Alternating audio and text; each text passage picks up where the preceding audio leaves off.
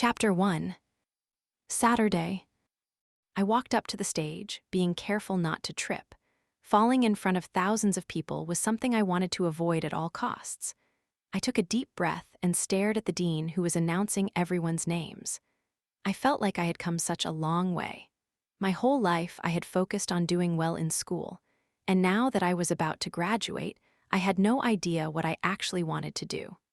I wanted to be excited about this moment, but I was so nervous. "Penny Taylor," Dean Mullins said. I slowly walked across the stage, grabbed my diploma, and shook a bunch of people's hands that I didn't know. I smiled as I walked down the stairs on the opposite end of the stage. I did it. I graduated. It didn't matter that I had no idea what I wanted to do. Graduating was a huge accomplishment. I moved the tassel on my cap to the left and smiled for the cameraman that was waiting there to capture the moment. Now it was official. My eyes scanned the crowd as I walked back to my seat.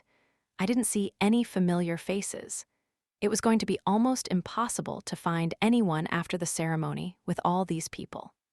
I sat down in my seat and listened to the rest of the graduates' names being called.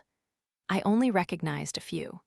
The campus was so much bigger than the University of Newcastle's, and coming in halfway through sophomore year hadn't made it any easier to meet people. I hadn't thought much about it until this moment, seeing all the people walk by that I had never met. This chapter of my life was closing forever, and it suddenly felt like I hadn't really experienced it. I quickly shook away the thought. Just because I didn't recognize hundreds of the names that the dean announced didn't mean I didn't have a fulfilling college experience. These past few years had been amazing. I wouldn't have changed a thing. I looked to the left and searched the crowd again. Where is he? Congratulations to the class of 2018. Everyone around me stood up. I followed their lead and clapped my hands together. As soon as people started moving around, I squeezed past everyone in the row I was in and made my way toward the entrance hall. I knew they were serving refreshments out there, and if I didn't get in there early, I would never be able to find anyone. When I opened up the doors, there were already hundreds of people in the room. I made my way through the sea of people celebrating. "Penny, over here." I smiled and turned toward the familiar voice. "Tyler." I ran over to him and threw my arms around his neck. He laughed and lifted me off my feet, twirling me through the air for a second. "Congratulations, Penny," he said, and kissed my cheek as he set me back down on my feet. "Thanks, Tyler. I'm so glad that you could come." "I wouldn't have missed it," he said, and let go of my waist. "I can't believe I'm actually done. I'm officially an adult." He laughed. "I'm pretty sure you need a job in order to be considered an adult." "I'm working on that." "Not everyone can graduate with a full-time gig lined up, Mr. Hotshot." He laughed and put his hands in his pockets. "Where is everyone else?" "I had to go to the bathroom, so I cut out right after I saw you walk. They'll all be down in a minute." "Did Melissa make it?" "Yeah, she's here." Tyler scratched the back of his neck. "Actually, Penny, I wanted to talk to you about." Before he could finish his sentence, I felt someone attack me with a huge hug. "Penny," Melissa yelled. I laughed. "Welcome to New York." "Thank you." Melissa released me from her embrace. "Did you move everything in okay? When I left and you still weren't there, I was worried something happened to you." She laughed. No, I'm good. My stuff is all moved in, just not at your place." "What do you mean?" "I just decided that it would be easier to crash at Tyler's place until I find something. I dropped my stuff off there this morning." "Oh," I felt my heart sink. "I was excited to be roommates with you again." "I know." She smiled and gave me another hug. "But it was only going to be for a couple days anyway. I'm going to find my own place really fast." "Are you sure Tyler doesn't mind?" Melissa laughed. "No, he practically begged me. Isn't that right, Tyler?" Tyler made a weird face and looked away from us. Melissa laughed again. "I heard about your new job. It sounds really exciting." "Geez, he's trying to convince you it's a good idea too." "It's not. You know that I'm not taking that job." "Why not?" Because Penny doesn't want to work with me, James said. I smiled and turned around. You know that's not it. He put his hand on the side of my face. We can talk about that more later. Congratulations, Penny. He leaned down and placed a soft kiss against my lips. I wrapped my arms around the back of his neck. My dad cleared his throat. I could feel my face turning red. Hi, Dad. I immediately stepped away from James, gave my dad a quick hug, and then gave one to my mom too. Hi, Mom. Congratulations, sweetie, my mom said. We're so proud of you. And we're so excited about meeting your parents, James. We've been looking forward to it. About that, James put his arm around my shoulders and looked down at me. They had to cancel. I pressed my lips together. God, I had let myself get my hopes up this time. Who was I kidding? I always got my hopes up. I thought maybe now that I had graduated, though, they might actually want to meet me. So it wasn't my age. It was starting to seem like they had no intention of ever meeting me. I swallowed hard. James squeezed my shoulder. I'm sorry, Penny. That's fine, my dad said. Let's go out to lunch anyway, my treat. I put on a smile. That sounds perfect. We're going to head out, Melissa said. You're both welcome to lunch, my mom said. I still have a lot to unpack, so I should probably get started. Bye, Mr. and Mrs. Taylor. Melissa gave them each a quick hug. You're coming with us tomorrow, right, Melissa? My mom asked. I wouldn't miss it. She winked at me. It was hard to even think about shopping for a wedding dress right now. James' parents clearly didn't want me to be a part of their family. Every time they canceled plans to finally meet me, James told me not to worry about it. But how could I not worry about it? We were getting married at the end of the month. And at this rate, it didn't even seem like his parents were going to come. Congrats again, Penny. Tyler smiled at me and then followed Melissa through the crowd. I rested my head on James' shoulder. Lunch had been so much fun. I loved catching up with my parents and all the goings-on in Delaware. It helped me feel connected to the life I had left behind. At least, I thought I had left it behind. I wanted to fit into James' life. I didn't want to cause him unnecessary stress. But that's exactly what I was doing. I didn't know what to do in order for his parents to like me. Liking me was far off, though. James and I had been dating for 2.5 years, and they still hadn't even met me. I closed my eyes and listened to the sounds of the city as our driver, Ian, expertly sped us through the city streets. The cars honking now seemed to relax me instead of unsettling me. This was my home now. I just wished I fit in a little better. Hey! James grabbed my chin and tilted my face up to his. You've been awfully quiet. I bit my lip. Penny, we're supposed to be celebrating. I felt a lump building in my throat. They're not going to come to our wedding, are they? He sighed and pressed his forehead against mine. I think maybe that's for the best. I pulled back. How can you say that? They're your parents, they should be there. I love you, that's all that matters. I'm going dress shopping tomorrow. He smiled. I know. Your mom should be there. You don't want her fashion advice, trust me. He placed a soft kiss against my neck. How about we focus on something else? He kissed my neck again and placed his hand on my thigh, running his fingers along the hem of my dress. I laughed and grabbed his hand. We're almost back to our place. Your point is... He kissed my collarbone, making a moan escape from my lips.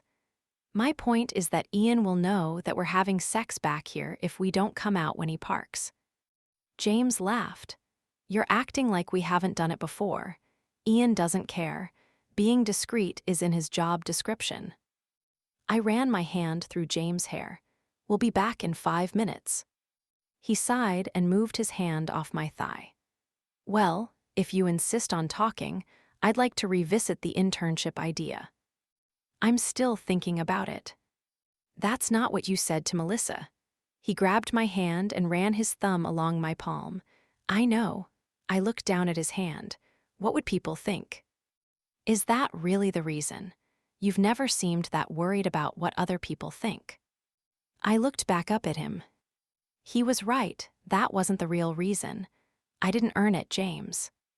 You just graduated with honors from NYCU. You're just as qualified as all the other interns we've already hired. I wanted to give you an actual job, but you shot that down right away. If you insist on proving yourself, this is the way to do it. I don't know. You don't have to accept it. I'm not going to force you to work with me. You don't have to work at all, you know that. I laughed. Of course I have to work. I already owe you so much. You don't owe me anything. He lowered his eyebrows slightly. I hope you don't really feel that way.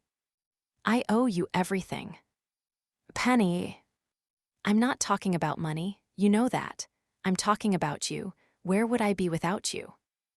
Jobless for one. You're not going to let this go, are you? Not a chance. If I don't hear back from anywhere by next week, I'll do it. He smiled.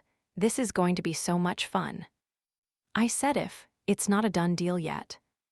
I'm pretty sure you'll be working with me. I laughed.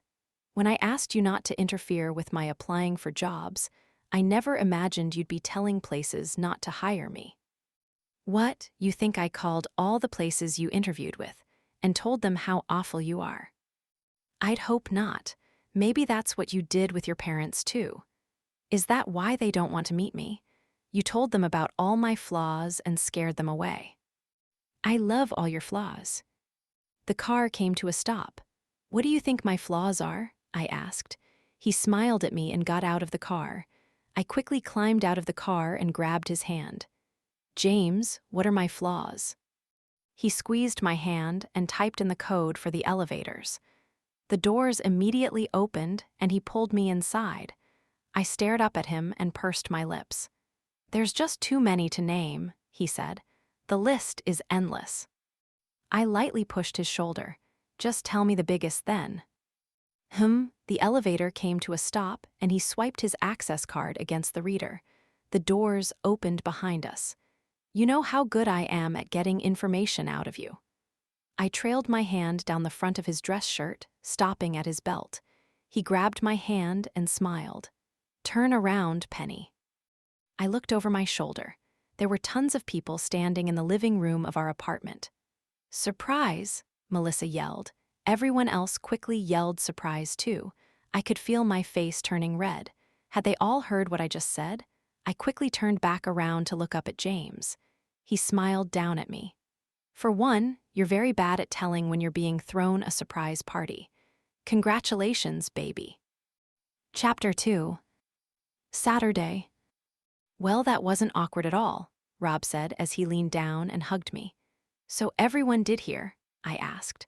I had talked to almost everyone and escaped to the kitchen to catch my breath. I wasn't as good at parties as James was. Networking wasn't something I was good at. And I had just embarrassed myself in front of all my friends and a few people I'd probably consider more of acquaintances. They'd probably remain acquaintances now. That you were about to give James' head to extract information from him? Oh, yeah, everyone heard that, he said as he let me out of his embrace and handed me a drink. I laughed. Well, no one's mentioned it but you. Not everyone has as dirty of a mind as you. Or you, he winked at me. How was lunch with my parents? They canceled again. You're kidding, they're really holding out. Holding out for what?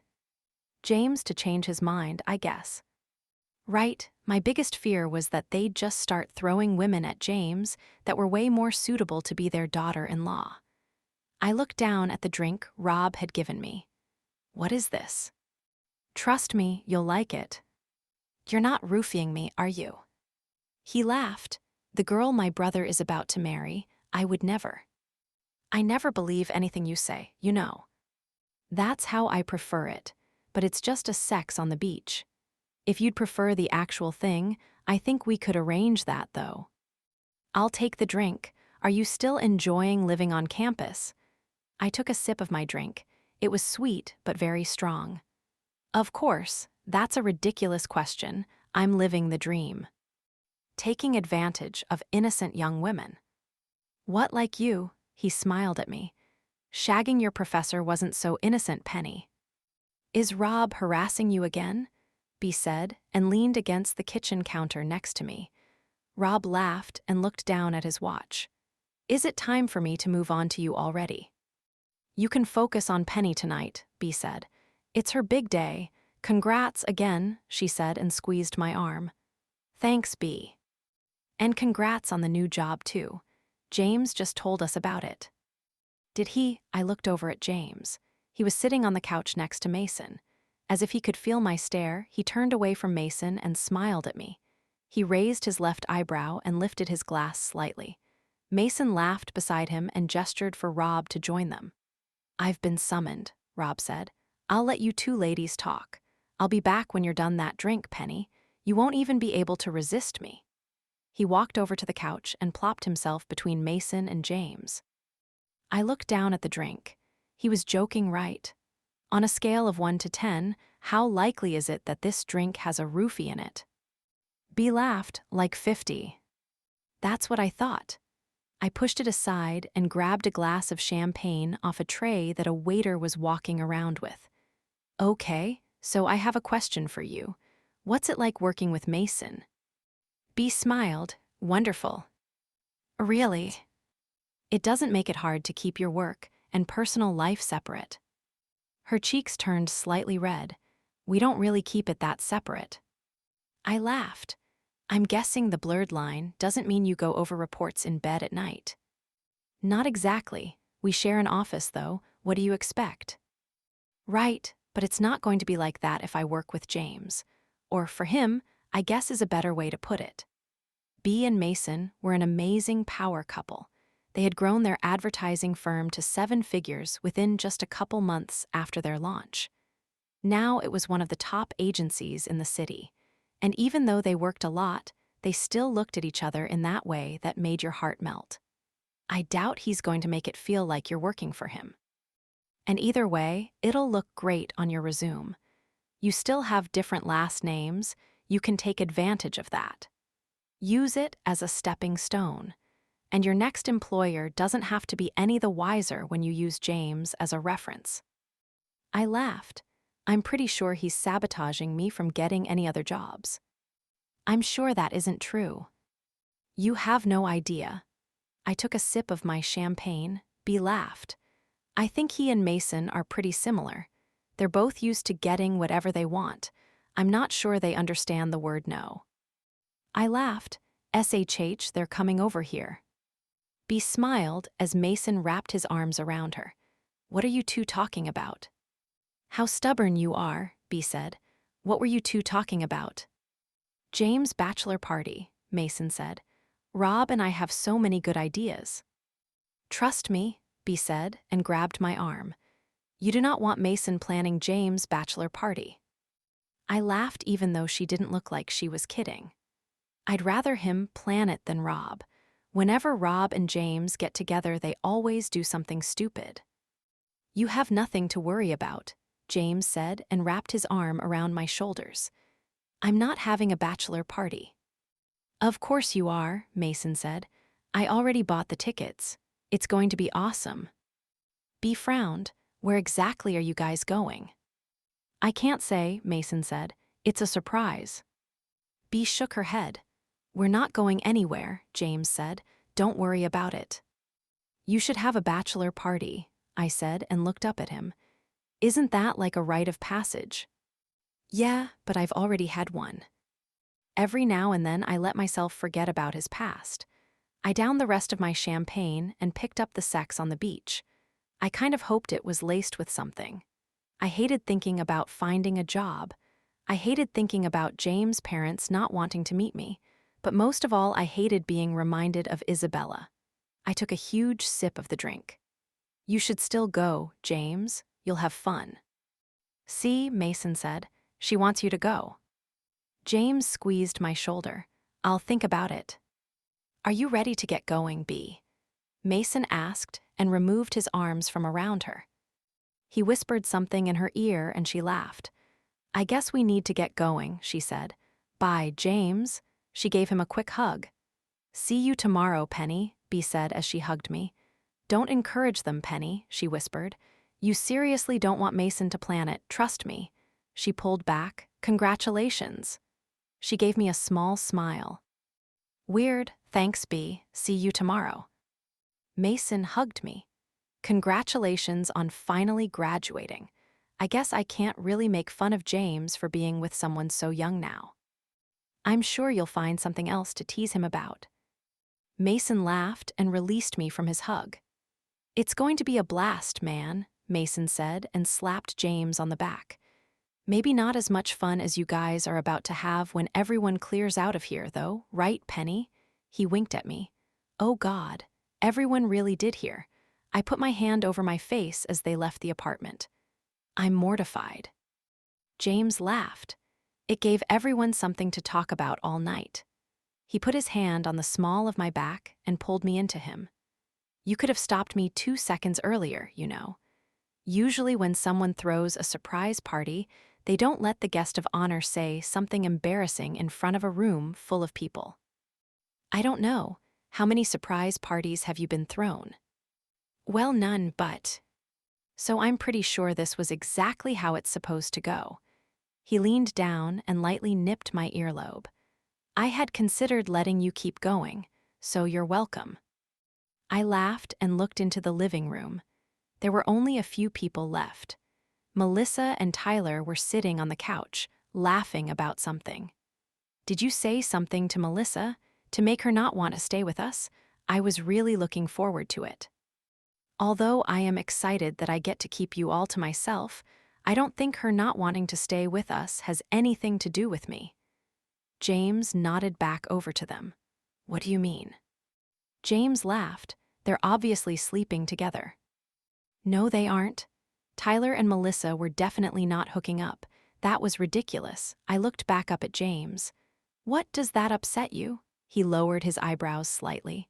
Of course not, but they're not sleeping together. Tyler was sweet and kind and Melissa was my best friend, but she was Melissa. They weren't a good fit. James laughed. I'm pretty sure they are. Melissa would have told me. Tyler would have told me. Maybe they thought it would be awkward. I laughed. Why would that be awkward? I swallowed hard and looked back over at them. They were just friends. All three of us were just friends.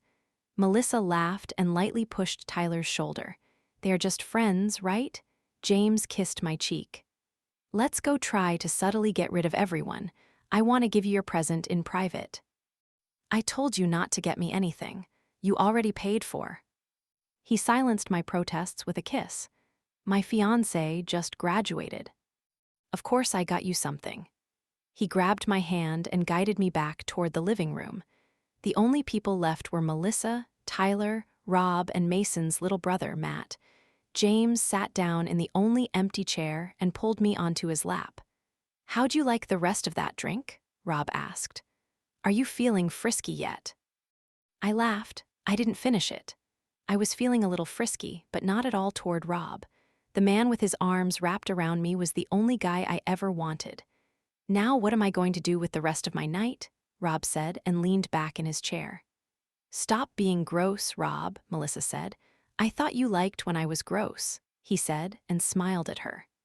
I looked over at Tyler, but he didn't seem to have any reaction to what Rob had just said. After I had moved to New York, Rob and Melissa had a short fling. Tyler knew about it because we had talked about how weird it was. If Melissa and him were dating now, it would make him uncomfortable to hear about it again. Tyler didn't seem to care at all that Rob wanted to do gross things to Melissa, though, and I didn't doubt at all that they'd be gross. I have an idea, James cut in. You could call it a night and go to bed early. That wasn't subtle at all, James, I said. Matt laughed. What? Do you two need to finish whatever it was you were about to do before Penny realized there was a whole room of people watching? I wasn't about to do anything, I said. That was a complete misunderstanding. I was just making sure James' outfit looked good, checking his buttons and stuff. Worst excuse ever.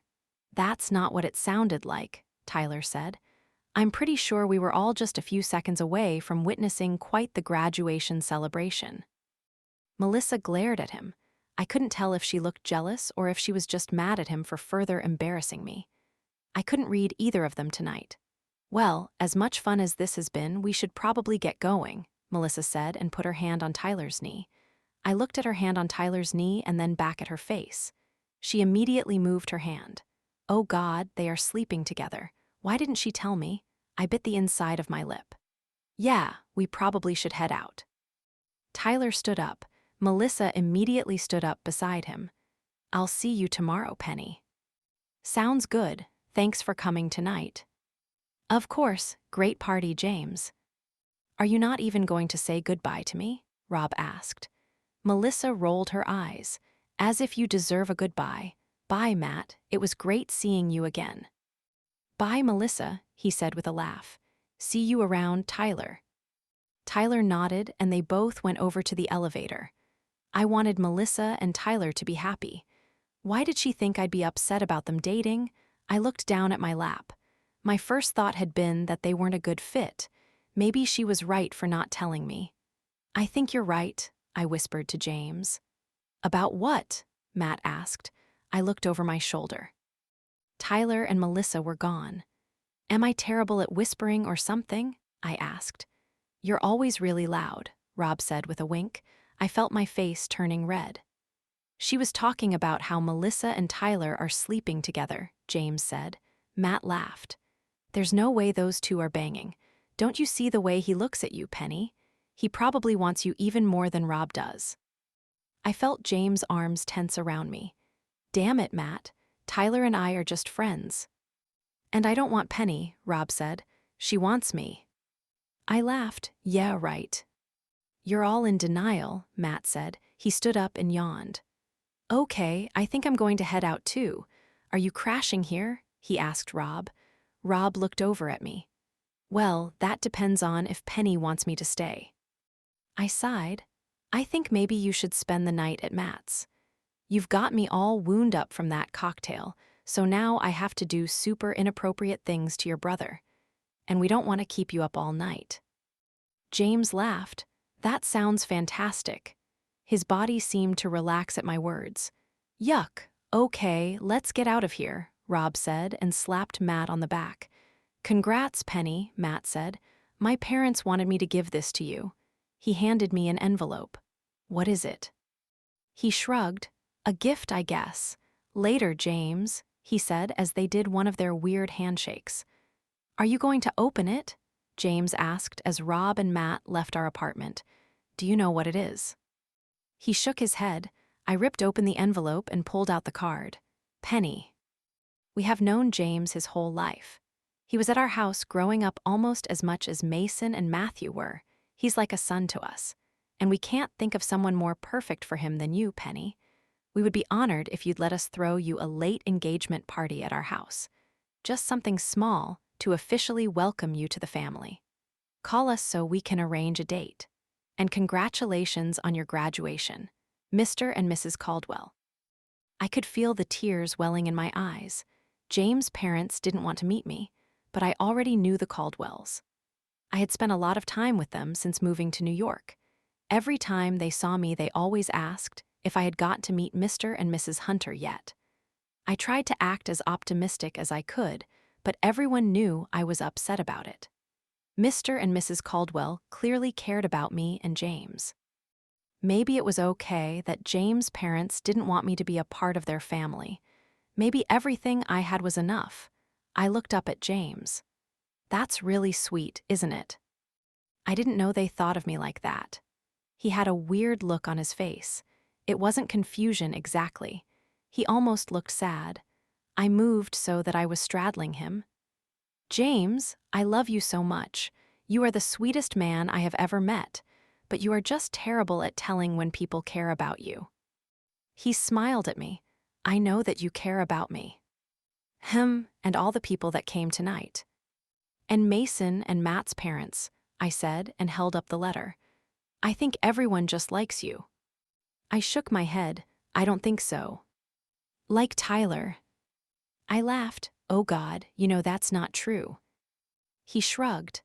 Now that I'm friends with him, I don't think it matters one way or the other. He's a good guy. He won't try to steal you away now.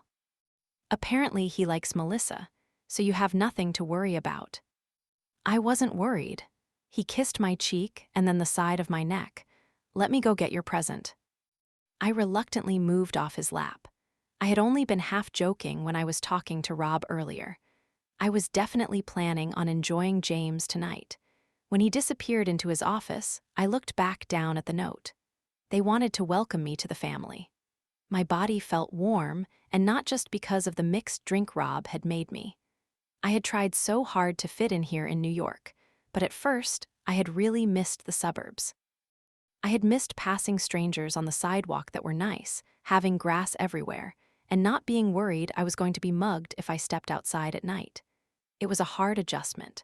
I wasn't sure when it had happened, but suddenly I fit. James' friends had become my new family, and New York had become my home. James' parents not wanting to meet me was the last thing that made me feel like I shouldn't be here, like I didn't belong in this new life. But this could be enough. I stared at the note in my hands. It was going to have to be. Chapter 3. Saturday. James sat down on the rug in front of the chair I was in and handed me a manila envelope. He put his hand on my knee, rubbing the inside of my knee with his thumb, not looking at my face. I had gotten pretty good at reading him.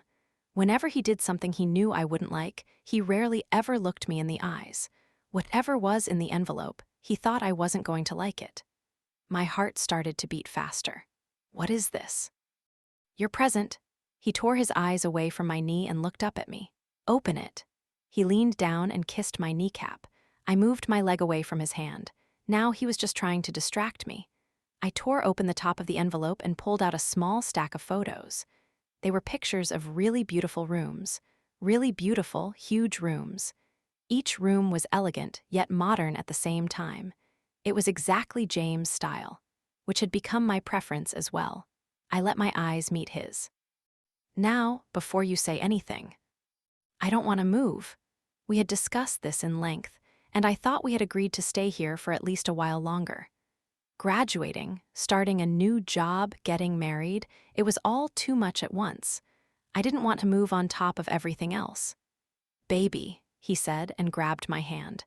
When we get married, we're going to need a bigger place. This place is big. It's way too big, actually. James laughed. It's cozy, that's why we picked it. I think I remember telling you that it was too big to be cozy, but this was the place you wanted. So I said yes. And now you love it here. Exactly, so I don't want to move. But we're going to be a family. I stared back at him. We rarely ever talked about having kids. Whenever I brought it up, he not so subtly diverted our conversation to a safer topic. Was he changing his mind? I squeezed his hand. James, I thought you didn't. You're going to be my wife. He cleared his throat. We're going to be a family. Oh, me and him? Of course that's what he meant, and that's all I wanted. He was always all that I had ever wanted. Since we're going to be married, you want more space to escape from me? I smiled at him. James laughed. No, not exactly. He grabbed my waist and pulled me to the edge of the chair. More rooms to have you in, maybe. His hand slid up my thigh. I laughed. Are you sure that you don't want to just run away from me because I have so many flaws? He leaned down and kissed the inside of my thigh. God, was he good at distracting me. He slowly pushed up the bottom of my dress, following his fingertips with a trail of kisses. He hooked his thumbs in the sides of my thong. Baby, you don't have any flaws. And he knew exactly what to say to wear me down. I lifted my hips and let him remove my thong. Okay, fine. We can make an appointment with your realtor and go look at it together. Happy. He smiled. We don't need to make an appointment. I already bought it. James, my exclamation quickly changed to a moan as he thrust his tongue deep inside of me. Fuck. James, you can't. God.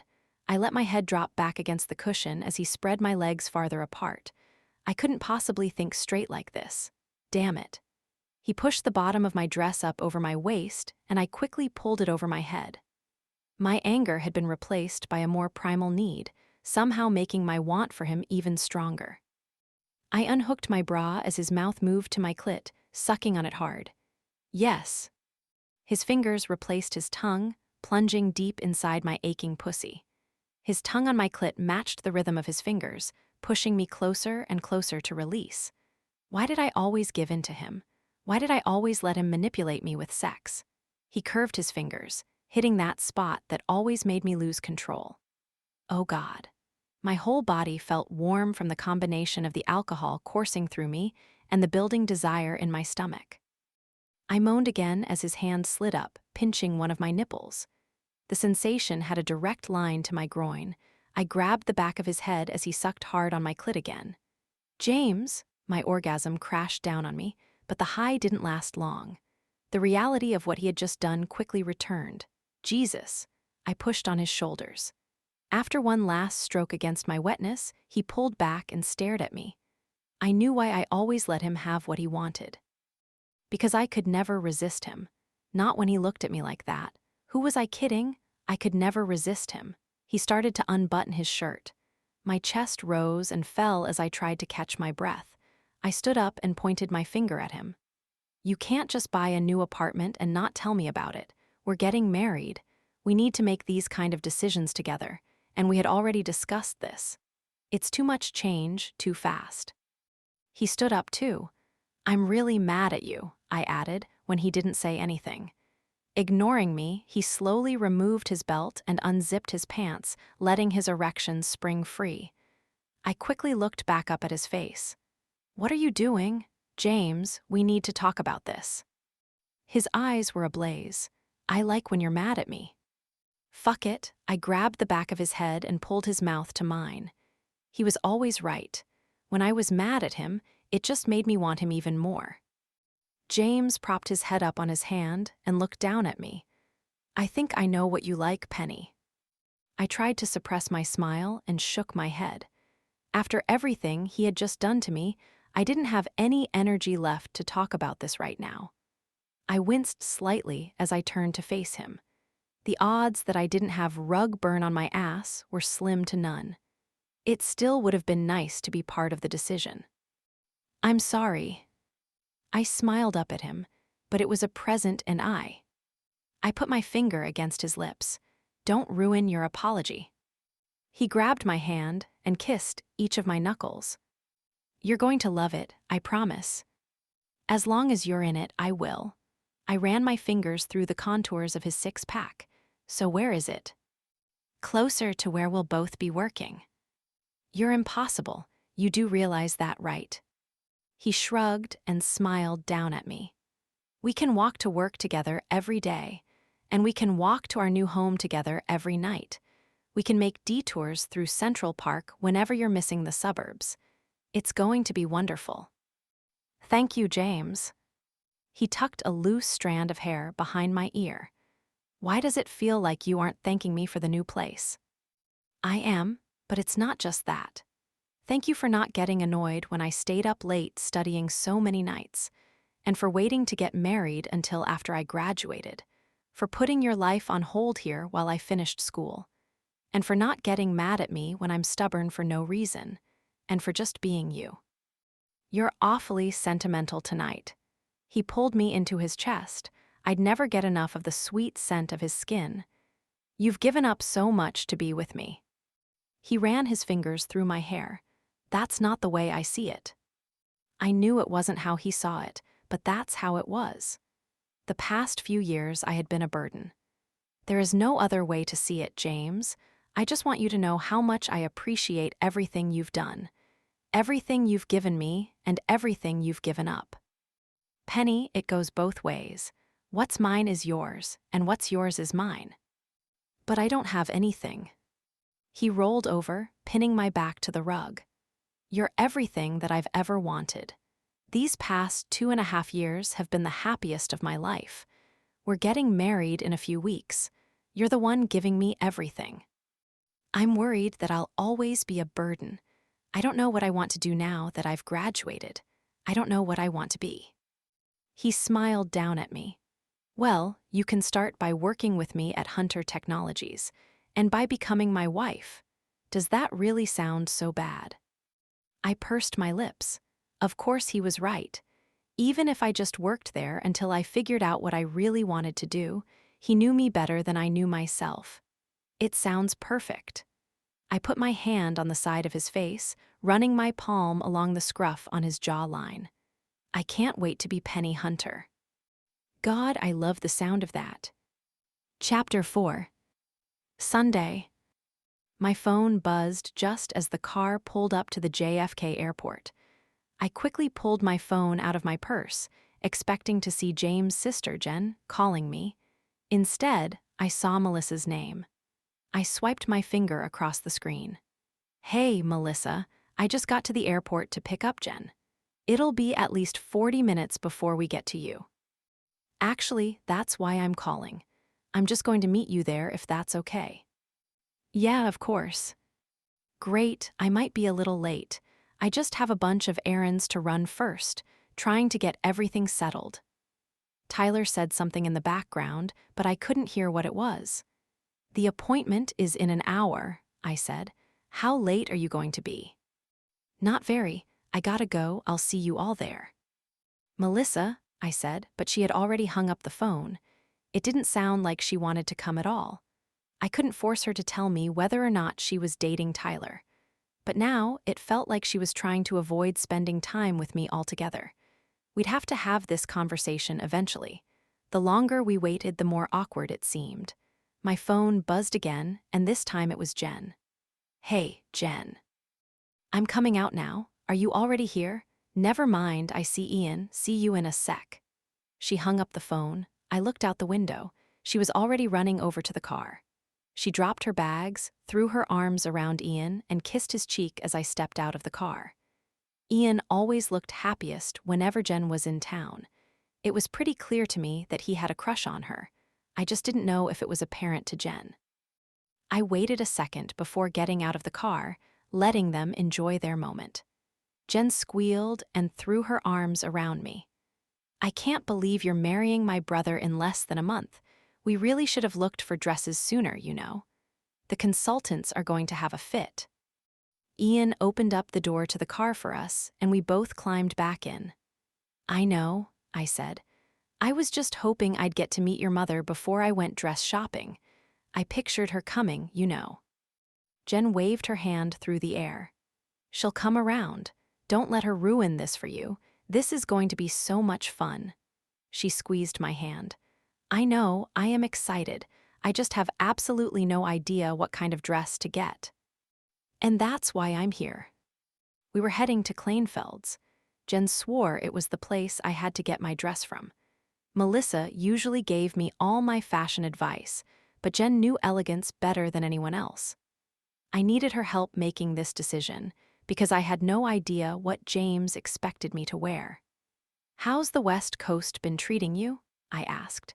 She looked tan and much more content than the last time I had seen her a few months ago. She had just called it off with her boyfriend and was debating whether to buy a ticket to escape to the other side of the country. I had my doubts, but it looked like it was working for her. Amazing. I've been working on a new book, and there is literally nothing better than writing when you have a view of the ocean. That does sound amazing. I miss the beach. I used to go every summer with my family. Tell James to take you. God knows he needs a vacation. She shifted in her seat. How is he, by the way? Is he getting nervous? For the wedding, I don't think so. We're both just really excited. Why? Did he say something to you? She laughed. No, don't worry. I just know how much he worries about everything. This thing with my parents has been just as upsetting for him. I know. I think I'm finally at peace with it, though. I can't force them to meet me, so I'm just going to try and not think about it. They're being so ridiculous. I bet they're going to love you when they meet you, too. Maybe I can do some nagging of my own while I'm in town. It's fine. Please don't on my account. I'm not sure James even wants them to come to our wedding at this point, so I'm done dwelling on it. Actually, Mr. and Mrs. Caldwell are going to throw us a late engagement party thing at their house on Friday. James and I had called them this morning to set up the date. Really? Yeah, so I'm just focusing on being excited about that. I hope you'll stay for it. I wouldn't miss it. I sat down on a velvety couch and looked up at the chandelier above my head. Everything about this place screamed elegance. It was going to be ridiculously expensive. I don't think I was ever going to get used to spending exorbitant amounts of money like James liked to do. Our wedding alone was going to cost more than my tuition at NYCU. "When's the maid of honor getting here?" Bea asked with a smile as she sat down beside me. I had picked up my mother and Bea after getting Jen. "She's running late, but I'm sure she'll be here soon." I hoped Melissa would be here any minute. I didn't want whatever weirdness was going on between us to continue. She knew how important it was that she helped me pick out a dress. I couldn't even think about doing this without her. She was my best friend. A young woman in a black dress walked up to us. "Hi, I'm Anna, and I'll be your bridal consultant today. Which one of you is the bride?" I raised my hand awkwardly. I was still used to being in a classroom. "That would be me," I said, and immediately dropped my hand. "I'm Penny," I said as I stood up and shook her hand. "And who is with you today?" "This is my mom and my 2 bridesmaids, Bea and Jen." "Nice to meet all of you," Anna said. I looked over Anna's shoulder to the door. Where was Melissa? "Are you ready to get started?" Anna asked. I pressed my lips together. "We were waiting for one more person," my mom said. "But I guess we might as well get started, right, Penny? We don't know when Melissa will get here." "Yeah," I sat back down on the couch. "Let's do this." Anna laughed. "Okay, well, what silhouette were you going for?" "I don't really know." "What are the different options?" "How about we try one of each kind to give you a feel for what you like?" Anna said and gave me a sympathetic smile. "That sounds great." "When is your wedding?" "June 30th. Anna stared at me for a second. "Wait, you mean this June 30th? "Yes," I wasn't sure why I said it as a question. "That's less than 3 weeks away." "I mean, just 1 day less than 3 weeks. So pretty much 3 weeks." She just stared at me, not at all affected by the particulars. "I'm so sorry, but I don't know if we're going to be able to help you." "What, don't you have anything? Couldn't I buy a sample dress or something?" Shit, I had waited too long to look. Jen laughed. "You're not buying a sample dress, Penny. That's ridiculous. Anna, your designers always make exceptions under certain circumstances, right?" Anna looked at Jen and then back at me. "Yes, under very limited circumstances. But what is your budget? Rush orders start at." "She doesn't have one," Jen said. I could feel Anna's eyes on me. I was wearing a simple blue sundress and sandals. She was probably thinking there was no way I could afford a rush delivery.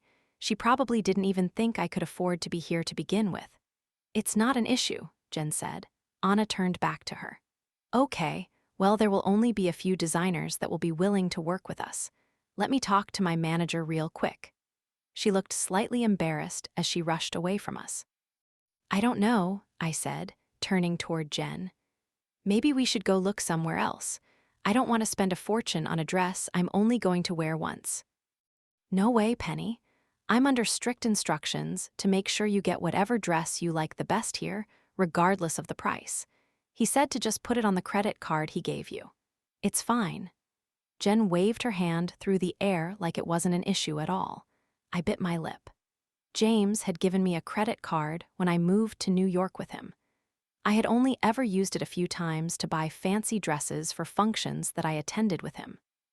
I didn't even know what the credit limit on it was, and I certainly didn't want to reach it. "You talked to James." "Yes, I talked to James." Bea laughed. "I feel for you, Penny, but I'm pretty sure there's no way James is going to budge on this. Geez, I can just picture this happening to me too." "Wait, Bea," I said. "Did Mason propose?" I could feel the huge smile spread across my face, and I hoped I didn't look like a lunatic. She immediately blushed. "No, I mean, we've talked about the future. I think he will at some point, but not yet." I loved Mason and Bea. They were perfect together. When I had first met Mason, I wasn't really sure what to think of him. He had this edge that I couldn't quite explain. Since he was James' friend, I had pushed that thought aside and become good friends with him too. But when he had started dating Bea, he seemed different. She balanced him out somehow. It reminded me that I really needed to talk to her about what she meant about Mason planning James' bachelor party. Because I was almost positive that he had taken the wheel for the plans. It would be better if I talked to her about it in private, though. I know he will, B. And when he does, you think he'll make you buy a dress that is as expensive as a new car. B laughed. I wouldn't put it past him. Well, maybe there aren't any other options, I said. I waited too long. My mom ran her hand up and down my arm. I heard about the party that Mason's parents are throwing you next weekend, B said, trying to lighten the mood. That's going to be so much fun. It's going to be a blast. They're both so sweet. I really wish you could come though, Mom. Your father and I already took off time this week to come up, and time off for the wedding at the end of month. I'm so sorry that we have to miss it. It's okay. You'll meet them at the wedding. Anna walked back over with a smile on her face. Okay, I'm sorry about that. How about you come back with me and we can get started? I looked over her shoulder once more, but Melissa was still nowhere in sight. Sounds good. I stood up. And if you ladies would like to look around for dresses you think Penny will like, please feel free. Jen was up, searching through the racks before I even took a few steps to follow Anna. I wound my way past some of the dresses and followed her into a fitting room. Anna closed the door and gestured for me to sit down. She jotted something down on the clipboard she was holding. Do you know what size you are, Penny? I tried to think of the most recent event I went to. A 2, I believe. Okay, you'll probably be a 4 in wedding dresses then. Don't ask me why they make the sizes smaller. It seems like the absolute worst time to do that to someone. I laughed. Designers don't want you to feel good on your wedding day. Apparently not. She smiled at me.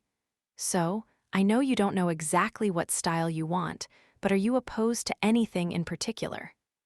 I really have no idea. Like poofy, shiny, lacy?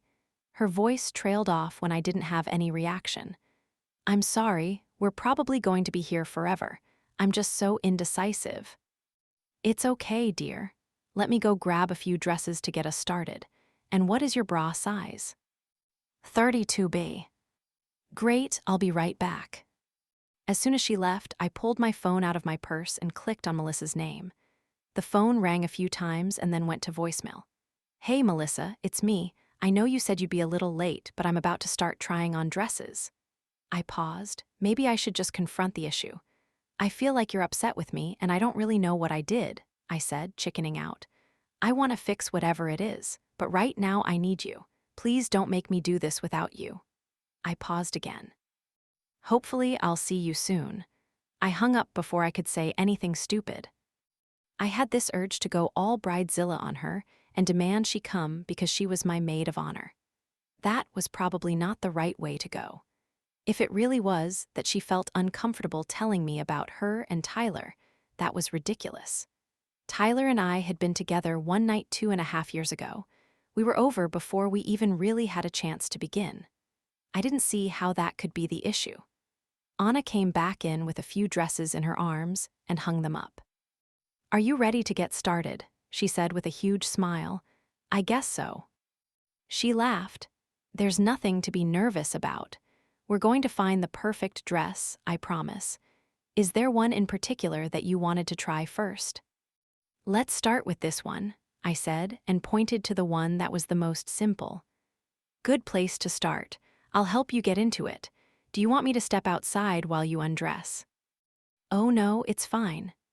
I turned away from her and pulled off my sundress. She handed me something that almost looked like a corset. Trust me, it does wonders, she said as she got all the small hooks together on the back. I looked down at my breasts. She was right. They looked amazing. I wanted to wear one of these all the time, minus that fact that it was super uncomfortable. Now, how did you meet your fiancé? She asked as she helped me step into the first dress. I hadn't really been expecting the question, and I never really knew how to answer it. In school, we ran into each other in a coffee shop right before classes started. I smiled, remembering the first time I had ever seen him. He bumped into me and spilled coffee down the front of my shirt. Anna laughed. That's quite the meet cute. It was. I stared at my reflection in the mirror as she zipped up the back. She added a few clips to the back, drawing the fabric against my skin. It was tight down to my hips, and then the fabric was a little looser against my legs. I thought I'd be used to the idea of getting married after being engaged for so long. But for some reason, it hit me the most right now as I stared at my reflection. It made my pulse quicken. I didn't want a simple dress like this. I wanted something that would make James' jaw drop when he saw me. "What do you think?" Anna asked. "I want something a little more." Anna smiled. "There are barely any embellishments on this one. Would you still like to show everyone?" "Yeah, it's a good starting point." Anna opened the door and I followed her back to my mom and friends. She said something about the designer as I stepped up onto the elevated platform. "Penny, you look amazing," my mom said. "Gorgeous," Bea said. "It's a little simple, don't you think?" Jen cut in. Jen was always honest. I was so glad she was here, especially since Melissa wasn't. "Penny was thinking the same thing," Anna said. "A jeweled belt would add some character, though." She grabbed one off a display nearby and wrapped it around my waist. "What do you think?" I turned to the mirror that was behind me. It did help, but it still wasn't perfect. "I think maybe you should try the next one," Jen said. "What do you think, Penny?" my mom asked. "I think it's missing a wow factor." Bea laughed. "Just wait till you see the one that Jen picked out."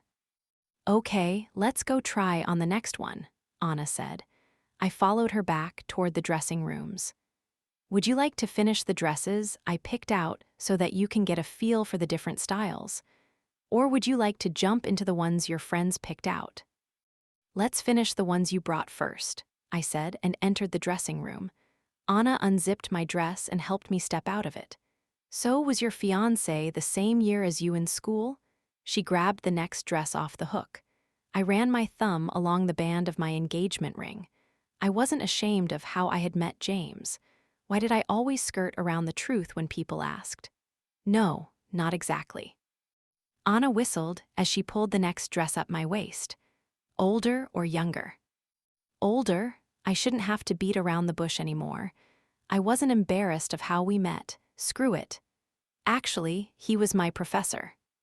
Anna met my eyes in the reflection in the mirror as her fingers stopped mid-zip of the dress. "You're not talking about James Hunter." The scandal had followed us to New York. I just thought that it had been so long ago that no one really remembered anymore. "Yeah, that's him." "Oh my God, you're engaged to James Hunter." "Yes." She finished zipping up the dress. "He is quite the catch. I remember hearing about you too. I thought your story was so sweet." For some reason, that hadn't been what I thought she was going to say. I turned toward her. "Thank you for saying that." She smiled back at me. "Love has no age limit. Now, what do you think about this one?" The dress was beautiful. It was strapless, and the bottom of the dress was huge and poofy. I felt like a princess. "It's gorgeous." I stared at my reflection for another second. "I think I want something a little more sophisticated, though." She nodded. "Should we show them?" "Yeah, let's see what they have to say about this one." I lifted up the huge skirt and walked back toward the group. "Oh, God, no," Melissa said as I stepped up onto the platform. I laughed and turned around. "Sorry I'm late," she said, and sat down next to my mom on the couch.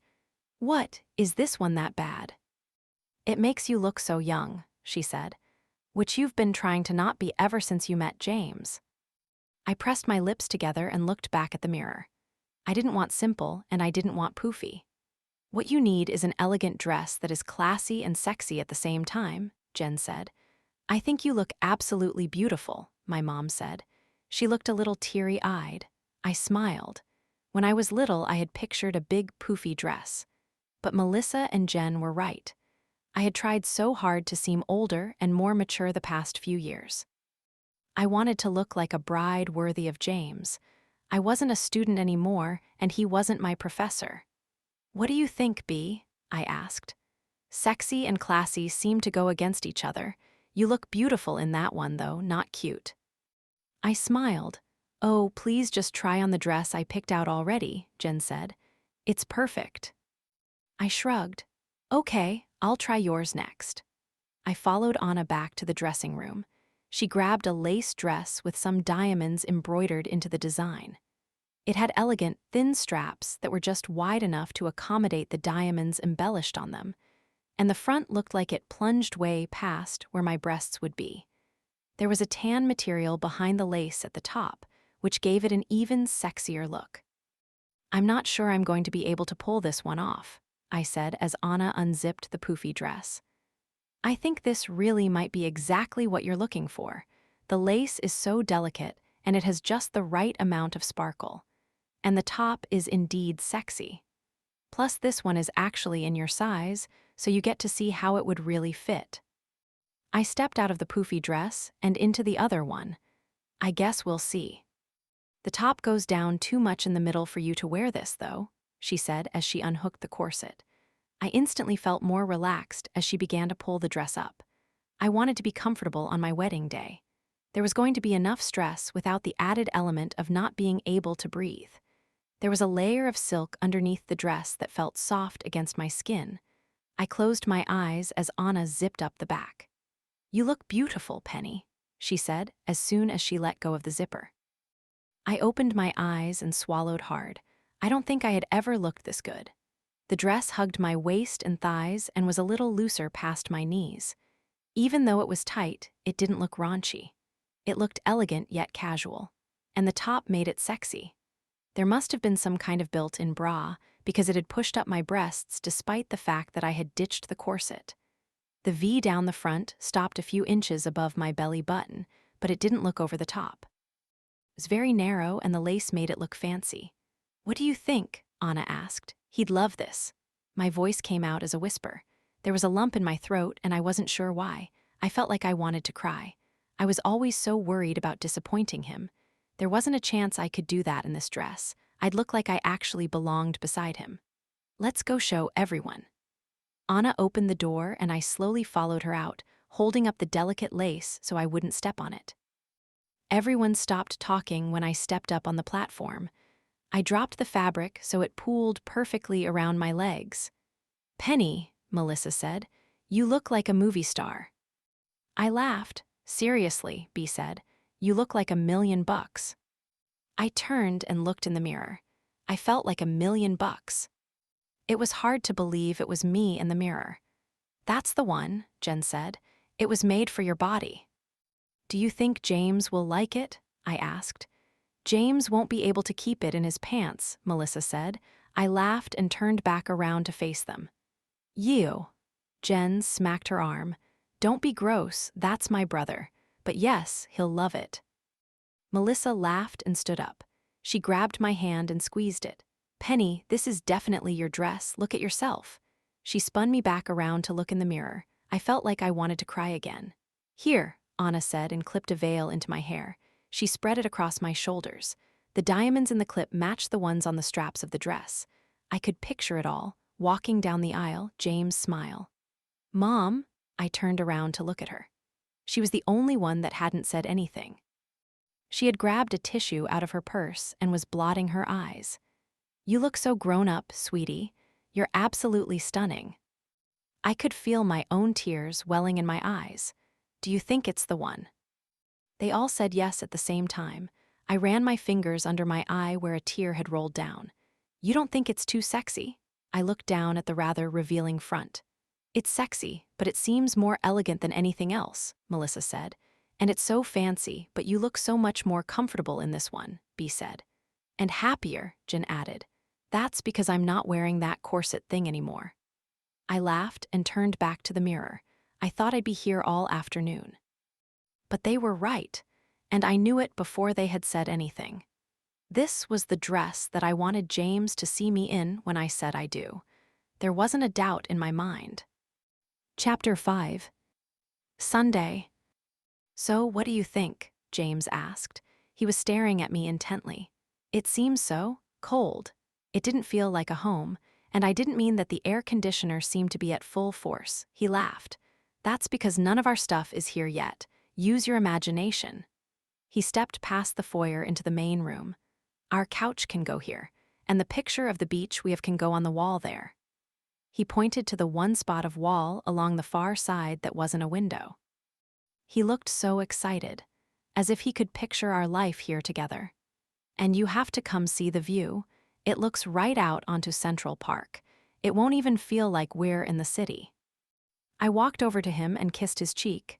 I love it. You didn't even see the view, though. I like my view right now. He laughed and pulled me into his arms. You really like it. I'm happy wherever we are, as long as we're together. Aren't you? He raised his eyebrow as he looked down at me. Is that why you're upset? Baby, I didn't buy this place because I wasn't happy in our old apartment. You know that. I just want a fresh start. From what exactly? We moved to New York to get away from all the rumors. But it was hard to put it all to rest while you were still in school. My stomach churned. I was a burden. Now you're not. Your graduating puts it all in the past. I want to start our life together. James, we already have. You know what I mean, as husband and wife. We could have just rearranged the furniture or something. He laughed and pulled me toward the wall of windows. But then we wouldn't have this view. I could feel my jaw drop. Dusk was just settling over the city. A few lights had already turned on in Central Park. We were so close that it almost seemed like the building was in the middle of the park. I could see the tavern on the green in the distance. That was where we were getting married. Every day, I was going to be able to look outside and remember our wedding. I knew that James didn't care about having this view. He had picked out this apartment because he knew it would make me happy. I felt him wrap his arms around me and kiss the side of my neck. I leaned my head back against his chest. Maybe we did need a fresh start. It was time to brush off the chip on my shoulder whenever people snickered about how we met. I was ready to let it all go. When did you want to move our stuff in? He rested his chin on top of my head. I took the whole week off. What are your employees going to think? A whole week off now, and then time off for our wedding and honeymoon at the end of the month. They're going to think that my fiancée isn't starting her internship until next Monday, and I wanted time off to spend with her. If I don't get a different position. Of course, although I really only want you in one position right now. I laughed and turned around, clasping my hands behind his neck. Aren't you going to give me a tour of the rest of the house? His hands slid to my ass. Is that really what you want to do right now? I bit my lip and shook my head. Before his lips met mine, his phone started vibrating. Don't answer it, I said. It's probably work. I thought you had off this week. He squeezed my ass before putting his hand in his pocket and pulling out his phone. He turned around without even looking at the caller ID, Hunter. His body seemed to stiffen. He cleared his throat. Hi, Mom. He turned to me, put his finger in the air to signal he'd just be a minute, and then quickly walked back toward the foyer. I folded my arms across my chest and turned back to look down at Central Park. The apartment suddenly seemed even colder. I closed my eyes, picturing myself in my wedding dress. All that mattered was that he wanted to marry me. His parents didn't have to be there. They didn't have to ever even meet me. James' love was enough. I opened my eyes and stared down at the tavern on the green. The lights hanging in the trees outside the restaurant were shimmering, dancing in the summer breeze. James' love was all that I needed. But Jen said that their parents not wanting to meet me was weighing on James too. It was hurting him, which meant I was hurting him, and it killed me. I ran my hands up and down my arms. It was freezing. A few months ago, I had found their address and gotten a taxi to their house. I had stood outside the gate for several minutes before retreating. I had wanted to barge in on them and tell them they were being ridiculous, that they were horrible for treating their own son like this. I hated them for making him feel like he was unlovable. They had hurt him in more ways than James would ever admit, but my telling them that wasn't going to help. They didn't respect me, so they wouldn't care about my opinions. I couldn't force it. What it came down to was that they didn't want him to be happy. They put their own wants in front of his. And that wasn't what parents were supposed to do. It certainly wasn't what I was going to do with my own kids. I shook the thought away. That was just another reason to despise them. James said he was scared to have kids because of his problems, but really, it was their fault. He was worried he'd be a horrible parent because they were so awful. So, that was my mother. I jumped. I hadn't heard him come back over to me. Oh, I used to get so excited whenever she would call, hoping that it meant she had changed her mind. Now I knew better. He smiled. They want to meet you. Sure, I laughed. Let's set a date so they can cancel at the last minute. Can we not talk about this right now? Apparently, they found out the Caldwells were throwing us an engagement party. They've decided to commandeer it. What? Jen told them about it or something. The party is being thrown at their house now. Apparently, they just needed to feel like they were being cast aside. He shrugged. I think that's awfully rude to the Caldwells when they've been so nice. Yeah, he ran his hand through his hair. That's what I said. She assured me the Caldwells were fine with it. Now that it finally seemed like it was happening, I wasn't sure why I felt so hesitant. What are the odds that they'll cancel a whole party? It wouldn't look good, so not very high. Does that mean they're coming to the wedding? She didn't say. She just said we have a lot to talk about. You don't look very excited.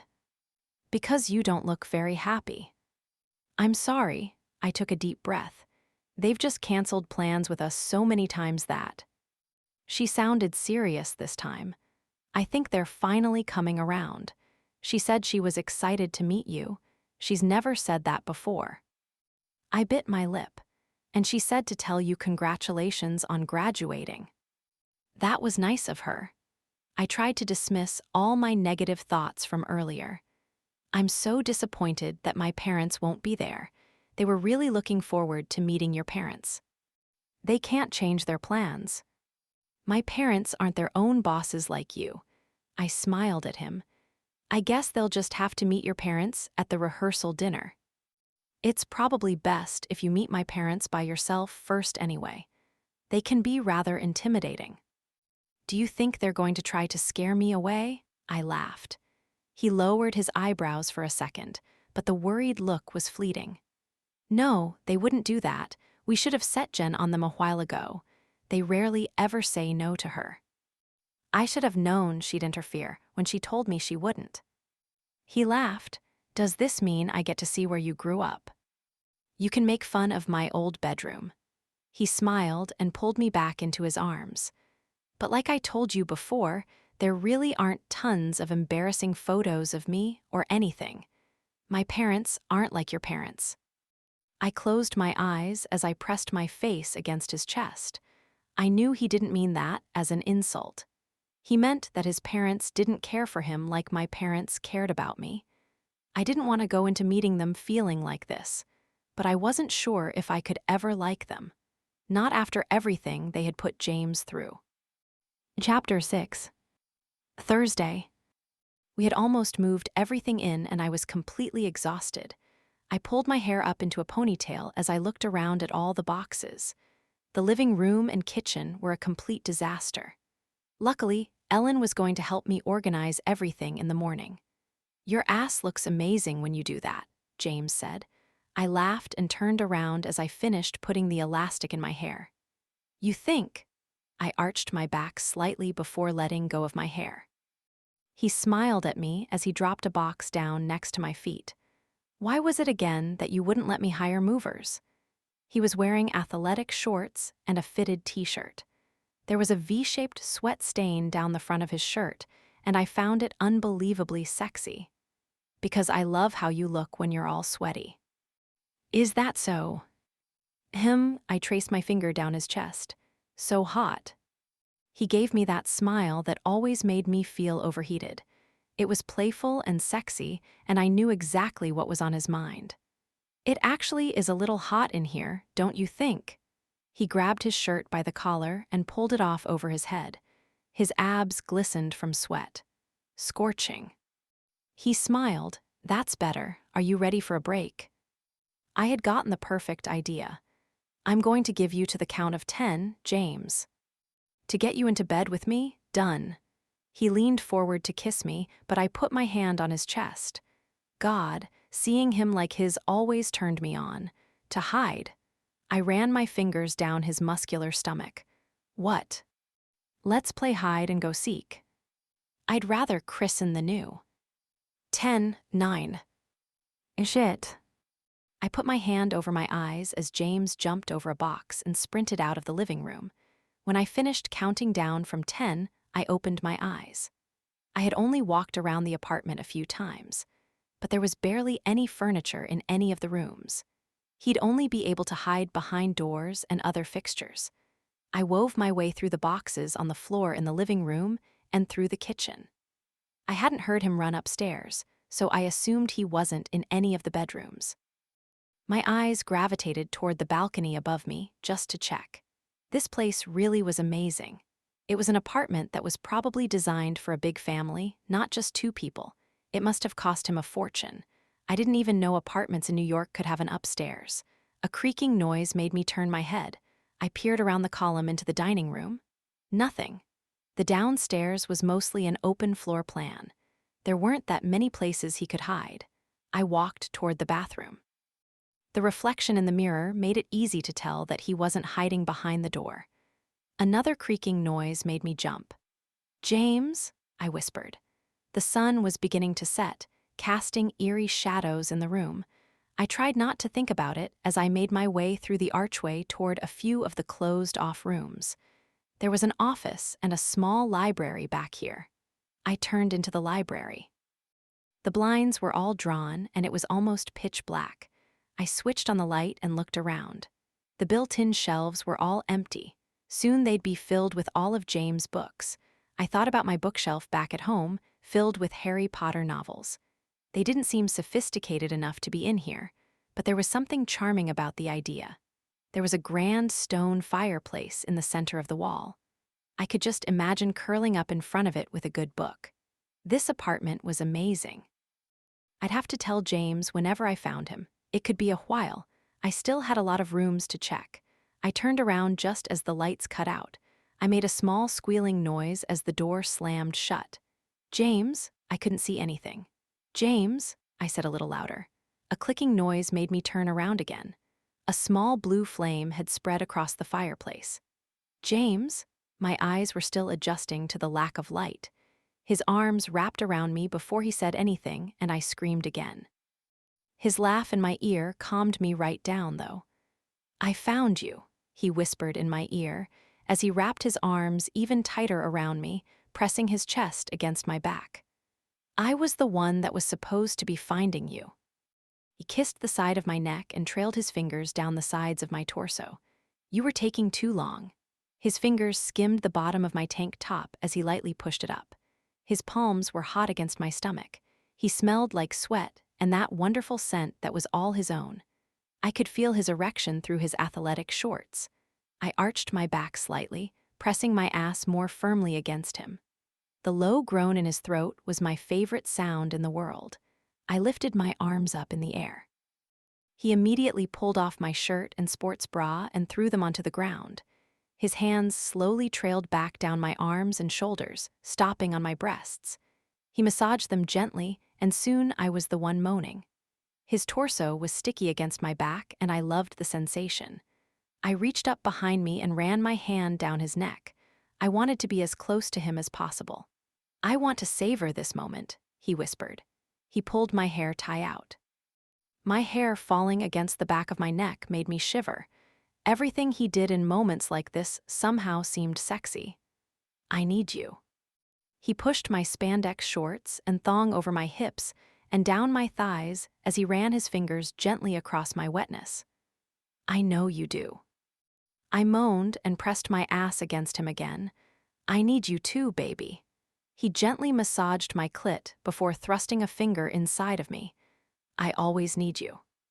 James, I moaned as he slipped another finger inside of me. I rested my head against his shoulder as he slowly moved his fingers in and out of me. He began to tease my nipple with his free hand, matching the steady pace of his other fingers. "You're always so wet for me, baby." Oh God, his fingers moved even faster. "Please fuck me." He lightly bit my earlobe. "Not tonight." "Please," my voice sounded desperate. "I want to make love to you, Penny." His fingers thrust farther inside of me. "I want to make sure we always remember our first night here." His words sent chills down my spine, despite how hot the fire was in the room. I began to feel like I was melting into him. "Please make love to me." I laughed as he quickly lifted me up in both his arms. He laid me down in front of the fire, and my laughter disappeared as soon as he kissed me. My whole body felt hot, and I wasn't sure if it was from the fire or him.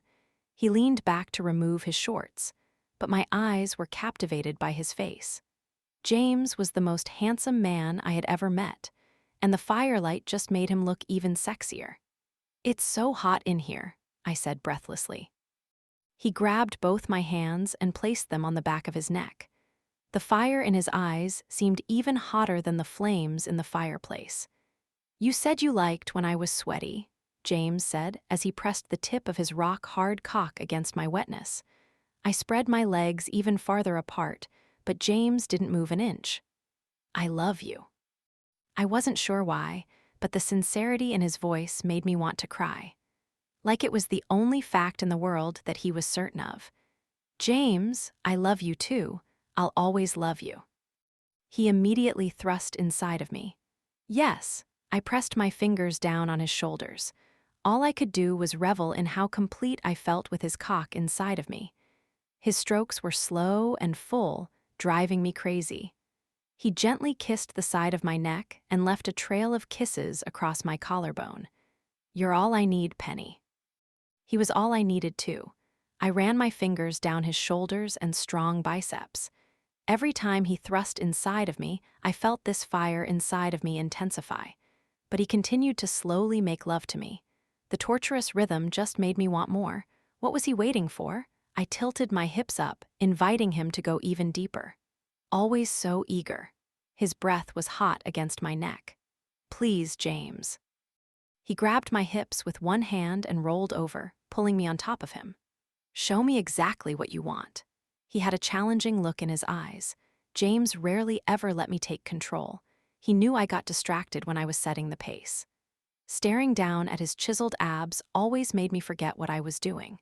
He knew what I needed better than I did, and we were both aware of that. He smiled up at me and put his hands behind his head, ready for me to admit defeat already. I leaned forward, moving my hips slowly up and down, matching the rhythm he had set before. He groaned as I lightly kissed his chest. His skin was salty from sweat. He was my favorite taste, sight, sound, touch, and scent. I wanted to savor him too. I moved my hips even faster as I left a trail of feathery kisses everywhere I could reach. Tonight I wanted to be the one that made him lose control. "Don't stop," he said as I pulled away from him. Instead of listening, I stood up. He said he liked my ass and my spandex shorts.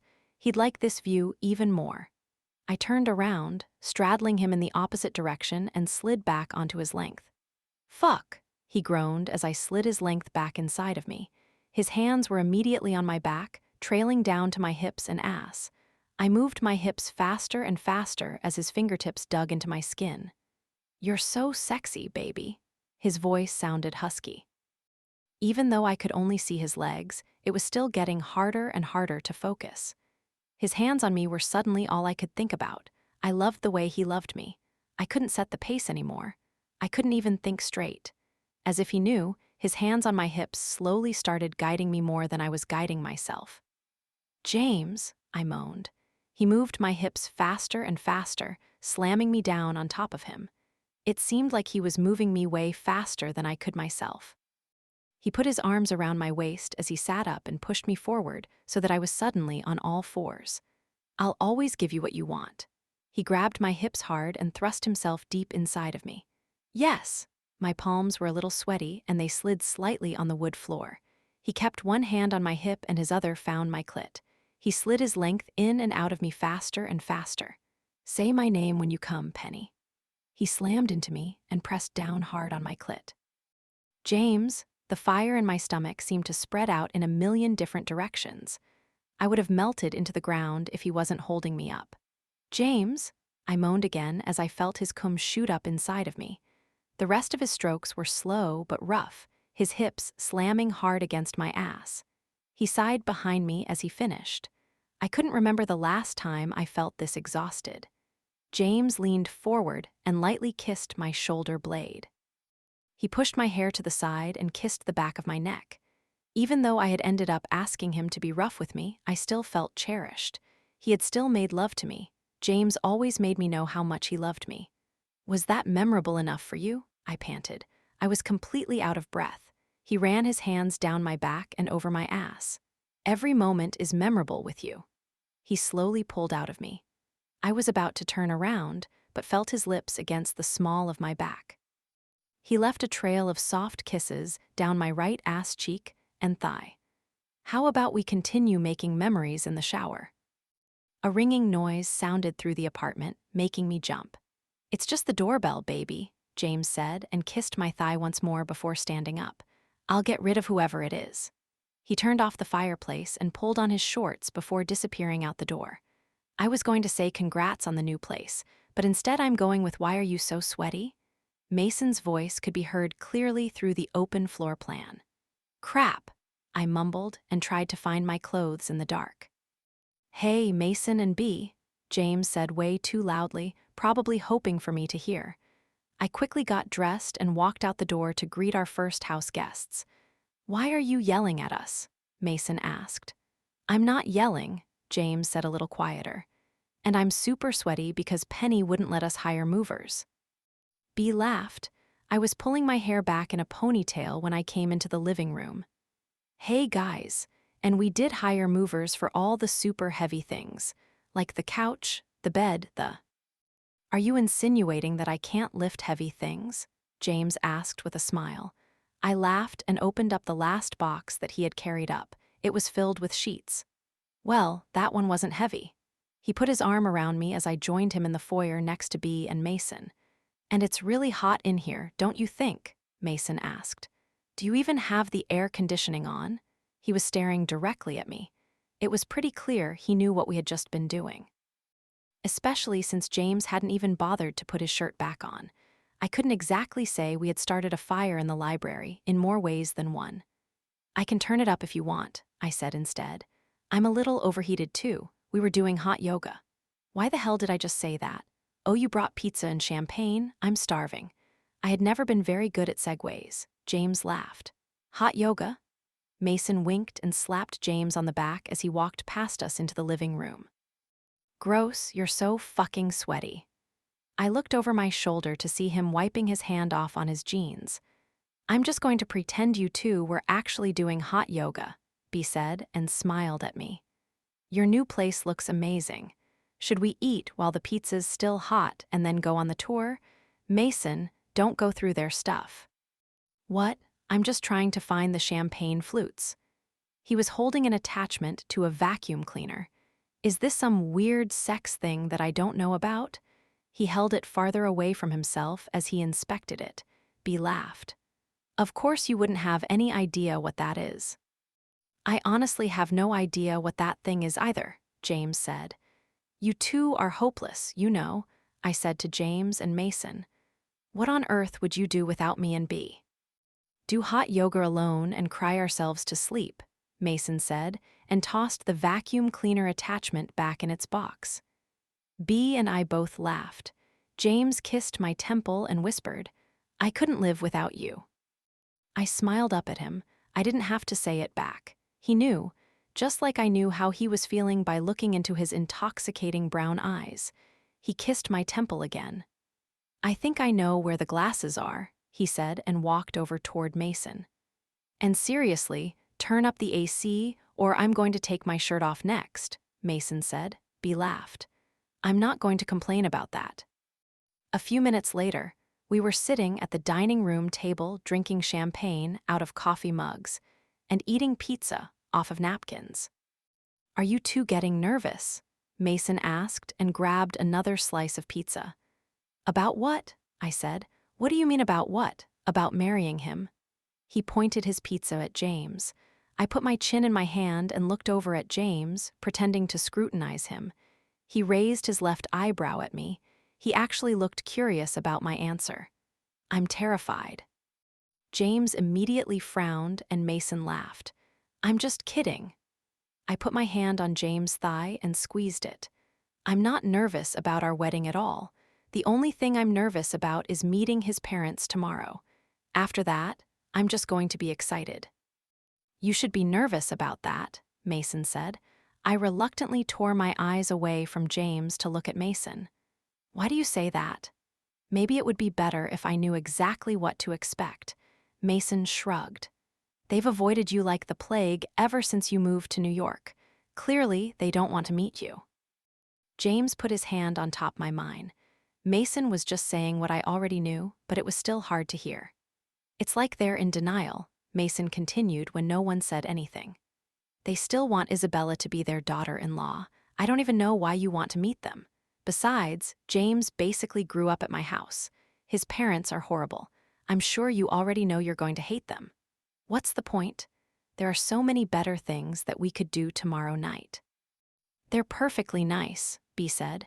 You have nothing to worry about. Wait, you've met them? I couldn't believe it. B had never mentioned meeting James' parents before. B took a sip of champagne from her mug and then cleared her throat. I mean, yeah, at their annual New Year's Eve party. You never told me that you had met them. She took another sip of champagne to avoid answering me. I looked over at James. Annual New Year's Eve party? James had never mentioned that party to me. We always went out to dinner on New Year's Eve and walked around Central Park before the clock struck 12. Last year it had started to snow right before midnight, and I could still picture the snow falling around us as we shared our first kiss of the new year. It was romantic and perfect. But had we only done it because his parents had told him I couldn't come to their exclusive party? It's not that big of a thing, James said. I looked over at Mason and B. How many people were there last year? Mason shrugged. Not that many, and it's not even fun. I doubt B and I will even go next year. We only go because my parents go. B was busy pouring herself more champagne, still avoiding eye contact with me. Did they invite you? I asked James. I haven't gone since I broke it off with Isabella. I just stared at him. That didn't answer my question. He sighed and ran his hand through his hair. Yes, they invite me every year, but they never extended the invitation to you. See, they're the worst, Mason said. They try to control everything James does. They're just pissed that he chose you without their approval first. If I was you, I'd skip the party tomorrow night just to spite them. Throw the whole thing in their faces. Mason, you're not really helping, B said. And I'm sorry I didn't tell you, Penny. I just didn't know what to say. The whole situation sucks. I didn't think telling you I had met them would help anything. It's okay, I get it. I hated the way I was feeling right now. So, they're perfectly nice. I don't know, B said. They were polite to me. I don't really know them, though. Well, besides for the fact that Mason doesn't like them and they refuse to meet one of my best friends. I was just trying to make you feel more optimistic, but clearly they're the worst. Sorry, James, she quickly added. James laughed. You all already know how I feel about this. As far as I'm concerned, you guys are my real family. I smiled. That's what Mason's parents had said in their letter to me. Our friends in New York had become part of our family. I loved that James had taken that to heart. He wasn't good at letting people in. But he was opening his heart so much easier recently. When we had first met, he seemed so cold. I liked this new, warmer side of him. Mason lifted up his mug. Here's to the start of a new chapter in our lives. Didn't you already start that chapter when you turned 30? James said, and clinked his glass against Mason's. I'm only a few months older than you, asshole. Next month you'll know how it feels. James laughed and took a sip of champagne. Well, right now, I'm still in my 20s, so I get to tease you for another month, old man. Mason sighed. Speaking of new chapters in our lives, does that mean the two of you have news? James and I always joked around with Bea and Mason about getting engaged. They had been dating for almost as long as James and I were engaged. Unfortunately, Bea has major commitment issues, Mason said. Bea lightly nudged his shoulder. Yeah, right. Mason smiled at her. I'm sure we'll make it official soon. Bea's cheeks turned even rosier. Well, you're not getting any younger, James said. Ha, ha, let's talk about your bachelor party. We're running out of time, so we need to decide soon. If you want something more traditional, we could do Vegas. Strippers, sex, cocaine, that empty feeling you get inside when you... Whoa, Bea said. Nope. Mason, you're not planning his bachelor party. There is a 0% chance that's happening. James laughed. Really, none of that sounds appealing. What empty feeling are you talking about? I asked. You know, like when you hook up with someone and the next day you wake up realizing how depressed you are, that you have nothing real in your life. No, I don't know about that. You've never had meaningless sex. No. Mason shrugged. Girls from Delaware are so tight-laced. Well, until you awaken them. Mason, Bea lightly shoved his arm again. He's not wrong, James said. Both of you are ridiculous. My face was probably even redder than Bea's. And both of you have full lives, so you wouldn't get an empty feeling. Unless we broke up with you after you cheated on us. Here's to that, Bea said. I clinked my glass against the one she had raised. Well, I know that, Mason said, but James already vetoed my first several ideas. Which were way worse, James said. I really don't understand the whole bachelor party thing, Bea said. It's your last night as a single guy before you marry the girl you chose to marry. That shouldn't be a big deal. Exactly, James said, which is why I don't want one. Fine, we'll just go with the first idea I had. I already have the place booked anyway, Mason said. James laughed. I don't think so. It's not like we have to participate in everything. Obviously. He gestured to Bea and me. Is that supposed to make me feel better? Bea asked. Yes. Mason kissed her cheek and put his arm around her shoulders. Wait, does this mean you don't want me to have a bachelor party before our wedding? Yeah. I need to rethink everything now. Bea laughed as Mason pulled her onto his lap and wrapped his arms tightly around her.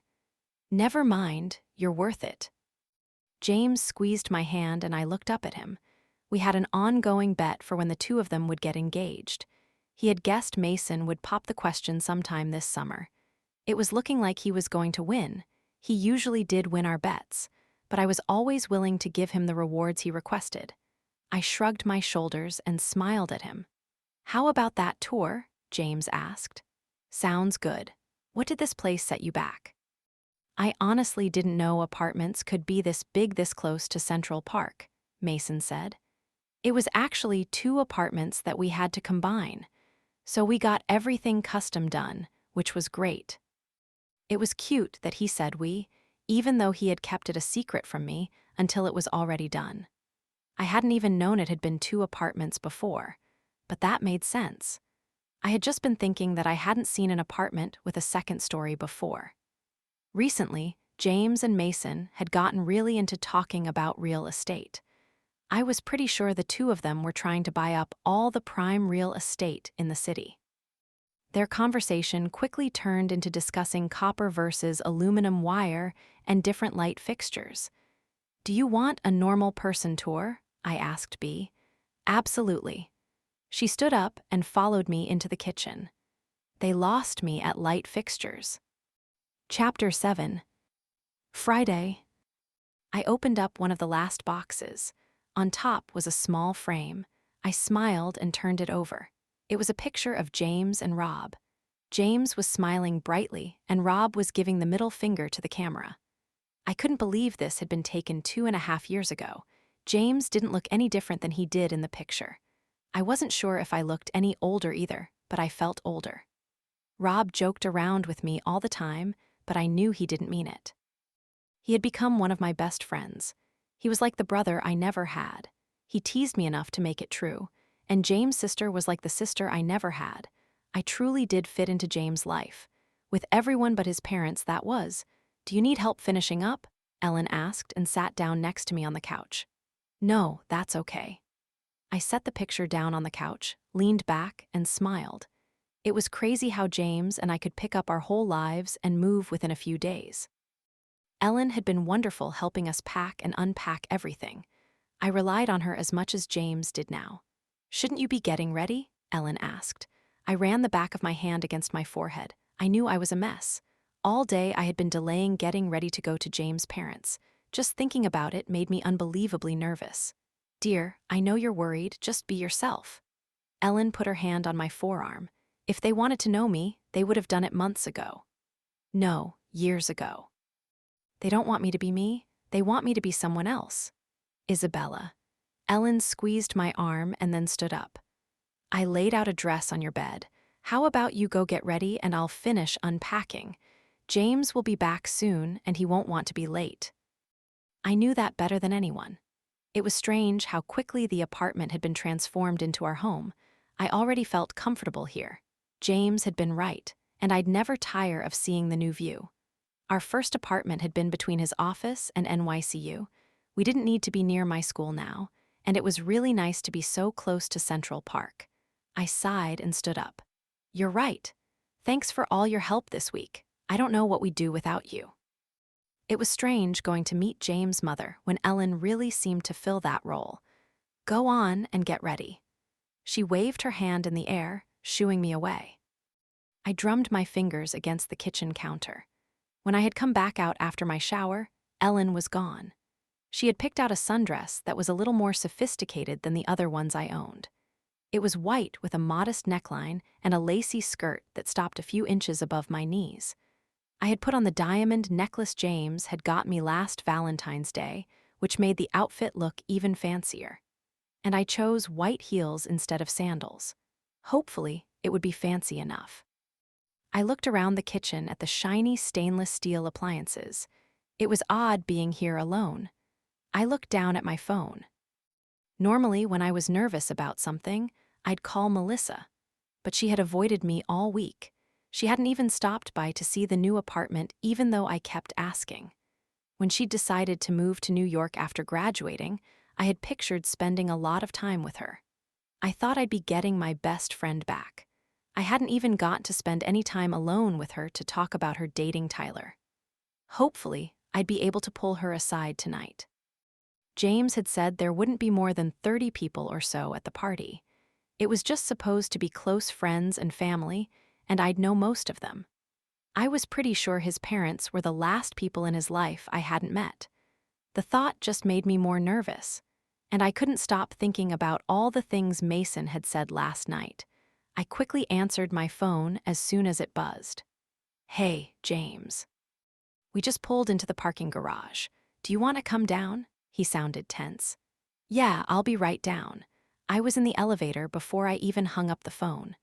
The car was waiting near the elevator door. James was standing by the open door, staring down at his phone. He was dressed in a navy blue suit with a white dress shirt underneath. The top few buttons were undone, and he wasn't wearing a tie. He looked casual, and I instantly felt more relaxed. I'd need to thank Ellen for picking me out a perfect outfit for the occasion. He smiled when he saw me and put his phone back in his pocket. "So they haven't canceled yet?" I asked. "Not yet." He kissed my cheek and gestured for me to get in. I climbed in, scooting to the middle seat so he could slide in next to me. As soon as our seatbelts were buckled, he wrapped his arm around my shoulders. "I like this," he said, running his opposite hand along the lace of my dress. I smiled to myself. If he liked the lace on this dress, he was going to love the wedding dress I had picked out. "It's okay for tonight." "Absolutely." He grabbed my hand and ran his thumb along my palm. "Are you nervous?" I looked up at him. Even if I tried to sugarcoat it, he'd be able to read how I was feeling. "Yes." "Don't be." He gave me a small smile. "It's going to be fine, I promise." "What if they don't like me?" I laughed awkwardly. "That's a stupid question. They already don't like me."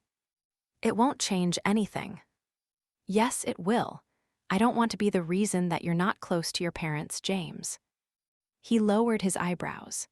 They're the reason I'm not close to them. Just be yourself. I fell in love with you. If they don't like you, it's their loss, not the other way around. I took a deep breath. I couldn't go into this with preconceived notions about them if I expected them not to have them either. I just needed to pretend them avoiding me for the past couple years hadn't happened. This was a fresh start, just like the new apartment. They were going to be my family. My knuckles brushing against James' lips pulled me out of my own head. I smiled up at him. I'm sorry about how much this has been weighing on you. I know that I was annoying you, pushing your parents to meet me. He kissed the back of my hand again. Nothing you do annoys me. I just want you to be happy. I am. I rested my head against his shoulder. And nervous, excited, angry, and anxious, I needed to calm down. James' cologne always seemed to soothe me. He continued to stroke his thumb against my palm. It didn't take long for me to calm down. As soon as we pulled up to his parents' house on the outskirts of the city, though, I could feel myself getting tense again. I thought it started at 7. James looked at his watch. We were half an hour early, but the gate was already open and there were tons of cars parked along the long driveway. It looked like there were going to be way more than 30 people inside. I had already seen the outside of the house. It was more of a mansion than a house, really. And I had been nervous about what I was going to say when it came into view because James didn't know I had come here one day and seen it already. At least I could still be surprised when we got inside. Luckily, he was too distracted to notice my silence. It was hard not to stare at the immense building, though. It was made up completely of gray stone and reminded me of an estate that had been turned into a museum back home. No wonder James wanted a bigger place if this is what he was used to. Our new apartment would make him feel claustrophobic soon enough as well. They said they wanted to meet you one-on-one first, without everyone else around. Now James sounded tense too. Maybe I got the time wrong. That was doubtful. James was rarely ever wrong, and even if he was, he never admitted it. I pulled my eyes away from the house. It's okay. I'm sure I'll still have plenty of time to talk to them. But my heart wasn't in my words. Maybe they had told us the wrong time so they wouldn't have to talk to me at all. Ian pulled the car around to the front. James quickly got out of the car and put his hand out for me. He didn't look tense anymore. He just looked pissed. I grabbed his hand and he pulled me to my feet. James. I grabbed both sides of his face. It's okay, but please, please don't leave me alone in there. He smiled and gave me a quick kiss. I don't know what my parents are up to. I'm not letting you out of my sight. I laughed. You make it seem like they're planning something evil. We should get inside. He interlaced his fingers with mine and walked me toward the door. His words made my heart beat even faster. I knew his parents didn't really want to know me, but it didn't seem like they were trying to get rid of me. They were throwing a party for us. We had just gotten the time wrong. Everything was going to be fine. We walked up the front steps, which were a matching gray stone. A man standing outside the front doors grabbed the door handle, but paused before opening the door when he saw us. A huge smile spread over his face. He let go of the door handle. You must be Penny, he said. James squeezed my hand. Eric, this is Penny. Penny, this is Eric. He's worked for my parents for as long as I can remember, and he's a good friend. Eric walked down the few steps that separated us and stuck out his hand. I immediately shook it. It's so nice to meet you. The pleasure is all mine, Penny. James has told me so much about you. You are just as lovely as he said. Thank you, Eric. If everyone was this friendly inside, I had nothing to worry about. James clapped Eric on the back. The party was supposed to start at 7, right? No, it started at 6. A last-minute change. You didn't know. James laughed, but it wasn't his normal contagious one. It sounded forced. I must not have gotten the memo. Well, you two better get inside. Everyone's waiting for you. Eric ran back up the steps and opened up the door for us. I heard classical music playing as we stepped into the foyer. The floor was marble and it led toward an ornate twisted staircase. It really did feel like I was in a museum. There were even old portraits hung up on the walls around us. I looked up the ceiling, where an enormous chandelier hung. I can't believe this is where you grew up. I almost tripped when I felt the resistance of James' hand on mine. He had stopped directly in the middle of the foyer. What's wrong? James was just staring straight ahead. I turned to see what he was looking at. You can't be serious. Rob was standing by an older couple in the foyer. Someone else was directly in front of him, but he was blocking my view. He'll never forgive you. You do realize that, right? You can't do this. Please don't do this. She's still part of this family, whether you like it or not. I believe James knows that better than anyone, the woman I didn't recognize said. Won't you just listen to me for 1 second? You haven't even met Penny. Is this really how you want to meet your future daughter-in-law? This is supposed to be the start of your relationship, not the end. Enough, the older man said. He looked a little like James. He must be his father. You will not treat a guest in our house like this. The woman, who I assumed was his mother, cleared her throat and nodded toward James. Rob's face was red when he turned around. He looked directly at me. He looked more sad than upset. His eyes landed on James and he shook his head. James' grip tightened around my hand. A hand wrapped around Rob's arm, pushing him to the side. Isabella was standing there with a smug look on her face. She looked me up and down and then whispered something to James' mother. Both women laughed. Hippopotamus, I whispered. When we had first moved to New York, James had always made me promise to tell him if I was ever uncomfortable. That was our word. Whenever I said that, he knew I wanted to leave. I had never used it before. When we had chosen it, we thought that whatever the situation, it would make us laugh. Neither one of us was laughing now. Chapter 8. Friday. Rob quickly walked over to us. Penny, I'm so sorry. If I had known, I would have told you guys. I didn't even know what to say. James dropped my hand. Can you take Penny into the main room? I need to talk to our parents. James, please, I said, but he didn't seem to hear me. He had already started walking toward his parents and Isabella. My whole body felt cold. I couldn't do this. I didn't belong here. I turned around so I could walk out the door, but Rob caught my hand. It's okay, he said. Hey, it's okay. There's a bunch of people in the other room that actually want to see you. I can't do this, Rob. They don't want me here. Well, I want you here. He linked his arm in mine. Come on, don't let my parents ruin tonight. Everyone is here to celebrate you and James. He pulled me past them and through a long hallway. I could hear James raising his voice. It echoed in the large foyer, making it impossible to hear what he was saying. Rob picked up his pace, trying to put distance between them and me. I breathed in through my nose, not even trying to hide the sniffling noise. Oh, geez. Rob looked down at me and stopped. Don't cry, he pulled me to his chest. Don't show them that they won. That's the last thing you want. They did win. They didn't even give me a chance. He put his hands on my shoulders. Part of being in this family is learning how to ignore my parents. You have to have thick skin. You can't let stuff like this bother you. They invited his ex-wife to our engagement party. Yeah, my parents suck. That can't come as a surprise to you. They're the fucking worst. I laughed and wiped away a few tears that had fallen down my cheeks. You're going to be my little sister.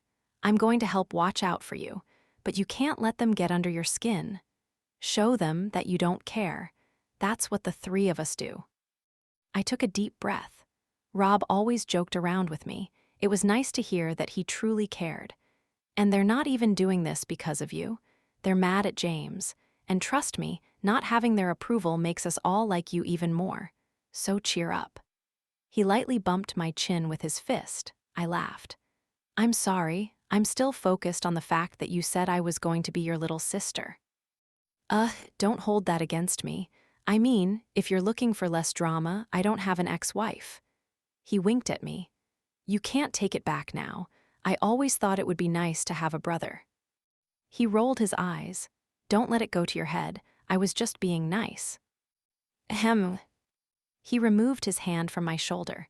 So, are you okay? The brotherly pep talk definitely helped. Thanks, Rob. I looked down the hallway toward the foyer. I wanted James to walk into the party with me.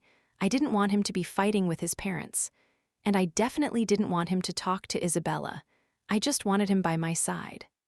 Come on, Rob said, and held his arm back out for me. I'm supposed to be escorting you to the party, not letting you mope around in the hallway. I'd rather just hide somewhere and not see anyone. Just bottle up all your emotions and try not to think about them.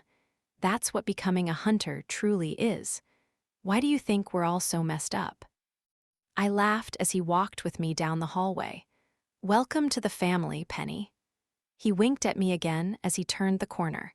We walked through a marble archway into a room filled with at least 100 people, and I didn't recognize any of them. Shouldn't we wait for James? I don't know, he said to bring you in here. He looked over his shoulder. How about I go grab you a drink to calm your nerves? What's your poison? Don't leave me. He laughed. Jen's over there. I'm sure she'd love to introduce you to some of the family. I nodded. Get me something strong. I'll do my worst. His arm fell from mine. It felt like everyone was staring at me. I smiled awkwardly and walked over to Jen. What took you two so long? She said as she gave me a quick hug. Wait, where's James? Talking to your parents? I didn't want to think about what he was doing. Rob said you might introduce me to some of your family members. I thought this was going to be a small thing. Why are there so many people here? Well, your wedding is going to be so small that Mom and Dad insisted that everyone come down to meet you now. They're all so excited to meet you. So this was basically everyone we hadn't invited to the wedding? Oh God, I swallowed hard. They all probably hated me too. You okay? Jen asked. You look really pale.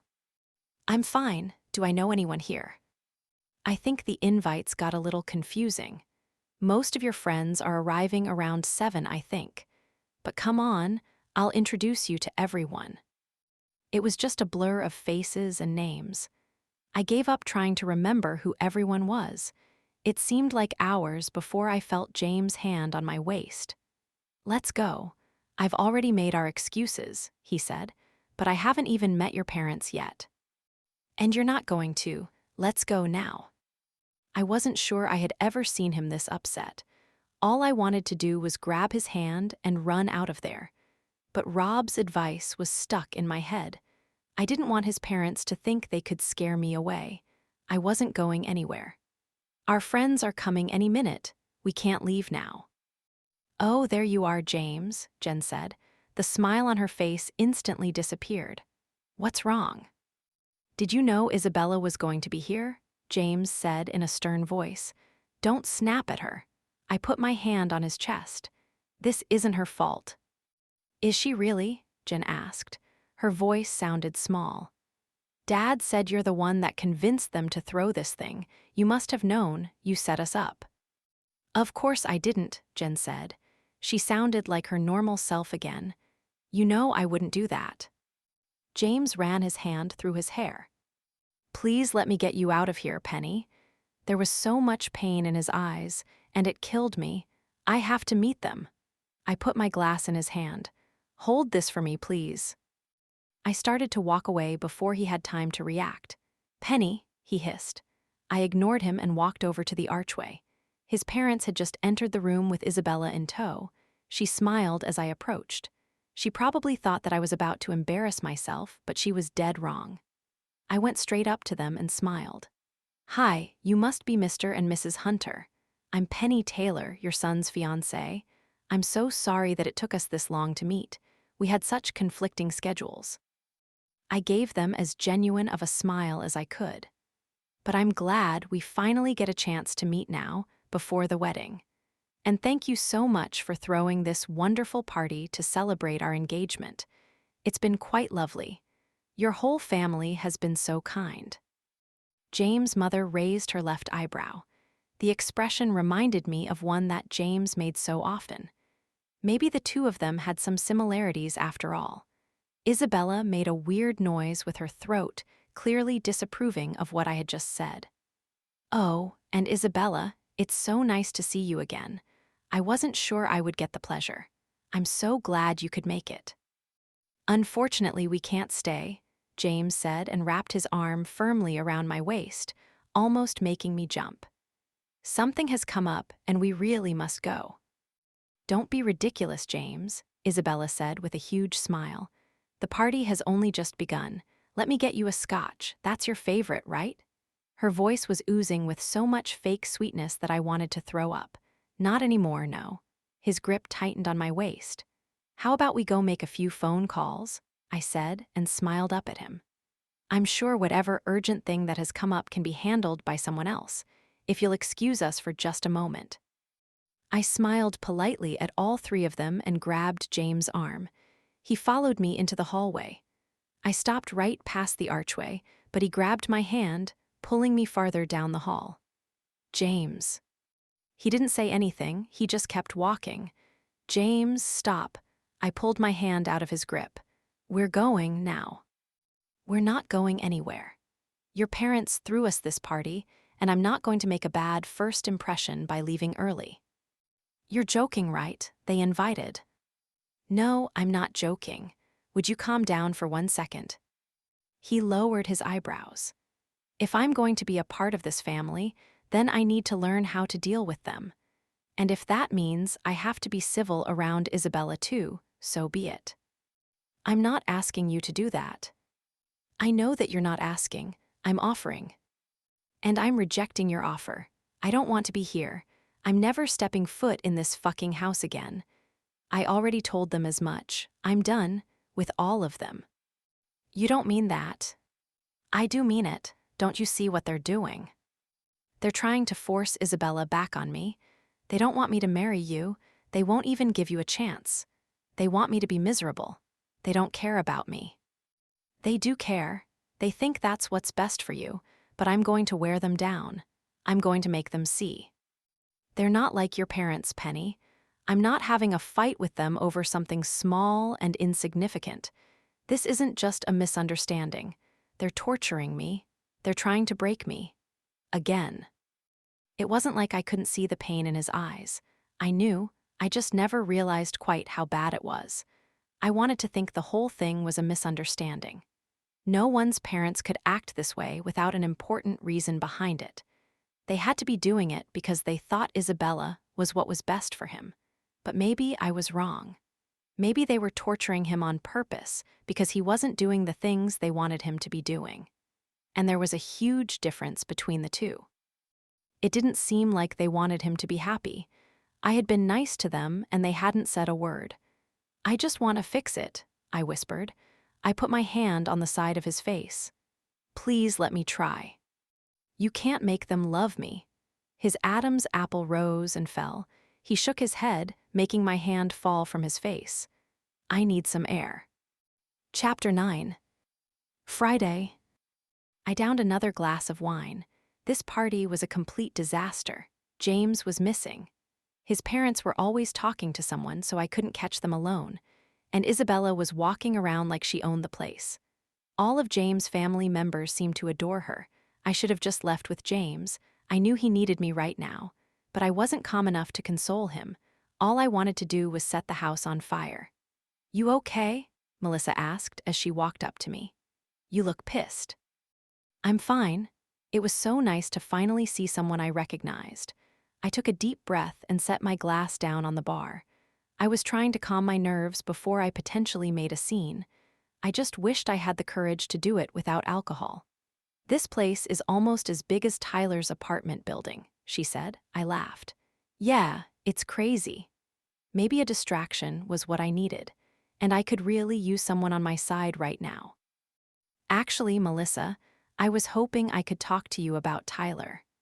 I just want you to know that if you two are dating, I'm totally okay with it." "I don't need your permission to date someone, Penny." "I know, that's not what I meant. I just thought that maybe because of our history, you thought." Melissa laughed and placed her glass of wine down on the bar beside mine. Thought that it would be awkward because you've slept with him? Yeah, well, you have nothing to worry about. I would never date Tyler Stevens. I'm sorry, I need to use the bathroom. Melissa. She was already quickly walking away. What the hell was that? I glanced over at Tyler. He was staring at us, but he quickly looked away when he caught my gaze and started walking after Melissa. Not only was I in a room full of people that preferred James' ex-wife to me, but now 2 of my closest friends seemed to be mad at me. Fuck this. I walked over to Rob, who was playing some drinking game with Matt and Mason. Hopefully they weren't taking shots whenever Isabella gave me a death stare, because they'd be totally wasted.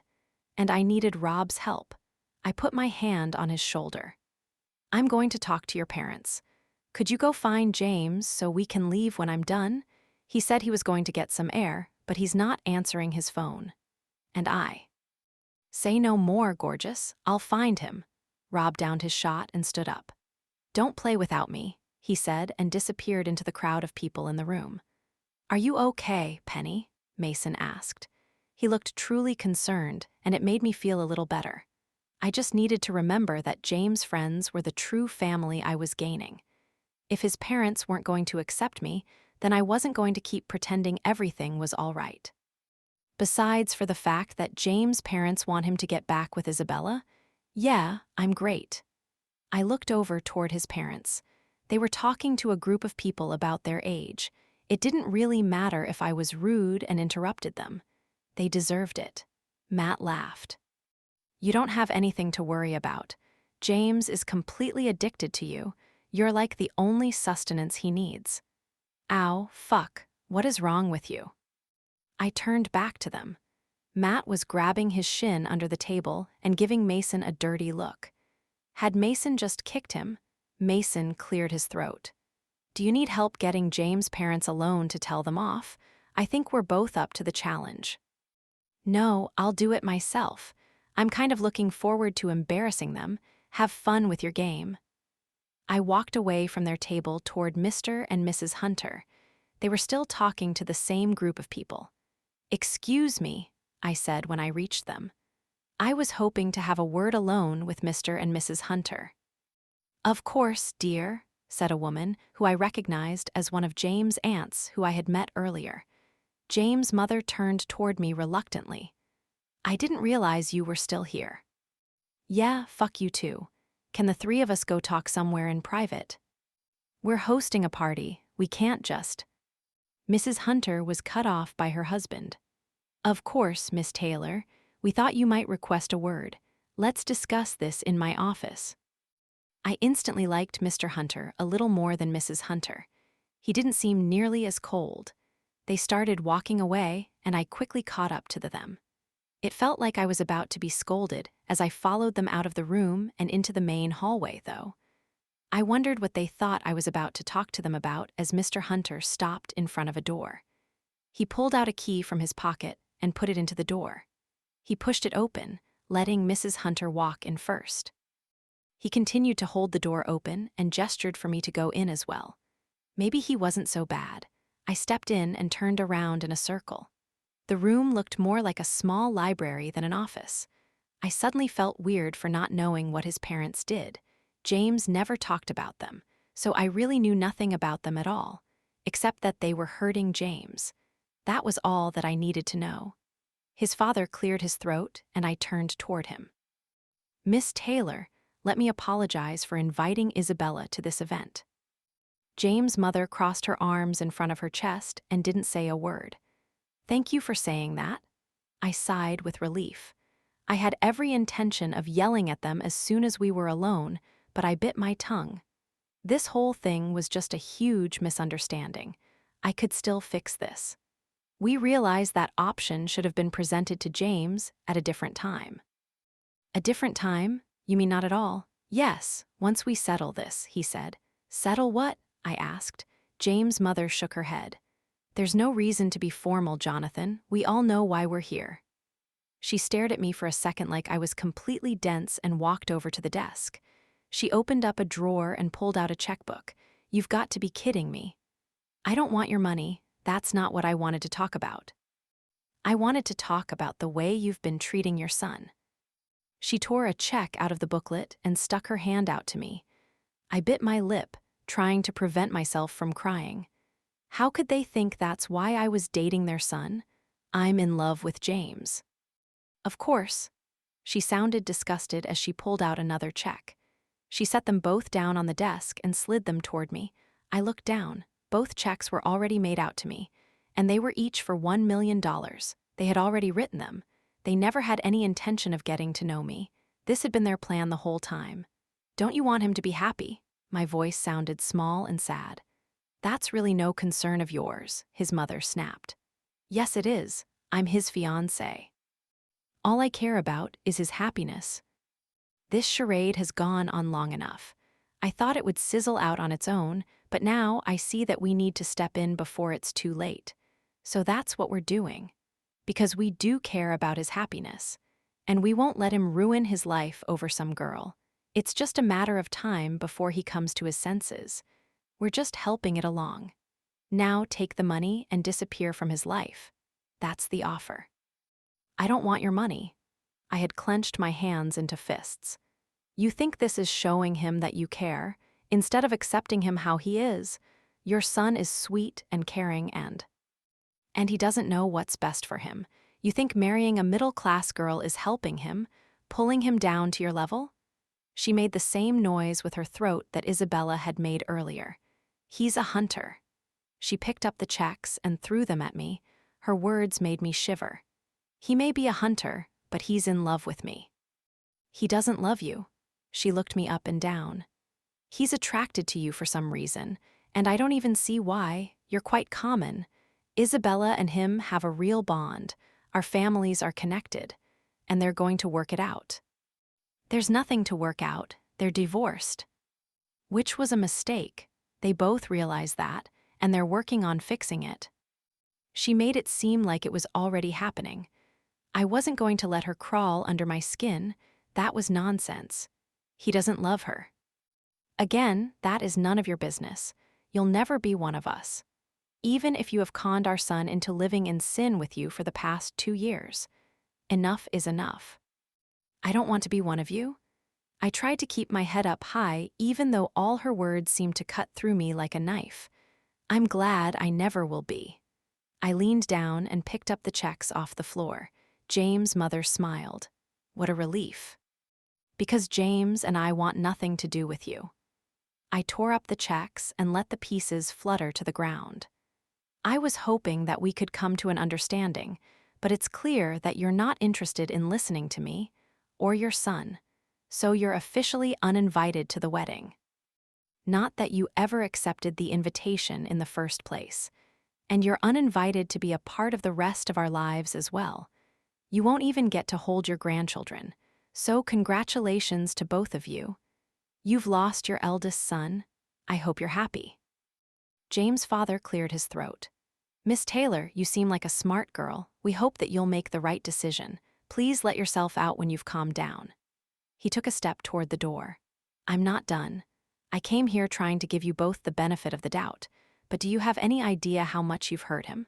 Forcing him to marry Isabella even though he didn't love her. He would have done anything to make you happy. Don't you see that?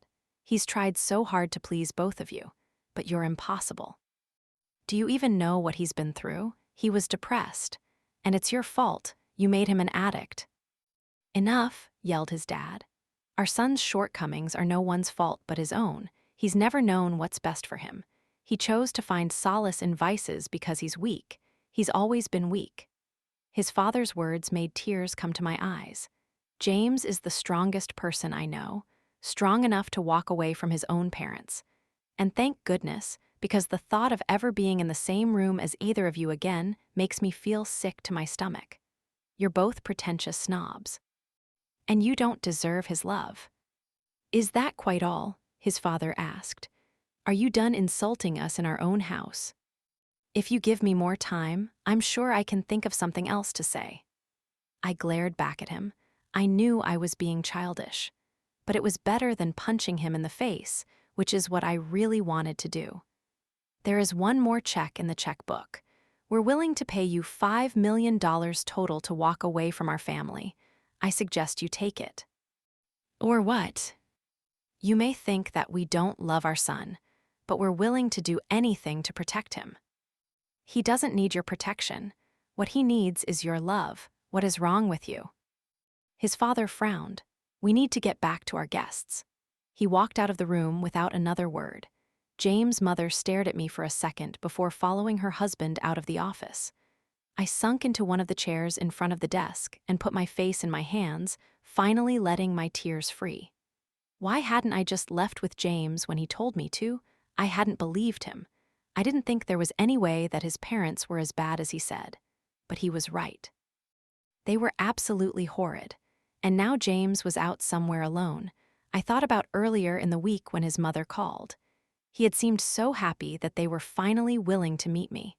He let himself get his hopes up just to be crushed by them again, and I had put him in that situation. He was probably furious with me. The thought just made me cry even harder. Oh my, I'm guessing your little conversation didn't go so well. My whole body felt cold.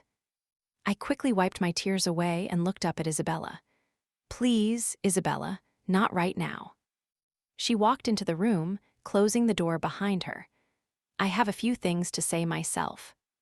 Mr. and Mrs. Hunter have already filled me in on their plans to get you two back together. I don't want to hear about it. You poor thing, you really had no idea why Jonathan and Susan invited you here? She looked down at the scattered pieces of the checks on the ground. If she thought that her being on a first-name basis with them bothered me, she was dead wrong. I never wanted to be that close to them, not now that I knew what they were like. I believe James was thrilled to see me. It's been much too long since we were close, and I'm excited to change that. Why can't you just leave him alone? I let him have his fling. I gave him the distance he needed. It's time for us to work things out. You loathe each other. What on earth are you talking about? Just because he's not addicted to me doesn't mean he doesn't love me. It's a sickness. If you want what's best for him, you'll let him go. I'm the only one who knows what he needs. I can help him. He doesn't need your help. I stood up. And he's not addicted to me. He loves me. It's a fine line, and I'm afraid it's a little blurry for him. All he needs from you is to be left alone. Please, just leave us both alone. I'm trying to help you. I'm giving you the chance to walk away from all of this. You still have your whole life ahead of you. You don't want to spend time taking care of. He doesn't need to be taken care of. We've been together for 2.5 years and I've seen nothing. He's fine. He's over whatever it is you're talking about. We're both fine. He's not fine. He's addicted to you. Stop saying that. I knew she was just trying to make me paranoid, but James was fine. He wasn't like that anymore. You're rewarding his behavior. Are you so blind that you can't see the difference? Just because no one has ever loved you doesn't mean you have to take it out on me. You don't think James loved me. He really does like to keep you in the dark, doesn't he? His affection lasted for a few years and then it was gone. The same thing will happen to you. Stop living in the past. It's pathetic. Stop living in denial. Don't you ever come near him again, Isabella. Leave us alone. Or what? You don't want to find out. She laughed. I'm so unbelievably scared. She smiled at me. There's 2 weeks until your wedding, which means I have 2 weeks to make James see the light. It's plenty of time. I just have to remind him about what he's missing. I'll only need a few minutes alone with him, until he's screaming my name instead of yours. You bitch. She slapped me hard across the face. I grabbed my cheek. No one had ever slapped me before. I hadn't been expecting that at all. She was wearing a few rings on her hand, and I could feel the small bruises already forming on my face.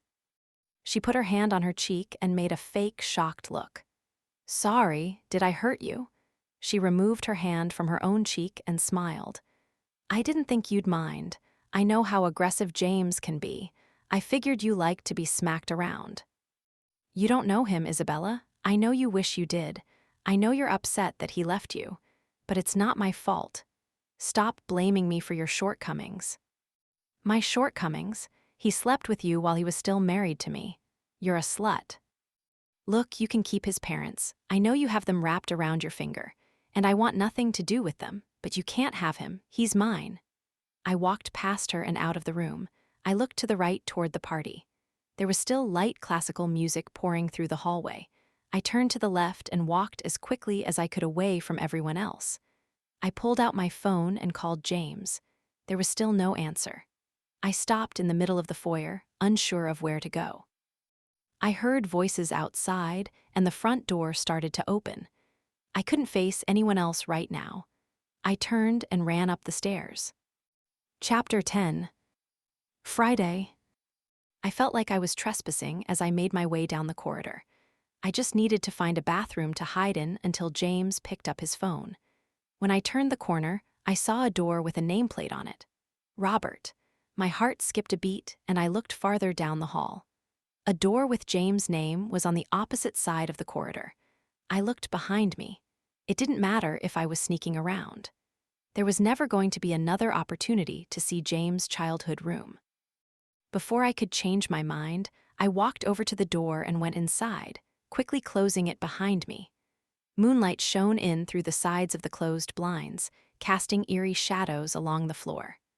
I ran my hand along the wall until my fingers found the light, and I quickly switched it on. Everything in the room was a pale blue. The walls, the carpet in the center of the room, the comforter on the bed. His parents must have been thrilled to have a boy.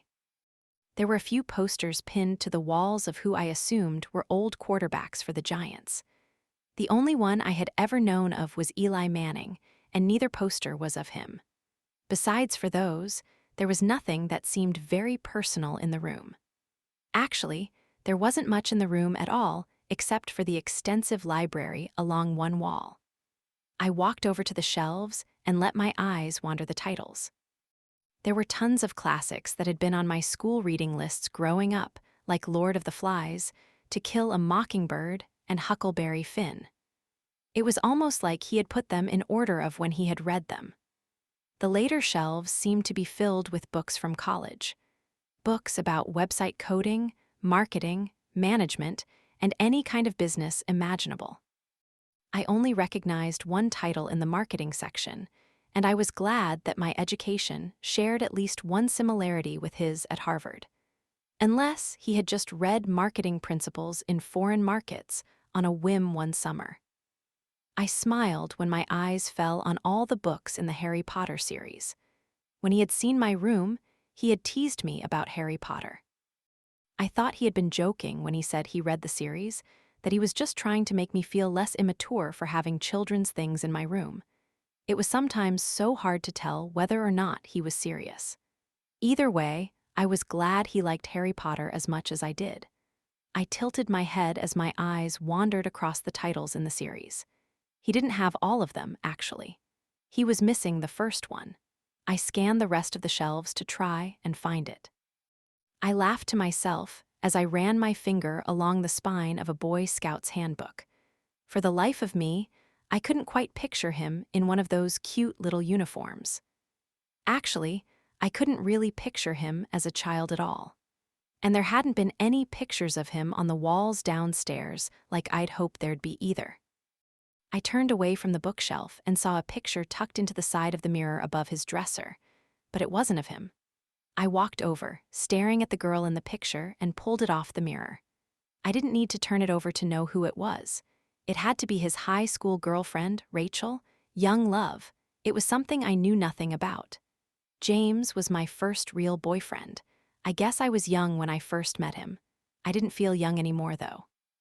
And compared to the girl in the picture, I doubted I looked young either.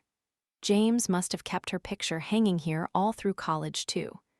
The only reason that they had broken up was because his parents thought she wasn't suitable for him. If they had liked her, would they still be together? Would he have had a happier life? When I had first met Isabella, she had told me I wasn't his type. Rachel had brunette hair like Isabella and brown eyes like her too. Isabella and James weren't compatible, but he must have been attracted to her if she looked like Rachel. Maybe they really were his type. which meant I wasn't. I turned the picture over. There was just one line scrawled on the back, "Forever and always." I had the eerie feeling that Rachel had given this to him after they had broken up. Maybe she thought he'd go back to her after college when he no longer needed his parents' money. Maybe she was still waiting for him. I tried to shake the thought away as I stuck the image back on the mirror. She was part of James' past, just like Isabella. I was his present and future. There was no reason to dwell over either of them. I pulled out my phone and saw that there were still no messages from James. Hopefully, Rob would find him soon. As I sat down on James' bed to wait for him, I noticed the copy of Harry Potter and the Sorcerer's Stone that had been missing from his bookshelf. It was sitting on his nightstand. I pulled it onto my lap and let it fall open to a random page. The copy was really worn and felt oddly comforting in my hands, similar to my own copy. I skimmed the words that I had read half a dozen times and froze. James hadn't read these books for the cute little red-headed girl. That part had been a tease. He read them because he needed an escape. He felt trapped here. I looked up at the very blue room. Living up to his parents' expectations must have been stifling. He dumped the girl that he loved and married a girl he never would. But that's all I really knew. And that wasn't his childhood. What horrible things had they made him do before that? I loved the man that I knew. But I didn't know everything about him. All I knew about his childhood now was that he escaped to this very blue room to read. He must have felt so alone. There were hundreds of books on those shelves. I had told him I was nerdy growing up, preferring a book over socializing, but he had never told me that he was the same. Maybe we had more in common than I ever realized. I started flipping through the book and saw a folded piece of paper lying between the pages. I pulled it out and unfolded it. The writing was faint, either faded from age or he hadn't had as sure of a hand back then, but I could make out the words. It was a list of criteria for emancipation. James had crossed out each line, probably because none of them applied to him. A permanent escape was unattainable. So where had this boy gone? Why had he tried to become independent from his family, only to do whatever they wanted for the next 10 years of his life? What had changed? It couldn't have just been the issue of money. His parents were plenty generous with that, offering me $5 million to disappear to supposedly protect their son. They would never have really cut him off, would they? It didn't make any sense. There must have been something James hadn't told me. I put the piece of paper back and closed the book. I didn't need to ask myself all those questions. His parents had taken away the love of his life, and I knew better than anyone how strongly James loved, so he had given up on life. He realized he was destined to be miserable and just seemed to accept it. James wasn't weak. He was the exact opposite. He was stoic. His parents repeatedly tried to break him, and he just took it. Anyone would have needed an escape. A book, a bottle of scotch, sex. His escapes had matured with him. I set the book back down on the nightstand. He wasn't addicted to me. We were both an escape for each other from our normal lives. We were each other's happy endings. The fairy tales and the books that lined his shelves really did exist. It wasn't an addiction. It was our reality. We were the lucky ones because we had found each other. No one could ever convince me otherwise. The door squeaked, but I didn't turn around. I could feel that it was him. "You really did like Harry Potter." I put my palm down on top of the book on the nightstand. "I've been looking everywhere for you," he said, ignoring my comment. He sounded on edge, like he really had searched through the whole house for me. "I texted you to tell you I was in your room." I stood up but kept my face turned to the ground. I knew there was a bruise forming on my cheek, and I didn't want him to see it. Not until we were far away from this awful party. There's no cell reception in this stupid house. "Oh, is it okay if I take this?" I asked and picked up the book. "We don't have a copy at our place." "No," he cleared his throat. "We'll buy a new copy for us." He hadn't wanted me to see the paper inside. I shouldn't have come in here. I had invaded his privacy.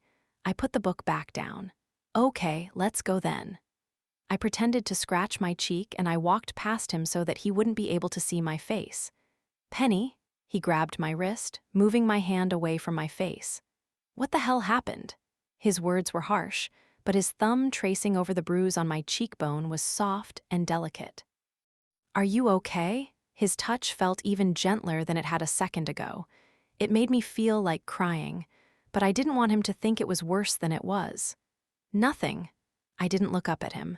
"It's fine." "Baby," he kept his hand on the side of my face. "Who did this?" "No one. I was upset and I made a wrong turn. This house is enormous. I just ran into." "Why are you lying to me?" He sounded hurt. I still hadn't made eye contact with him. Why was I lying? We didn't lie to each other. Not anymore. And it didn't matter if he knew the truth. Making him hate Isabella even more was only for the best. I never wanted to see any of these people ever again.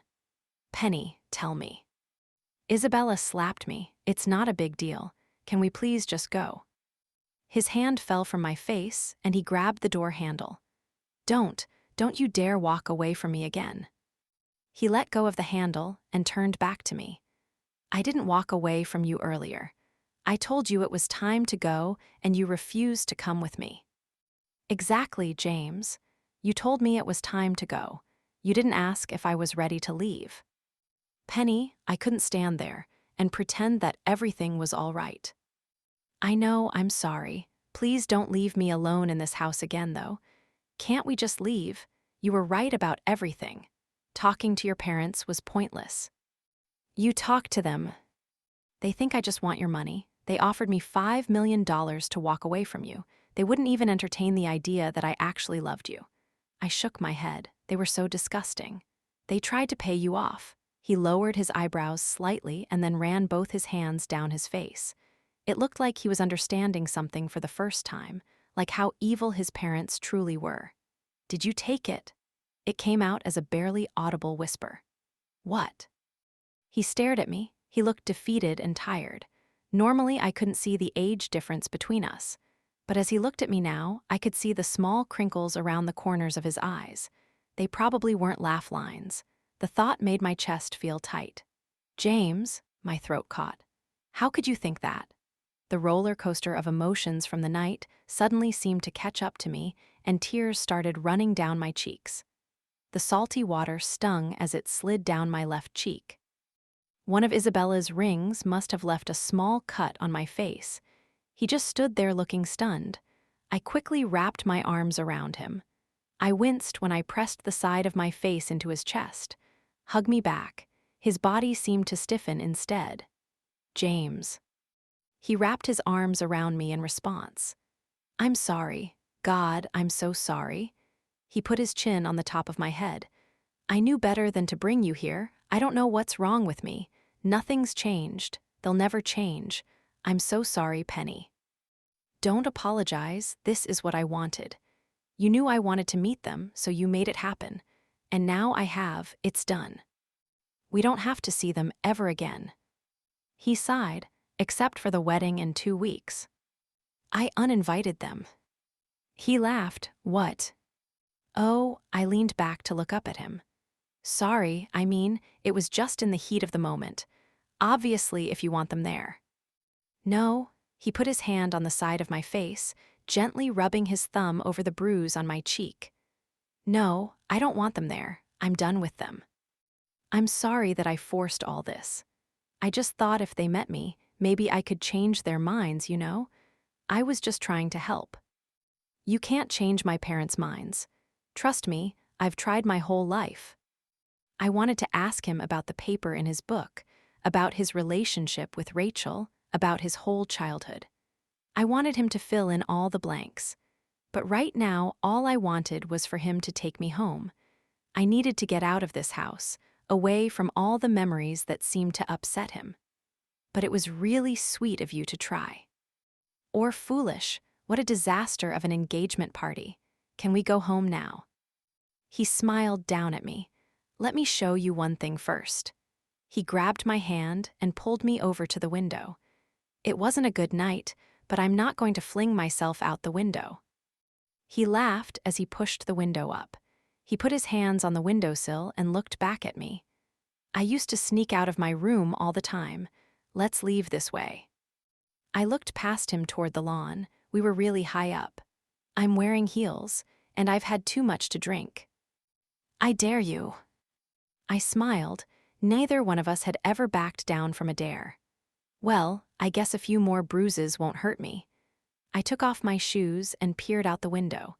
Did you really just jump? I tossed my shoes out the window and watched them hit the lawn below. It seems kind of high. Geez, no. He grabbed my arm and started laughing. Were you seriously going to jump out the window? You said you did it all the time, and you dared me. There's a trellis.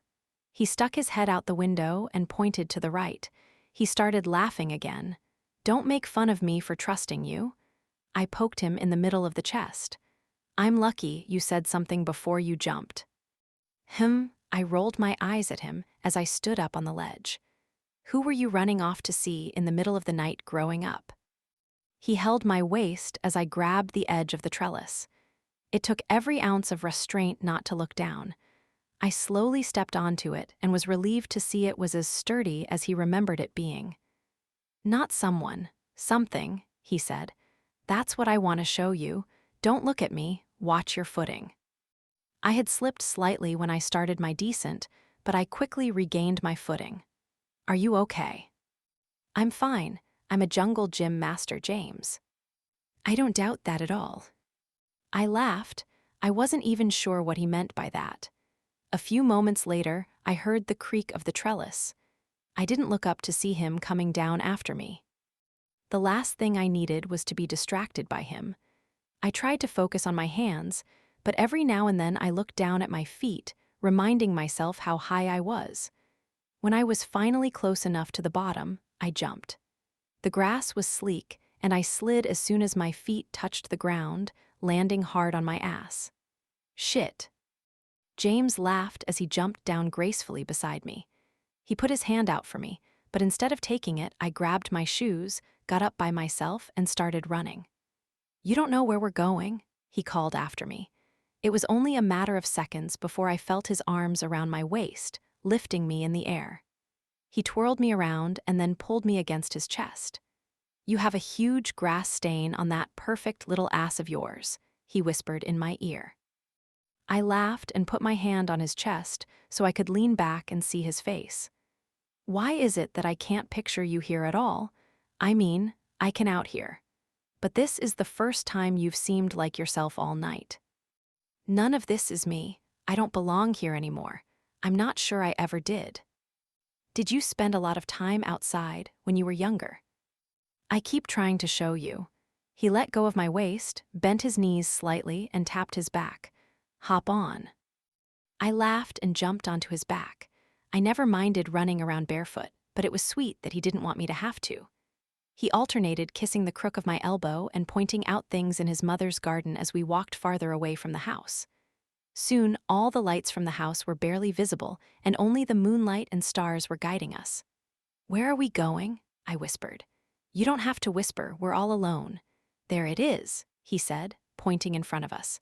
I squinted my eyes. It was hard seeing in the dark. I stopped when I saw it. Is that a tree house? He kissed the crook of my elbow again. Of all the things here, this was the only thing that was truly mine. Jen and Rob never even came up unless I invited them to. He stopped at the base of the tree trunk and let me slide off his back. I was barely ever in my room in the house. I used to come here all the time. You have no idea how many times I nagged my parents to let me get a zip line from my window to the tree house. I laughed. So why was this your special place? What? Is this where you used to fantasize about kissing girls and plotting evil little boy pranks? He wrapped his arms around me and kissed the back of my neck. For not having any brothers, you have it spot on. I laughed. I thought he might say something else, but when he didn't, I looked back up at the tree house. Am I allowed to come up, or are no girls allowed? He laughed. Let me see if it's still stable. I watched him climb up the steps that were nailed into the side of the tree. The boards creaked when he stepped up into the house, but nothing broke. He put his hand down. Penny Taylor, I'm officially inviting you up into my tree house. I laughed and climbed the little ladder. I grabbed his hand and he helped pull me up inside. This was more what I was expecting his room to be like. I laughed as I looked around at all the toys and comic books on the floor. There were actual windows in the little treehouse, which had somehow preserved everything despite the hole in the floor. There were even pictures that lined the wall, photos of James as a happy little boy. He had the same facial features, in an adorable little boy kind of way. "You're so cute. Is this you and Mason?" James laughed and unpinned the picture from the wall. "Yeah, that was taken at summer camp 1 year." I laughed and snatched the picture from him. They both had braces and looked so scrawny, nothing like either of them did now. "I have to show this to B." I looked up at him and he was smiling at me. "I'm gaining the best family I could possibly ask for, you know? Not your parents, obviously, but your siblings and your friends. I love all of them so much." He scratched the scruff along his jawline. "You have such a positive way of thinking about everything." "That's what they are, our family." He turned away from me and gazed at the other pictures on the walls. I would have perused the other pictures too, but I couldn't tear my eyes away from his face. Even his favorite place growing up seemed to make him sad now. I wanted to joke around with him about how he barely even fit in his old tree house, but I didn't want to push him. It seemed like he had something to say. So I just waited, staring at his perfect features in the moonlight. He sighed and leaned his head against the wooden boards behind him. "When you asked me why I preferred here over my bedroom, His voice trailed off. "It was the only place where I felt like I could breathe."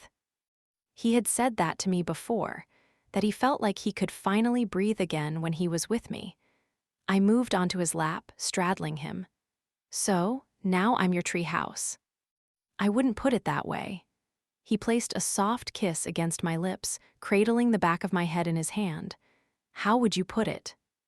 He grabbed my lower back and rotated us so that my back was against the wooden floor and he was on top of me. "You're my life, my heart, my soul, my everything." He was so sweet, but for some reason, all I could seem to focus on was how handsome he looked with the moonlight streaming in through the branches of the trees, dancing across his face. I spread my legs even wider and pulled my dress up my thighs. There was an intensity in his eyes that hadn't been there before, and any trace of sadness had suddenly disappeared. "You must have had fantasies of bringing girls up here, James." I reached out for the button of his dress pants. I never thought I'd be this lucky. I grabbed the collar of his shirt and pulled his lips down to mine. This was always the best way to know if we were okay. We both had this internal need that was constantly clawing at the surface, ready to escape, and tonight had been a complete disaster. We both needed this. He pressed down on my clit through my thong, and I moaned into his mouth. I needed all of him. "James," I panted, "I need you, all of you." I reached down and grabbed his erection through his dress pants. I had only managed to unbutton them, and my fingers fumbled with the zipper. I yelped as the elastic in my thong snapped against my hip as he tore it off of me, but the sensation was quickly replaced by pleasure as he thrust himself deep inside of me. "Fuck." He groaned into my mouth and grabbed my thighs, pulling me even closer to him. He didn't wait for me to adjust to him. His fingers dug into my hips as he fucked me just like I needed him to. Intense. Raw. Perfect. It felt like I couldn't get close enough to him. I hooked my ankles behind him, drawing him even closer, and wrapped my arms around the back of his neck.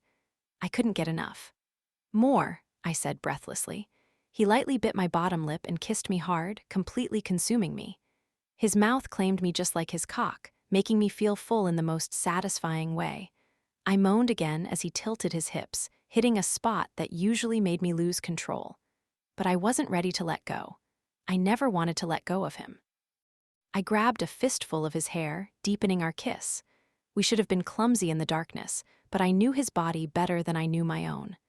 I had explored every rippling muscle and every inch of his skin. I felt the fire building in my stomach, and I could feel myself clenching around him. Not yet. I wasn't done with him. "God, Penny." He grabbed my hands, pulling them from his neck, and pinned them against the floor of the tree house. He thrust his hips faster and harder, driving himself deep inside of me. I didn't want to come, but I could no longer think straight. I moaned again, trying to resist the building tension. I could stay in this elevated moment forever. Come for me, baby. And just like that, I lost control. James, I felt my back arch and my body shudder beneath his as I came down hard. I immediately felt his warmth spread up into me and heard his satisfied groan. His breath was warm on the side of my neck, and the comforting feeling made a lingering chill run down my spine. His chest rose and fell against mine, pressing against my taut nipples. Everything he did was perfect. Everything. I grabbed his face and held it a few inches above my own. You're everything to me, too. Everything, James. I'll never get enough of you. He lightly kissed the bruise under my eye. I hope not. Part 2. Chapter 11. Monday. Strictly professional, huh? Asked James. You know what I mean. I squeezed James' hand as we crossed the street. He ran his other hand through his hair and looked down at me. Not really. Will you at least eat lunch with me? He flashed me a smile. Of course I'll eat lunch with you. So you're fine with everyone knowing that you're my fiancé? Yes, I've already met a bunch of your employees. But the interns are new. They won't know who I am. Of course they'll find out, but I want them to know me first, you know? So I just mean don't make out with me in my cubicle in front of everyone. He laughed and squeezed my hand back. I'm the boss. I can do whatever I want. I shook my head. Exactly, which is why I'm asking you not to. So you draw the line of professionalism at PDA. Precisely. I smiled up at him. But you're holding my hand on the way to work. He raised his left eyebrow. I'm allowed to hold your hand outside of work. Anyone from the office could see us, though. You're sending me mixed signals. It's my first day, I'm nervous. I need your hand. He looked satisfied with my answer. And I did need his hand. Despite what he said, I knew everyone could see the 2 small bruises on my cheekbone. Foundation wasn't meant to conceal bruises. Hopefully, no one would say anything to me. But it wasn't a great way to start a new job.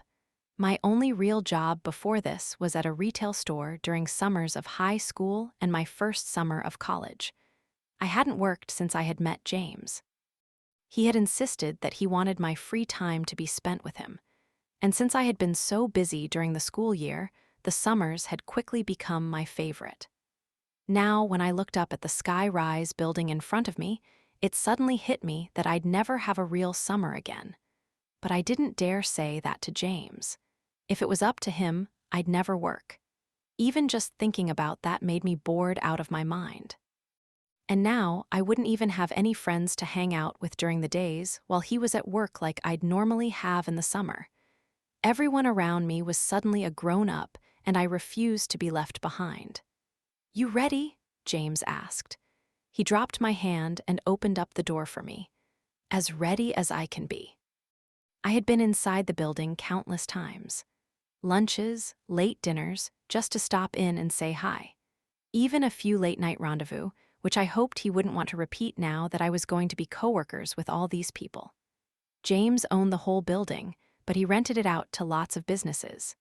His company was located on the top 2 stories.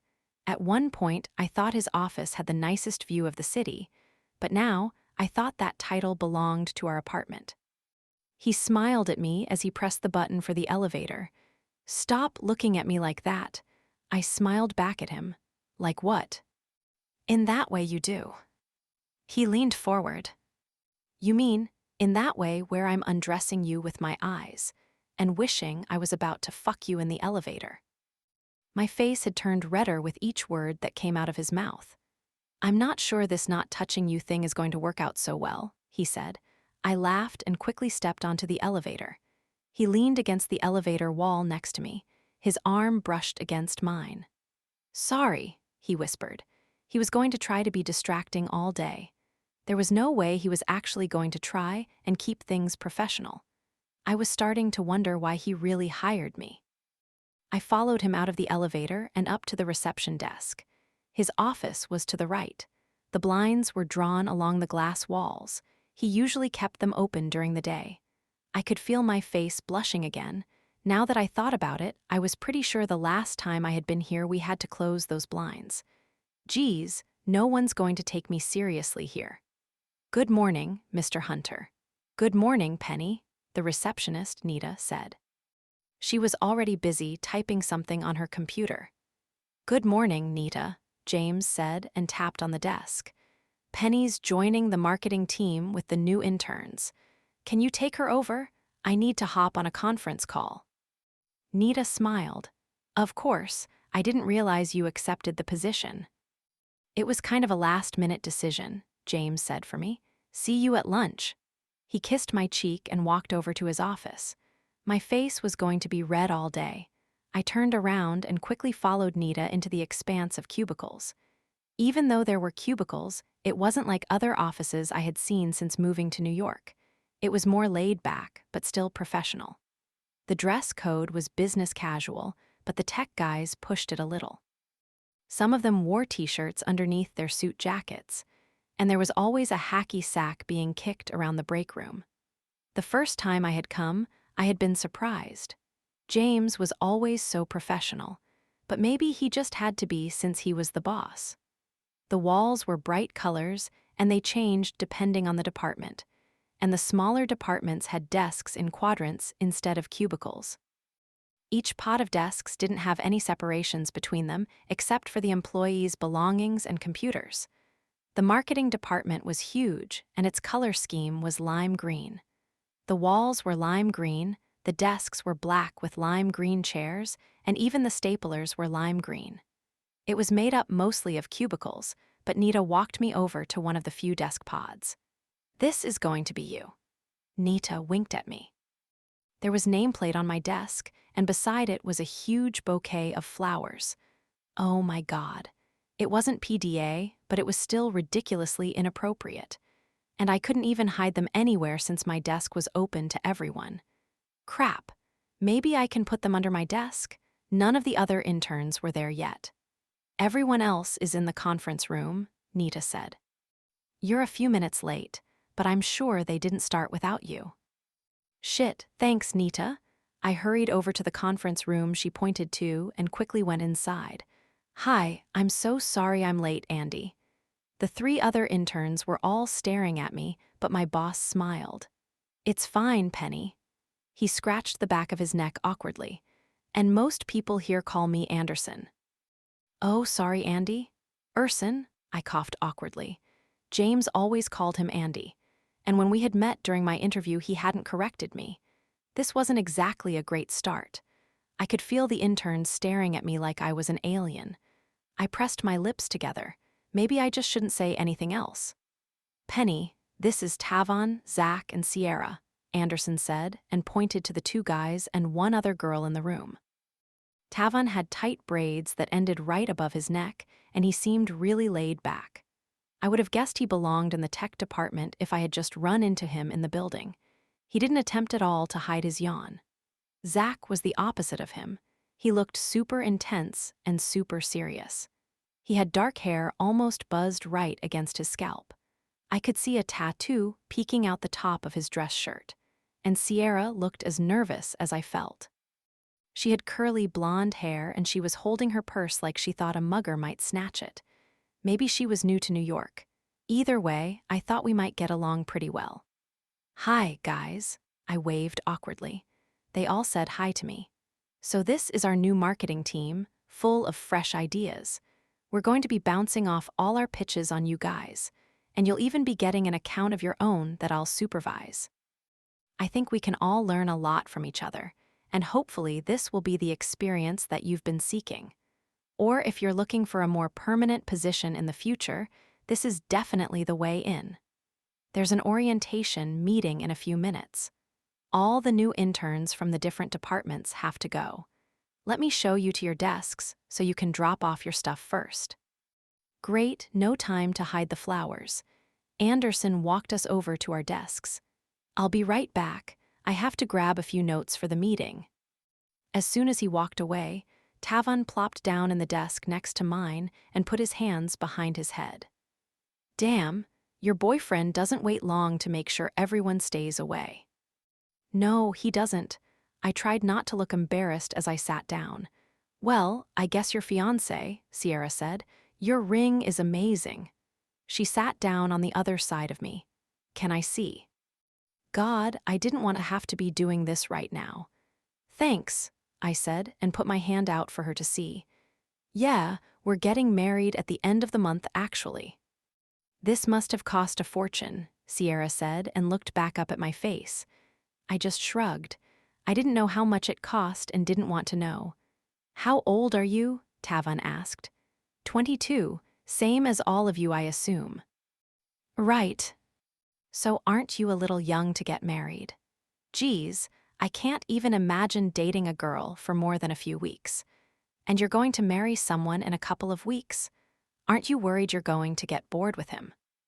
Don't freak her out, Tavan, Zach said. He sat down at the desk diagonally from mine. I'm sure she's not marrying a guy like you.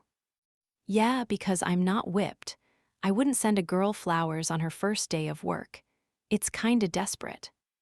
I think it's romantic. Sierra gave me a small smile. I wish a guy would send me flowers. You probably shouldn't date Tavan, I said. Sierra and Zach both laughed. I ran my thumb across my engagement ring. I wanted to think James had given me flowers to be sweet, but I think Tavan's first thought was more accurate. James wanted to make sure no one flirted with me. He didn't have anything to worry about. I don't know why he didn't realize that. Or maybe he was just trying to embarrass me because I was giving him a hard time about the PDA thing. So, who's the lucky guy? Tavan asked. Before I had a chance to answer, Andy came back over and said it was time to head down to the meeting. Anderson. That was going to take some time to get used to. I didn't want to lie to anyone, but I was glad I didn't have to tell them yet. I wanted to make friends with my coworkers, and it was going to be hard once they knew I was engaged to the boss.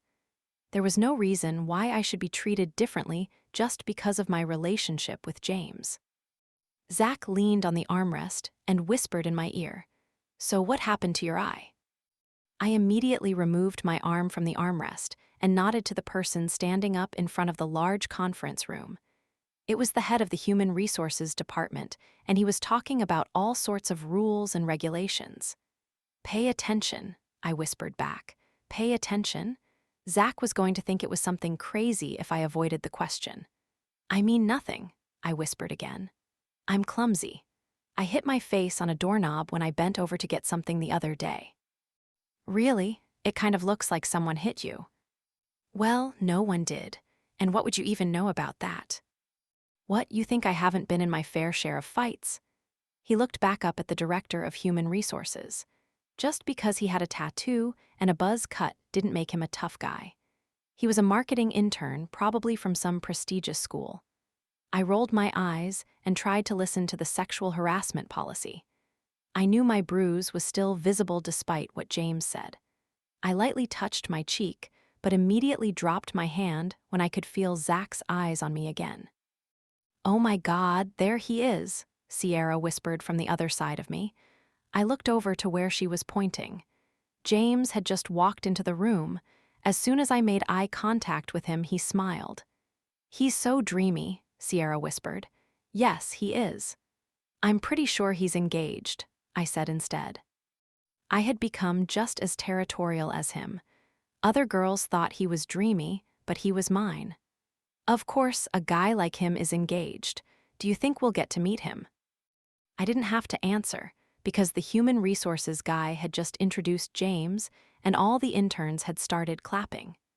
There were about 4 interns for every department in Hunter Tech, which meant there were about 50 of us. James walked up to the podium and raised his hand to silence everyone. Welcome to Hunter Technologies, James said. It was strange seeing him up there. It felt like I was back in school listening to one of his lectures. He was completely in his element, and I felt a pang of guilt. We hadn't talked about it much since moving here, but I wondered if he missed it. Even his voice is sexy, Sierra said. I wasn't sure how much I liked her anymore. I silently laughed at myself. Surely Sierra wouldn't be saying those things if she knew I was engaged to him. I just needed to ignore her until I finally told them. It wasn't like I hadn't experienced the way other women were around him. He had this magnetism that no one seemed to be immune to. Everyone loved him. If only his parents would open their eyes. I realized I was so in my own head that I was missing his speech. Each one of you is going to become a vital part of that. But since each department is part of the whole, I think it's important for us all to work together. We're extremely goal-oriented here, and right now our goal is growth. So when working on your individual assignments, make sure to keep the main goal in mind. I know that together we can grow this company to be larger than Blythe Tech International. And if you have any ideas, don't hesitate to share them. I see so much potential in each and every one of you, and I'm not putting a cap on anything. Work between departments. Don't let the colors of the walls fool you. You're allowed to enter a color that your desk isn't in. Everyone laughed. Putting what you learned in school into action is one of the most rewarding feelings.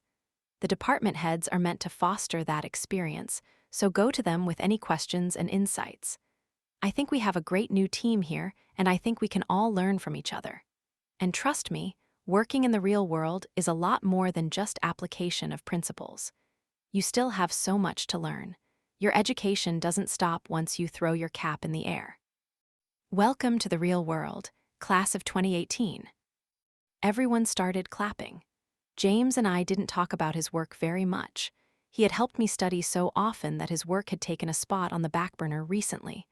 I knew about his current projects in principle, but I didn't really know what he did on a daily basis. I had never thought about myself as being self-centered, but I had been recently. I wanted to do something nice for him, to show him how much I appreciated everything he'd done for me. "You okay, Fight Club?" Zach asked. He was standing up, looking down at me.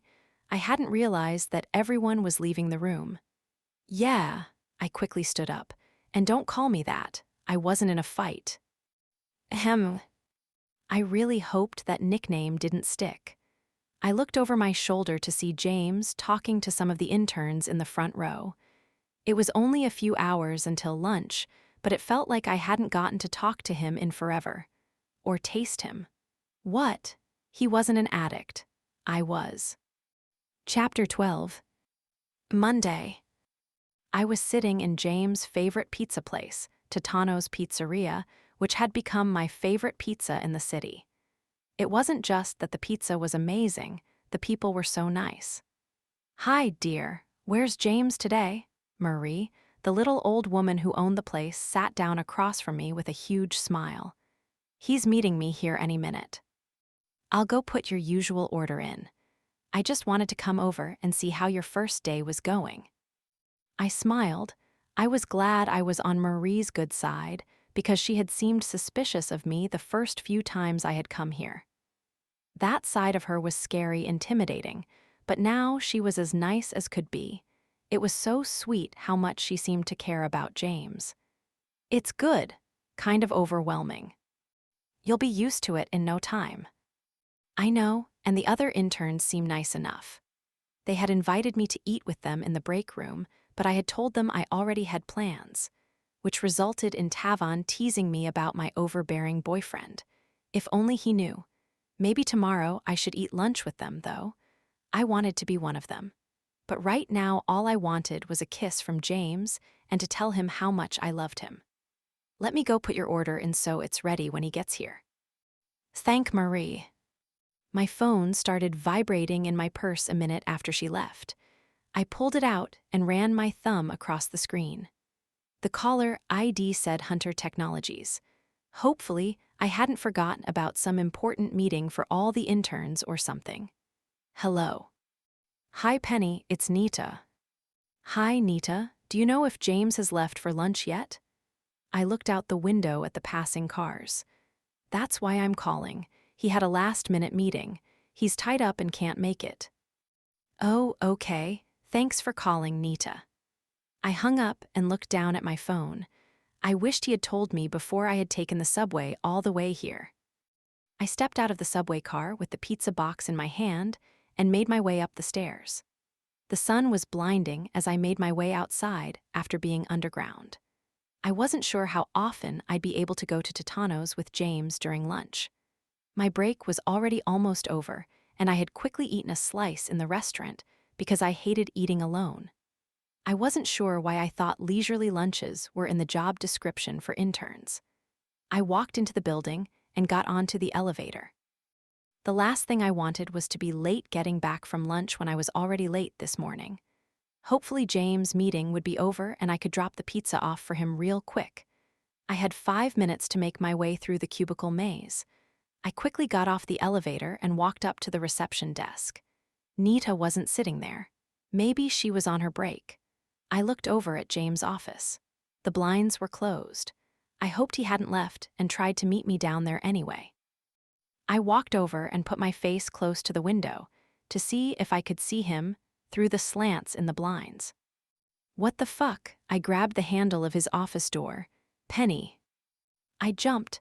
I released the doorknob and turned around to see Nita staring at me. Sorry, I wasn't sure if he was in.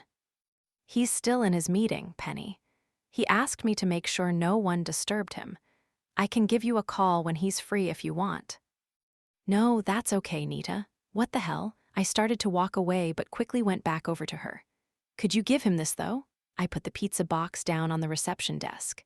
Thanks, I said and walked away without waiting for her response. My heart was beating out of my chest. Maybe I was wrong. It was just the back of her head. Fuck. No, it was definitely Isabella. I kept my eyes on the ground as I made my way toward my desk. What was he doing talking to her? Did he seriously stand me up to have lunch with that bitch? I knew there was nothing going on between them, but I couldn't help the jealousy that seemed to surge through me. What on earth could they be talking about? After she had slapped me, I thought he'd never speak to her again. Instead, they were having a nice, private chat in his office. Why couldn't she just leave us alone? You okay, Fight Club? Tavan asked. You look like you've seen a ghost.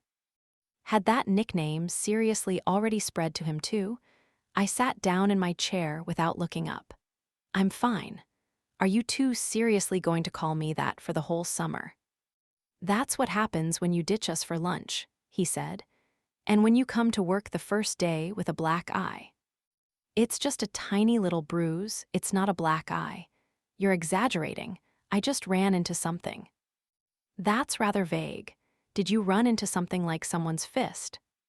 Ignore them, Sierra said. How was lunch with your fiancé? Great, I lied and turned on my computer. We were supposed to be doing research the rest of the afternoon, and I had a feeling that meant all of us were going to be chatting while we did it. I didn't feel like talking. I felt like killing Isabella. Where did you go to school? Sierra asked. NYCU, I said. Maybe conversation would help me not explode. What about you guys? I went there too, Zach said. I'm surprised we didn't have any classes together. It's a big school. Yeah, but they lump all the freshmen into those huge lecture halls. We were probably at least in one of those together and didn't realize it. I wasn't there freshman year, though. Where did you go before that? The University of Newcastle. Why the switch? Sierra asked. I went to my state school in South Dakota and I loved it. Moving here has been quite the transition. I guess it was for you at first, too. I had been right about her not being from around here. South Dakota was pretty far away. I shrugged my shoulders. It was at first. I love it now, though. You will too. And I wasn't bashing state schools. I loved my old school at first, too. I was talking too much. So what changed? She asked. I turned my attention back to my screen. Just personal reasons. Tavan laughed. Of all the things to say, I should have just made up something super believable, like my parents moved. But no, I said personal reasons. I could feel my face turning red. Fight Club, you can't just dangle that in front of us and not explain. My phone started vibrating. Thank God. I pulled it out of my purse and saw that James was calling me. I'd talk to him after work. I put it down on my desk, ignoring it. It took me a second to realize that all three of them were staring at me. What? I'm sorry, did you say something? Secret fiancé, secret troubled past, a secret black eye. Tavon had counted off the secrets on his fingers so that he was holding them up in front of me. "You're quite mysterious, Penny. Shouldn't we be working? The boss said we're supposed to bond, and the three of us already did while you were sneaking off somewhere secretive for lunch. Yet another secret." My phone started buzzing again. I didn't bother looking at the caller ID, I just ignored it. "And you're trying to avoid someone." "Leave her alone," Zach said. "Clearly she doesn't want to talk about it." I couldn't help but think he was being nice because he thought I had an abusive fiancé. And he probably thought that I had tried to escape from the abuse by moving to New York. Why had I said personal reasons?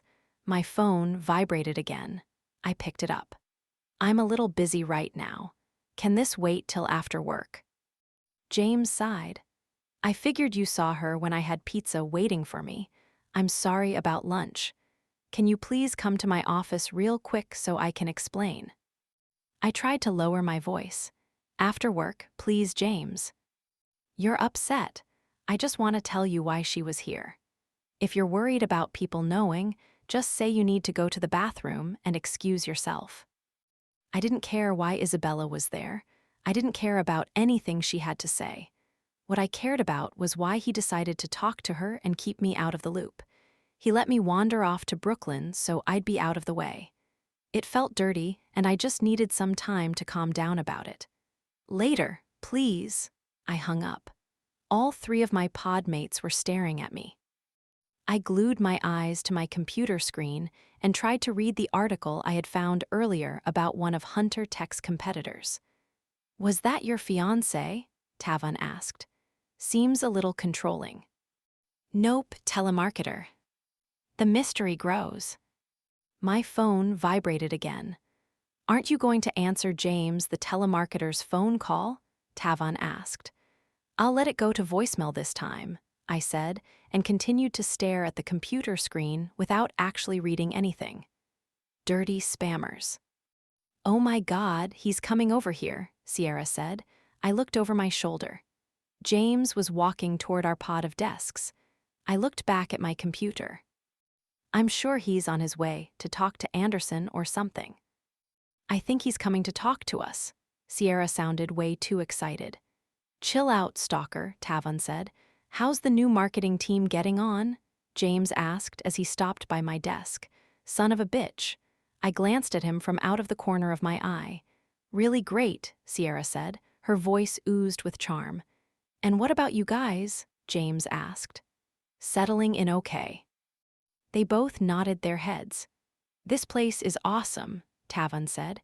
"So much cooler than the place I interned at last summer." "Glad to hear it." James tapped on the top of my desk with the knuckle of his index finger. "Can I have a quick word, Miss Taylor? We have these assignments from Anderson that we really have to get done by the end of the day," I said. Sierra's jaw visibly dropped. "Trust me, Anderson won't mind," James said. "It'll just take a minute." Now he calls him Anderson. Of course. I got up and followed James away from my desk. "Fight Club has connections," I heard Tavon say as I walked away. It felt like everyone's eyes were on me as I followed James to his office. This kind of thing was exactly what I hadn't wanted. The other marketing interns were probably looking me up right now. I'd get back to my desk in a minute and they'd all know. I was going to tell them eventually, but I wanted to make friends with them first. I didn't want them to judge me. Shouldn't they, though? The only reason I got this job was because of James. He opened up his office door for me, and I walked in past him. The pizza box was open on his desk, and a few slices were missing. My anger and self-doubt had made me hungry after barely eating anything for lunch. I grabbed a slice and sat down in one of the chairs by his desk, not making eye contact with him. "How's your first day going?" James sat down on the edge of his desk directly in front of me. It was the same place he had been sitting when Isabella was there. Luckily, she had been standing, or I'd want to burn the chair. "Really great. They're all calling me Fight Club because of my black eye that your lunch date, who you stood me up for, gave me." He laughed but quickly stopped when he saw my facial expression. She actually came to apologize about that, and for the surprise appearance at the party. Maybe she should have talked to me instead of you then. You seriously couldn't take 2 seconds to tell me you couldn't make lunch. I thought she came to make a scene. It wouldn't be the first time. And now I have you here to worry about embarrassing too. It seemed like the best option was to hear her out. So is that how it's going to be our whole lives? You're just constantly going to put her first? I knew it wasn't fair. He had talked to her in part to avoid her embarrassing me. But I was pissed. And hadn't he just embarrassed me? He knew I wanted to keep things professional here, and he just completely threw that out the window because I asked him if we could wait and talk after work. He hadn't gotten his way, so he disregarded everything I had asked him not to do. He was being ridiculous. No, she actually came to tell me that she wants me to be happy. She won't be bothering us anymore. Well, I'm glad you got the closure you needed. I thought the divorce had handled that. But what do I know? You're seriously upset that I talked to Isabella for a few minutes. He crossed his arms in front of his chest. You know how I feel about her. There's no reason to be upset. I'm allowed to be upset. You can't control my emotions when you control everything else. I don't. Why am I here, James? I applied to dozens of places. How could I not have heard back from a single one? What did you do? I thought you'd want to work with. I would have told you if this was what I wanted. It's not. I know that everyone is going to judge me when they find out we're together, which you kind of just gave away. I needed to do this on my own. I want to be independent. I don't want to have to rely on you for everything. Penny, you don't respect me. I stood up and threw the rest of my pizza slice in the trash can. At all. Now can we please just talk about this at home like a normal couple? His mouth was set in a straight line. I knew I had hurt him. But for 1 second, I wanted to focus on what I wanted instead of what he did. Ever since we had moved here, I had tried to give him everything he needed. I had been hyper-focused on making him happy, and I had completely forgotten about what I wanted somewhere along the way. He couldn't always get his way. This was my life, too. Chapter 13. Monday. I sat down on a bench outside of the tavern on the green. In less than 2 weeks, we'd be saying our vows under the huge tree with the shimmering lanterns that I loved so much. I wasn't having second thoughts, not for a second. I loved James with every fiber of my being. Sometimes I just wished he could hear me.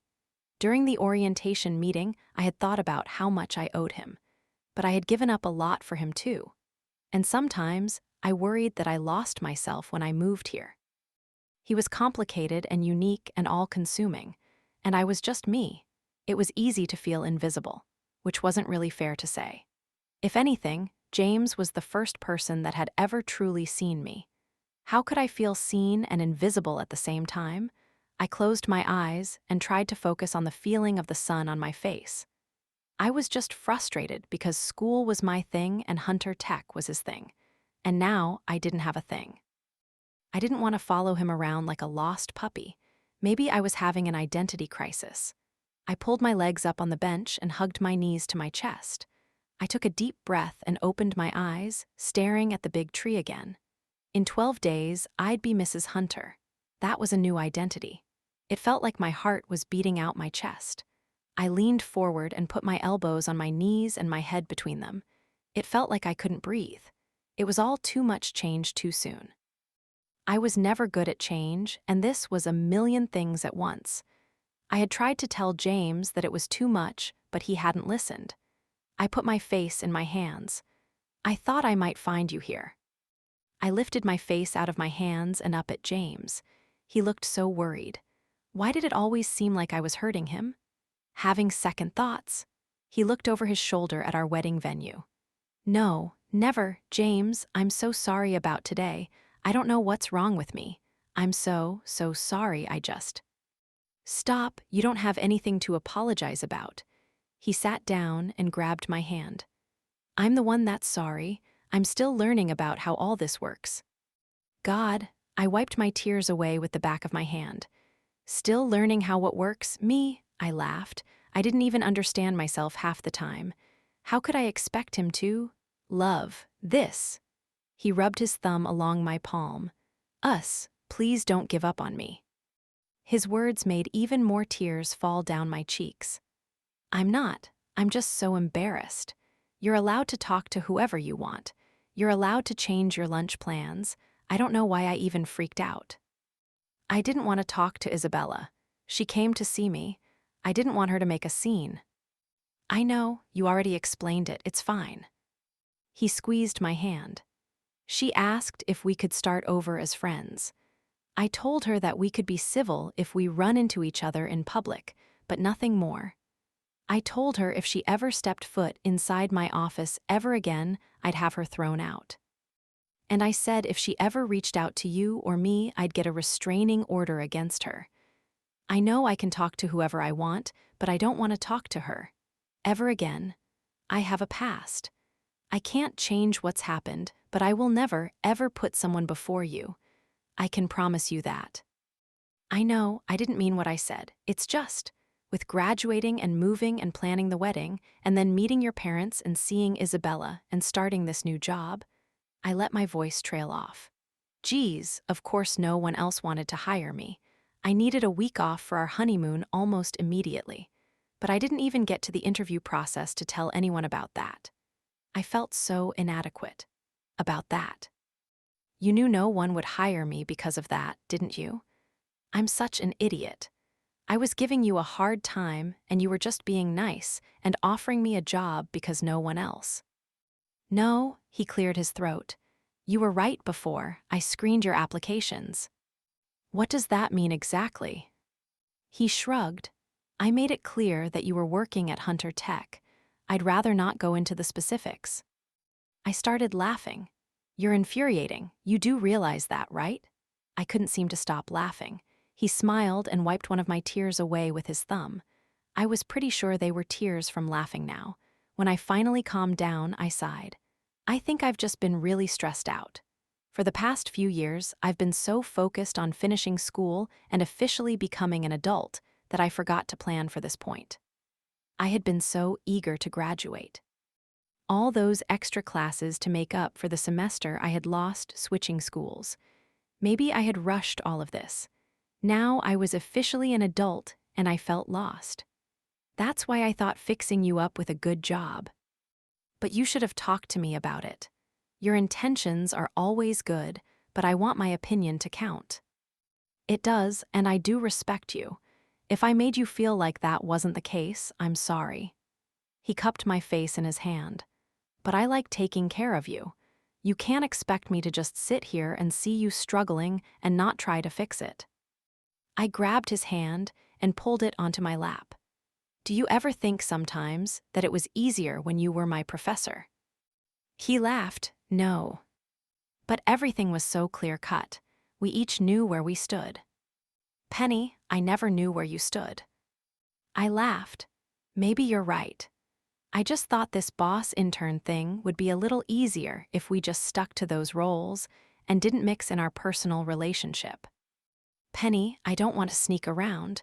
I thought we were done with that when we moved here. We're getting married at the end of the month.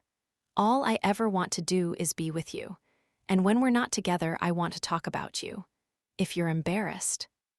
I'm not embarrassed about us. That's not it. I just didn't want all my new coworkers to judge me before they got to know me. Knowing that we're together is part of getting to know you. I know, you're right. And I'm pretty sure one of the guys I work with thinks I'm in an abusive relationship because I'm being too secretive about everything. James laughed. Wait, really? I don't know. I'm a bad liar. It wasn't a terrible conclusion with all the weird stuff I said all day. And I don't recommend starting a new job with a black eye. You told me you couldn't see it. He shrugged. You can barely see it. I lightly shoved his shoulder. Oh, and by the way, Andy prefers being called Anderson. What's up with that? You always call him Andy. Well, yeah, his employees call him Anderson. His friends call him Andy. James, you could have told me that. He laughed and put his arm around my shoulders, pulling me closer to him. I know it's a lot of change really fast, but we can figure this out together. If you haven't discovered your passion yet, you have plenty of time.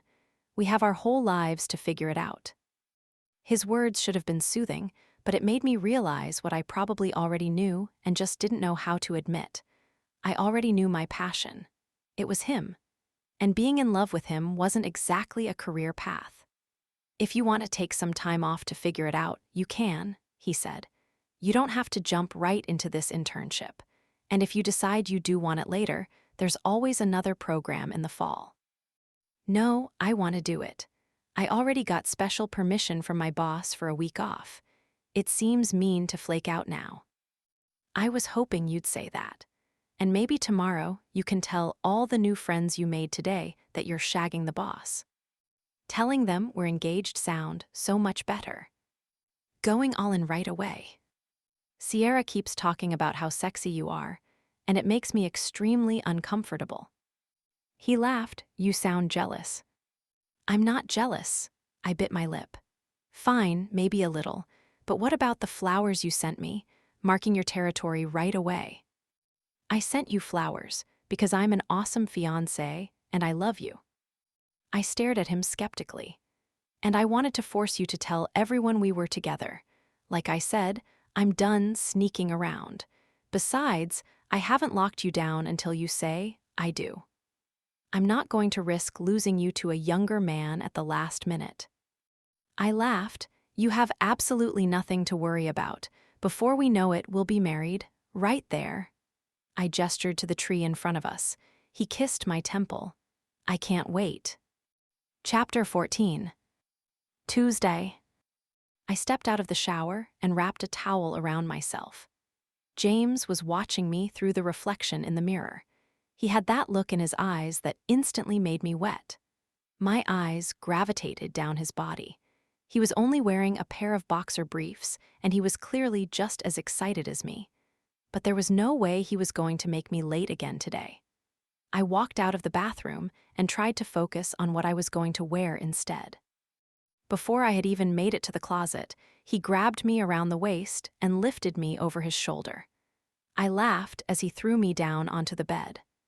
I've been thinking, I said, and put my hand on his chest as he leaned down to kiss me. It's only a couple weeks to the wedding now. Maybe we shouldn't. Shouldn't what? He put his hand on the knot that was holding my towel in place. Have sex. I grabbed his hand before he could undo my towel. What? Why? I mean, that's a thing that people do. They wait to make the first time after the wedding special. He laughed. That's not a thing. Yes, it is. I smiled up at him. Fine, it is. But it's not something we're going to do. You don't really want to, do you? I don't know. I bit my lip. We're already indulging in a life of sin. He leaned between my legs, pressing his erection against me, and lightly kissed my neck. So much sin. It bit my earlobe. I swallowed down the moan that wanted to escape. Besides, you really think you can resist me for 2 weeks? He untied my towel and cupped my left breast in his hand, teasing my nipple as he left a trail of kisses down my stomach. My body squirmed beneath his. He was right. There was no way we'd be able to resist each other for that long. He kissed my hip bone and then suddenly stopped. He smiled up at me. Okay, game on. We'll see who breaks first. What? You can't just tease me like that. He laughed. I'm totally going to win. James, it's not a game, and let's start tomorrow. No way, I have you right where I want you. He kissed my hip bone again and stood up. You're not serious. It was your idea. Hurry up, we're going to be late. He disappeared into the closet. Of course, he turned it into a game, and he was right. He probably would win. His ass looked so amazing in those boxers. Have you told them all about your awesome fiancé that you're withholding sex from yet? I laughed. No, I'm going to tell them after lunch. Today was already going better, although the nickname Fight Club had seemed to stick. I picked at my salad. I had vowed to eat healthier before the wedding. And Ellen had packed me a lunch that consisted of virtually nothing edible. James pushed half his sandwich toward me. I didn't hesitate to pick it up and take a huge bite. I don't know why you're pretending to go on a diet before the wedding, he said. It's the principle of the thing. I'm supposed to look my very best. You do. Is that so? I hitched my skirt up a little and watched his eyes wander up my thighs. Maybe I could win this game. I'd have to ask Ellen to pack me a banana in my lunch tomorrow. I could definitely work with that. I have a lot of self-control, Penny. He grabbed his sandwich back out of my hand. Is that why you slept with one of your students? He raised his left eyebrow. The pros outweighed the cons on that one. I could have controlled myself. I just chose not to. Sure. You have something right there. He pointed to the side of my mouth. I wiped the side of my lip. Other side. He leaned forward and slid his thumb along the corner of my mouth, staring into my eyes. Fuck. Why is that so hot? I quickly stood up. Well, I should probably get back to work. I grabbed the rest of my salad and tossed it in the trash, leaning over to make sure he got a good look at my ass. You're playing dirty. I turned around to look at him. So are you. He flashed me one of his smiles that always made my knees weak. Are you still meeting up with Melissa and Tyler tonight? Just thinking about it made my stomach churn. Yeah, I figure the three of us need to talk. I don't want to put it off. He nodded. I'll just meet you back home later then. I'm cutting out early today. I have a few errands to run. He stood up, grabbed my waist, and pulled me in close, planting a passionate kiss against my lips. If I thought my knees were weak before, I didn't even know how to describe this feeling. He squeezed my ass, pressing his body even more firmly against mine. When he pulled back, I was completely breathless. I'm totally going to win, he whispered in my ear and released me. I knew I hadn't wanted it to be a game, but now I was determined to win. I have a few tricks up my sleeves, too. Bring it on, baby. He sat back down at his desk chair and turned on his monitor. I closed the door behind me. I needed to think of something super sexy to do. I was so preoccupied while I walked back to my desk that I'm pretty sure Sierra had called my name a few times before grabbing my elbow. Were you just having lunch with James Hunter? Sierra squealed. I just saw you come out of his office. We had reached our desks. What are you so excited about? Zach asked Sierra. Penny's secret rendezvous with James Hunter during lunch. Is that why you keep ditching us for lunch? Tavon asked. You're eating with the boss instead. I feel slighted. Well, yes and no. Now was as good a time as any, especially since I had gotten caught red-handed. Wait, Tavon said, cutting me off. Let us all guess what you were doing. I sat down. I'm just going to tell you. No, this is more fun. Zach, you guess first. He shook his head. She was probably complaining about a super annoying new coworker. Tavon laughed. I'm sure she was complaining about you. What is your guess, Sierra?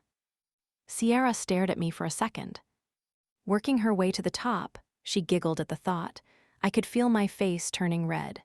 Oh, shit, Tavon said with a laugh. You're cheating on your fiancé with your boss, aren't you? Classic. No, my voice sounded way more defensive than I intended it to. Yes, you are. Your face is bright red.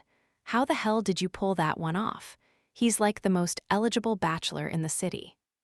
Wait, I thought you said he was engaged, Sierra said. This just keeps getting better and better. Tavon said before I could reply. You're engaged, he's engaged, and you're both cheating and sleeping with each other. That's pretty fucked up. You're such an idiot. Clearly he's her fiancé, Zach said. He was staring at me intently. James the telemarketer, I'm guessing. Yes, Zach wins. Oh my God, what? Sierra squealed again. Her voice was starting to hurt my ears. You're engaged to James Hunter. Are you serious? You're so lucky. Tavon snickered. So Sierra was kind of right. You slept your way into this job. Dude, Zach said, you shouldn't be messing with her now. If I remember correctly, you made some pretty shitty hypotheses about her fiancé before you knew who he was. Penny, Tavon said, we're cool, right? Obviously, James Hunter isn't whipped or desperate or controlling. I didn't mean it. I laughed. He actually is controlling. It's fine. I'm not going to tell him you said that. Wait, I think I remember reading about this, Sierra said. James Hunter took a break from corporate America after selling Blythe Tech International. She snapped her fingers. He was a professor at some school for a year or something, and he got fired for sleeping with a few of his students. He resigned, and it was just one student. What is wrong with people? You. I'm going to go get some coffee. Anybody want anything? When no one said anything, I got up and walked toward the break room. They didn't need any other specifics. Everything they wanted to know was online. I'd hide out here for a few minutes until they were done looking. I grabbed a mug, poured myself a cup, and walked over to the sugar. When I turned around, Zach was standing there with his arms folded in front of his chest. So the bruise, he touched his cheek. Was that him? Oh God, no. I tried to walk past him, but he blocked my path. If you don't want to talk to me about it, you should talk to someone you. No, I actually mean no. It wasn't him. Who was it then? Why don't you believe me? Well, for one, you're avoiding the question. I'm not, I'm just. So tell me then. If it's not him, it shouldn't matter. Fine, you got me. I'm actually in a fight club. Zach laughed. Really? And I can't talk about it.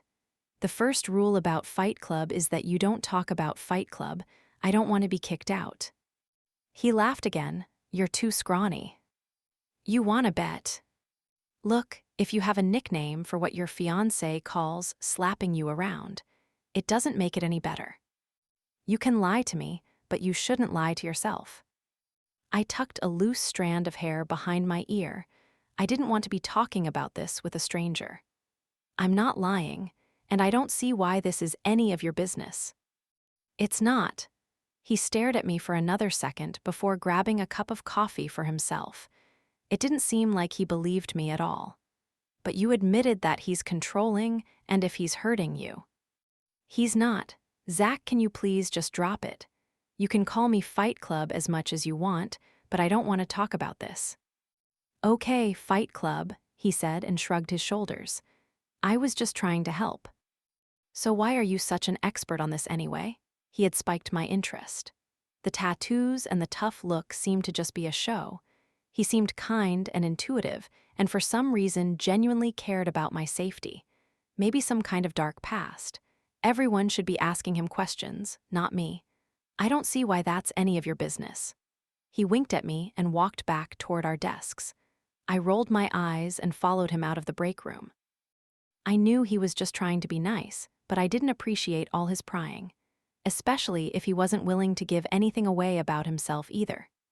You have quite the sensational past, Sierra said as I sat back down. I shrugged my shoulders. So let me get this straight, Tavon said. You fucked your professor, got caught, lost your scholarship to the University of Newcastle and the respect of your peers, and had to switch schools because of all the scandalous rumors.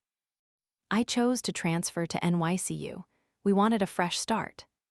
So how did you pay for it? NYCU is an expensive college, especially without in-state tuition. God, I'm going to take your silence as confirmation for what I already thought. James Hunter paid for your education, and he obviously got you this job. Everything in your life has been handed to you. This is kind of bullshit. Do you know how hard I had to work to land this internship? How many interviews we all had to do before we got accepted? My transcript is just as good as yours, or I wouldn't be here. I think we all know that's not true. I think you're missing the silver lining here, Zach said. Tavon sighed and put his hands behind his head. Which is? Penny has an in with the boss, so if we all play our cards right, we now have a connection that none of the other interns have. You should be happy about this, not pissed off. He gave me a small smile. Having him on my side could be a good thing. True, Tavon said. Maybe the four of us could get drinks one night this week, and you could bring Hunter. I let my voice trail off. I didn't know what James would think about hanging out with a bunch of his interns. I'll ask him, but we're really busy the next few weeks. With all the wedding planning, Sierra asked, it's probably going to be the most lavish wedding of the year. I wasn't sure what she wanted me to say. Was she waiting for me to invite her? I can ask James about getting drinks one night, though, I said instead. I can't wait, Sierra said. I've always wondered what he was like outside of work. It's like hanging out with a celebrity. I'm so jealous of your life. If you don't tone it down, Fight Club won't even ask him, Tavon said. We'll be cool, I promise. I'll get Sierra under control. I laughed. I glanced at Zach, but he was just staring at me skeptically. Yeah, I'll ask James and let you guys know. I turned my attention to the computer screen. Maybe hanging out outside of work with them would help us bond, and Zach seeing James and me together might get him off my back. Chapter 15. Tuesday. I grabbed the handle as soon as the door buzzed. Tyler had done well for himself in New York. He had aced his first interview and landed the job he had wanted as a business reporter. And he had already gotten a few promotions. Him moving here after he graduated had been wonderful. I think the time we spent apart allowed James to move on from everything that had happened between me and Tyler. They were actually friends now, and I guess it had been good for Tyler and me too. We still talked on the phone every now and then while he was still in Delaware, but we weren't very close anymore. As soon as he moved here, though, it was like we were best friends again. Our friendship had picked up right where it had left off, minus the sexual tension. I stepped onto the elevator and pressed the button for the 5th floor. Transferring to NYCU had been hard. Everyone had already made friends freshman year, which left me pretty much on my own. Luckily, Mason had started dating B. She was pretty much the only friend I had made in New York besides for James' friends. And they didn't really count because I couldn't really talk to them about anything personal, despite how inappropriate Rob was all the time.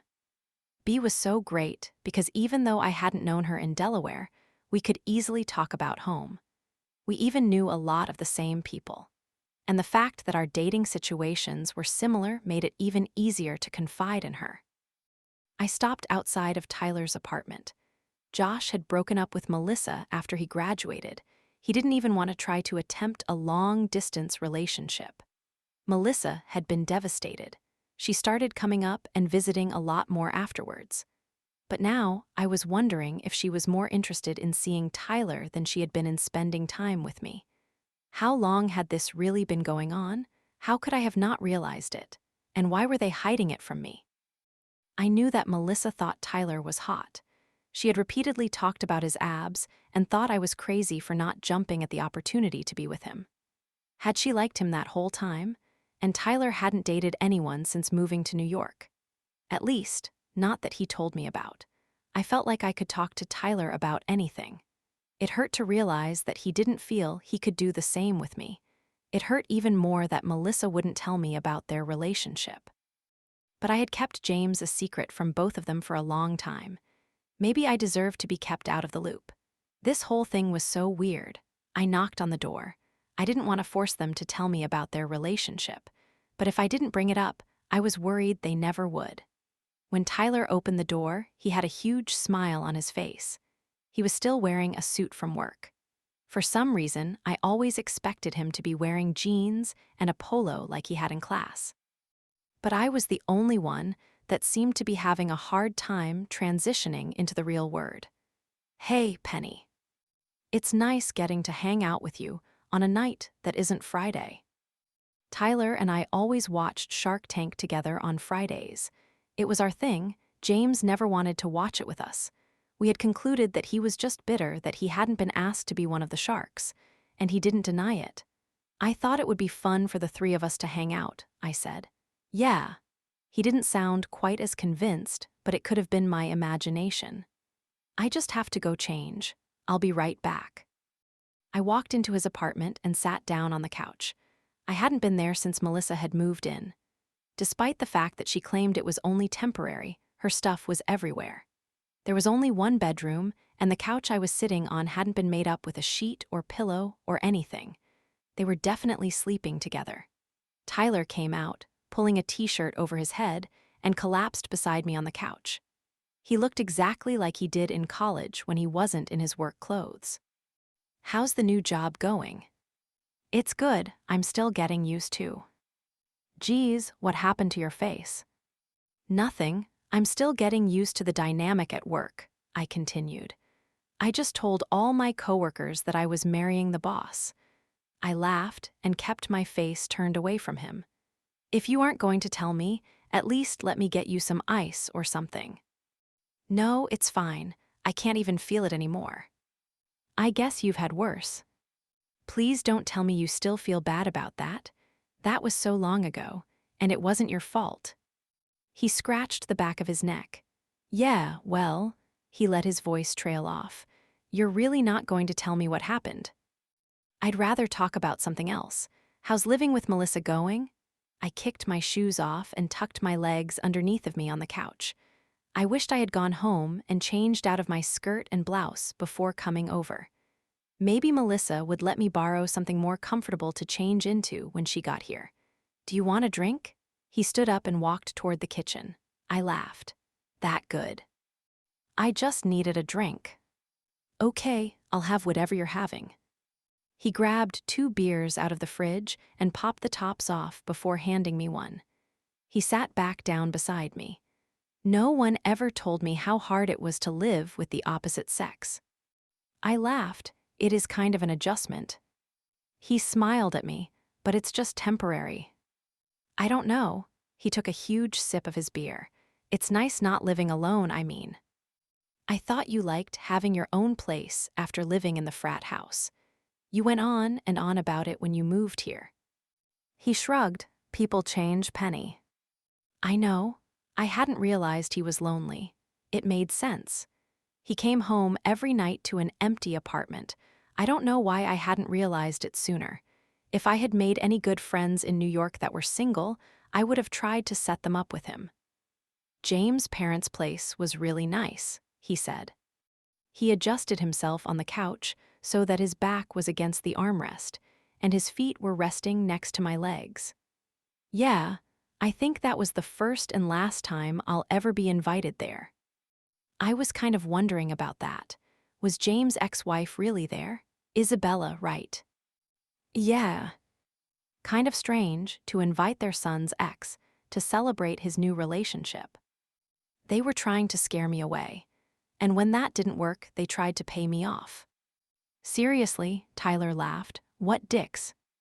I laughed, couldn't have said it better myself. And the black eye happened sometime between that night and today. I would have remembered seeing it at the party. I knew better than to think Tyler would drop it, and it wasn't like Zach prying. Tyler cared about me. Actually, it was Isabella. She decided to confront me after his parents' bribe, and I was upset and I called her a bitch. So she slapped me. Tyler laughed. "It's not funny." I pushed on his foot and he playfully kicked my thigh back. "It's kind of funny. James sure comes with a lot of baggage." Well, he's tossed it all away. His parents aren't even invited to the wedding anymore. He's okay with that. I think it's what he wanted the whole time. I was just too stubborn to see it. I bit the inside of my lip. It was stupid. I just really wanted them to like me. That's not too much to ask from your future in-laws. Apparently in this case it was. "Are you sure you're okay?" His eyes had gravitated back to my cheek. "Honestly, the clothes I'm in are more uncomfortable than the super small bruise on my face." I moved my legs again, trying to get comfortable on the couch. He laughed. "I already put a pair of sweats for you in the bathroom. I was wondering when you'd start complaining." "You know me so well, I'll be right back." I got up and went to the bathroom. Sure enough, there was a pair of sweatpants and one of his University of Newcastle t-shirts folded on the shelf. I quickly changed. I loved Tyler's sweatpants. They were big and comfortable. And no matter what I was wearing when I came over, I usually found something to complain about so that I'd get to change into a pair. Eating popcorn in sweats while watching Shark Tank was more accurately our thing. It was nice to know that just because he was with Melissa now, we could still hang out like this. I made my way back out into the living room. "When is Melissa usually done work?" She had found a summer internship at a law firm nearby. In the fall, she'd be going to law school. She was still waiting to hear back from where, but I was hoping it would be in the city. She'll be here any minute. I wasn't sure if it was better to ask him about it now or wait until they were together. I just wanted to get it over with. "Are you and Melissa dating?" I blurted out before I could change my mind. He choked on his sip of beer. "No." He cleared his throat. "I mean, why would you ask that?" "James thought he saw something going on between you two." "And that bothered you?" He didn't deny it this time. He wanted to know how I felt about it. That probably meant it was true. I laughed. "No, I want you both to be happy, you know that." He didn't say anything, he just took another sip of his beer. "But you two are my best friends. I guess if you dated, I don't know, I don't want to lose you." "That's not really fair. You never wanted me to begin with, Penny. You can't lose what you never had." "I mean our friendship." He sighed. "I don't really know what to tell you. The couch isn't made up. I mean, it's pretty obvious that you guys are sleeping together. I don't really think we should be talking about this. But we're friends." "It's weird, Penny. You must realize that, with our history. It's complicated to say the least." "So you are then?" I asked. "This is so awkward." "Tyler, I'm not going to talk about my sex life with you, Penny. That's what friends do. Not when one of those friends used to be in love with the other friend." He stood up. "Not when we've had sex. Not when I compare every girl I'm with to that night we had." He shook his head. "I didn't know that. My hanging around all the time maybe hadn't been as fun for him as it was for me. This is enough for me," he said. "If I can't be with you, I decided being your friend was good enough. And you are my best friend, but I can't talk to you about this. This is where I have to draw the line. I'm sorry. And I'm not going to feel guilty for hooking up with Melissa, because I'm allowed to have a life outside of whatever this is. You do, you get to go home to James, and at least Melissa actually likes me. Or liked me. I don't know, it's complicated." He sat down on the couch again and scratched the back of his neck. He was opening up about it. I didn't want him to close off because of our past. I didn't want to be left in the past too. "Why is it complicated?" "Because she thinks I'm still in love with you." I swallowed hard. I didn't want to know the answer, but it felt important to ask. If he was, I shouldn't be coming over here all the time, or at all, and I definitely shouldn't be wearing his pants. And I don't even know anymore. I look forward to Friday nights. I haven't really been trying to meet anyone. I've been stuck. I just wanted something less complicated. And Melissa was easy. He coughed. "Not like that. Sorry, I didn't mean it like that. I just already knew she liked me. It wasn't like it was with you. It wasn't this instant attraction. But I don't know, our relationship slowly changed into something more. I like having someone to come home to." "I get that." He sighed. "I'm friends with James. I wouldn't do anything to mess that up after it took so long for him to be cool with us hanging out. Besides, it's not like how it used to be between us. I still love you, but I'm not in love with you. Melissa doesn't seem to understand the difference." "Well, I do." "Yeah, that's how you always felt about me." He laughed and looked back up at me. "Are you in love with her?" "I don't know, I mean," he looked uncomfortable. "Honestly, it was just casual hookups, but it was a lot of them. And when she said she was moving here, I offered my place." "So she wants it to be more than casual." "I thought so at first." "Well, what do you want?" He laughed. "I'm not good at relationships." I didn't say anything. His response didn't really answer my question, and usually if I stayed silent, he always confessed what he was hiding. Before this, I didn't think we had many secrets from each other at all. "It doesn't really matter now. She found an apartment. She's moving out at the end of the month. That's plenty of time to change her mind." "I think I should have never slept with your best friend. What the hell was I thinking?" "I think it's great. Two of my best friends getting together. What could be better than that?" Even as I said it, I knew it wasn't true.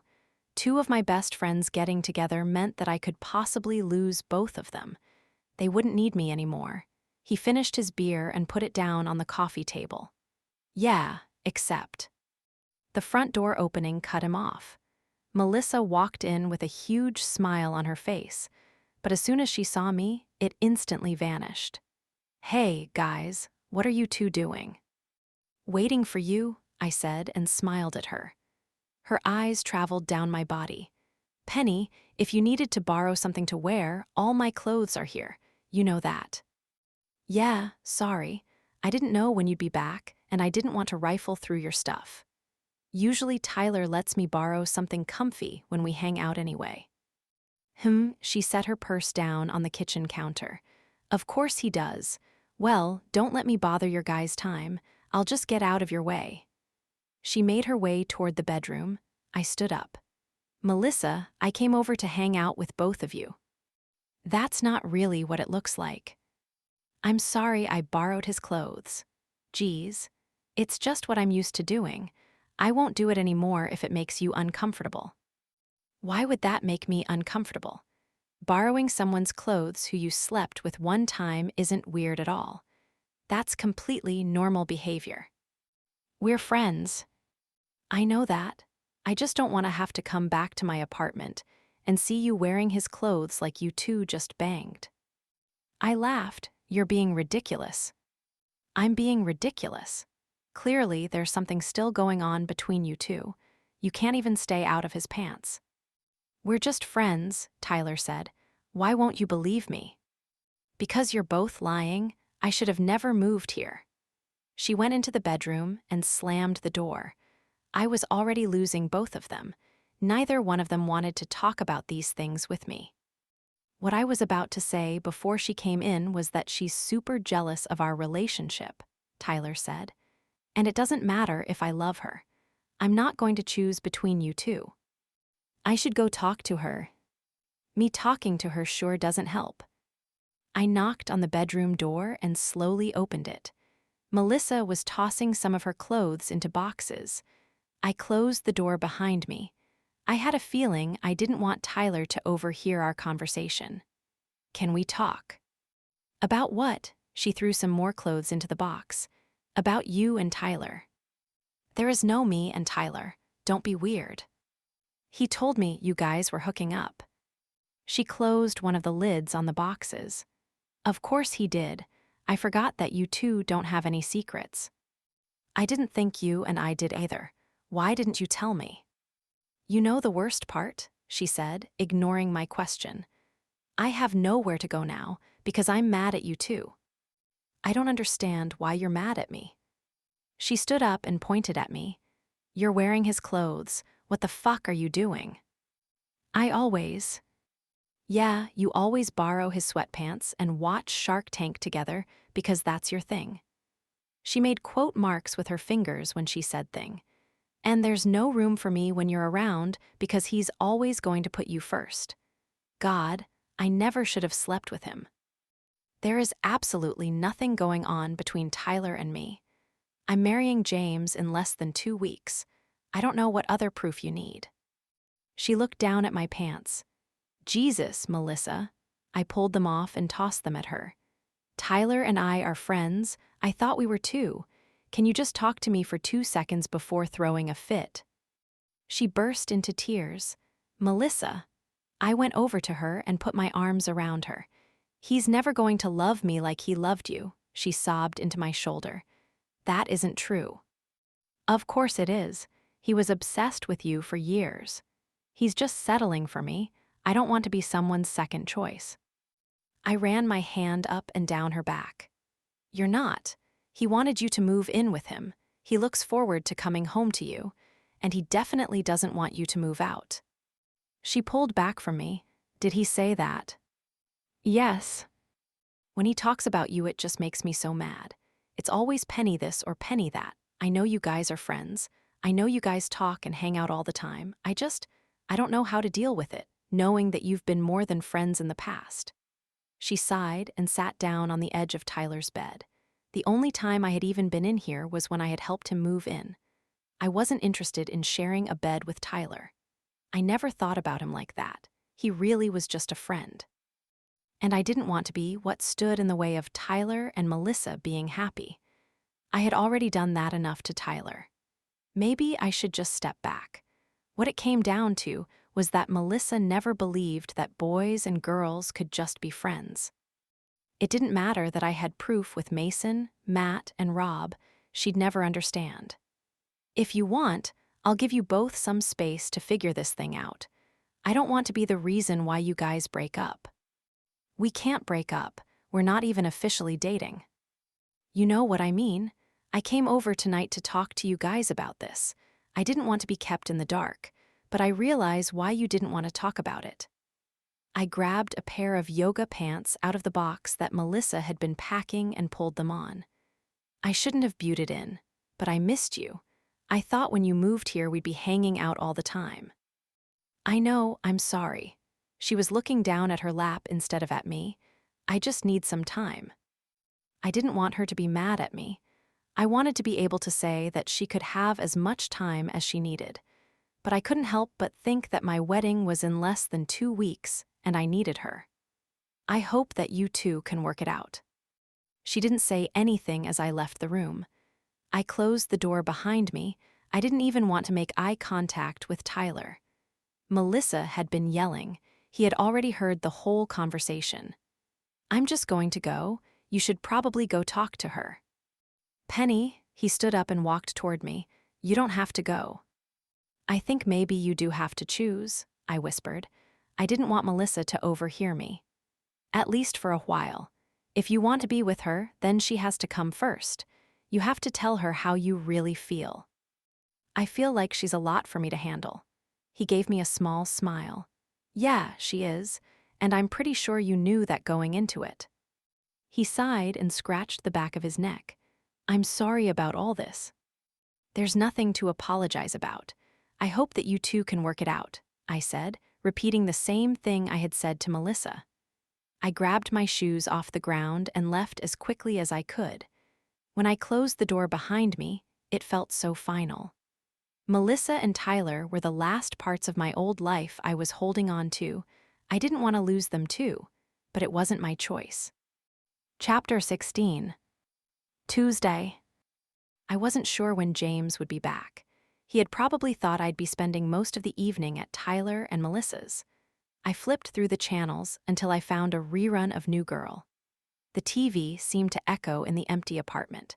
Melissa and I always used to watch this show together. I pulled a blanket onto my lap and tried to focus on the TV instead of my nagging thoughts.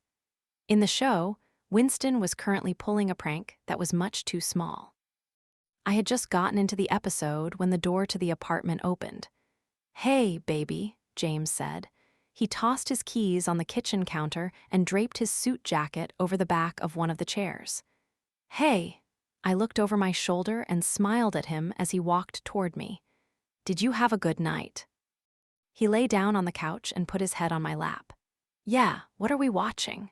Instead of looking at the TV, he was looking up at me. I ran my fingers through his hair. New Girl. James was horrible at watching TV. It was like he didn't have the attention span for it, which was strange because he could focus on other things for hours or even days. I knew he hadn't watched much TV growing up, so maybe he just never got used to it. Even though I wanted to see Winston's reaction to his prank going horribly wrong, I grabbed the remote to turn it off. No, I want to watch, James said, and turned his face toward the TV. I looked over my shoulder toward the door. He hadn't brought any bags in or anything. He had said he had errands to run. Where had he been if he didn't bring anything back with him? What were you up to tonight? I just had some errands to run. He kept his eyes glued to the TV when the show went to commercial. He turned back toward me. Was I right about Tyler and Melissa? Yeah, I sighed. Melissa wants me to stay away for a while so they can figure things out. Why? She's uncomfortable with my friendship with Tyler. It's stupid. Were you wearing this? He lifted up the bottom of Tyler's old shirt. Yes, I shrugged my shoulders. That was the exact thing that had bothered Melissa. He laughed. You two do have a weird relationship. We do not. I'm not complaining, but I can see how it might make her uncomfortable. I frowned. Does it make you uncomfortable? I'm confident in our relationship. Melissa and Tyler just started dating, so she's not confident in their relationship yet. Just different circumstances. But does it make you uncomfortable? It used to, but I trust you, and I trust him. Besides, you do look good in baggy t-shirts. He pushed the fabric up my torso and kissed my hip bone. I laughed. Although, you look even better with no shirt at all.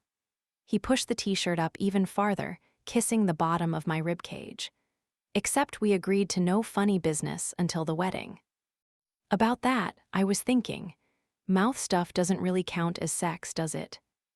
I laughed. Yes, it does. Are you sure? He kissed me right above the waistline of my pants. I've been waiting to taste you all day. I gulped. There's nothing I want more right now than to feel your tight pussy come around my tongue.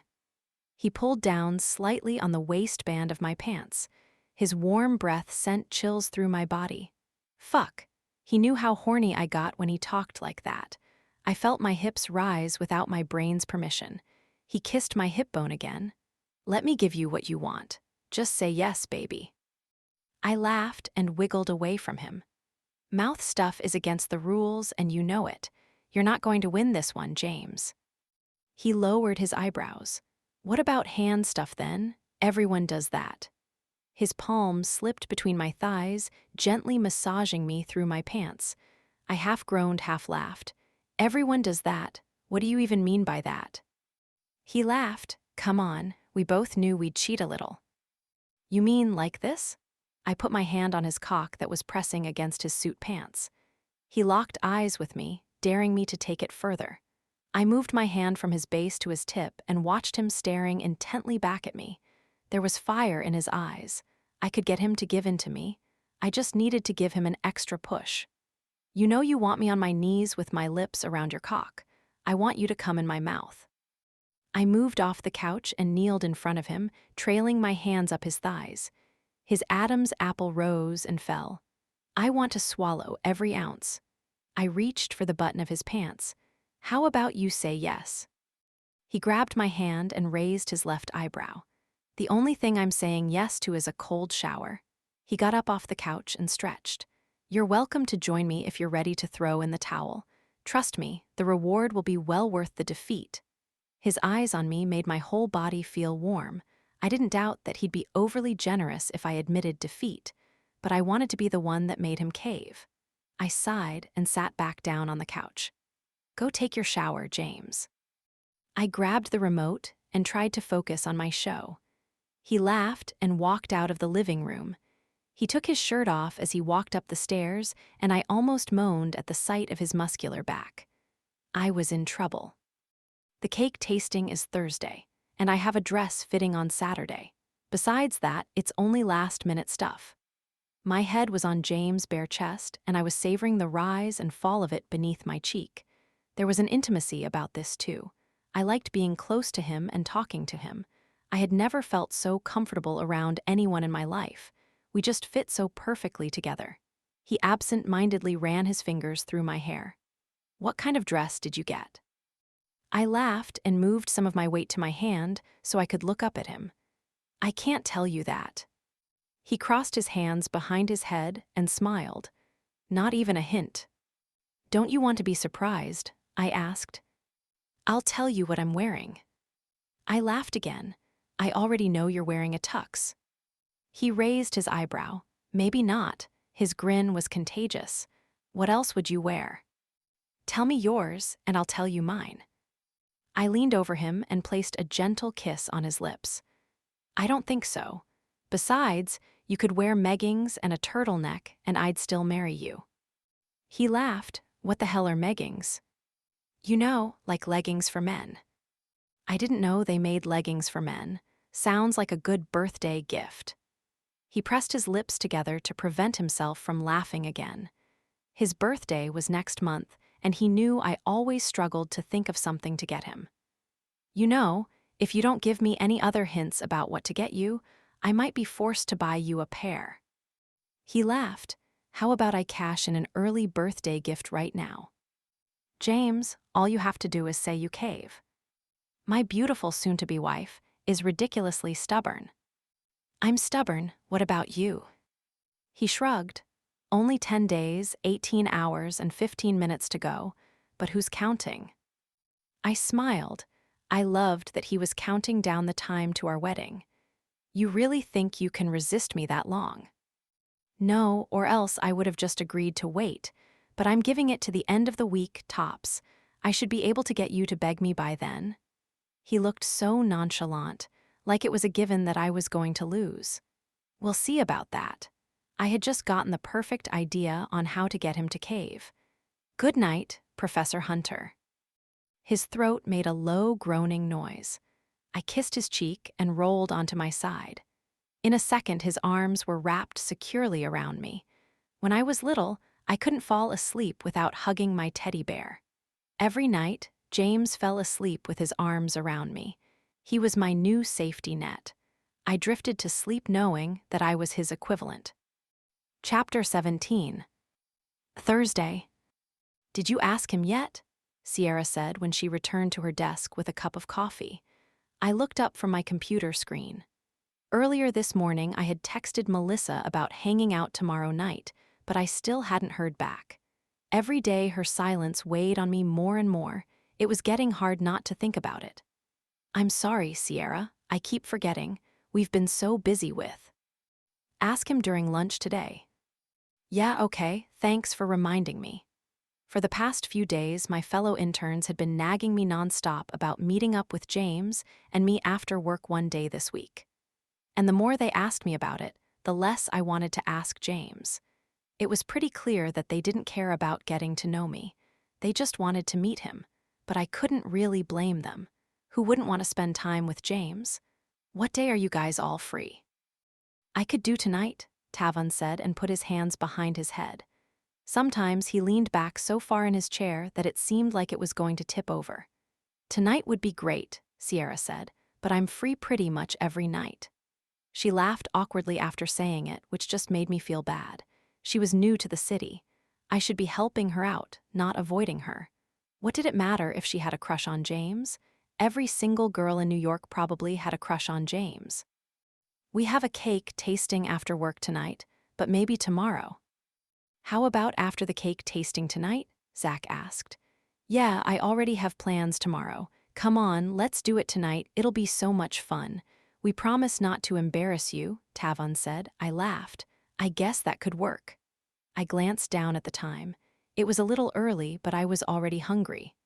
I'm going to take an early lunch, and I promised to ask him. Tonight would be the best time to do it this week. Even though I was free tomorrow night, since Melissa and Tyler weren't talking to me, James still had plans with his friends. And I'm sure he wasn't going to cancel on them to hang out with a bunch of interns that were obsessed with him. I bit the inside of my lip to prevent myself from laughing. I was an intern that was obsessed with him too. He didn't seem to mind my obsession at all. Sierra clapped her hands as I walked toward James' office. She probably thought I was out of earshot. I wove my way through the different departments. Tonight I thought I'd play up the student-professor role-playing idea I had come up with. If anything could get James to cave, it was whispering Professor Hunter seductively in his ear. That dynamic between us never got old. It reminded both of us about when we first started our relationship. And no matter what anyone else said, I loved how we met. I could relive our first time together in his office over and over again. I absent-mindedly licked my lips. Sex seemed to be the only thing on my mind recently. The blinds on James' office windows were open, so he saw me approaching before I even knocked. He immediately smiled and waved his hand, gesturing for me to come in. I walked in and closed the door behind me. Sounds good, James said into his desk phone. Reach those numbers and then we can discuss it. He smiled at me as he listened to whatever was being said on the other end of the line. He stood up, eager for the phone call to be over. Thanks, you too. He immediately hung up the phone and grabbed my waist, pulling me close to him. I was just thinking about you. I'm always thinking about you. I stood on my tiptoes, drawing my face toward his. James' lips were immediately on mine as his palm pressed against the small of my back. The past few days had been filled with the sexiest make-out sessions imaginable. Apparently, we were both addicted to sex, because not taking it further than a kiss always took all of my restraint. I laced my fingers behind his neck, making the heat between us almost palpable. He groaned and grabbed my thigh, lifting it around his waist. I laughed and pulled back, but he kept my thigh in his hand. "You're killing me," he whispered. "I need you." "I need you too." I looked up into his eyes and ran my hand down the side of his face. "It's just going to make our wedding night that much better, you know." He smiled and kissed my forehead. "There's no way you can wait until then." "There's no way you can wait until then," I said and poked the center of his chest. "You're right, I can't." He grabbed the back of my neck and kissed me hard. When he pulled back, I was completely breathless. He released my thigh and smoothed my skirt back into place. "And neither can you, baby." I pressed my lips together and shrugged. "Are you hungry?" His eyes gravitated down my body. "Starving." I laughed. "For lunch, James." I sat down in one of the chairs in front of his desk. "In that case, I guess I could eat." He grabbed our sandwiches out of the small fridge and sat down beside me. "So, the other marketing interns want to go out for drinks tonight, and they were hoping my fiancé could come too." I smiled at him as I slowly unwrapped my turkey sandwich. "Should we meet up with them after the cake tasting?" He took a huge bite of his sandwich. "You actually want to go?" He shrugged as he finished chewing. "If that's what you want to do, you keep saying you want to bond with them. Wasn't that why you didn't want them to know we were together in the first place?" "For some reason, I thought you were going to say no." "When do I ever say no to you?" I smiled at him. "You usually don't say no. You just do whatever you want regardless. Or else I wouldn't even be eating lunch with you right now. I'd have a different internship." "Fair enough, but I think it'll be fun. I should know all my employees better. It will be good for me too." "Are you sure?" James laughed. "If you don't want to, we don't have to." "No, it's not that. It's just that Zach jumped to conclusions because of the bruises on my face and Sierra has a crush on you. I don't want to force you to do things you don't want to." James leaned forward and kissed me again. "All I ever want to do is hang out with you, and I'm excited to meet your new friends. Just to give you a heads up, I'm pretty sure Sierra is going to try to steal you away." "I love how jealous you get." "I'm not jealous." He smiled back at me. "And maybe after drinks, we can go home and reevaluate this whole no sex before the wedding thing." "You're incorrigible, James Hunter." "Is it working?" I shook my head, but we both knew he was wearing me down. Chapter 18. Thursday. I took another bite of the dark chocolate mousse cake. "Is that one your favorite?" James asked as he took a bite too. "I don't know, they're all amazing." After the pastry chef had reprimanded us for waiting until a week before the wedding to pick a cake, he had laid out an assortment of the most delicious cakes I had ever tasted. It was good we had skipped dinner because I apparently didn't have any self-control around wedding cakes. "You know what this one reminds me of?" James asked. I nodded. I was thinking the same thing. Even though it's not lava cake, it tastes like that chocolate cake from your country club. "Our country club." I shrugged my shoulders. "It kind of takes me back to our first date. Our first real date, I mean, not just when I seduced you in my office." He took another bite of the cake. I smiled up at him. "I seduced you." He laughed and shook his head. "You pretended that I was your wife on that date. Do you remember?" I remember. He was looking at me in the most loving way. "Did you ever think we'd be here right now?" At that moment, he ran his hand through his hair. "I think I was just terrified by my own reaction to you." I knew he was referring to his addiction problem. I looked down at the cake. "I wasn't really in a good place when we met, Penny." "I know, I just meant. You saved me." He had never said that to me before. I swallowed hard. I felt tears welling in my eyes. Suddenly, the only thing I wanted in life was to see you smile. He reached out and took my hand. So yeah, I thought we'd eventually be here. This is everything I've always wanted. We certainly had our ups and downs getting here, though. He smiled at me. You mean, you certainly enjoyed pushing me away. I'm not going to ever push you away again. He ran his thumb along the palm of my hand. I know. He pulled me into his chest and put his hand on the side of my face. You're quite sentimental tonight. I breathed in his heavenly scent. Sometimes, I think about when you said you wanted to go to Vegas and… This is what I want too. Are you sure? You said you didn't want a big wedding and I… Penny, the first time I got married, I wasn't in love. I didn't have a say in any of the plans. I wasn't excited to walk down the aisle, and before I met you, I never thought I'd get married again. He ran his fingers through my hair. No one's ever loved me like you love me. This is what planning a wedding is supposed to be like. I liked looking at venues, picking flowers, being excluded from helping you pick out a dress. I laughed. I've had fun doing all of it. This is going to be our wedding, and I'm so excited to marry you. I thought I didn't want this back then, but I want it now. I want to see you walk down the aisle toward me. I want our friends and family to clap when we have our first kiss, and I want to have a first dance. I want all of it with you. I think we should choose this one then, I said, and looked down at the chocolate cake. I'm still going to try all the others, though. This place is amazing. James laughed and released me from his embrace. There is one last thing to do here. What's that? He picked up a piece of cake in his hand and lifted it toward me. Don't you dare, James. Before I had even completed the sentence, he smashed the cake against my face. He laughed as I wiped it off my nose. Oh, I'm going to get you. I picked up a piece of cake and chased after him. James opened the door for me. As soon as we were both inside, he put his arm across my shoulders. They're over there, I said, nodding toward where Sierra was waving her hand in the air.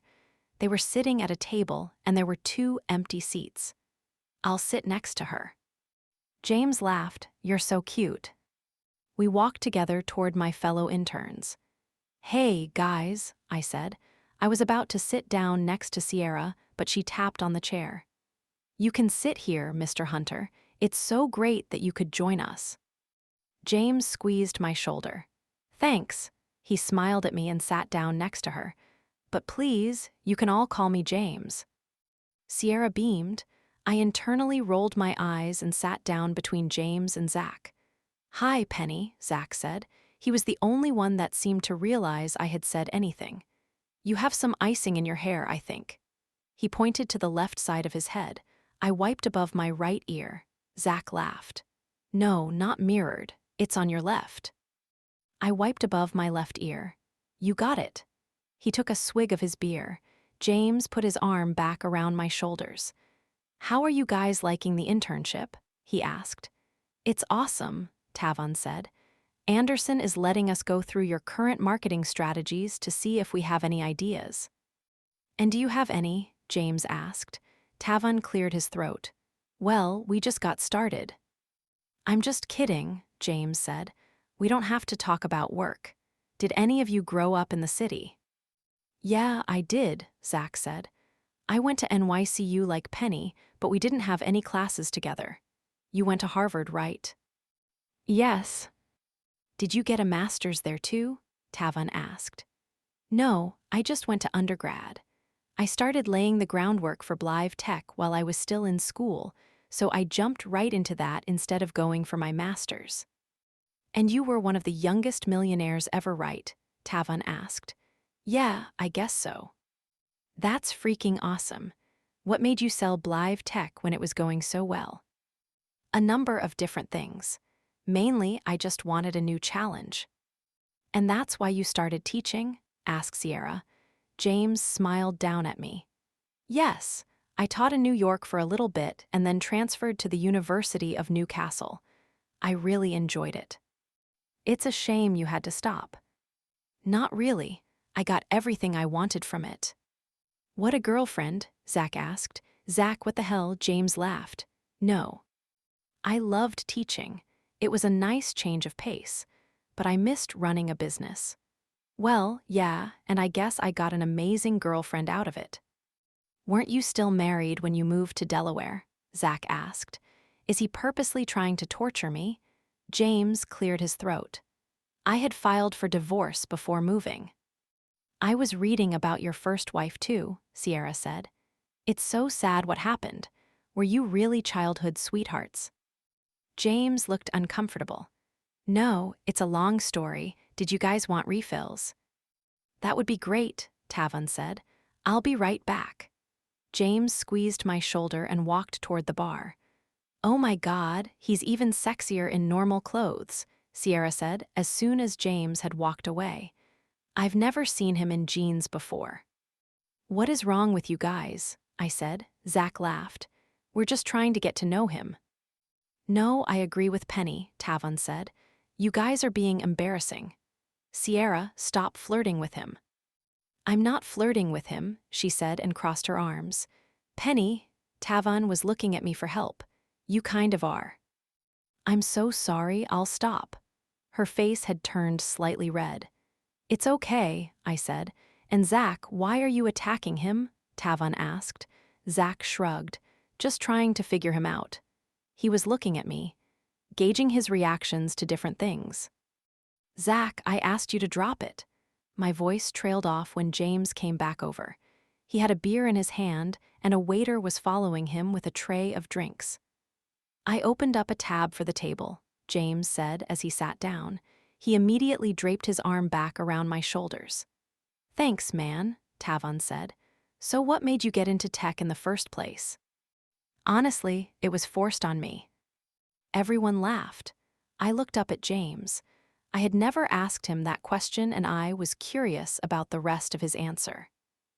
I liked reading in my free time, and my parents hated that. They put a computer in my room and kept giving me games to play on it until I finally got interested. You do realize that's the opposite problem all our parents had with us, right? Sierra asked. James laughed. I think they knew there was an opportunity for advancement there, whereas being an author wasn't something they wanted for me. My older sister was already interested in literature, and they were right. The opportunities in this field are endless. So you originally wanted to be an author? Sierra asked. James shrugged. No, I don't know. I was young. I didn't really know what I wanted to be. I bit my lip. He was never allowed to dream about what he wanted to be. His parents had decided that for him early on. Did you play any sports growing up? Tavon asked. Some, never for very long. I always went back to tech. So, were you like a nerd in school? Sierra asked. I can't picture that at all. I'm still a nerd, James said. You are definitely not nerdy looking, replied Sierra. James laughed awkwardly and turned away from her. What about you, Tavon? Did you play sports? Soccer, second team all-conference, my last 2 years in high school. My little brother was good at soccer too. I used to love going to his games, James said. I took a sip of the beer that the waiter had handed me. I knew that Rob had played soccer growing up. He liked to brag about how awesome he was. You like beer? Zach asked me. I turned toward him. I'm used to hanging out with the guys. He smiled. I pegged you for only drinking girly drinks. You pegged me wrong. And what about you, Zach? James asked, cutting our conversation short. Any sports growing up? I ran track. Do you still run a lot? Almost every day through Central Park before or after work. I like running through Central Park too. I always try to get Penny to come with me, but I haven't convinced her yet. Sometimes James ran with Mason. They always made everything a competition. Whenever James came back completely worn out, I knew he had been racing Mason through Central Park. B and I always joked that they complained about us on their runs, but I had a feeling that they just talked about real estate, or mergers and acquisitions, or something super boring. B and I went to yoga classes together at least once a week, and we never complained about James and Mason. We were happy. There wasn't anything to complain about. You should try it sometime, Zach said, pulling me out of my own thoughts. James pulled me a little closer to him. I laughed. Running? Oh no, I do not like running. As far as I was concerned, James gave me plenty of cardio exercise, although I'd never pass down a walk through Central Park with James' hand in mine. I'll stick to yoga, I said. You do yoga? A few times a week, yeah.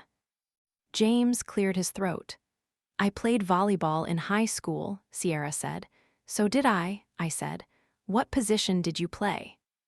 Outside hitter, Sierra said, and turned her attention back to James. James, have you ever played before? Just in gym class, he replied. And I guess some beach volleyball, but that's pretty different. Beach volleyball is the best. Where have you played? James shrugged. It's been a while. The last time I played was probably spring break my senior year of college. That's not that long ago, Sierra said. For you guys, maybe, James laughed. I'm turning 30 next month. 30 isn't so bad. Isn't that the new 20 or something like that? Tavon asked. It sure doesn't feel like it. I smiled up at him. Was he upset about turning 30? He hadn't mentioned it to me, but it was definitely a milestone. Everything that was going on was a lot of change for him too. I needed to plan something really special for his birthday. Meggings weren't going to cut it. At least you got the whole hot young wife thing going on, Zach said. I laughed awkwardly. James set his beer down on the table. Penny, do you want to dance? He stood up before I had even answered. That sounds great. I grabbed his hand and let him escort me onto the small dance floor. There were only a few people dancing. Zach seems to like you quite a bit, he said, and pulled me in close, despite the fact that it wasn't a slow song. He doesn't. He's purposely trying to push your buttons. Why? I think he's trying to see how you'll react. He wants me to knock him out. I laughed. No, I don't think either of you want that. He's certainly tempting me. I think he's more so trying to see if you'll hit me. What? James pulled back slightly. Remember when I told you that one of the interns thought you were abusive because of the bruise on my cheek? That was Zach. Oh, James touched the side of my face where my bruise was still slightly visible. It kills me that anyone would think I did that. I would never hurt you. I grabbed his hand and moved it back to my waist. I know, James, try to ignore him. The last thing you want is to get in a bar fight with one of your employees. That's a lawsuit waiting to happen. Then he should probably stop hitting on you. He's not, and what about Sierra hitting on you? I gave him a playful smile. James laughed. I think she's had too much to drink. I hope that's the reason. I mean, I'm sitting right there. What is her problem? He grabbed my hand and spun me around before pulling me back in close. I don't think any of them really care to get to know me, I said. They just wanted to meet you. I'm sure that isn't true. The only one talking to me was Zach, and he was doing it to piss you off. James laughed. The woes of dating a celebrity. Baby, I'm not a celebrity. You basically are, and everyone that works for you idolizes you. I only care about what you think of me. I stared into his eyes. Do you wish you were an author? I'm happy exactly where I am. You know, if you wrote a book, it would automatically be a bestseller. You already have name recognition. I'm happy exactly where I am, he repeated. I wouldn't change a thing. I stared into his eyes. What do you and Mason talk about when you run together? James smiled. Guy stuff. What does that mean? James spun me around again. Does that mean you talk about me and B? Sometimes. Good or bad things? Let's just say, I know who's going to win our bet. What? You know when Mason is going to propose to B? I can't say anything else. James, you have to tell me. He laughed. There's no way I'm telling you. I have inside information, and you're just going to leak it to B. I won't, I promise. Penny, you're a terrible liar. I told Mason I wouldn't tell anyone. I pursed my lips. Husbands and wives don't keep secrets from each other. Some bro code breaks marriage code. It does not. No, it doesn't, but we're not married yet. Ask me again next Saturday and I'll tell you. Fine, I sighed. I was thinking about calling off the wedding, but I guess I can't now. Very funny. I stood up on my tiptoes and kissed him. His hands slid down to the top of my ass as he kissed me back. He didn't seem to care at all that his employees could see us, and the way he was kissing me made me not care either. "Do you want to get out of here?" he asked. His voice was low and seductive. "Are you caving?" "No, but I think I'll be able to get you too." I shook my head back and forth. "If you cave, we can leave right now, though, and you can do whatever you want to me." He lowered his eyebrows. "If not, your new friends are waiting for you." James laughed. "You mean your new friends?" He leaned in a little closer to me. "I'm not caving, Penny, but I guarantee that this game will be over by the end of the week." "Is that so?" He winked at me and grabbed my hand. I reluctantly followed him back to the table. "We have a game to play," Sierra said. Hopefully it wasn't who could flirt better with James. "What's the game?" I asked. "Two truths, one lie. We'll go around and each say two truths and one lie about ourselves, and then everyone else will guess which thing is a lie." "Okay, let's play." I took a sip of my beer. "I'll go first," she said. "I haven't been to church in years. I flunked chemistry in high school, and I have never had a one-night stand." "The last one was a lie," Tavan said. "Nope," Sierra's cheeks blushed. "What do you mean that's not a lie?" Tavan asked. Sierra shrugged. "It wasn't my lie." "We're going to have to fix that." Sierra laughed. "Well, you probably didn't flunk chemistry," Zach said, "so I'm gonna say that's the lie." Sierra shook her head. "You really flunked chemistry?" I asked. "I hated science too." She laughed. "Yeah, I had to retake it. I just hated that class so much." "How on earth did you get this internship?" Tavan asked and lightly touched her shoulder. I tried not to laugh. Tavan had clearly found his mission for the night. Sierra was in trouble. "Okay," Tavan said and cracked his knuckles. "I've lost more money in blackjack than I care to admit. I've never broken a bone, and I have a huge penis." "The huge penis thing is a little subjective, don't you think?" Zach asked. James laughed. "This was the most inappropriate game ever to play with your boss." James smiled at me, but he seemed to be enjoying himself. Now that the Inquisition was over, he probably felt a little more comfortable. "Oh no, it's huge." He winked at Sierra. Her cheeks got even redder. "The blackjack thing?" I asked. I couldn't picture Tavan in a casino. "Yeah, you got me. I don't even know how to play blackjack." "Okay, my turn," Zach said. "I've been in several bar fights. I was in foster care growing up, and I play the piano." I pressed my lips together. Was that why he knew what abuse looked like? Because he was in foster care? Was he abused? I felt bad for giving him a hard time. He was just trying to help me. "Well, there's no way you play piano," Tavan said. "No, I do play." "Really?" Sierra asked. "Are you really good?" Zach shrugged. "I'm okay." "You're lying about the bar fights," James said. Zach nodded. "Yeah, when you grow up in foster care, you don't need to go out seeking fights. Your turn, Penny." I didn't know what to say. I felt like I needed to apologize to him for being so defensive when he was just trying to help me. But James wasn't abusive. I'd try to talk to Zach about it again later. Maybe he'd believe me now that he had hung out with James. Well, I didn't have a date to prom. I was seduced by my college professor. And I've gone skinny dipping. "I'm sure you had a date to prom," Zach said. "That's your lie." I shook my head. "Nope, I never even had a normal date until college." "You're kidding," Tavan said. "No."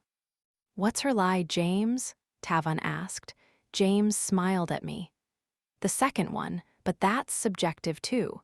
She thinks she was the one that seduced me, not the other way around." "Yeah, right," Sierra said. She cleared her throat. "Sorry." James laughed. I disagree too. I definitely seduced her. I rolled my eyes. We loved to disagree about this. But really, we both seduced each other. It had been pretty clear from the start what we both desired. We agree to disagree. Your turn, James, Zach said. Okay, let's see. I've lost more money in blackjack than I care to admit, he said. Tavon laughed. I used to hate romantic comedies, but now I love them. And teaching was the best decision I ever made. Which one is a lie, Penny? Sierra asked. James raised his left eyebrow at me. I had no idea. It was possible that James had been into gambling at one point. He certainly had a lot of money he could lose.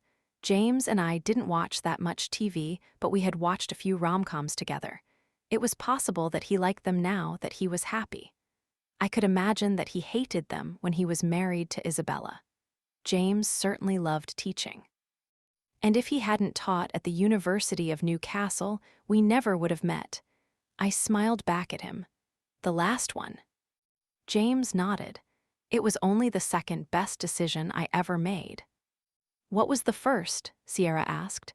Asking Penny to marry me. It suddenly felt like we were the only two in the room. Next Saturday, I would be the luckiest girl in the world.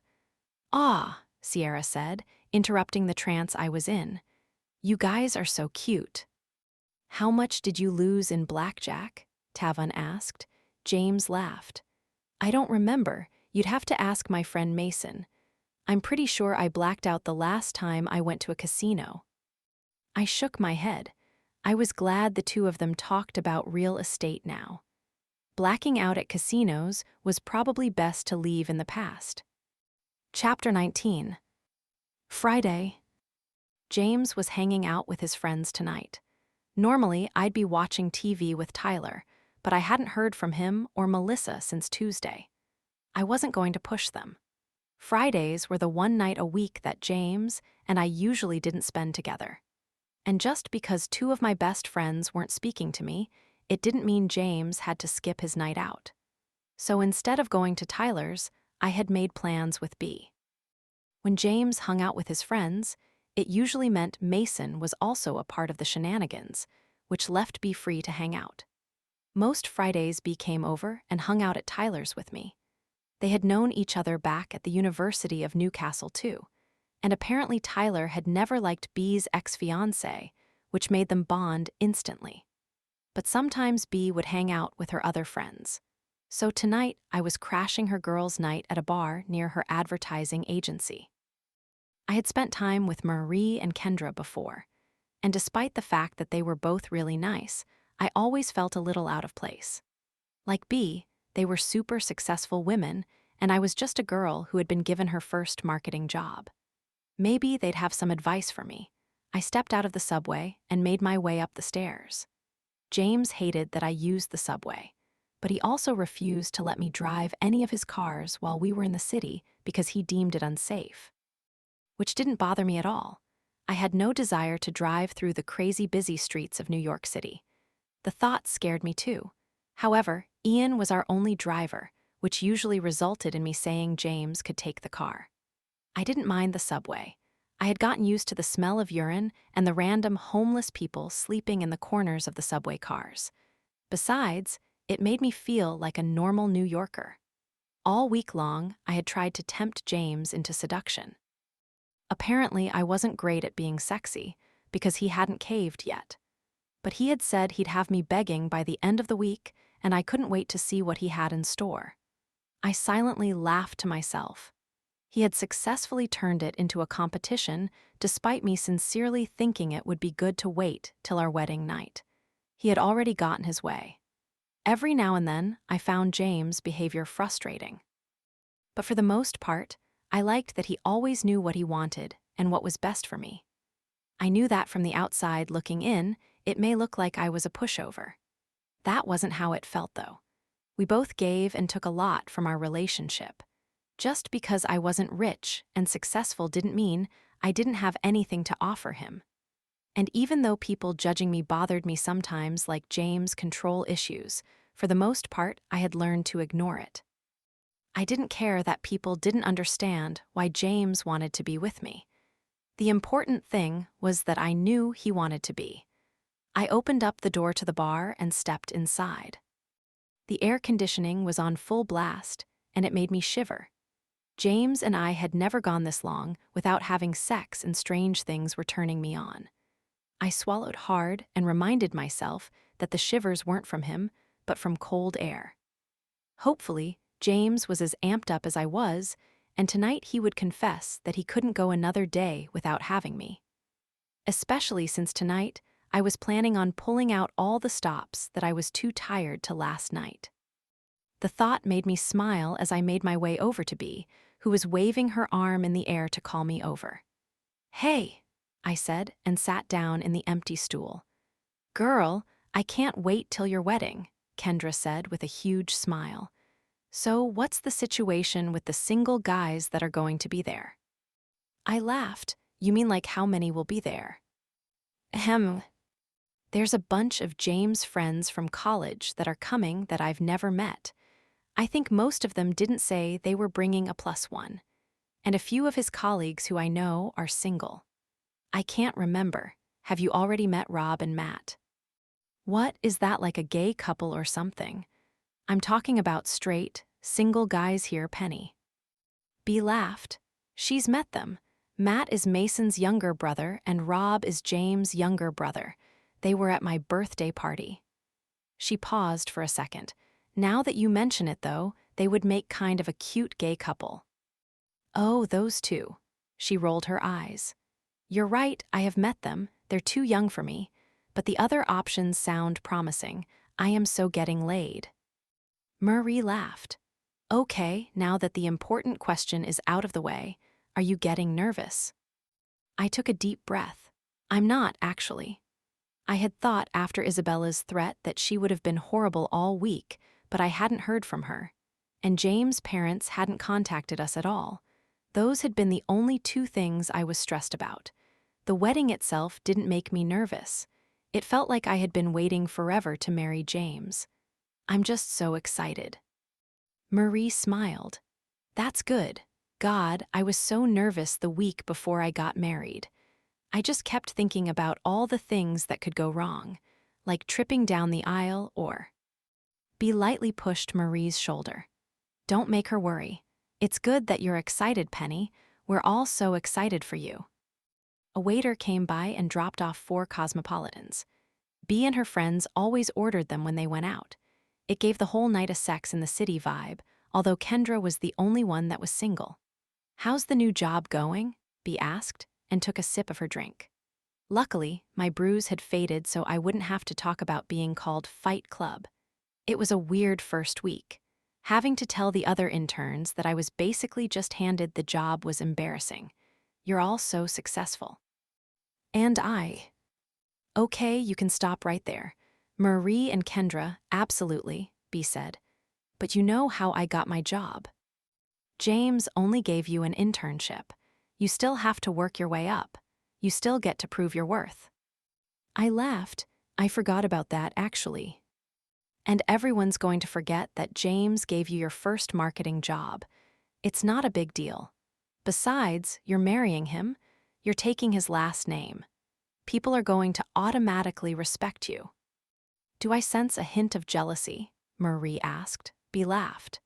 "Mason and I are enjoying the here and now, and we're too busy to get married." That's how I had felt while I was still in school. Bea and Mason were growing their business together. They worked all the time.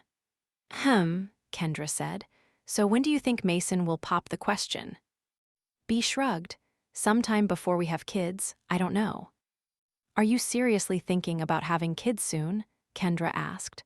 "Ugh, they're always so sticky." Marie laughed. "Sticky? Actually, that's a pretty good way to describe the little monsters." "Not soon, Bea said. "Like I just said, I'd want to get married first, so it's a few years out. We have talked about it, though." "I'm thinking pretty soon myself," Marie said with a smile. "Nuo," Kendra yelled. Some people in the bar turned to look at us. "You can't have kids yet. None of you can. I'm not ready." "You're not ready?" Marie asked. "You're not the one whose body is going to turn into a watermelon." Kendra laughed. True, but I'll be an unofficial aunt, which means I have to agree to the when. And I say not yet. I need these girls' nights. I can't have you guys all fat in here. How will I ever pick up men that way? But you'll look so good in comparison, B said. No, pregnant women have that whole glowing skin thing going on. You're all trying to ruin my life. Kendra turned to me. And you're awfully quiet. Does that mean you're going to start popping babies out right away too, Miss Soon-to-be Mrs.? Oh, no, I don't know if that's, well, probably not. I took a huge sip of my Cosmo. God, is this strong? I coughed and looked back up. They were all staring at me. Kendra's face got a little softer and she glanced at B. B gave me an encouraging smile. What? James doesn't want a million little kids running around. I looked down at my drink. We just haven't talked about it much. I knew he was worried about being a bad father, but he was stronger than he realized. He wasn't going to break again. His life was good now. We were good. Isn't that kind of something you're supposed to talk about before getting married? Kendra asked. Ow, she yelped. I looked up to see her giving Marie a death stare. You're so young, Marie said. You two have plenty of time to figure it out. Besides, you're just starting your career. You'll probably want to work for several years before starting a family. I wasn't so sure about that. But I was young. Being with James always made me try to act older than I was. I had plenty of time to convince him that it was a good idea, though. Right now, I just wanted to focus on us. B pulled out her phone. Oh, no. Her face drained of color. Are you okay? I asked. B looked up at me. I thought you said you'd tell James to not let Mason throw his bachelor party. You said you'd talk to him. James said he didn't want one, and then he never mentioned it again. I figured it didn't matter. I meant to ask you about that, though. What's wrong with Mason throwing it? B's face went from pale to bright red. Well. I'm really sorry. I kind of thought you were just joking around about it. I wasn't joking, Penny. This is a disaster. I mean, I can talk to James tonight if it's that big of a deal. It's too late, they already left. What? They kidnapped him. She tossed me her phone. It was a text from Mason. I hope you had a good day at work, baby. Also, we kidnapped James for the weekend. We'll all be back late Sunday night. And we stole James' phone. So tell Penny so she doesn't worry. I love you. P.S. Don't be mad. I promise to make it up to you Sunday night. I couldn't help but laugh, but I immediately stopped when I saw B's face. B, they'll have fun. Don't worry about it. Plus, it sounds like you're going to have a fun Sunday night. She snatched her phone from me and started texting Mason back. Will you just tell me what's bothering you?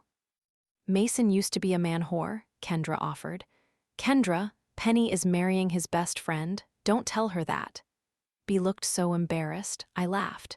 B, I already knew that, and I don't see why that matters.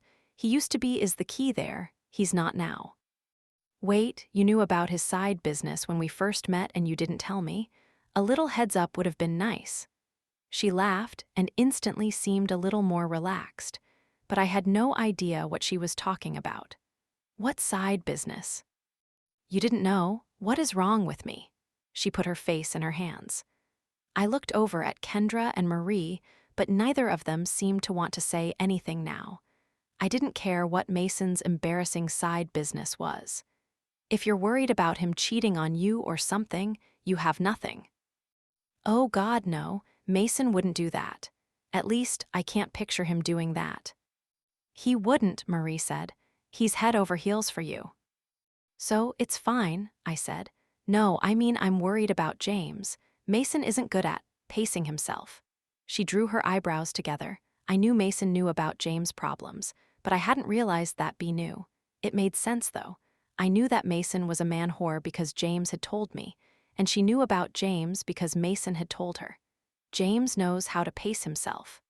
I didn't want to be having this conversation in front of Marie and Kendra. It's going to be fine. They're just gonna have fun. Now, I was trying to convince myself. I thought about what James had said yesterday when we were playing Two Truths, One Lie.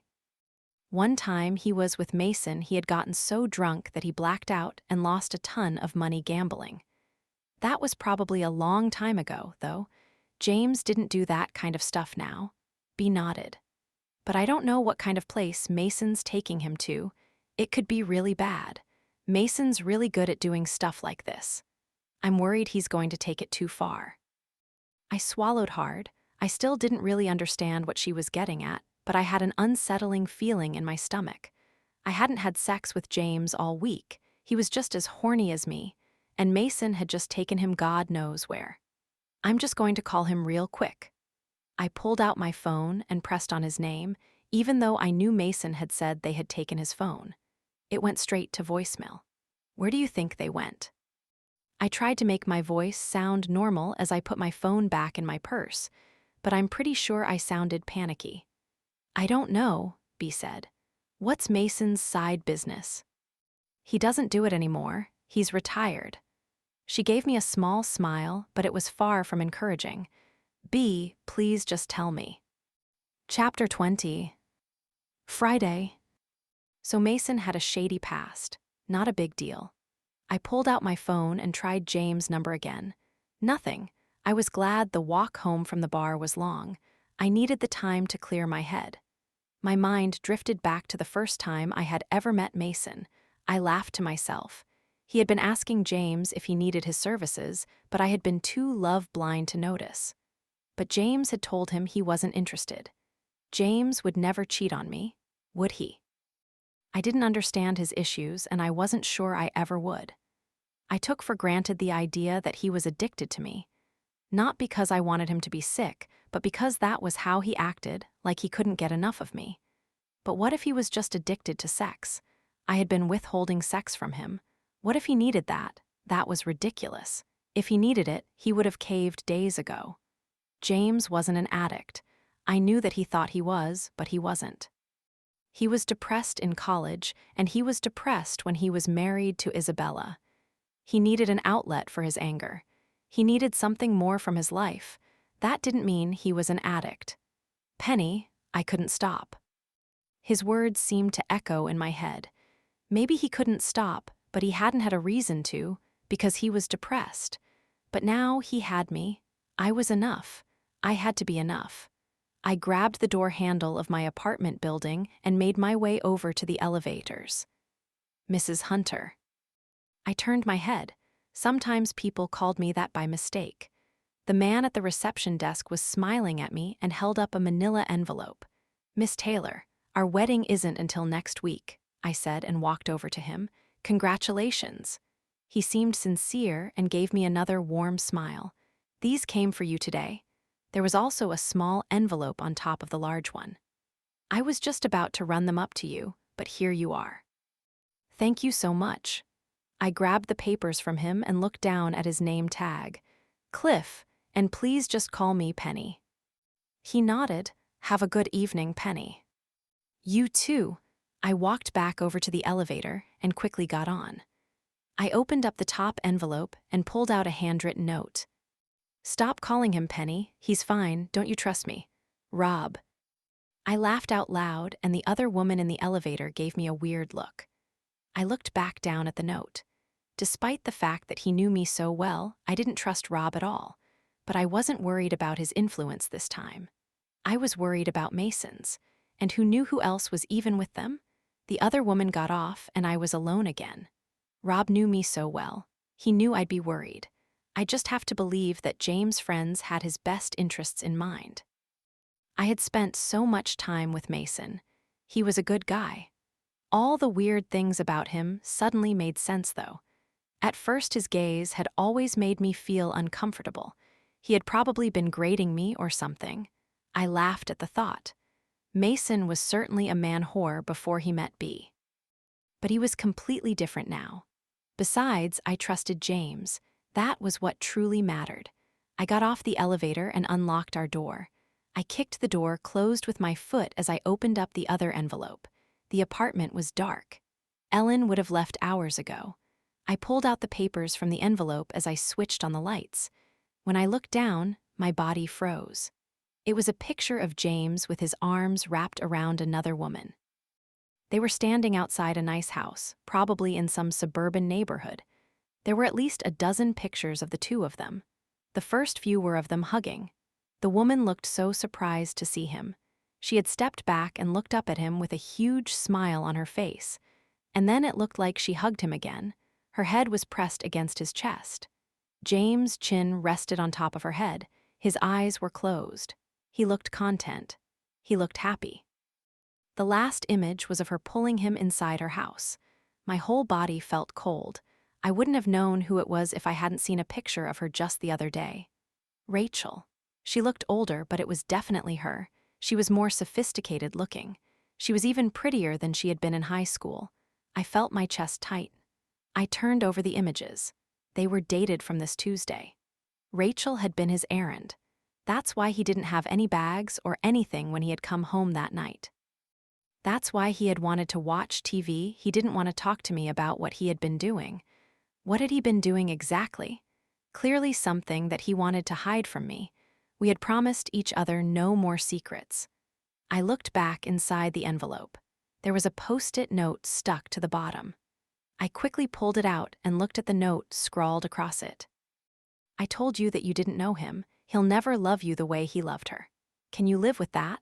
Of course, Isabella had sent these. She was just messing with my head. I'm sure James had a reason for visiting Rachel. Maybe they were still friends, but wouldn't he have told me that? I looked back down at the picture of James resting his chin on the top of her head. Why did you lie? Withholding information was the same as lying. James and I knew that better than anyone. Was there still something going on between them? Was this why he didn't cave in our game? Because he was sleeping with someone else? He'll never love you the way he loved her. I picked up my phone and called Rob. He had to let me talk to James. I just needed to hear his voice. I needed to hear him say he loved me.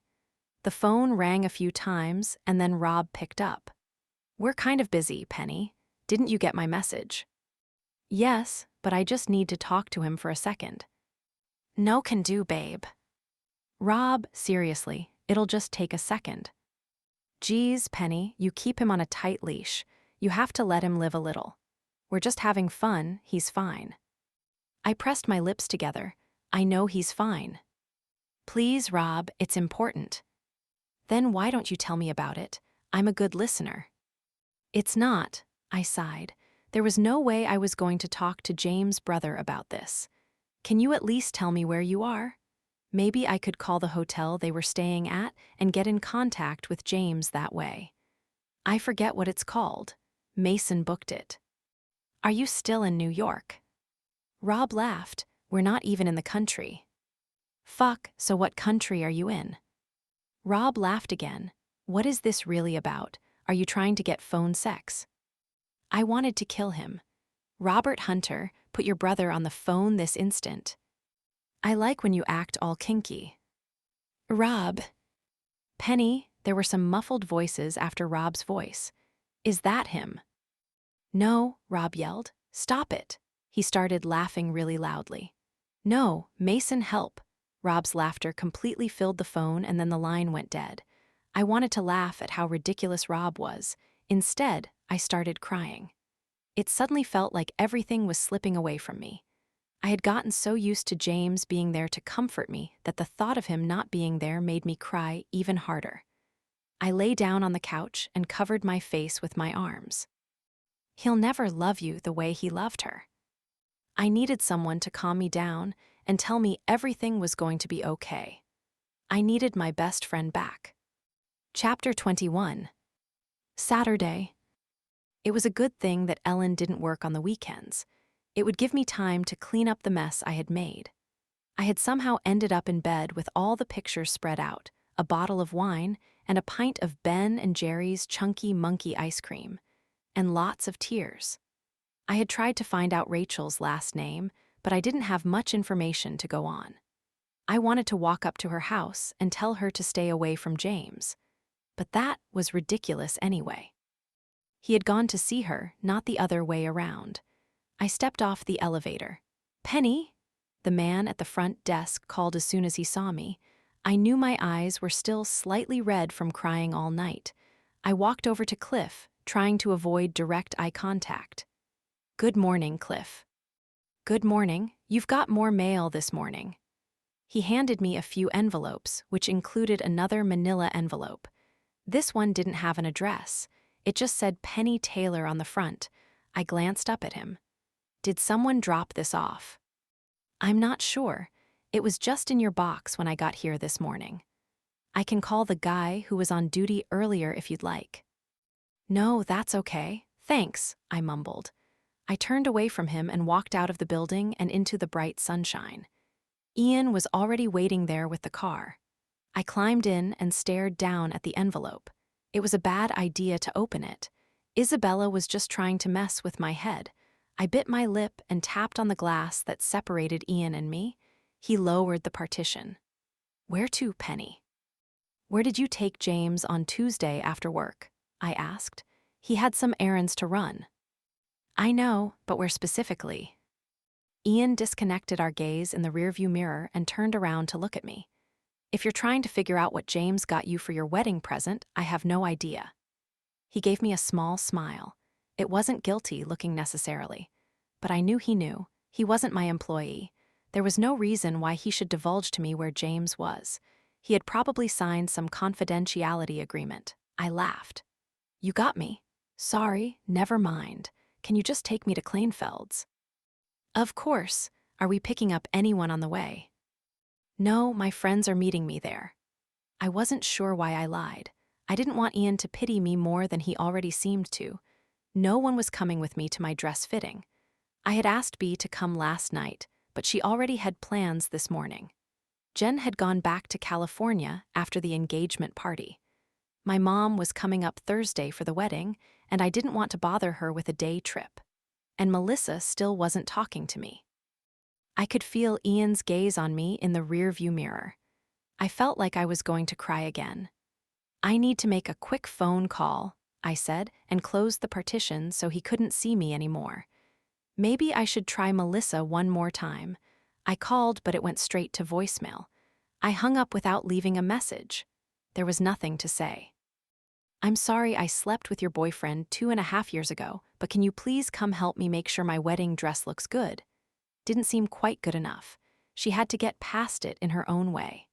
I looked down at the manila envelope. Isabella had moved on from James while they were still together, and now they had been separated for over 3 years. I had been with him most of that time. Why did she suddenly care again? She just wanted what she couldn't have. And now she wanted me to open this envelope. I didn't want to give her what she wanted, but it was like it was staring at me. I needed to know what was inside. I unclipped the top before I could change my mind and pulled out another photo, just one this time. There was a post-it note in the middle of it. "He's been pretty busy this week. He can't control himself, remember? It's a sickness. I tried to warn you." My heart starting beating really fast. I slowly removed the post-it note and looked down at the photo. Isabella had James' suit jacket collar gripped tightly in her hands and she was kissing him. James' hands were wrapped around her back, like he wanted it. I shut my eyes tight. No, it was photoshopped. That's what it was. James wouldn't kiss her. He wouldn't do that to me. He loves me. I opened my eyes and stared down at the picture. It was in James' office. It must have been taken on Monday when she had shown up. So James told her he'd get a restraining order against her after making out with her. This is why he actually stood me up for lunch, so he could shove his tongue down his ex-wife's throat. I felt like I was going to throw up. He can't control himself, remember? I needed to talk to him. I needed to hear his voice. I put my face in my hands. I was letting Isabella win. She was successfully manipulating me. But what else was I supposed to think when I saw that picture? What other explanation was there? If I couldn't talk to James, I needed to talk to Melissa. She was always the best at calming me down from stuff. Maybe Tyler could convince her to talk to me. I picked my phone back up and called him. He answered right away. "Hey, Penny. I missed you last night." I didn't know what I was supposed to say to that. I missed him too, but I wasn't really allowed to miss him right now. "Yeah, I went out with Bea and her friends. I hope you had a good night with Melissa. Actually, that's why I'm calling. Is she there? She hasn't answered any of my calls She's been working a lot. She had to go in early this morning too, so she's not here. Oh, okay. I was having a hard time controlling my voice. Penny, are you okay? I'm fine, but I have to go. Penny, where are you? I took a deep breath. I'm on my way to Kleinfeld's. Was Melissa supposed to go with you? Yeah, it's not a big deal though. I've already picked the dress. It's just a fitting. I can do it myself. I can come. You don't have to do that. I want to. I bit the inside of my lip. It'll just make Melissa mad. Thanks for offering, but I have to go, Tyler. Penny. I'm sorry. I hung up the phone. Now I just seem to be pushing away the people I was closest to. But if everything was slipping away, I might as well slide down the slope even faster. I might as well end up at the bottom alone if I was losing the only person in the world I loved. I ran my fingers across the picture.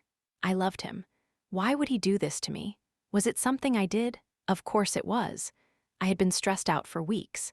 I hadn't had sex with him in days. I was a mess. And it was more than that. It was my biggest fear coming true. I wasn't good enough for him. I had always known that. Maybe he was finally realizing it too. The car came to a stop, and the partition started to lower. I quickly wiped away the tears from under my eyes and slipped the picture into my purse so Ian wouldn't see it. We're here. Are you okay? I'm fine. Ian handed me a tissue. Thank you. I grabbed it and blotted my eyes. Call me when you're done, okay? I'm just going to walk home. Thank you, though. James wouldn't want you to do that. Well, James was certainly doing a bunch of stuff earlier this week that I didn't want him to do. I'm not sure he really cares about what I do. I opened up the door and climbed out before Ian could respond. I walked into the building and gave the receptionist my name. In a minute, I was being escorted to a room in the back of the store. I wasn't sure why I was here. I wasn't sad now, I was just angry. Did he even want to marry me? Was he going to sneak around behind my back all the time? Are you waiting for anyone? The woman said and gestured for me to sit in a chair. I put a smile on my face. Nope, just me. No one came to dress fittings alone. Okay, dear, let me go get your dress. I'll be right back.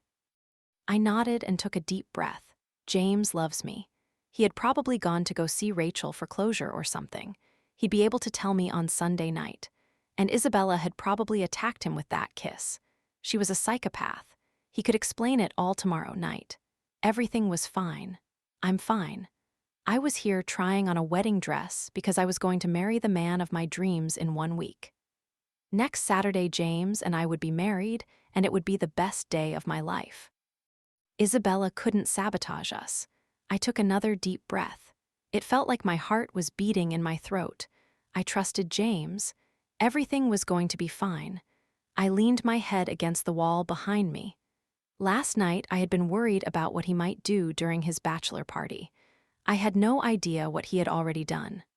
Okay, let's see how it fits. I shook my thoughts away and stood up. I plastered my fake smile back on my face. Okay. I walked into the dressing room with her, took off my clothes, and stepped into the dress. She pulled it up past my waist and zipped it in place. It fit even better than the sample had. It was perfect. James would love it. I immediately burst into tears. I'm sorry. I tried to clear my throat. I don't know what's wrong with me. Everyone always gets emotional when they try their dress on. The woman smiled and handed me a tissue box. You look absolutely beautiful. I quickly grabbed a tissue and blew my nose. I wasn't crying because I was happy and excited. I was crying because I wasn't sure if James even wanted to see me in this dress anymore. I'm fine. It didn't matter how many times I had said it. It didn't make it true. We'll have to take it in a little under the arms, the woman said, and shorten it another inch. Can you come back in a few days? I wiped my eyes with another tissue. The wedding is next Saturday. Will there only be one more fitting? That should do it. How does Thursday sound? That sounds good. Do you have something for that night? My mom was coming up Thursday after work. It would be so much better once she was with me. The latest appointment we have is at 4 o'clock. Does that work? James could deal with me skipping out on work a little early. And my mom had already been toying with the idea of taking a half day on Thursday. She wouldn't want to miss my final fitting. Yeah, that works.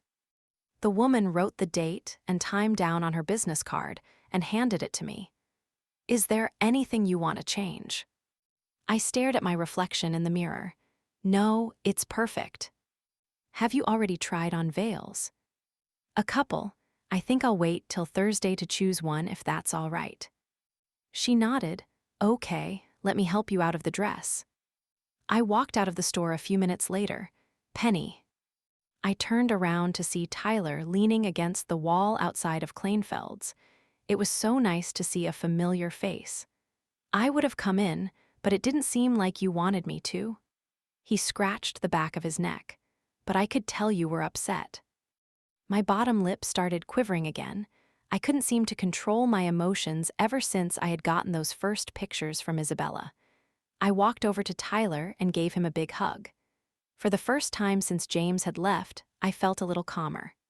I missed you too, I mumbled into his chest. I was making his shirt wet from my tears, but he didn't move away. Do you want to tell me what's going on? No. He laughed and pulled back. Well, are you hungry? I'm starving. I had skipped breakfast because I felt nauseous after eating tons of ice cream and drinking wine last night.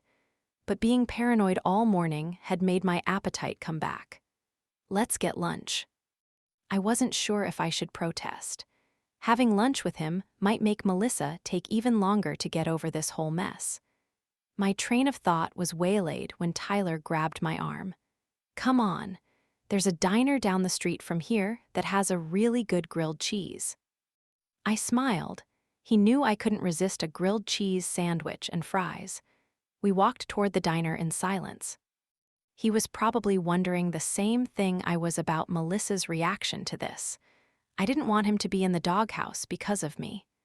As if sensing what I was thinking, he opened up the door for me and said, I'm not leaving one of my best friends alone when they just burst into tears in the middle of the sidewalk. Food. Now. When did you get so bossy? He shrugged. I don't know. Apparently girls dig it, though.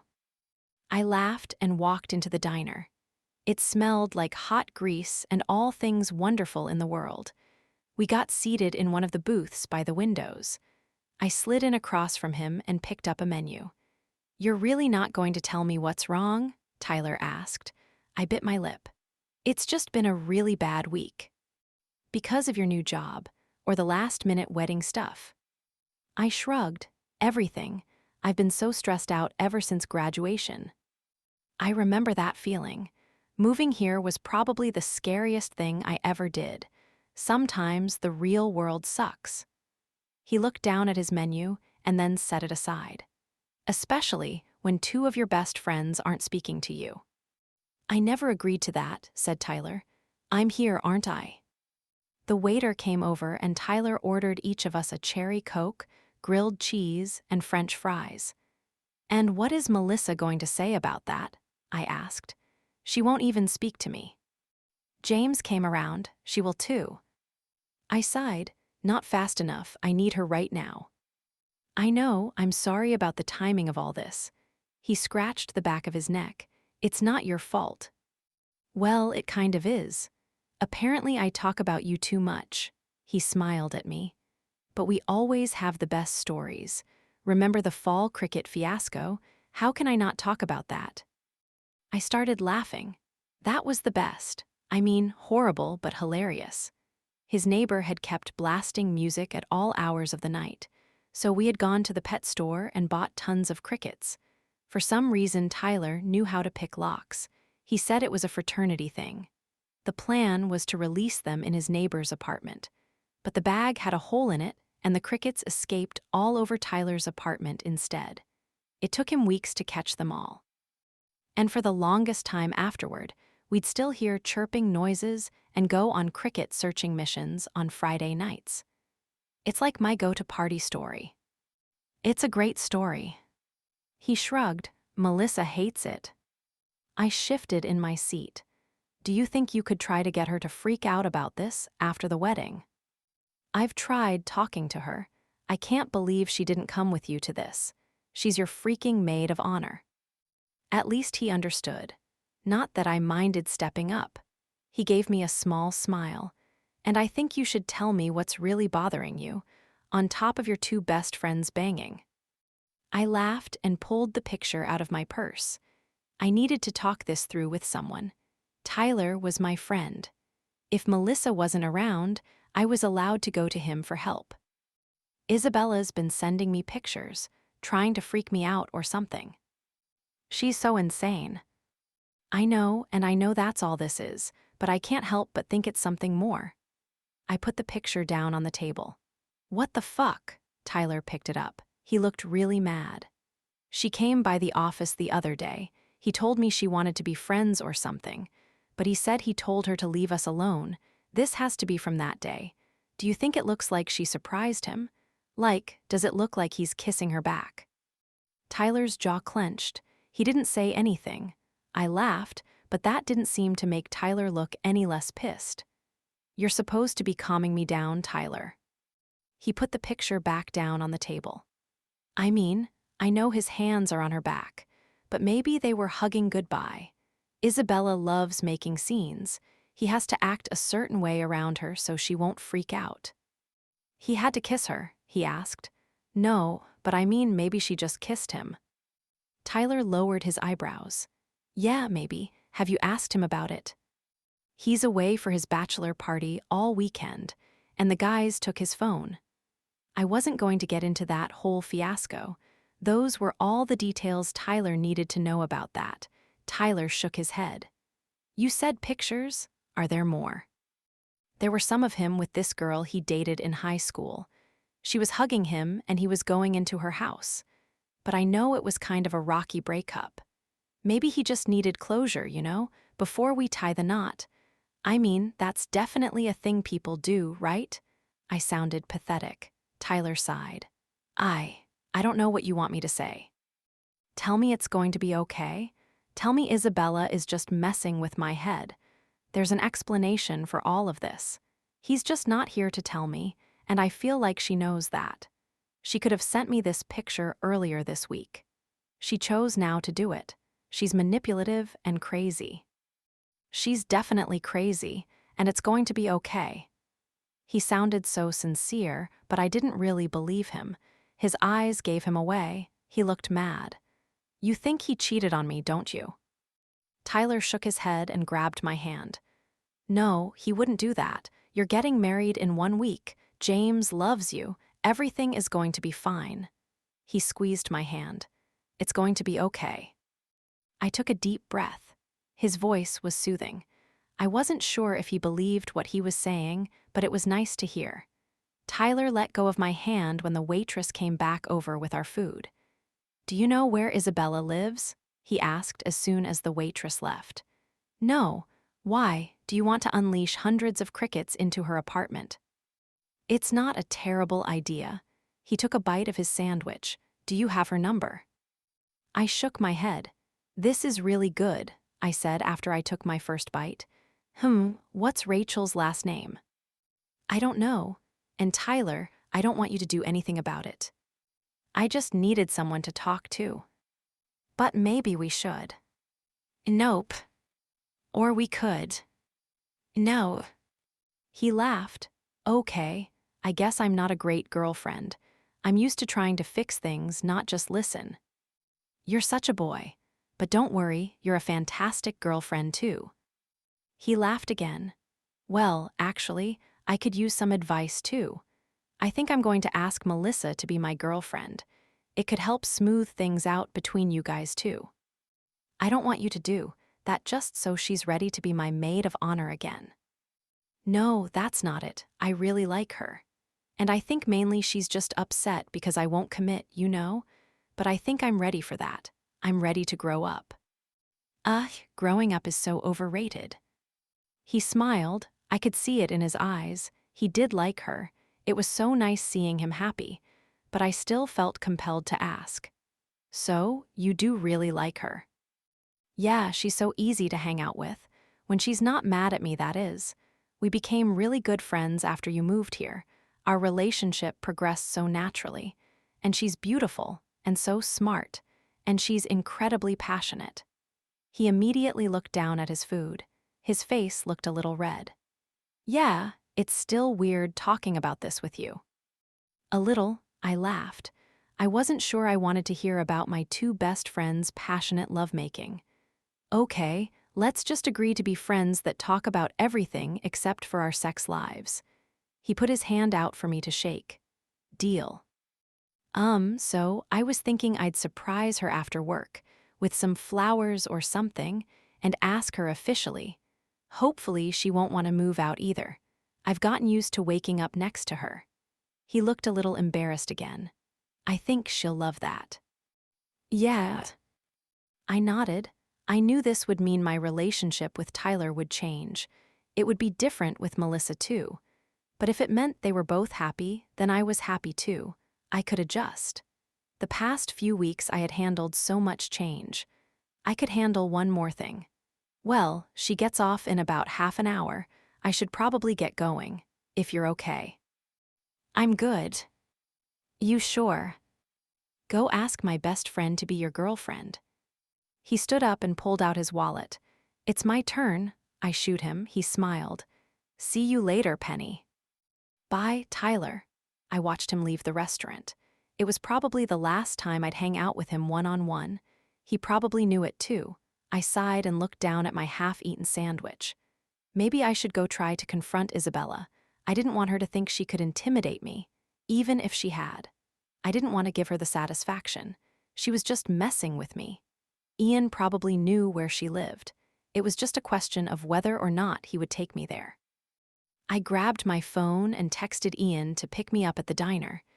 In a few minutes, I saw the car pull up outside. I quickly paid the bill and walked out of the restaurant. Ian opened up the car door for me. Before he could ask me where I wanted to go, I climbed into the car. I couldn't make eye contact with him when he asked. When he got into the car, he lowered the partition. Where to, Penny? I looked out the window. Can you take me to Isabella's? I kept my eyes glued on the window, despite the awkward silence that greeted my ears.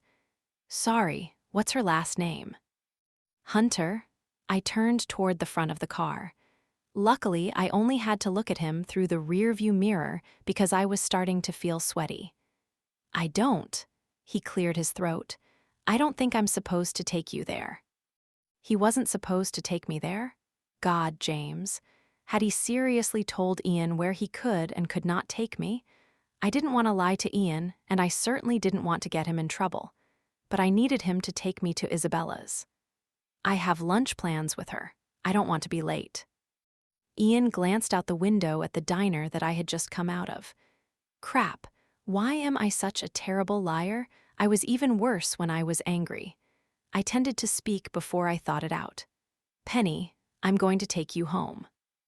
Ian, please, I need to talk to her. James doesn't want you to be in contact with her. Why? Because he doesn't want me to catch them making out? I swallowed hard. That wasn't fair. It was just a picture. There was so much behind a captured image. I looked down at my hands. What? Did he give you a list of places where I'm not allowed to go or something? I'm not at liberty to discuss that with you.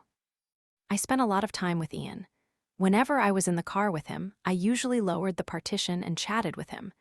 I considered him to be a friend, but he wasn't. He was polite and courteous to me because James paid him to be. Ian wasn't my friend. He wasn't even my employee. He was James. Okay, I said and looked back out the window. I felt like a petulant child. James had a way of making me feel like that, but he was right. I shouldn't be going to see Isabella. There would never be a reason for me to go see her. Ever. I got out of the car without saying anything and walked toward the front of the apartment building. Penny, I'm sorry. I turned around and looked at Ian. I shrugged. If you're not allowed to take me there, then you're not allowed to take me. It's fine. Look, I'll take you if you really want to go. James doesn't have to know. He stared at me, wanting to know if I'd keep the secret. He was putting his neck out for me. Maybe he thought of me as more of a friend than I realized. No, that's okay. James knows best, right? I gave him a small smile. You really don't want to see her anyway. Trust me, she's not nice. He knows her. I hadn't even thought about it before.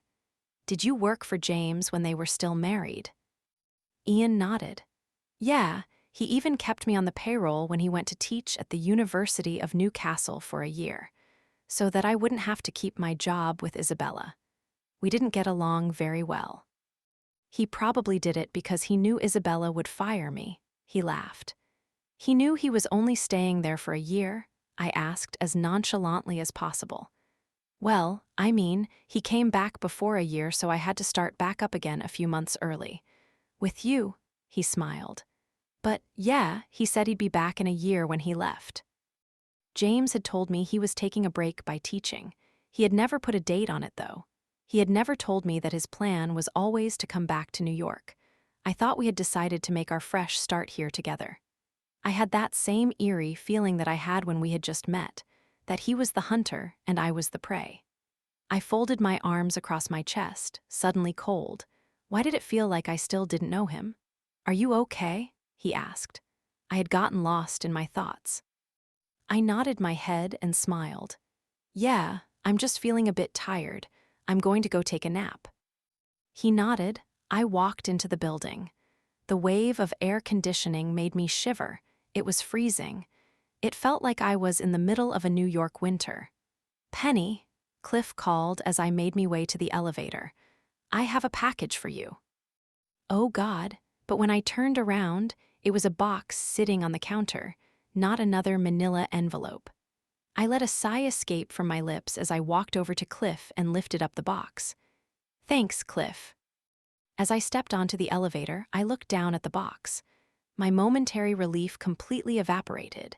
It was addressed like the last envelope had been, with just my name and no address. The elevator dinged. I absent-mindedly walked into our apartment. My heart was racing. I set the box down on the counter.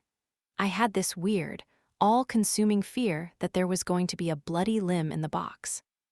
Part of me wanted to laugh it off, but the other half of me was wondering just how crazy Isabella really was. She followed James to Rachel's. She had gotten someone to take pictures of her in James' office in order to capture her kissing him. I shouldn't look in the box, but it was like I had no control over my body. I tore off the brown paper and looked down at the shoebox. There was a post-it note on top of the lid. He's not good at forever. His words are as empty as the promises he can't possibly keep, because his love is as fleeting as his addictions. James talked about a forever with me before he had even officially divorced Isabella. He jumped into a life with me head first, but it was because he had never experienced something so real before. It didn't matter what Isabella said about Rachel. He loved me more than he ever loved her, and he definitely loved me more than he loved Isabella. James kept his promises to me, always. He was good at forever because he was my forever. But I still opened the lid of the shoebox. I wasn't scared of Isabella. Whatever was inside couldn't take away the fact that I knew he was the love of my life, and that he meant every word he ever said to me. Inside, there were dozens of handwritten letters and short notes. On top of the jumbled-up letters was another post-it note. Love is something to hold on to when your past is dark, when you need an escape from your reality, when you're an addict. Fuck you, Isabella. She didn't know him. She never did. James was in control of his own fate. He wasn't addicted to me, and he was certainly never addicted to her. I picked up the first letter that was underneath her note. My beautiful Isabella. Today we start our lives together. There's nothing I want more than to fall asleep with you in my arms and to wake up to your smile for the rest of my life. I've been dreaming of this day my whole life, the day you'll finally be mine, the day we finally become one. Marriage, starting a family, growing old together, I want everything with you and only you. You are the love of my life. You are my heart and soul. You are my happily ever after. I'll love you always and forever. James. I could picture him writing this to me on our wedding day. He had even said some of these things to me before, almost word for word. This was how he had felt the day they had gotten married. His words were so full of hope. They were so full of love. I felt a tear fall down my cheek. He had made it seem like he never loved her, like he was forced into it. But he had said he tried to make it work. He had wanted it to work. That letter didn't make it seem like he was trying to love her. It made it seem like he did. I sat down on one of the stools at the kitchen counter and reread the letter. Maybe I was wrong. His words were so heartfelt. Had he actually been in love with her when they got married? That wasn't what he told me, though. I pulled out the picture from my purse and stared at the two of them kissing. He wasn't pushing her away. Maybe he still loved her.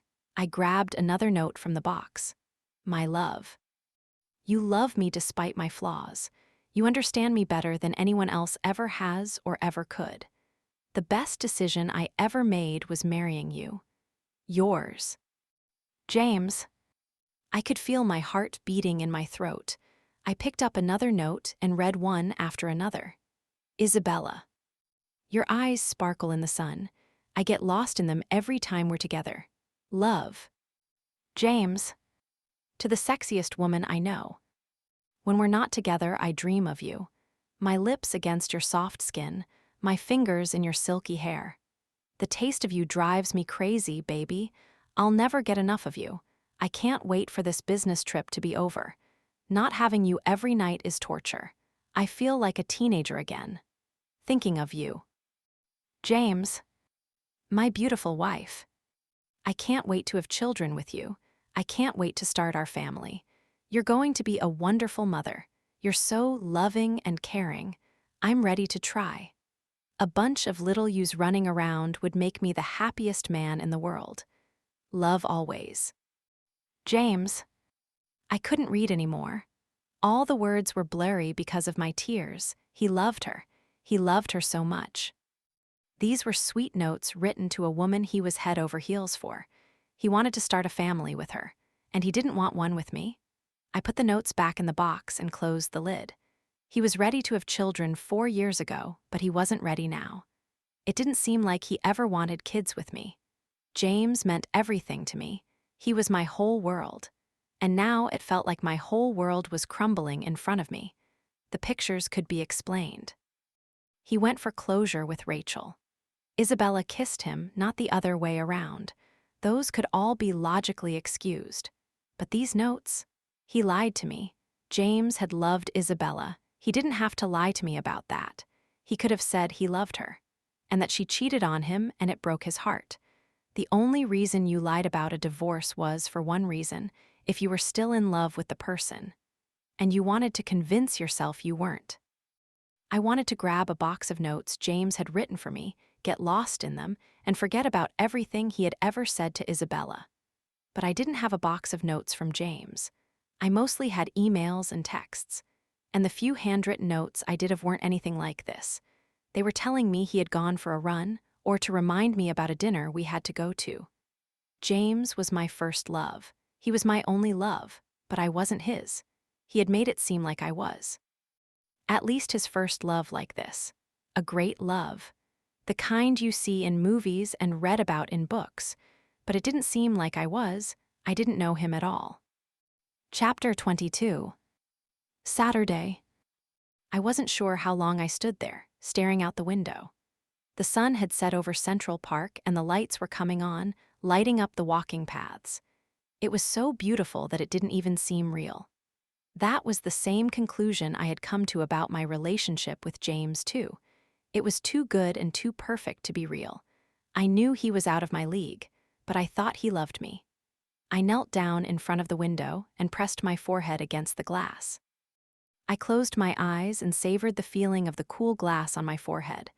There weren't any tears left inside of me. I had tried to call James a few times, but it always went straight to voicemail. It wasn't his fault, but each time he didn't pick up, it just validated all my fears. This was how Isabella wanted me to feel. She had won. It hadn't been a fair fight at all. I touched my cheek where she had slapped me. She had even warned me. I shook my head. No. Isabella had said she had 2 weeks to win James back. If she was sending me this stuff, I didn't even want to know what she was doing to him. I already knew she had kissed him. Maybe that wasn't the end of it. My phone started buzzing in my pocket. I pulled it out. Mason, I quickly answered it. Mason. He laughed. Hey, Penny, having a good weekend? Can I talk to him? Mason laughed again. Jumping right into things then? So, about that. You need to stop calling. You're distracting him from having fun. I'm sure he's having quite enough fun. My comment was greeted by silence. Where are you guys? Costa Rica. What the hell were they doing in Costa Rica? What hotel? Nice try, Penny. I'm not telling you where we are.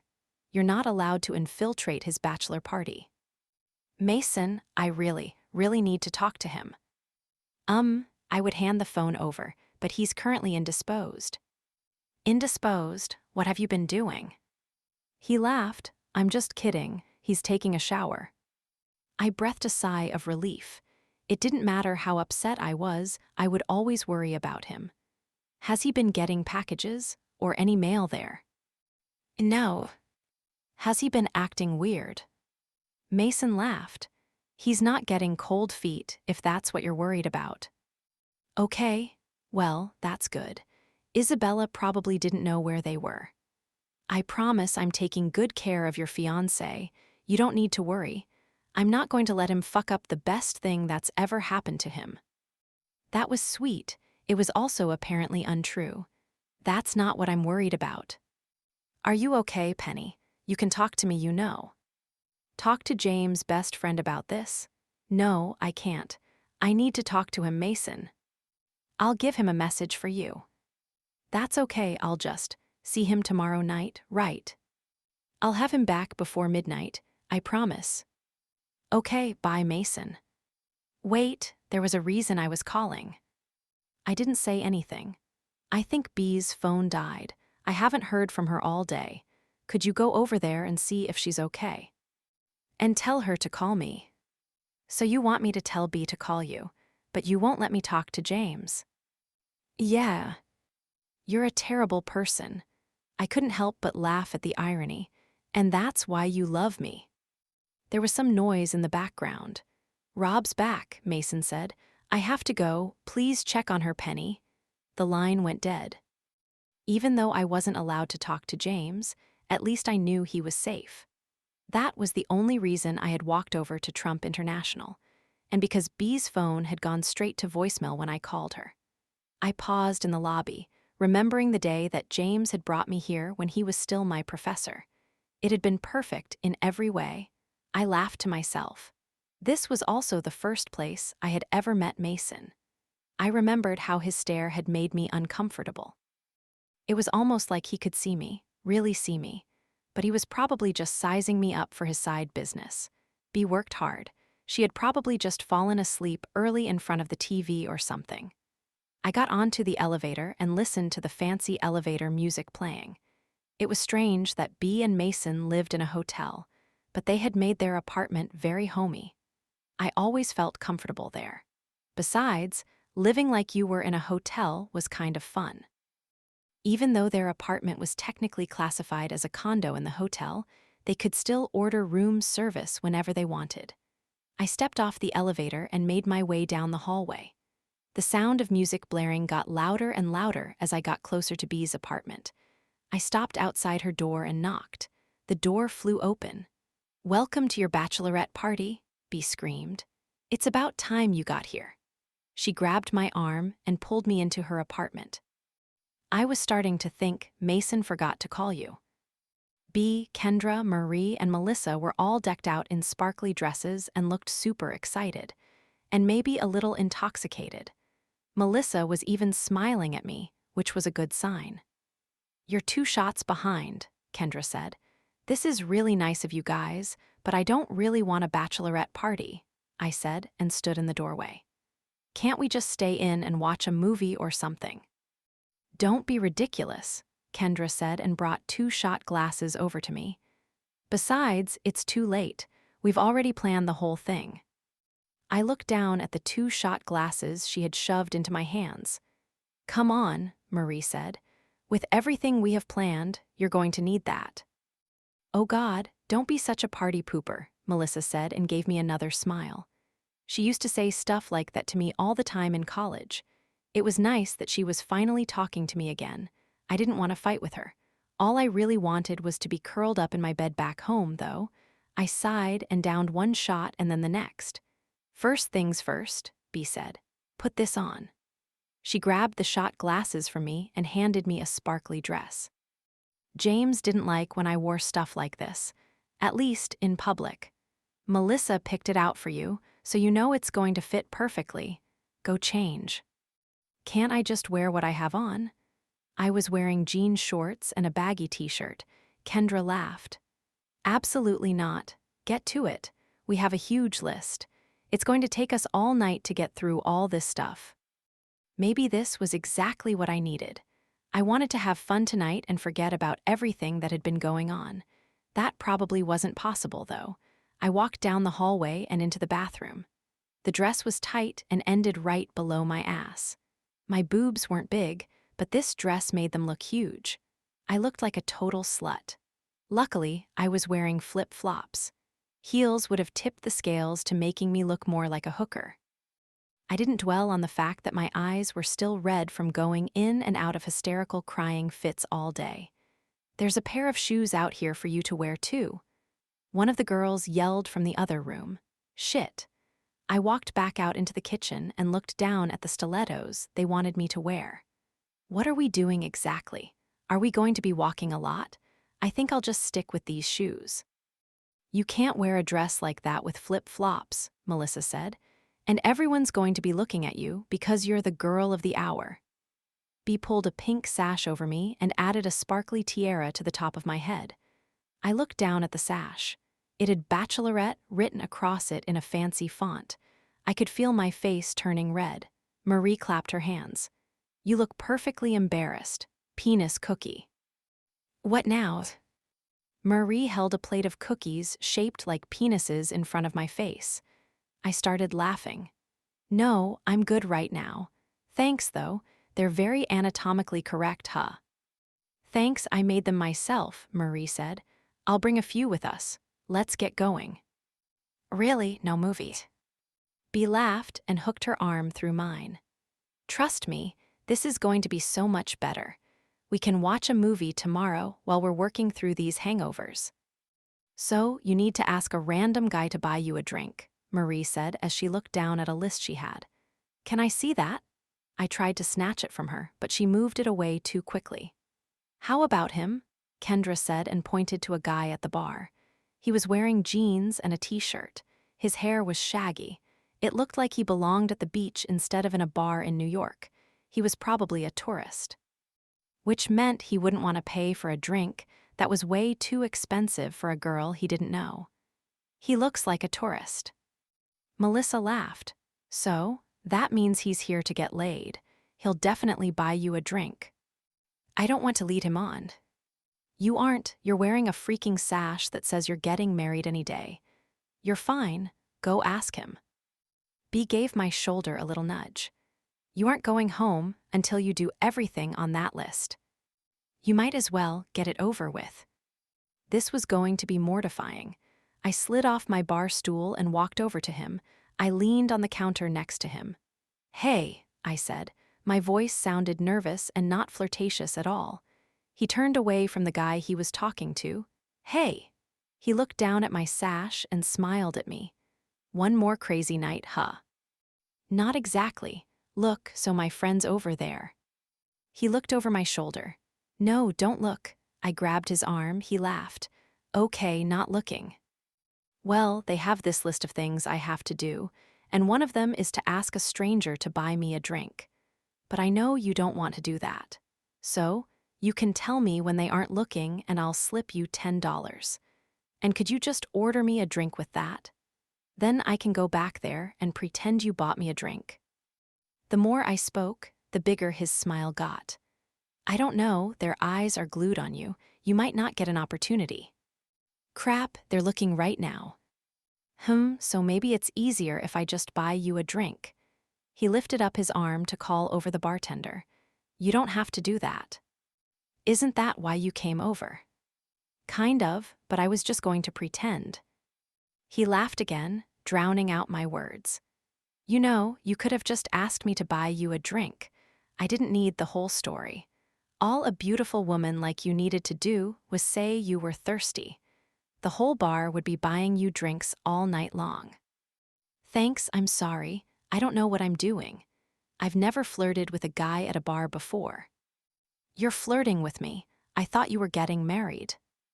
No, I could feel my face turning red. 2 shots was enough for me. I didn't need anything else. I mean, yes, I'm getting married. And no, I'm not flirting with you. I just meant I don't usually talk to strangers in bars. You're even sexier when you blush. What's your poison? Something not very strong. Whiskey it is then, he ordered before I could correct him. Whiskey was super strong. Where the hell was he from? He handed the glass to me. Whiskey? Really? I was thinking that if you haven't flirted with a guy in a bar, then you haven't really lived yet. Maybe a strong drink will help you decide to change that tonight. I shook my head. Let me pay you for this. That's okay. You can repay me at the end of the night. He winked at me. Let me know if you need to cross off anything else on that bachelorette party list of yours. I'm happy to help. Okay, thanks. My voice had gotten weirdly high-pitched. I quickly walked away from him. See, that wasn't so bad, Kendra said. What did he get you? Whiskey, I slid it toward her. Oh no, number 2 is drinking whatever he buys you. She slid the glass back to me. I looked to be for help. She shrugged. I actually came up with that one, so how did it go? It was awkward. I'm pretty sure he thinks I'm going to sleep with him at the end of the night because he bought me this. I drank a sip of the whiskey. You. Yeah, it's a total bucket list thing for guys, Marie said. To have sex with a girl who's destined to be married. It's the ultimate one-night stand. The unicorn of one-night stands, Kendra corrected. Can I take this sash off now? I asked. Finish your drink. I drank the whiskey as fast as I could. It's so gross. Kendra laughed. I love whiskey. Then why didn't you drink it? Kendra grabbed the list and waved it in the air. Okay, number 3, she smiled. Ask a guy if you can see his 6-pack. Nope, I clapped my hands together. Let's go to the movies. There's this new one out that I really want to see. There, Melissa said. He definitely has abs of steel. Let's see him. She was pointing to a guy who was wearing a tight t-shirt. He was clearly ripped, and he liked showing off that fact, or else he would have worn a shirt that was a little looser. And don't forget number 4, Marie said. You have to touch them. I'm not going to do that. You only get to veto one thing. Do you really want to waste it already? This list gets raunchier and raunchier. I can't get Marie back because she's already married. But the rest of you, your bachelorette parties are going to be the absolute worst. Sounds good to me, Kendra said. The sexier the better, I always say. Latte. Just think about what James is doing right now. I did not want to think about what James was doing right now. At all, B gave me a sympathetic smile. I sighed and walked over to the guy they had pointed to. The whiskey had made me a little more confident. The compliments from the guy who had bought me a drink didn't hurt either. Hey, you. He smiled at me. What are you drinking? All sorts of stuff, whiskey most recently. I wouldn't have pegged you as a whiskey kind of girl, but I like it. Let me get you another. Oh no, I didn't like it. Actually, I came over here because I'm on a mission. Is that so? What's your mission, sugar? Well, it's my bachelorette party. I can see that. He nodded toward my friends. Well, I noticed that you look very strong.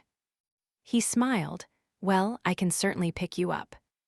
That was the worst pickup line ever. I laughed awkwardly. I bet. So I'm supposed to see if you'll let me see your abs. He raised his eyebrow. Do you want to see my abs? No, I shrugged. Are they worth seeing? How about you tell me? He lifted up his shirt to reveal his perfectly sculpted torso. What's the verdict? I don't know if I can tell without touching them. He laughed. I don't bite. Well, sometimes I bite. I internally rolled my eyes. Before I could chicken out, I put my hand out and brushed my fingers against his abs. He grabbed my hand and pressed my palm firmly against his torso, moving my hand down to the waistline of his jeans. I quickly pulled my hand away. How about we get out of here? I can make your last night as a single woman a night to remember. Thanks for the offer, but I really just had to touch your abs. I walked away without saying anything else. This was entirely inappropriate. I didn't want to be doing this. The thought of James running his hand along some random girl's stomach made me feel nauseous. You got really into that one, Marie said, and I don't blame you. God, those abs are amazing. They weren't as nice as James. Can we get going? I'm not feeling very well. That's because you need another drink. Melissa slid me a shot glass. There were at least a dozen on the table. I had a feeling they were playing a drinking game at my expense. Drink, drink, drink, Kendra said and slammed her fists on the table. I quickly downed the shot and tried to ignore the burn down my throat. I was already tipsy. This was going to probably put me over the edge. I shook my head back and forth. Here, Marie said, and slid a napkin with a penis cookie on it toward me. I laughed. I'm really not hungry. Okay, then that triggers number 5. If Penny passes on the cookie, she needs to convince a guy at the bar to eat said cookie. I'll just eat it. I lifted up the cookie. No way, Missy, Melissa said and grabbed my hand. Number 5 has already been triggered. Who at the bar looks hungry for a penis? How about that guy, B said. She was pointing to a guy in the corner with a plaid shirt and hipster glasses. Hipsters probably don't think it's cool to eat penis cookies. B laughed. I'm giving you an easy one. Hipsters will do anything to fit in. Just tell him eating normal-shaped cookies is so cliché. Fine, I sighed and slid off my stool. God, this was humiliating. I walked over to the hipster and took a seat next to him on the couch.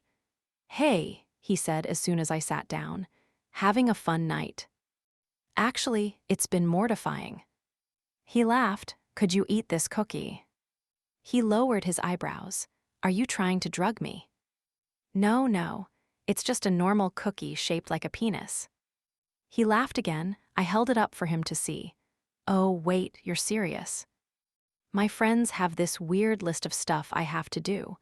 One is getting a guy to eat this cookie. I promise there's nothing wrong with it. Besides, normal-shaped cookies are so mainstream, don't you think? The hipster stared at me skeptically. I'll do it. Someone had flopped down on the couch on the other side of me. His arm was behind me on the couch, but he wasn't touching me. He was dressed similarly to the hipster. Maybe they were friends. That would be amazing, thanks. Take a bite first so I know it's not poisoned. Anton made a good point. He nodded toward the hipster. Fair enough. I took a bite. It's actually really good. I handed him the cookie. So can I just eat it, or do I have to suck on it weirdly or something? Anton laughed. You can just eat it, I said. The guy shrugged and bit the balls off. Anton started laughing again, egging his friend on. Good, he said and put the rest of the penis in his mouth. I couldn't help but start laughing too. He had just devoured that penis cookie. He was having a hard time swallowing while he was laughing. His arm had fallen off the back of the couch and landed around my shoulders. Awkward. I immediately stood up. Thanks for that, guys. I quickly walked away before they said anything else to me. I was a little out of breath when I made it back to the table. I didn't want random guys putting their hands of me. Nicely done, B said. The hipster's friend seemed to really enjoy that penis.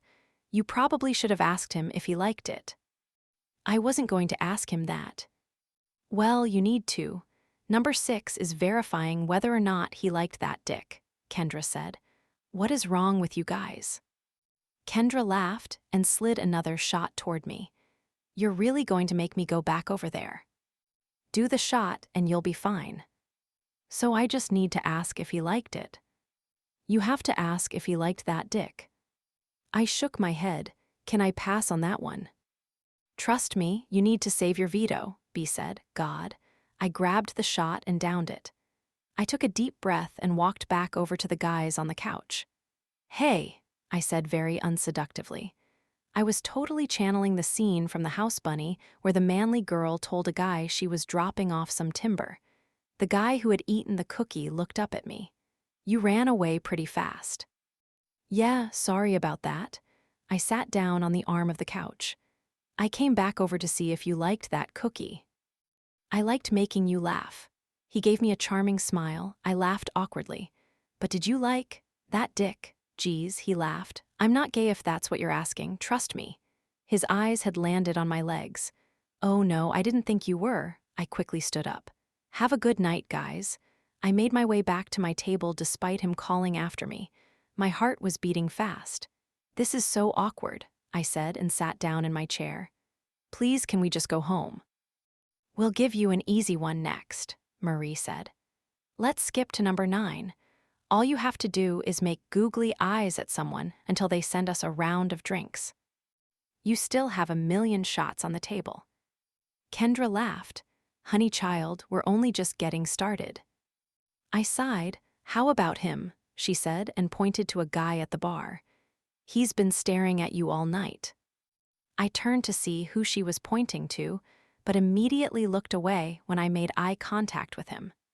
Some random guy isn't going to send us all drinks. Don't be ridiculous. You have years of being single at a bar to fit into one night. So put your hand through your hair and casually look back over at him. I tucked my bangs behind my ear and looked back over at him as discreetly as possible. He smiled at me, and I immediately turned away. He really can't keep his eyes off you, Kendra said. And he's handsome. I bet he's great in the sack. I laughed. Is that the thing I have to veto? Done. I'm not hooking up with a stranger. We would never put that on the list, B said. Well, Kendra wanted to, but I told her no. Thank you, I shook my head. You know what really make guys possessive? Kendra asked. Seeing a girl they want with another guy. If we really want that sexy man to buy us drinks, we should make Penny do number 10. Perfect, Melissa said. You have to dance with that first guy who bought you the drink. He already thinks I'm going to sleep with him at the end of the night. Please don't make me talk to him again. You won't be talking. You'll be dancing, Melissa said. And make sure you walk by the guy who's going to be buying us drinks later. Should I shove a penis cookie in his mouth while I'm at it? That's not a terrible idea. I can add that to the list, Marie said and lifted up her purse. Just let me find a pen. Don't you dare. I got up before any of them could add another stupid thing I had to do. A whole song, Penny. One of them yelled after me. I walked toward the guy who had bought me a whiskey, making sure to pass the one they wanted to buy us a round of drinks. I smiled shyly at the guy. It looked like he thought I was going to stop and talk to him. I noticed him frown as I leaned against the counter near my future dance partner. Back already? He said with a smile. How'd you like the whiskey? I laughed. It was awful. I'm sure it wasn't that bad. Oh, it was. Thanks for that. Any time. He seemed pleased with himself. You said you'd be willing to help with. Do you have something else fun on your list you want me to do for you? He said, cutting me off. Yes, actually. Will you dance with me? He smiled. I'd love to. He downed his drink and whispered something to his friends before walking with me toward where the DJ was set up in the back of the bar. Unfortunately, it was a slow song. He grabbed my hand and pulled me in close. I could smell the whiskey on his breath, and it made me ridiculously uncomfortable. I tilted my head to the side so I was staring over his shoulder. Just one song. Whoever you're marrying is a very lucky guy, he whispered in my ear. Thanks. Did James think he was lucky? I had thought so before yesterday, but I wasn't sure anymore. Does he even love me? The alcohol and my friend's laughter had momentarily distracted me from the notes he had written to Isabella. He loved her so much. I didn't want to be here right now. I just wanted to go home. You're beautiful, you know. For some reason, his words made me want to cry. I didn't say anything. I just turned my head away from him even more. The song would be over any second. What are you thinking about? He asked. I suddenly felt even more uncomfortable. I miss him. All I wanted was to be in James' arms. I needed to hear him say that everything was okay and that he loved me. You don't have to go home alone tonight. His hands slid down to my ass. I pushed on his chest and stepped back. I'm sorry, I'm not looking to go home with anyone. Let me buy you another drink. No, I've already had too much to drink, I'm sorry. I quickly walked away from him and ran directly into the guy I was supposed to be making googly eyes with. You okay? He asked. I looked over my shoulder. Yeah, I'm fine, I shook my head. Bad night. Honestly, I miss my fiancé. His friends kidnapped him for his bachelor party this weekend. So my friends decided to throw me a bachelorette party. All I really wanted to do tonight was watch a movie.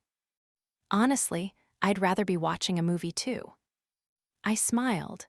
I'm not interested in going home with anyone tonight. I'm just going to go back over to my table. I'm not trying to sleep with you. I mean, you're gorgeous. But I'm not an asshole. I looked up at him. You're engaged. I am. I was merely going to try to get your number in case things went south. Things aren't going to go south. I wasn't able to admit that they had already started to. James and I were still fine. We had to be, he shrugged. I was engaged once. I didn't think that would end either.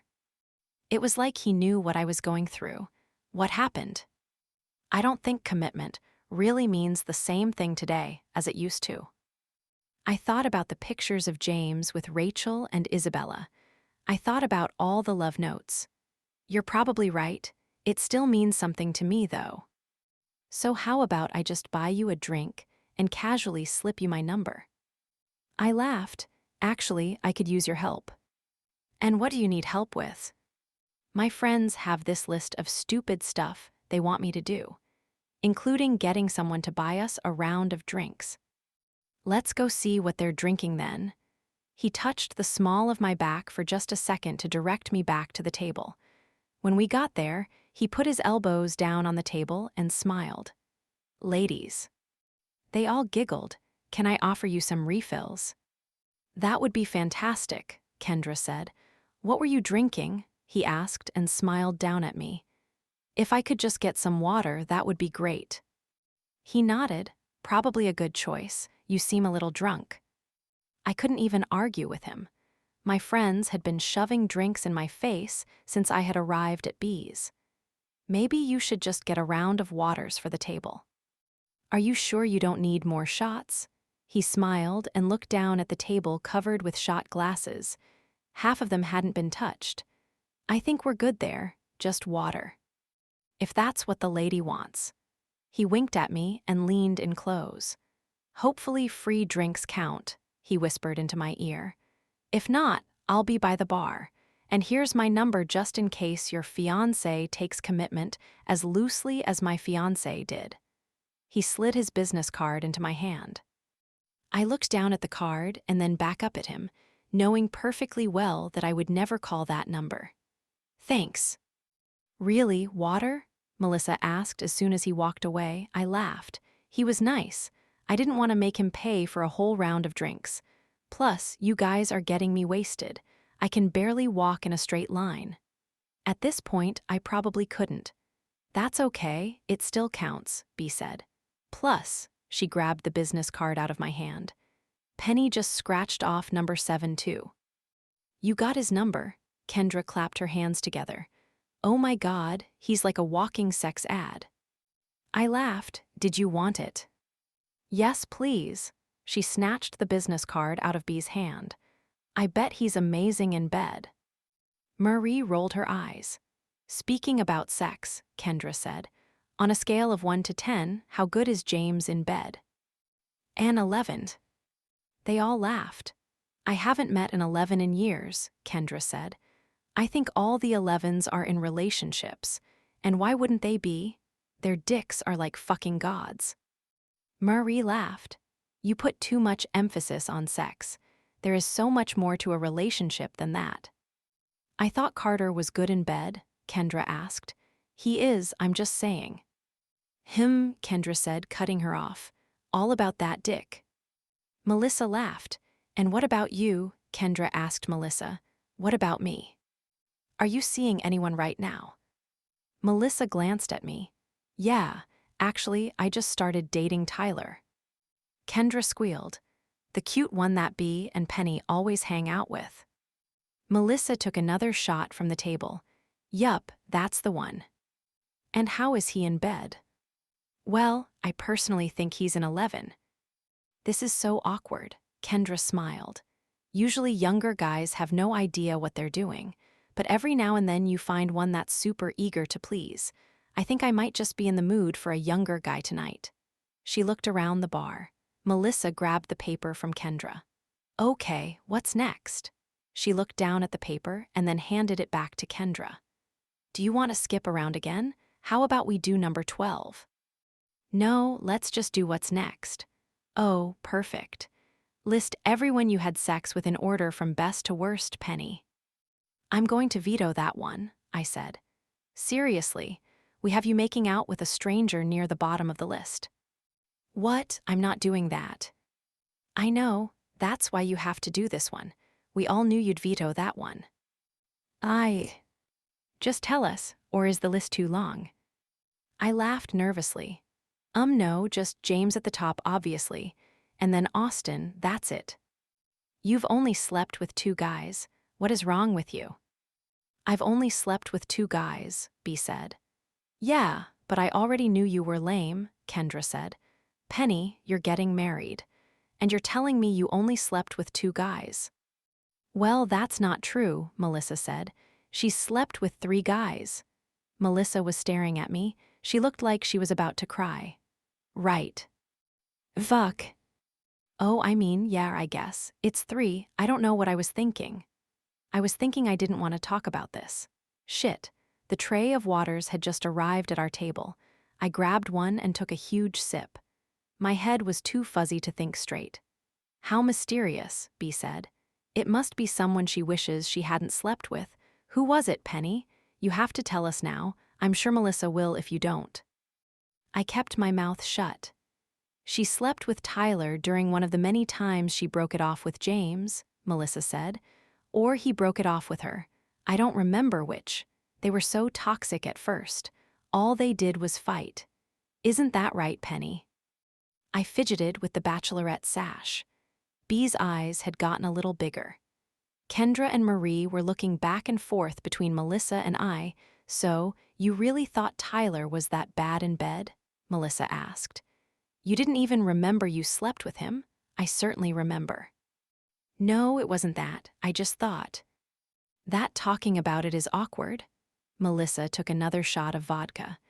The fact that you slept with my boyfriend isn't awkward at all. The fact that the 2 of you hang out all the time is super normal. Right, she said, and looked at everyone else at the table. Kendra cleared her throat. Next up on the list. Where is Tyler on your scale, Penny? Now I'm just super curious. Melissa's face was bright red. I had been trying to avoid this. I didn't want to fight with her again. Tonight had been going so well. I don't know. It was so long ago. God, just tell me. Below James. What was she expecting me to say? So, he's not as good as James? You're such a bitch. No, Tyler's really good in bed. I'm in love with James. So, you think Tyler's great in bed? What, do you still fantasize about him or something? You're the worst friend ever. Melissa, an exasperated laugh escaped my lips. What do you want me to say? I had sex with Tyler once almost 3 years ago. He wasn't your boyfriend then. You didn't even like him. You were dating Josh. And I can't take it back. There isn't anything I can do about it. You can stop hanging out with him. Fine, okay, I won't hang out with him anymore. Tyler and I are officially no longer friends. Happy? Is that really what you want me to say? Yeah, that would make me happy. Melissa, he's one of my best friends. Why can't you just get over this? It shouldn't be that big of a deal. Tyler and I are past it. Come on. Yes, he's one of your friends, but I'm your best friend. Your friendship with me should matter more than it does with him. Why are you holding on to him? Girls and boys can't just be friends. Yes, they can. I'm friends with Rob and Matt, and I'm friends with Mason. I pointed to B. I was friends with him before he even met B, and she doesn't hate that I hang out with him. That's because you didn't sleep with him. You can't be friends with Tyler if you want to remain friends with me. You can't. I can't handle it. Everyone at the table was silent for a minute. I was blinking fast, trying to hold back the tears. Marie cleared her throat. I need to use the restroom, I said quietly. I'll be right back. I stumbled out of the bar stool and made my way to the bathroom. Hey, Penny, said a familiar voice behind me. The little hairs on the back of my neck seemed to rise. I turned around and looked up at Austin. I hadn't seen him since I moved to New York. He looked the same as he had in college. Except his hair was shorter and he had a 5 o'clock shadow. I hated that the sight of him made my blood boil. The only person I hated more than him was Isabella, and maybe James' parents. I took a deep breath. I'm sorry, do I know you? He laughed. I know you haven't forgotten me, baby. You look upset. Are you okay? I just stared at him. So, you're getting married? James is an unlucky guy. Go to hell, Austin. That's not very nice to say to the first love of your life. I'm sure you dreamed of marrying me once. I never loved you. He shrugged. I guess we remember that differently. Great, let's agree to disagree. Have a good night, Austin. I turned around, but he grabbed my wrist. You know, you're the only girl that ever dumped me. I pulled my arm away from him. I didn't dump you. We never even dated. Well, you were a constant booty call then. You were so easy, always ready to please me. Fuck, college was fun, huh? I shook my head. What a dick. Aren't you curious about why I know that you're marrying your professor? You can read tabloids. Congratulations. I didn't know you were literate. You're feistier than I remember. I like it. But no, I didn't read about it. Isabella told me. Despite the alcohol and the anger I felt toward him, my body suddenly felt cold. What? I ran into her the other day. She's smockin' hot, by the way. James made a mistake letting her go. I noticed the manila envelope in his hand for the first time. Oh God, Isabella really was a lunatic. She must have known about my history with Austin. And now she had him wrapped around her finger. How the hell did she even know I was here? I looked back up at Austin's face. He was wearing a smug smile, like the thought of him sleeping with her would upset me. It didn't. They belonged together. And she's amazing in bed. Fucking fantastic, actually. So much better than you. She's very talented with. Stop, please stop talking. I didn't care if Austin was fucking Isabella, but I didn't want to hear about how great she was. I didn't want to have to think about James and her together, about how much James had loved her, or how he might still love her. Austin smiled. Touchy subject. Does James compare you to her often? It's really not much of a comparison. He looked so happy with himself. James loves me. My words didn't even convince myself. Really.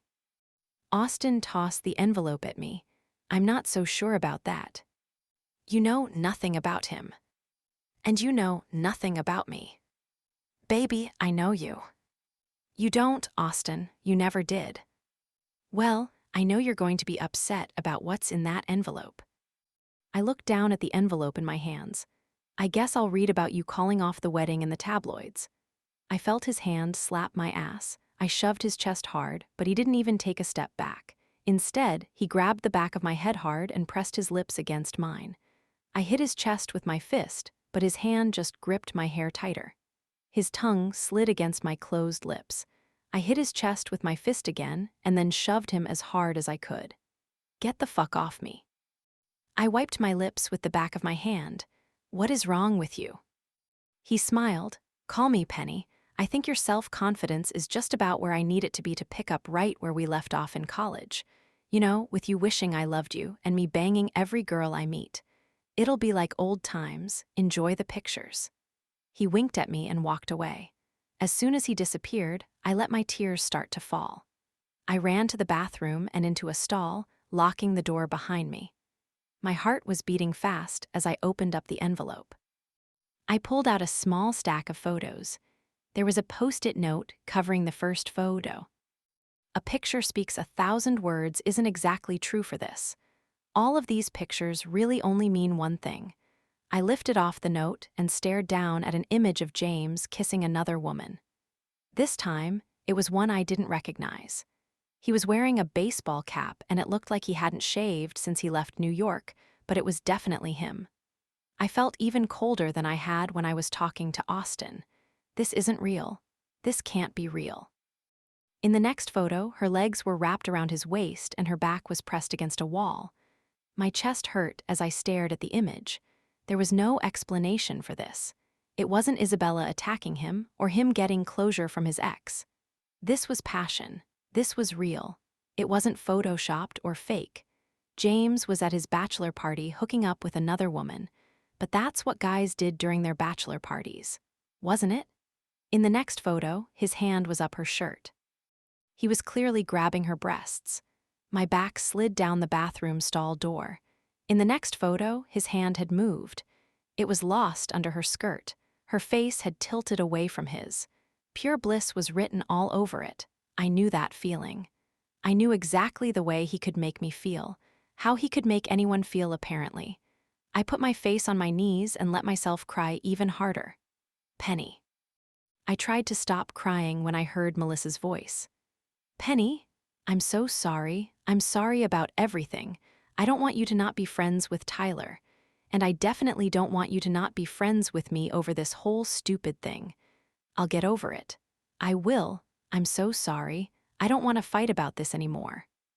Her words just made me cry even more. "Penny."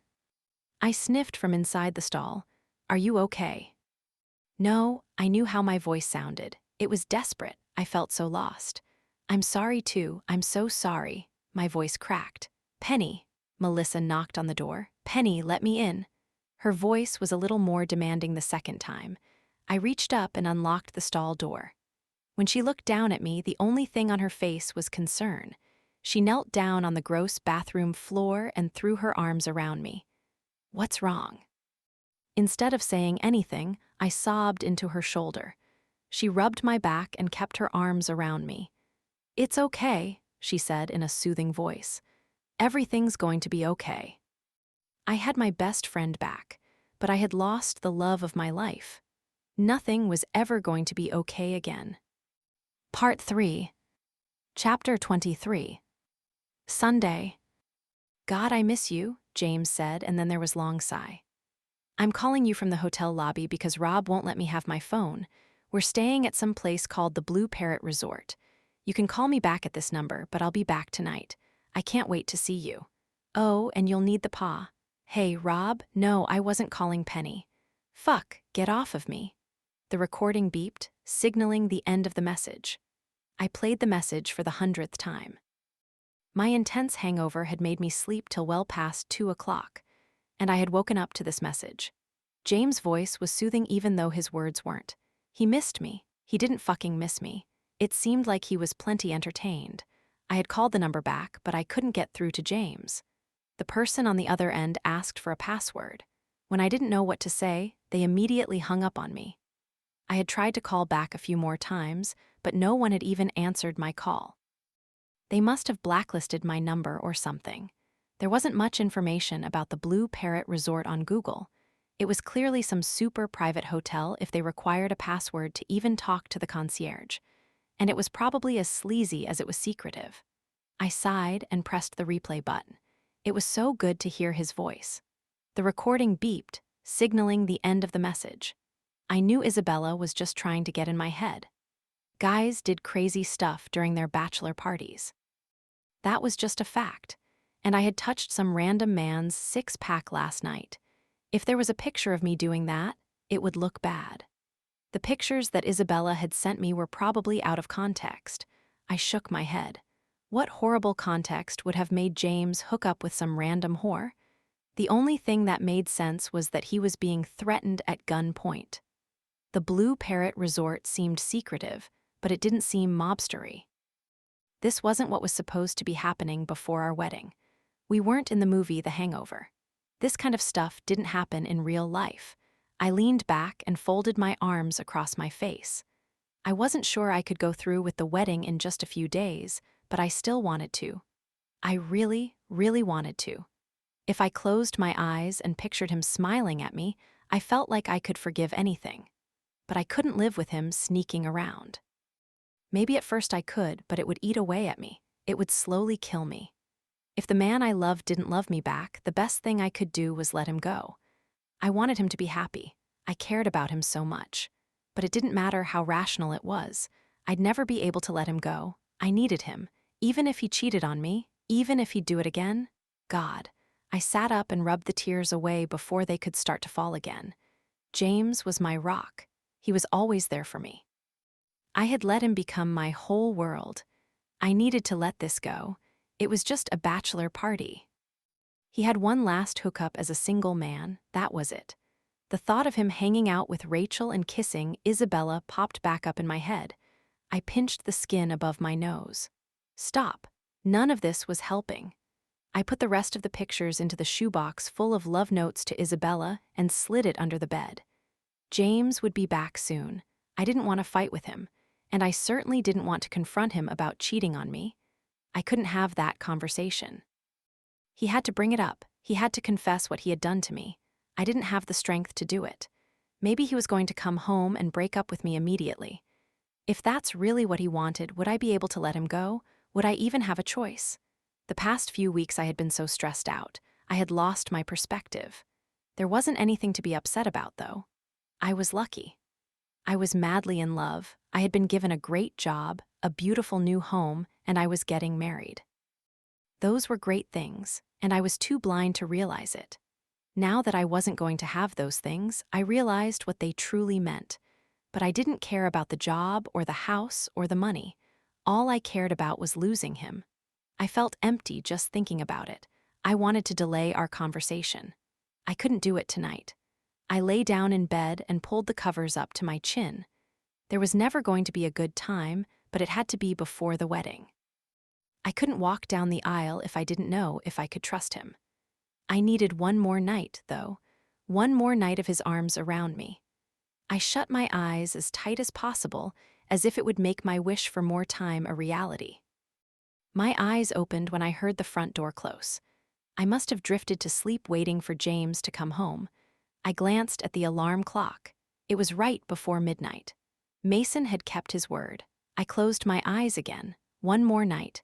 Please let me have one more night with him. His footsteps echoed across the marble in the foyer and treaded lightly on the stairs. But they paused when they reached the bedroom door. He let out a deep sigh. I closed my eyes even tighter. I could picture him leaning against the door jamb. He was probably running his hand through his hair in that sexy way he always did. I took a deep breath. There was a mixture of scotch and his amazing cologne in the air. He entered the room, and I could hear him getting undressed. Then it was silent again. He didn't get into the bed. I could feel his eyes on me. He must have just been standing there, staring at me. I wasn't sure what I had been thinking earlier. There was no way I could ever let him go. If he was cheating on me, we could work through it. We had to. I couldn't live without him, and I couldn't let him end it with me. We were getting married on Saturday. It was too late for him to change his mind. You had to call off a wedding at least a month in advance unless you were a horrible human being. That was just a rule. And James wasn't horrible. If he cheated on you, he is. I felt like I was going crazy. One day alone, and I had completely lost my mind. "Are you awake?" he asked softly. I bit my lip. My tears had started dampening my pillow. If he thought I was asleep, we couldn't have whatever conversation we needed to have. The bed squeaked as he slid in beside me. "I missed you, baby," he whispered as he wrapped his arms around me. Was that his excuse for cheating on me? I didn't have sex with him for a few days, so he slept with someone else. I thought we were stronger than that. I thought he loved me. It took every ounce of control in my body to stay completely still when it felt like my whole world was collapsing. I wanted to cry loud, ugly tears, but I didn't want him to know I was awake.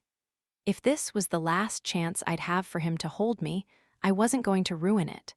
I wanted to go to sleep and wake up and forget about this weekend.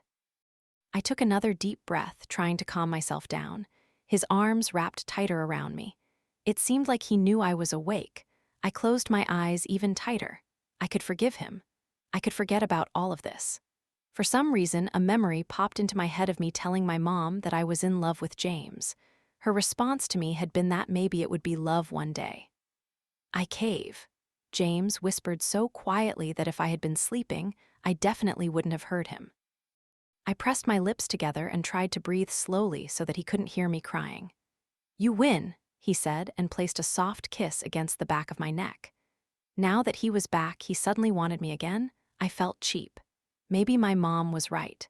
Even though she had said it over 2 years ago, maybe what we had wasn't love. Because a key part of love in my eyes was being enough for one another. It was about being faithful. I wasn't enough for James.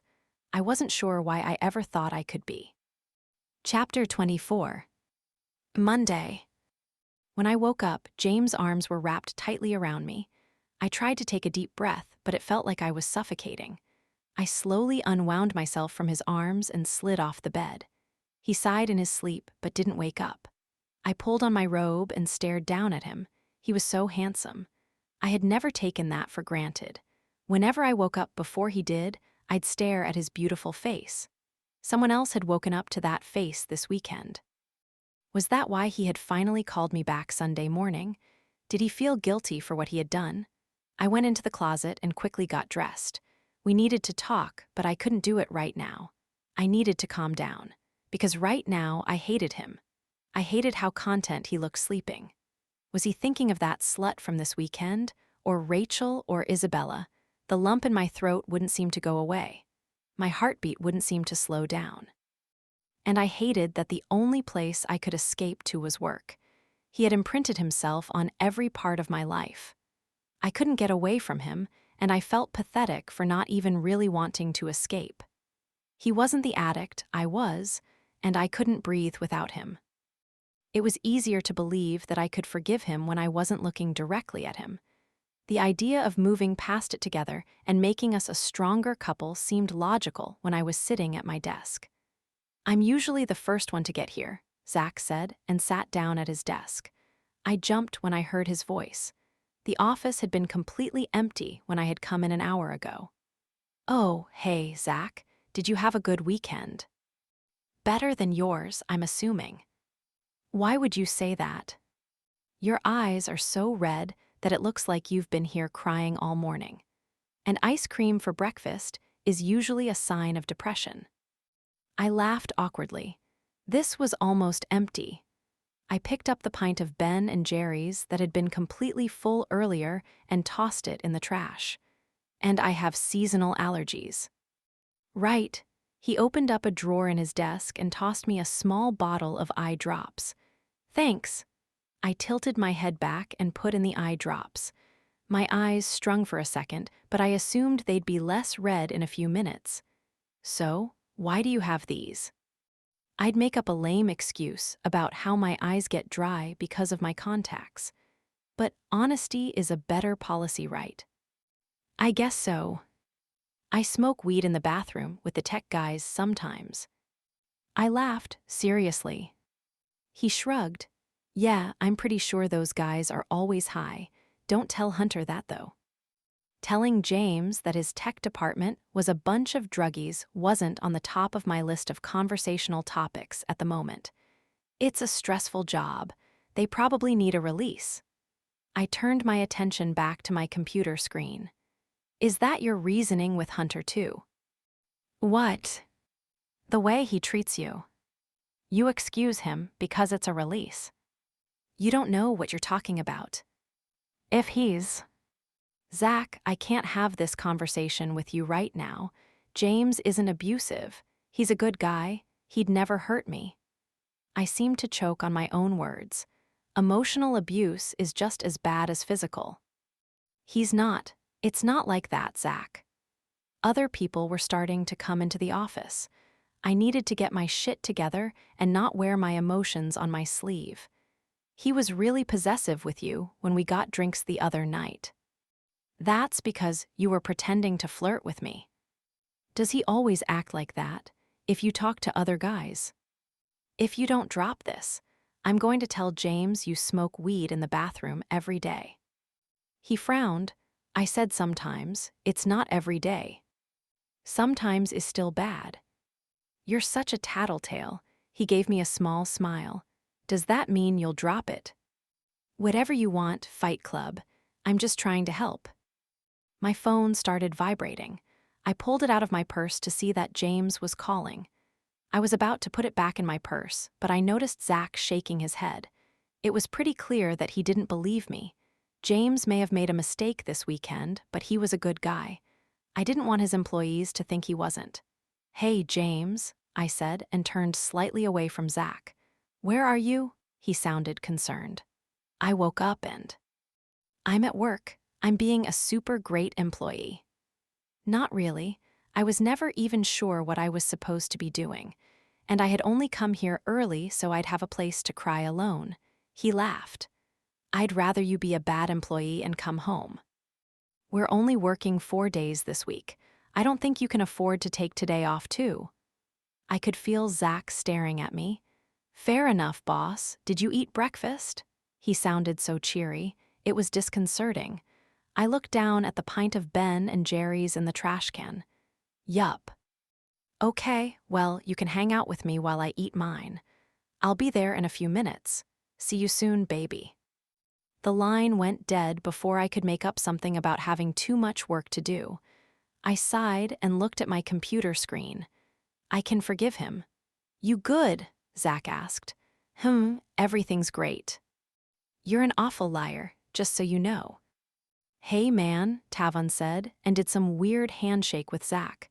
What were you guys talking about? He flopped down in his desk chair and put his feet up on the desk.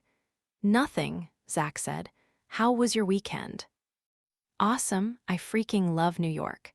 It's basically like still being in college. I laughed. You don't think so, Fight Club? No, not really. College was a lot simpler. At least it had been at NYCU. The University of Newcastle had kind of ended in disaster. But now that I had graduated from NYCU, things seemed complicated and shitty. I'd do anything to go back in time. Back before this weekend. Well, yeah, but I mean the vibe, you know? It's like a huge college town. There's always something to do. There certainly is.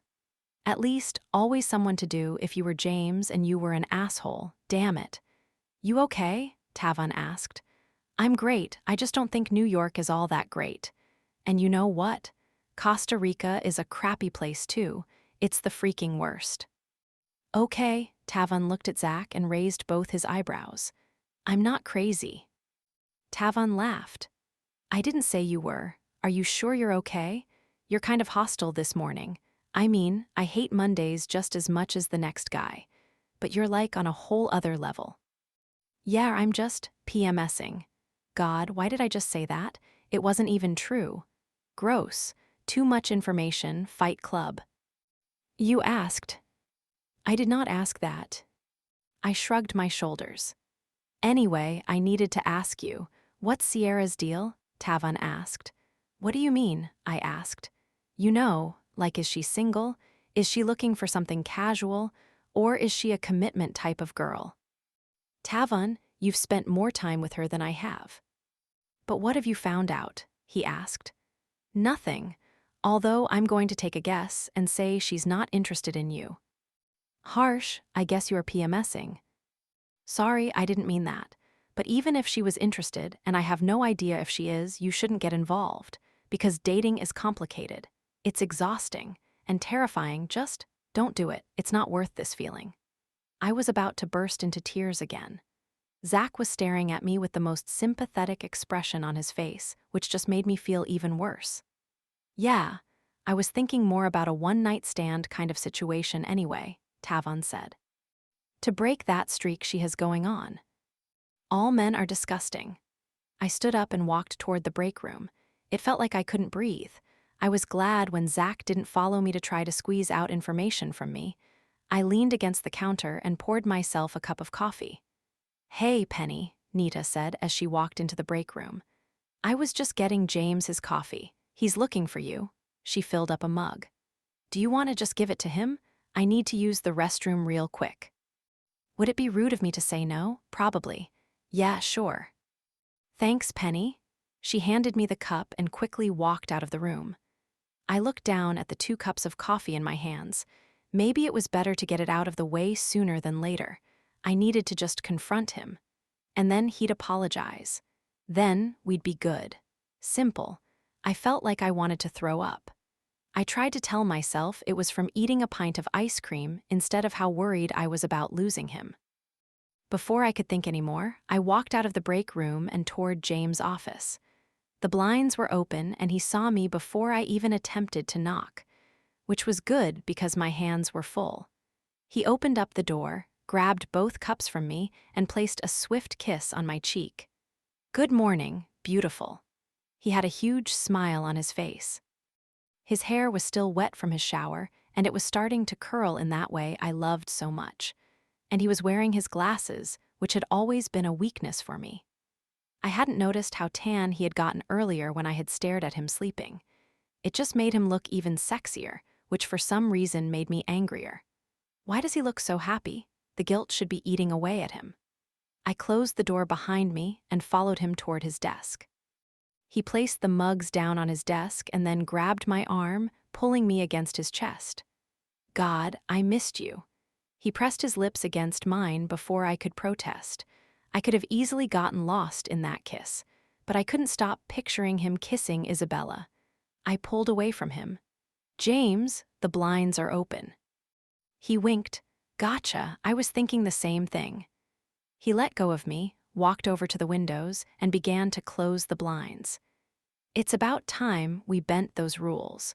All I've been thinking about since you started working here is having you on this desk." I swallowed hard. "No, that's not.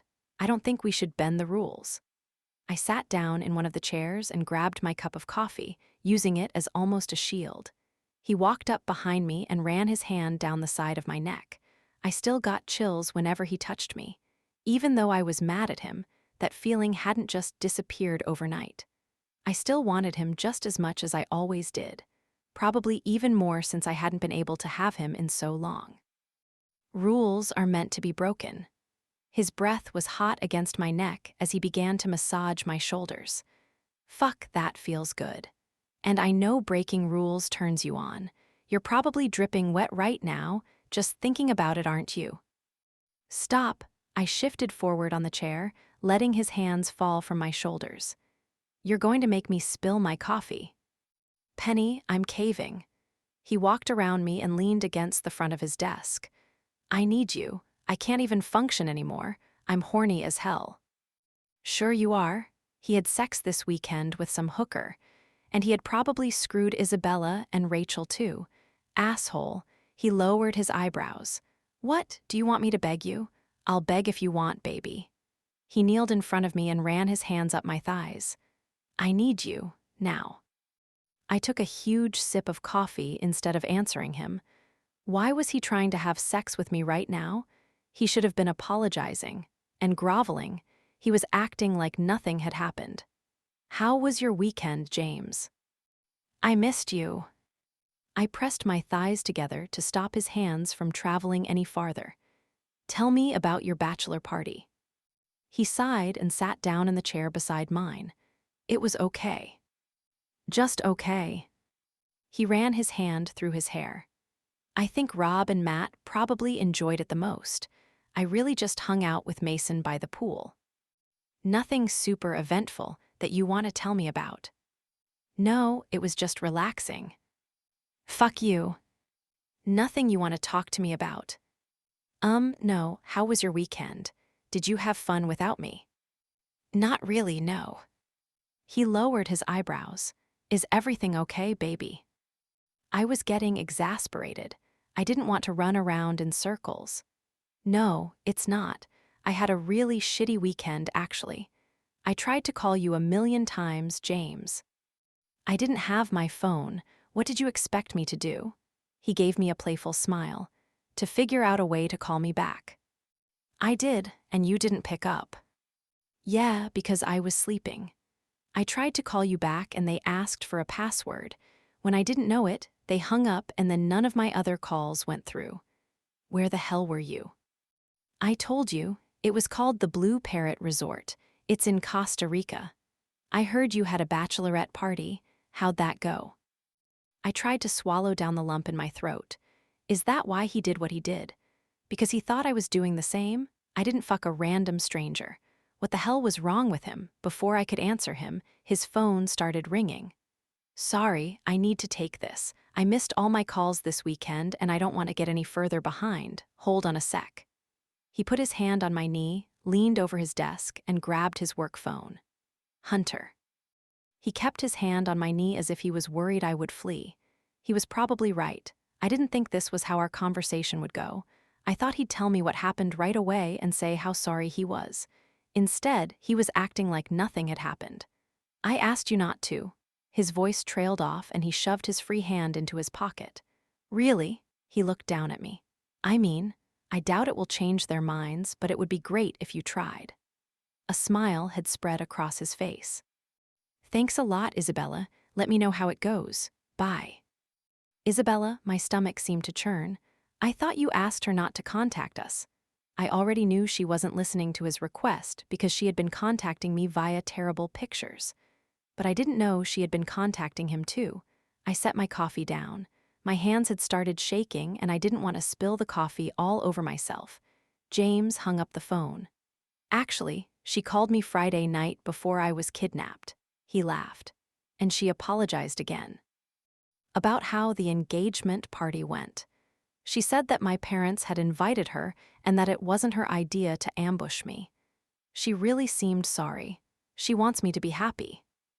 Bullshit. I had noticed his pause after claiming she had apologized. Was she apologizing for the kiss they shared last week instead? I took a deep breath. Okay, but why are you talking to her now? She just told me that she's going to try to talk to my parents. She wants them to come around. And you believe her? He shrugged. I don't know, I want to. My mom loves her. If anyone can convince my parents to come to the wedding, it's Isabella. Is that it? What do you mean? Is that the only reason you're talking to her? Because she's claiming she's going to help you. Of course. Do you still have feelings for her? He laughed. No, Penny. He grabbed my hand and sat down next to me again. If you're worried about me getting cold feet, it's not going to happen. I love you and only you. You have nothing to worry about. Stop lying. I don't want you to talk to her anymore. Isabella. Yes, your ex-wife, she's toxic.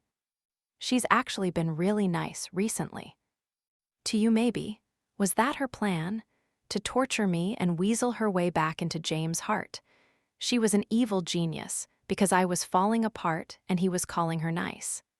Did you always plan on moving back here? What?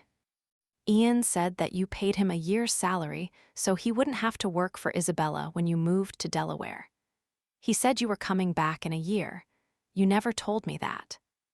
I thought I'd come back, yeah. I just needed a break from this lifestyle. When I left New York, I never imagined I'd meet someone like you. But you did meet me, and you never told me about your master plan. It wasn't a master plan. The date wasn't set in stone, it was tentative. My life was a mess. I couldn't plan that far ahead. I was still figuring out what I wanted. Because of Isabella, and now what? You want to be friends with her. It wasn't because of Isabella. Our marriage had never been good. I knew she had been cheating on me for months before I caught her in the act. I was a mess because I had my own issues to work out. I needed to find a purpose, something to live for. But you loved her. It must have torn you apart when you found out she was cheating. Right? Because it hurts to find out that someone you trust is fooling around behind your back. Especially when you have to find out instead of them telling you. I never trusted her, and our relationship wasn't built on love, you know that. Liar, all those notes he had written to her flashed through my mind. Just thinking about them made my chest hurt. Can't you see that you're killing me? His eyes softened slightly as he watched me slowly fall apart in front of him. Penny, what's going on? Are you having second thoughts? I don't know. I immediately saw the flash of doubt on his face. It was the same way he had looked at me back when he was a professor, like he didn't believe I could possibly love him. He wasn't supposed to be the one feeling hurt right now. He was the one that cheated on me. If he was scared of losing me, all he needed to do was apologize. Hey, he put his hands on either side of my face. Whatever doubts you're having, please just tell me. Whatever you're worried about, I know we can work it out. I love you with everything that I am. He still wanted to be with me. Maybe I was blowing everything out of proportion. Men did stupid stuff during their bachelor parties all the time. I had seen movies where guys did way worse than bang a random girl before committing to someone for the rest of their lives. James wouldn't fool around on me behind my back when we were married. It was just because it was his last night as a single man, and he had Rob and Mason egging him on, and who knows who else. James had told me he never cheated on Isabella. He wouldn't cheat on me either. He loved me. The way he was looking at me couldn't be faked. I had to trust him. You promise? I promise. What's bothering you? It's nothing, if you still love me. Penny, he leaned forward and placed a soft kiss against my lips. I'll never stop loving you. You are the only thing I'm ever sure about. It's you and me. It'll always be you and me. I put my arms around his neck and breathed in his familiar scent. You and me, I needed to let this go. If he wasn't talking about it, it was a mistake. It was a one-time thing. I bit my lip. That's what he had said to me when we had crossed the line of being a student and her professor. But it was never a one-time thing, and it was never going to be. Don't cry, don't cry. So, about me caving. I should probably get back to work. I pulled away from him and stood up, grabbing my cup of coffee. I wanted to forgive him, but I needed more time. Right now, the coffee in my hands was the only thing keeping me from being bent over his desk. I gripped the cup even tighter. Are we okay? He looked dejected. I don't want the other interns to think I don't do any work. He nodded, but he still looked upset. Let's go to Titano's pizzeria for lunch. Not today. I want to bond more with Sierra. She just moved to New York and I wanted to see how she's adjusting. I was in her place not too long ago. It looked like he wanted to say something, but instead he pressed his lips together. Just say it, James. Tell me what you did. Tell me that you're sorry. It would be so much easier for me to move past this if he owned up to his mistakes. I turned away from him.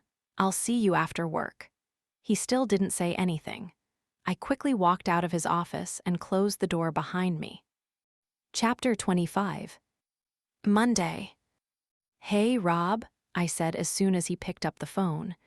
I had eaten lunch as quickly as possible with the other marketing interns. Now I was standing outside the office, hoping I could get some answers. Hey, sexy, what's up? I rolled my eyes, even though he couldn't see me through the phone. I was just calling to see if you had fun during James' bachelor party. Rob laughed. That's a ridiculous question. It was fucking awesome. So, what did you guys do? Well, I won over the hottest girl there, and Matt acted like a little bitch about it. I laughed. Congrats on your conquest. What about James and Mason? They were super lame. They sat by the pool all day. And what about at night? Are you trying to find out if we hired strippers, got him wasted, and then he engaged in tons of unprotected sex with strangers, and now has a baby mama? Jesus, did he? Rob laughed. You'll never know, but you know how he gets when he's off the rocker. Rob, my voice sounded strangled. Seriously, did James cheat on me? If he did, it was with Mason. I sighed. Rob laughed. No, he didn't cheat on you, Penny. You're sure? I mean, I didn't watch him every second. but he barely participated in everything we had planned. The only sex he had was probably with his hand while he stared at a picture of your beautiful face. I shook my head. This conversation hadn't made me feel any better. Okay, thanks, Rob. I'll see you on Friday. Wait, Penny, are you really worried about this? Yes, and I'm pretty sure you wouldn't tell me even if you did know. So I'm sorry that I called. Please don't tell James. I'm just freaking out over nothing. That's not true. I like you way more than I like James. I'd tell you anything. I really don't think he did anything stupid this weekend, despite all of our best attempts. I laughed and looked across the street at Central Park. There was more bothering me than just what did or didn't happen this weekend. Do you know if he still has feelings for Rachel? Rachel. The girl he dated in high school. Oh, that Rachel. How many Rachels has he dated? No, I don't think so. He was pretty torn up when they called it off, but he was just a kid. Everyone romanticizes their first love. No one holds on to it, though. James was my first love. I was holding on to that. This conversation wasn't calming me down. Are you getting cold feet or something? I looked down at my feet. No, I'm worried that he is. He's not. If there's one thing I'm sure about, it's James' addiction to you. I mean, like obsession. Rob cleared his throat. Sorry, those weren't the best words. What I mean is that he loves you. So you think that's true too? Isabella had said that to me. It was different hearing it from Rob. I believed Rob. That he loves you. Yes, he's crazy about you. No, that he's addicted to me. Rob paused. You know it's different. You're actually good for him. Perfect, really. The two of you together just makes sense. He's good now. He's happy. You did that. For some reason, hearing that made me feel like I could breathe again. Trust me, James isn't having cold feet. All he did all weekend was try to get his phone back so he could call you. By the way, were you okay? You called him like 1,000,000 times. You're awful at being alone. I am awful at being alone. Yeah, it doesn't matter. I really have nothing to worry about. Nothing, except for me trying to be your last hurrah before you get married on Saturday. But really, you should just be looking forward to that. Rob, I'm not sleeping with you. Can't blame a guy for trying. I laughed. Thanks for calming me down. You know what else is good for calming nerves? I have to get back to work. Thanks, Rob. I hung up before he could tease me anymore. I felt 1,000,000 times better after talking to him than I did after talking to James. But maybe it was because James really hadn't done anything. Isabella was just fucking with me. Chapter 26. Monday. I walked past Nita's desk and straight toward James' office. The blinds were still closed from earlier, which usually signified he was in some kind of meeting, but I didn't care. I knocked on the door and opened it before James had time to respond. He looked up from his desk. He still looked as upset as he had when I had left him this morning. I quickly closed the door and went straight toward him. I caved too. I sat down on the edge of his desk. Penny, if there's something bothering you, I think we should talk about it. Please just talk to me. Tell me what's wrong. He put his hand on my knee. The only thing bothering me right now is that you're not fucking me. I pulled off my blouse and tossed it at him. If you would just tell me what it is. His words stopped when I unhooked my bra. I let it slowly slide down my shoulders. Is this what you want, Mr. Hunter? To fuck your new intern? His Adam's apple rose and fell. Because that's what I want. I have a huge crush on my boss. I put my high heel on the edge of his chair, right between his thighs. I know it's wrong, but I can't stop thinking about you. I knew he was horny, and I knew he'd love this scenario. Him sitting at his desk with his glasses on reminded me of being in his class. He had stared at me like this during his lectures. That thrilling, terrifying feeling that someone might catch us made me feel alive. This put us right back where we had been at the University of Newcastle. It felt so right. He stood up and put his hands on either side of me on the desk. Everyone's going to know that you're fucking your boss. Everyone's going to know that you're mine. If that's what you want, you better make me scream. I grabbed his tie and pulled his face to mine. His tongue invaded my mouth, claiming what was already his. I began unbuttoning his shirt, trailing my fingers down his pecs and six-pack. God, I missed him, and I missed bending the rules or breaking them completely. It made me want him even more. This dynamic never felt wrong. I was never not enough for him like this. I was his escape and he was mine. I pulled back. Just this once, Mr. Hunter. I was panting. I couldn't even remember the last time I had been this turned on. It was the same reaction that I had when he said it was going to be a one-time thing when he was my professor. It just made me want him even more. Just this once. He raised his left eyebrow. I better make it memorable, Miss Taylor. He pulled my ass to the edge of his desk and ran his fingers up the insides of my thighs. You'll never be able to forget me. You'll never be able to scream another man's name. I whimpered at his words. My whimpers quickly turned into moans as he pushed my thong to the side and slid a finger inside of me. Fuck, you're so wet. His voice was deep and alluring. I could hear how much he missed me in his words. I was the one he needed. Not Isabella or Rachel or some random girl. He wanted me. I bit his lower lip and grabbed his belt. We can skip the foreplay. I unhinged his belt and undid his pants. I need you, now, before we get caught. He bunched my skirt up around my waist and quickly pulled my thong down my legs. His hands moved back to my ass and he thrust himself deep inside of me. Oh God. The groan that escaped his throat sounded more like a growl than anything. I grabbed his tie again so that his mouth would be back on mine. His fingers dug into my skin as his length moved in and out of me. It felt like forever since I had felt like this. I had missed this feeling, being so full and so loved at the same time. And all I needed was more. Harder, James. Baby, you have no idea how much I missed you. He thrust forwards and pushed my back flat against his desk. I heard something crash to the floor and the sound of glass shattering. What was? He put his lips around one of my nipples and sucked hard. Oh God, James.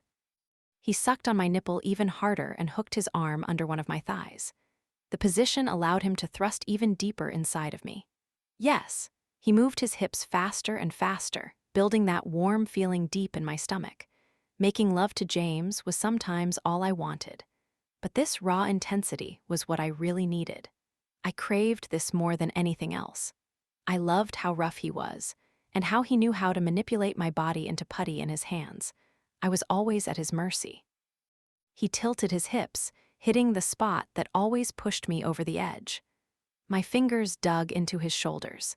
Him groaning against my nipple sent shivers through my whole body. I couldn't hold on much longer. The reminder of how I could make him feel was almost even better than the friction of him inside of me. Come for me, Penny. Not yet. I clenched my teeth together. I didn't want this to end yet. Don't stop, please, not yet. Don't worry, we're only just getting started. Come, baby. He lightly bit down on my nipple and tugged. The sensation seemed to have a direct line to my groin. I felt myself starting to clench around him. His grip on my thigh tightened as he continued to move his length in and out of me, faster and faster. Now, Penny. My back arched and all my worries began to float away, replaced by pure bliss. James? Yes, I reached out for him. He grabbed my arm and pulled me back to a seated position as his lips smashed against mine. There was an urgency to the way he kissed me, a hunger, and I wanted to satiate that need. He continued to thrust in and out of me, riding out my orgasm. I fisted my fingers in his hair to pull his lips away from mine. Do whatever you want to me. His dick swelled inside of me. Whatever you were dreaming about when we were apart, I want it too. His desk phone started ringing. James pulled out of me, picked up the phone, and yanked hard, ripping the cord out along with the phone. It immediately stopped ringing. Give me your hands. I put my hands out in front of me and watched him wrap the phone cord around my wrists, tightening it so that it only just dug into my skin. I looked up at him. You dreamed of tying me up. I dreamed of having you in every way possible. He grabbed my ass and lifted my legs around his waist. But my fiancé is incredibly horny, and I know you're in the mood for more than just making love. He walked us around to the other side of the desk, set me down on the edge, and put his lips to my ear. His warm breath made my skin tingle. You want it rough and dirty, and I'm going to give you exactly what you want.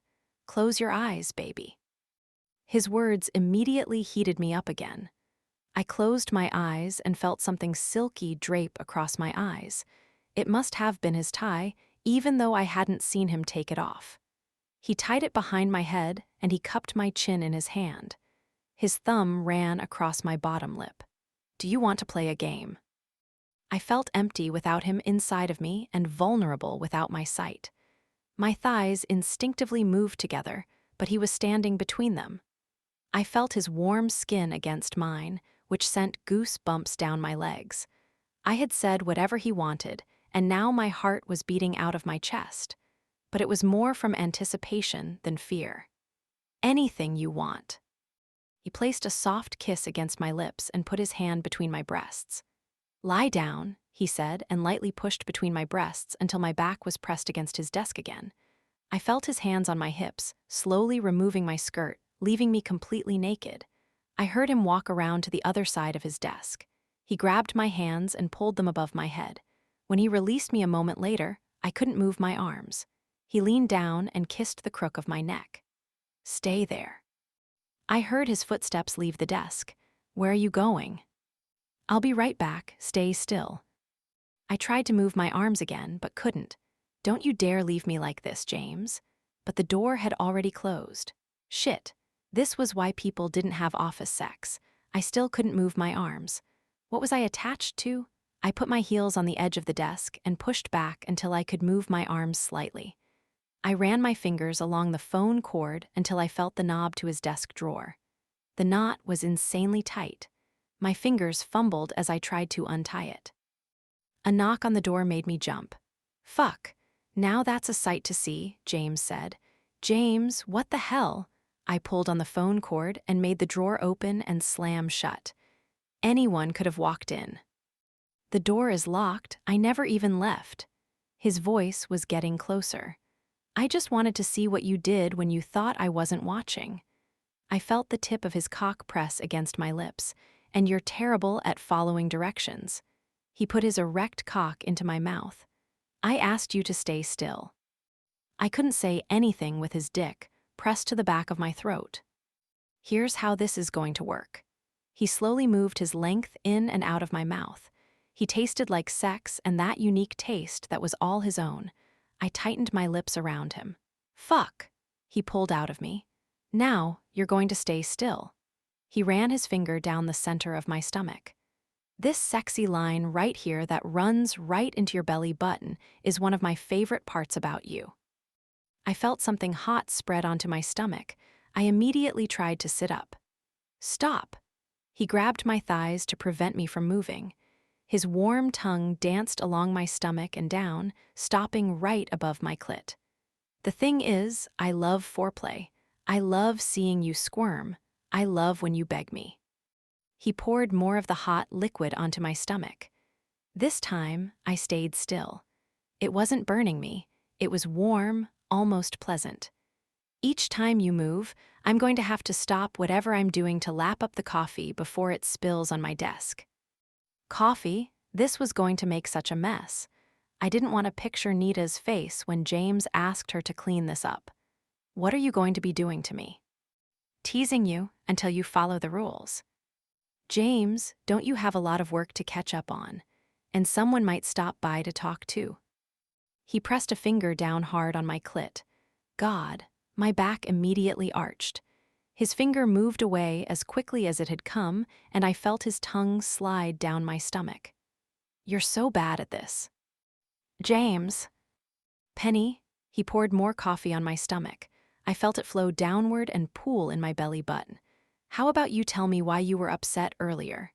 He kissed the side of my neck. I kept my mouth shut. He ran his fingers up the insides of my thighs and lightly nipped the top of my thigh, right beneath where I wanted him most. I moaned softly. Tell me. He kissed the same spot, and his hot breath lingered between my thighs. I needed him. You kissed Isabella. His hands fell from my thighs. What? The seduction from his voice was gone. I didn't want to tell him about how Isabella had tricked me, not when I couldn't see his reaction, not when I was tied to his desk with no clothes on. I saw you, I lied. Last week when she came here to talk to you and you ditched me for lunch. I pulled on the phone cord and made the drawer slam shut again. I saw you kiss her.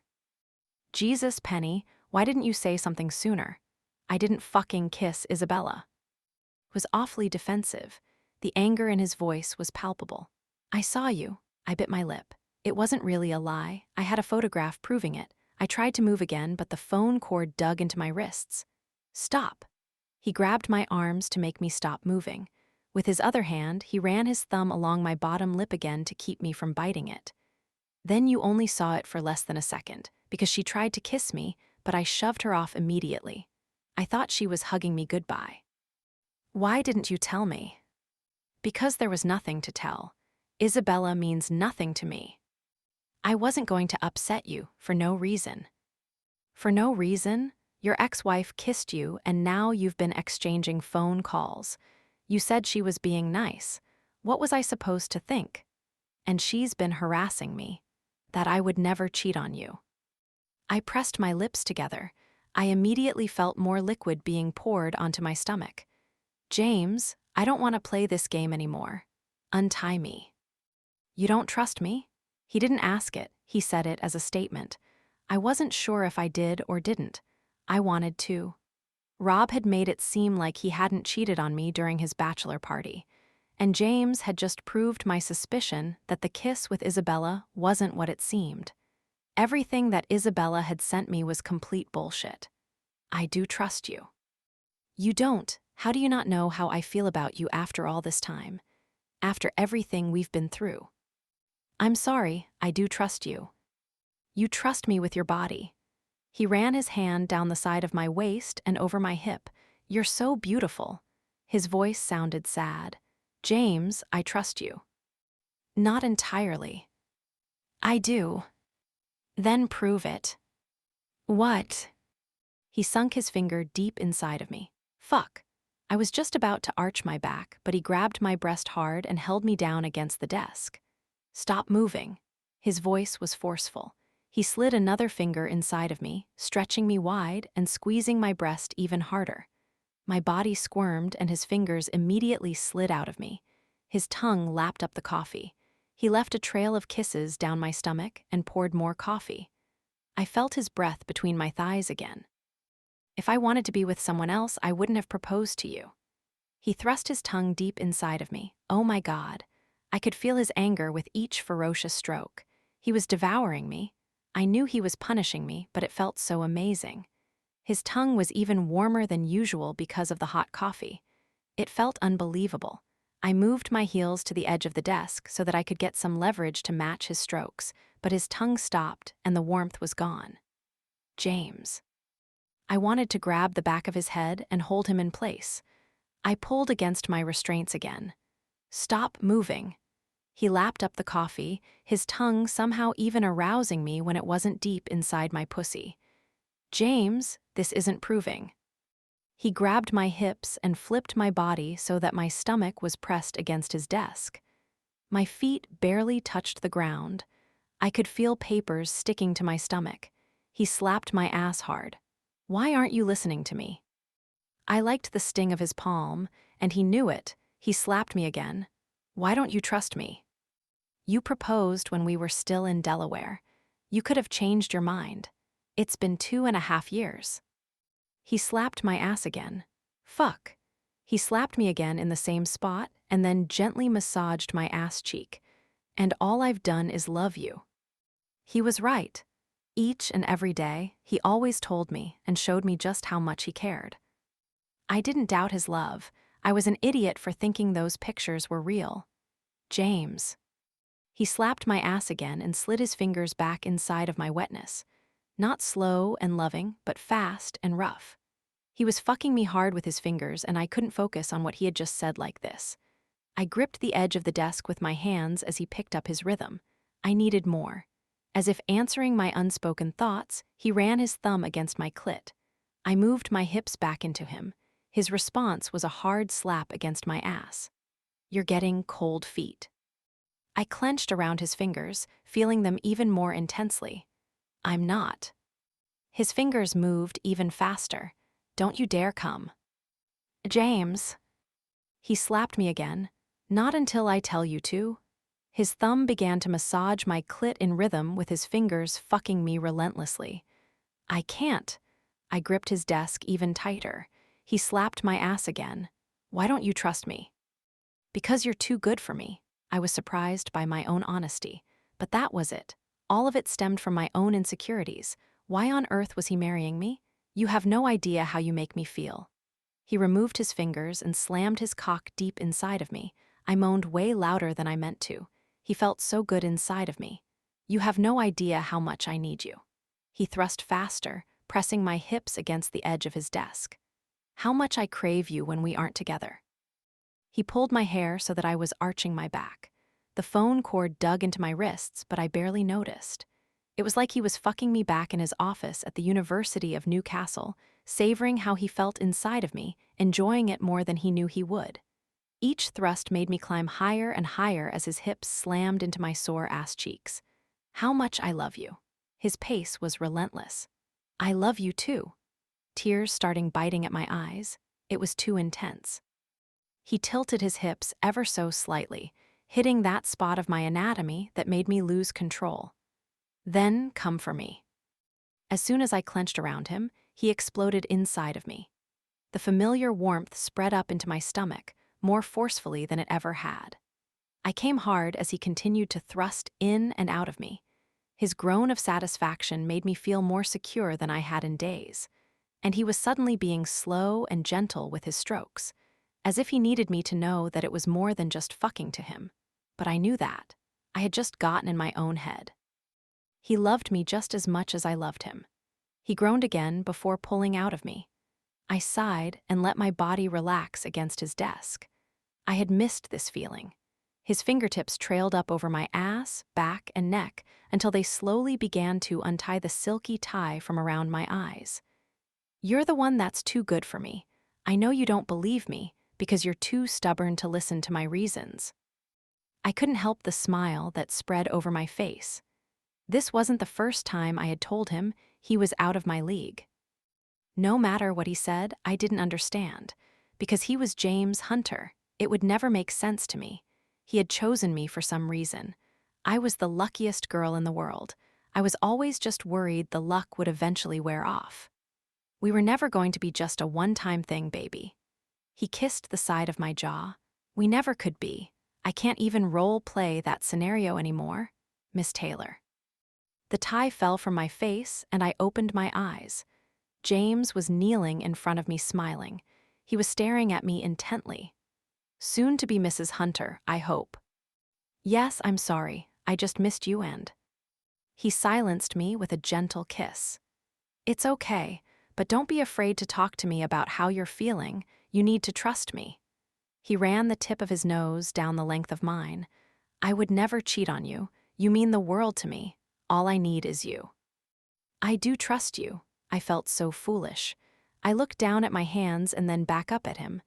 "Are you going to untie me?" "I think I'd rather work like this." He sat down in his chair with a smirk on his face. I laughed. He buttoned up his shirt and put his tie back around his neck. "Really, I need to get back to work." I lifted my wrists as much as I could. He looked down at his watch. "You probably should get back. I actually have a lot of work I need to get through." He rolled his chair forward and slowly untied the phone cord from my wrists. As soon as my hands were free, he kissed the inside of each of my wrists. They were red from me pulling on the cord so much. He glanced back up at me. "It's okay, I liked it." He ran his thumbs along the insides of my wrists. "You're definitely everything I need." I pushed myself up and leaned forward to kiss him. He grabbed my ass and pulled me against him, kissing me hard before setting me back down on my feet. When he pulled back, he had that boyish grin that I loved so much. I took a deep breath. We were good. "Let's find your clothes," he said with a wink.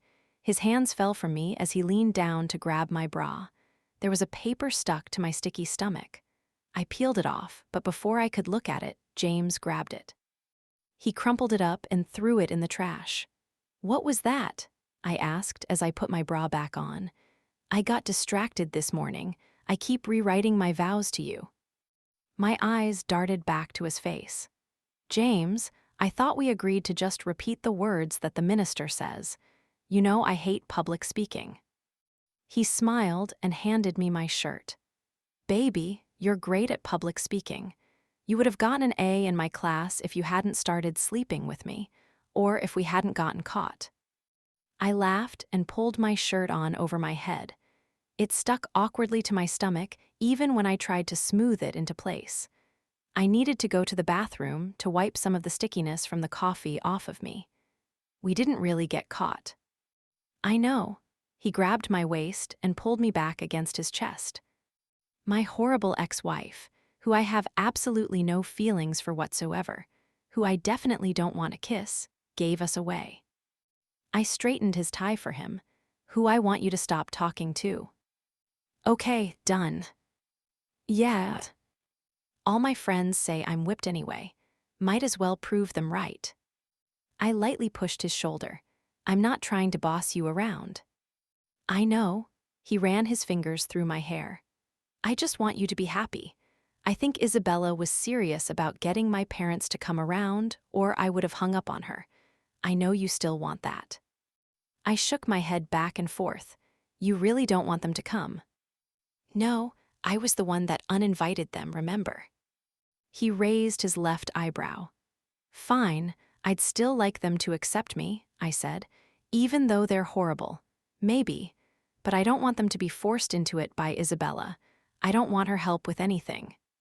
"Fair enough, no more Isabella. She is officially out of our lives." I breathed a sigh of relief. "Thank you. And that's why you talk to me when you're upset, so I can fix it. Now, where did your underwear go?" I laughed and grabbed my thong off the ground. James' eyes wandered up my legs as I pulled my thong and skirt back on. "So much for waiting until our wedding night," I said, insatiable as ever. "You turned it into a game. You know how competitive I am." He laughed. "That's not why you caved, though. You caved because you needed me, just as much as I always need you. That's why we're getting married. There was no reason to hold off on having sex until our wedding night. We already know where we both stand." He tossed the phone at me. "Tell Nita to get me a new phone." "No way, I'm not doing that." I threw it back at him. "I'm not her boss, and I don't want to have to explain what happened to it." "So you want me to explain what happened?" "Don't you dare. Just tell her it fell off your desk, and please don't make her clean up this mess." I walked to the other side of the desk and picked up a frame that had fallen. The glass was shattered. It was a picture of James and I at the beach. He had this habit of staring at me instead of the camera whenever someone was taking a picture of us. This one wasn't any different. I was smiling, and he was looking at me with the most loving expression on his face, like I was the only thing he saw. "I love this picture. We'll have a better one soon." He grabbed the broken frame from me and pulled out the picture. "Of when we share our first kiss as husband and wife. That's the one I'll want on my desk." He handed me the photo and tossed the frame in the trash. "Now that the other marketing interns know we're together, you can have a picture of me. I'll get you a new frame." I smiled back up at him. I had no idea why I had ever doubted him. "And don't worry about what Nita thinks. She is very aware of the fact that your afternoon lunch visits the past few years sometimes resulted in sex, because I always asked her not to disturb us and winked at her." "No, you didn't." I stopped when I saw the playful expression on his face. "James, you didn't really, did you?" "You'll never know. And besides, everyone who walked by my office recently knows we just had sex. You were pretty loud."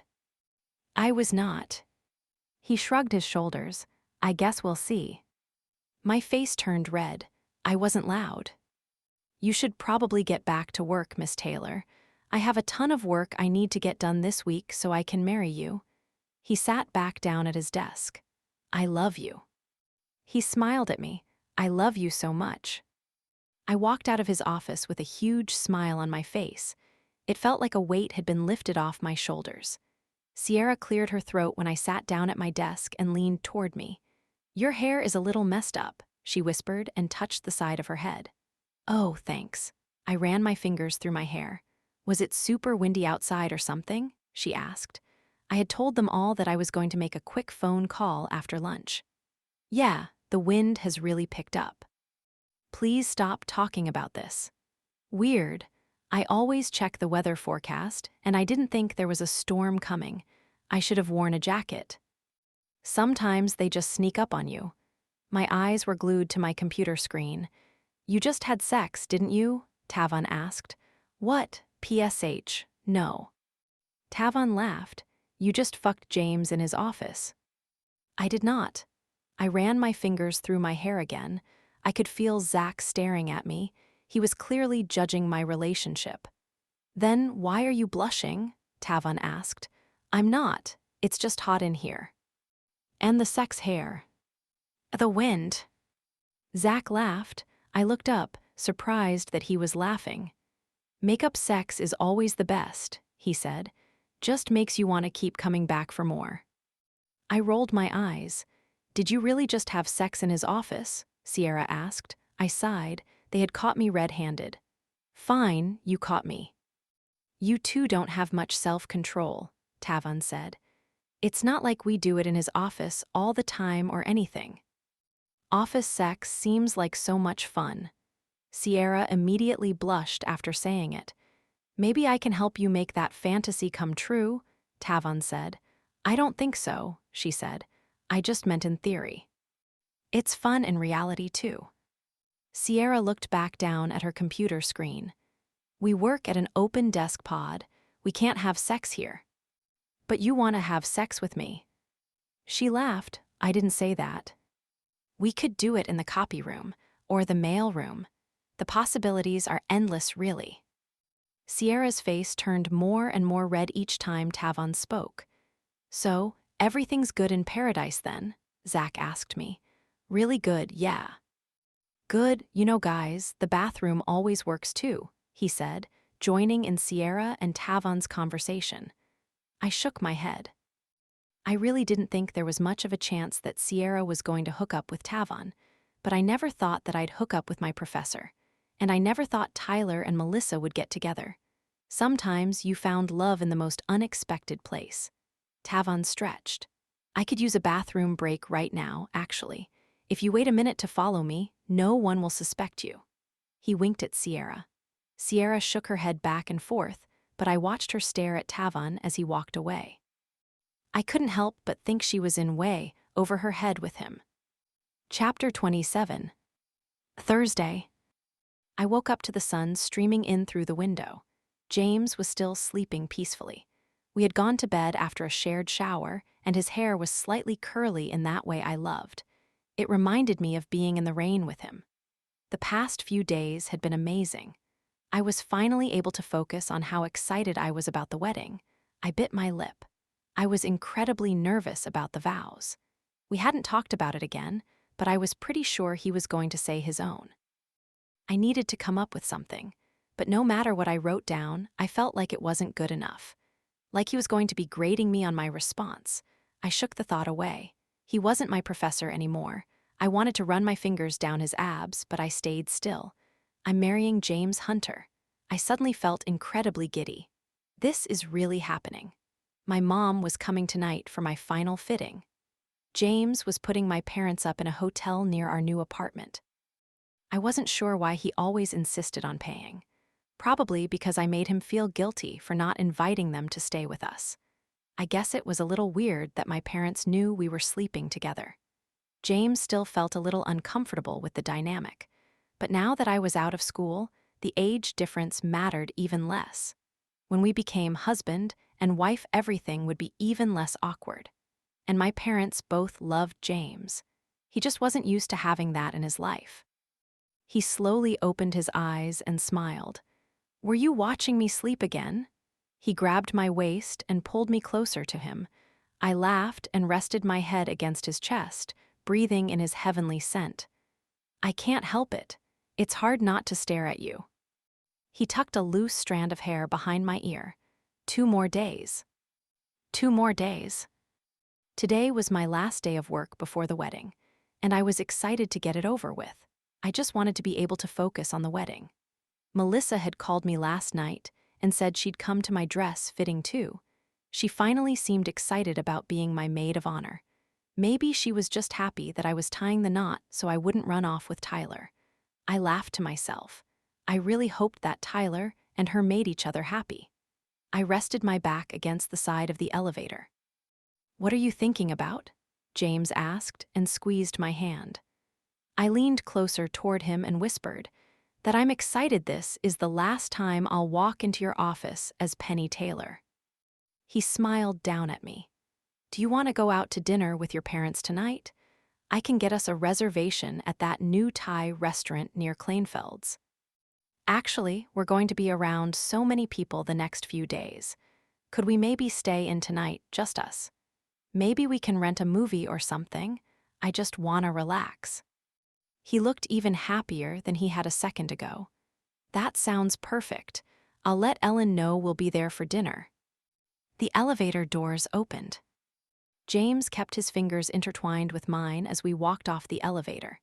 He stopped right in front of his office door.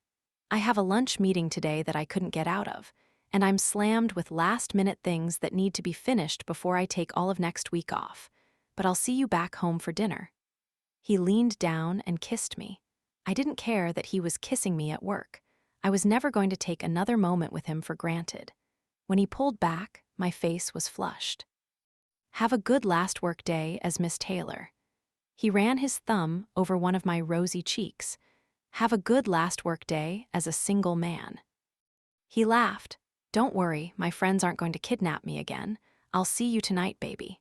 He kissed me once more and then disappeared into his office. I felt even giddier than I had back at the apartment. I made my way through the maze of cubicles toward the marketing intern's desk pod. As soon as I saw my desk, my smile disappeared. There was a manila envelope underneath the picture of James and I at the beach. Why couldn't Isabella just leave us in peace? I lifted up the new frame and grabbed the envelope. "Did you see who dropped this off?" I asked Zach. He was the only one there. I wanted to know who Isabella's minion was. Maybe it was just Austin. They deserved each other. "No, no one's been over here. Maybe someone dropped it off last night." "Yeah, maybe." I sat down and looked over my shoulder to make sure no one was around to see whatever was inside. I pulled out a new stack of photos. There was a post-it note covering up the first picture. "The truth doesn't seem to bother you. It's your life. I can't stop you from marrying him, but I can get you to give me what I need." I lifted off the sticky note and swallowed hard. They weren't pictures of James. This time, they were pictures of me. Fuck. The first one was of me hugging Tyler outside of Kleinfeld's, then of him holding my hand inside that diner. The rest were from my bachelorette party. Me talking to guys at the bar, touching some random guy's abs, and dancing. There was another post-it note on top of the last picture. "Wire $20 million to my account number below. I'll go away forever. I'll stop calling James. I'll stop interfering with his parents. I'll be out of your life forever. And if that isn't enough motivation, I also won't show the pictures to James. You can finally have the happily ever after that is your immature vision of reality. You have until the bank closes at 4 o'clock. There were some numbers at the bottom that must have been the bank account number." I lifted up the last sticky note. The last picture was of Austin kissing me right before I shoved him off.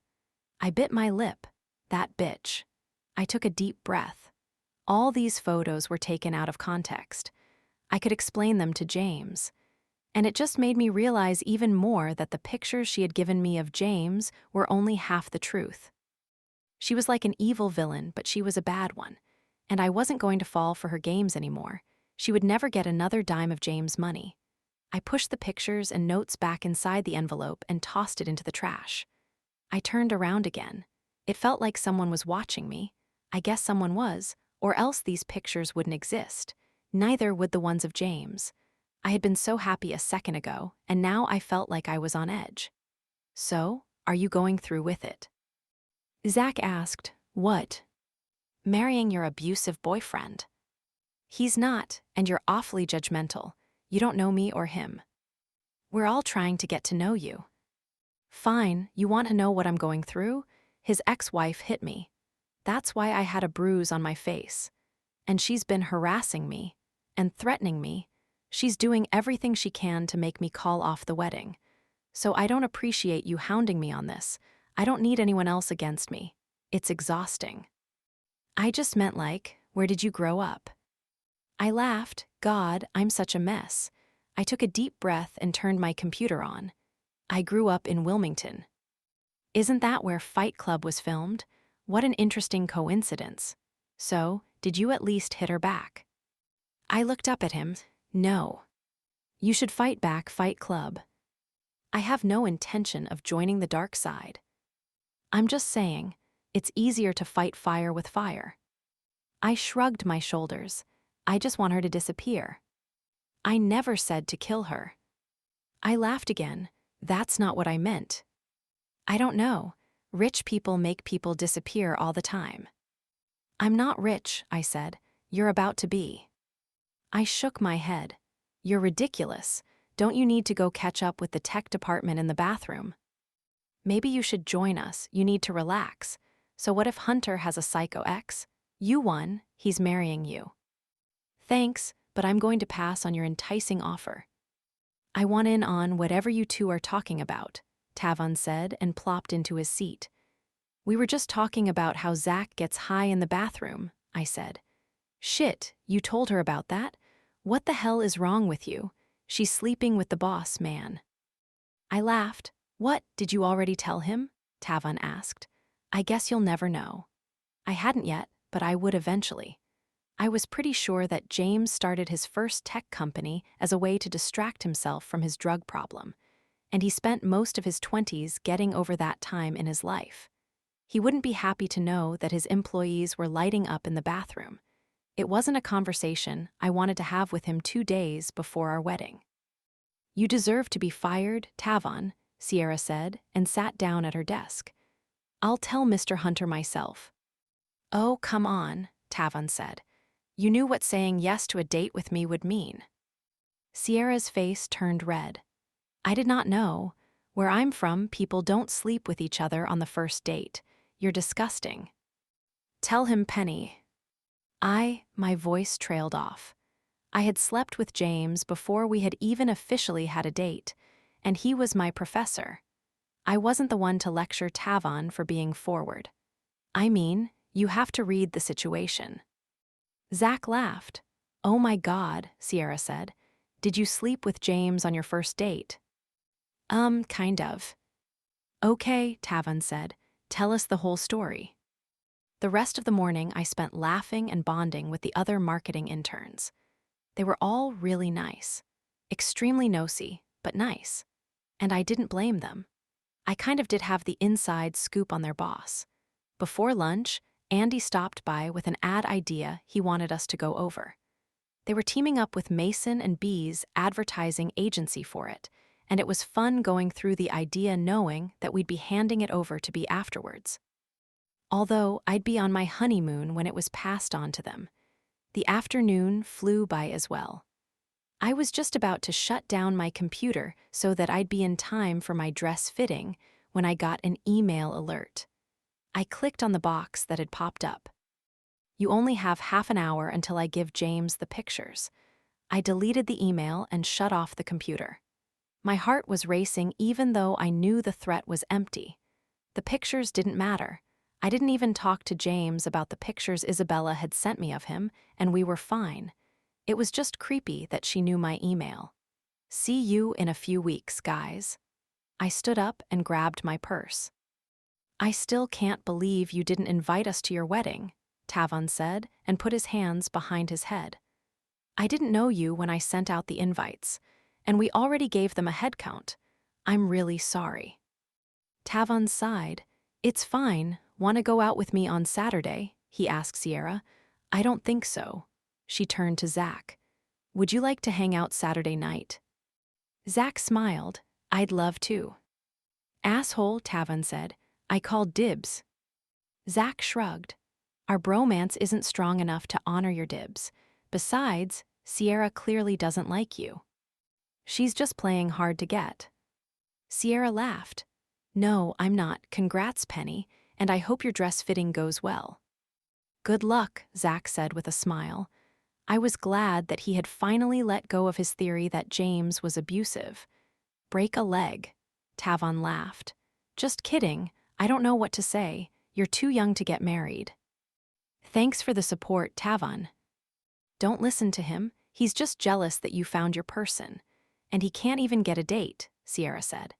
Bye, guys, I said with a laugh. Take care of James' company while we're gone. I felt a little guilty walking away from them.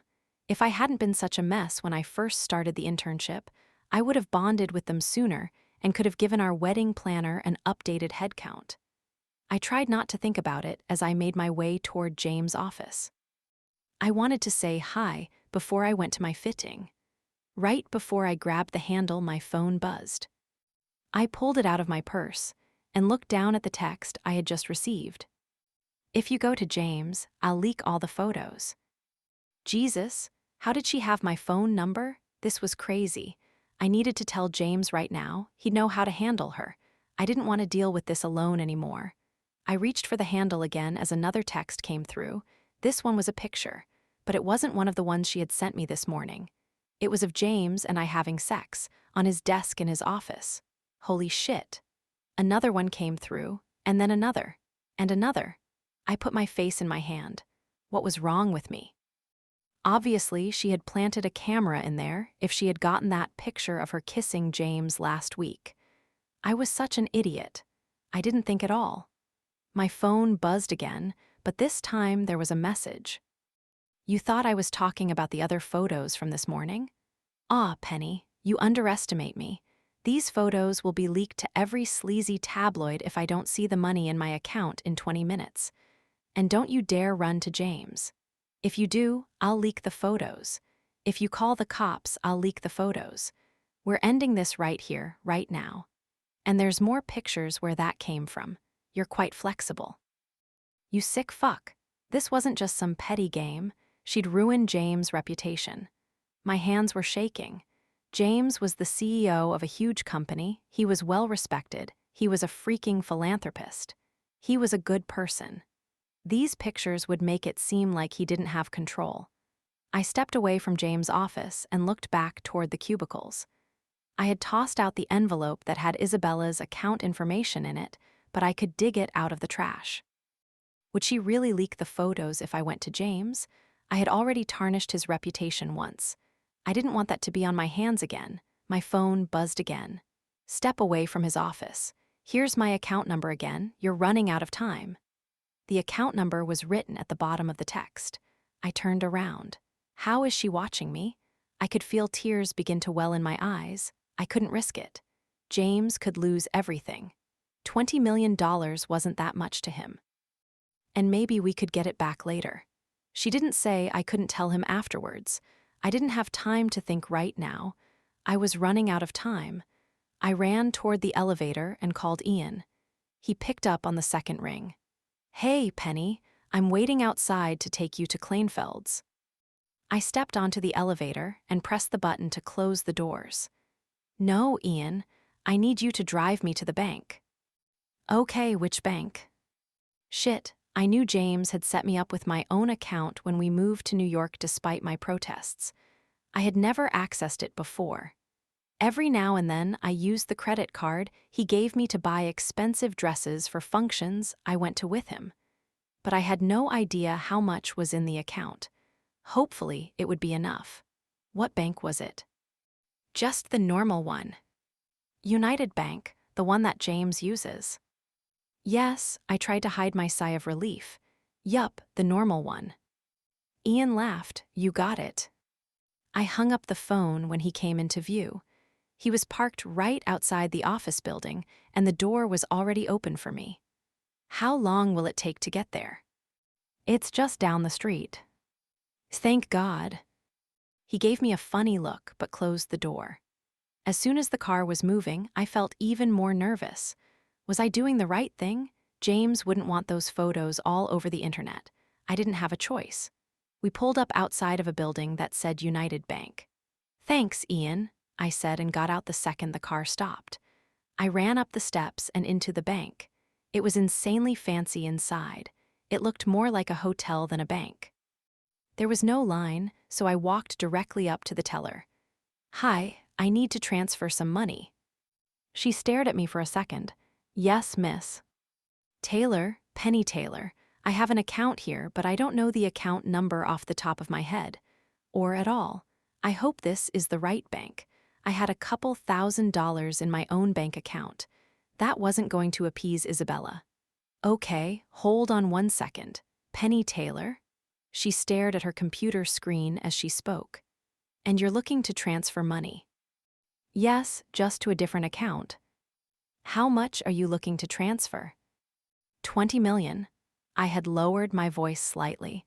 She was going to think I was crazy. The woman's finger stopped and she looked up at me. "Let me just get a manager for you to sit down with. Excuse me." "I'm in a bit of a hurry." "Okay, Miss Taylor, just let me go get him." She disappeared through a door. I pulled out my phone. I only had 12 minutes. It felt like I was having a heart attack. I put my hand on my chest. "The manager will be right out," the teller said as she came back up to the counter. "If you don't mind taking a seat." She gestured toward a group of plush chairs. This was taking too long. I sat down and tapped my foot nervously. A few minutes later, a man emerged from the back. "Hello, Miss Taylor." "You must be James' fiancé." He put his hand out toward me. "I'm Ed, and I'll be helping you out today." I immediately stood up and shook his hand. "Yes, hi, it's nice to meet you. I'm kind of in a rush. I need to get this done before the wedding." "Of course, right this way." He took me to his office and sat down behind his desk. "So, James added you to several of his bank accounts when he updated his will a couple of years ago, in addition to the one that is just under your name." I sat down across from him. I had no idea that James had done that. He trusted me with his money, and I was here giving it away to Isabella. My stomach seemed to flip over. Was I doing the right thing?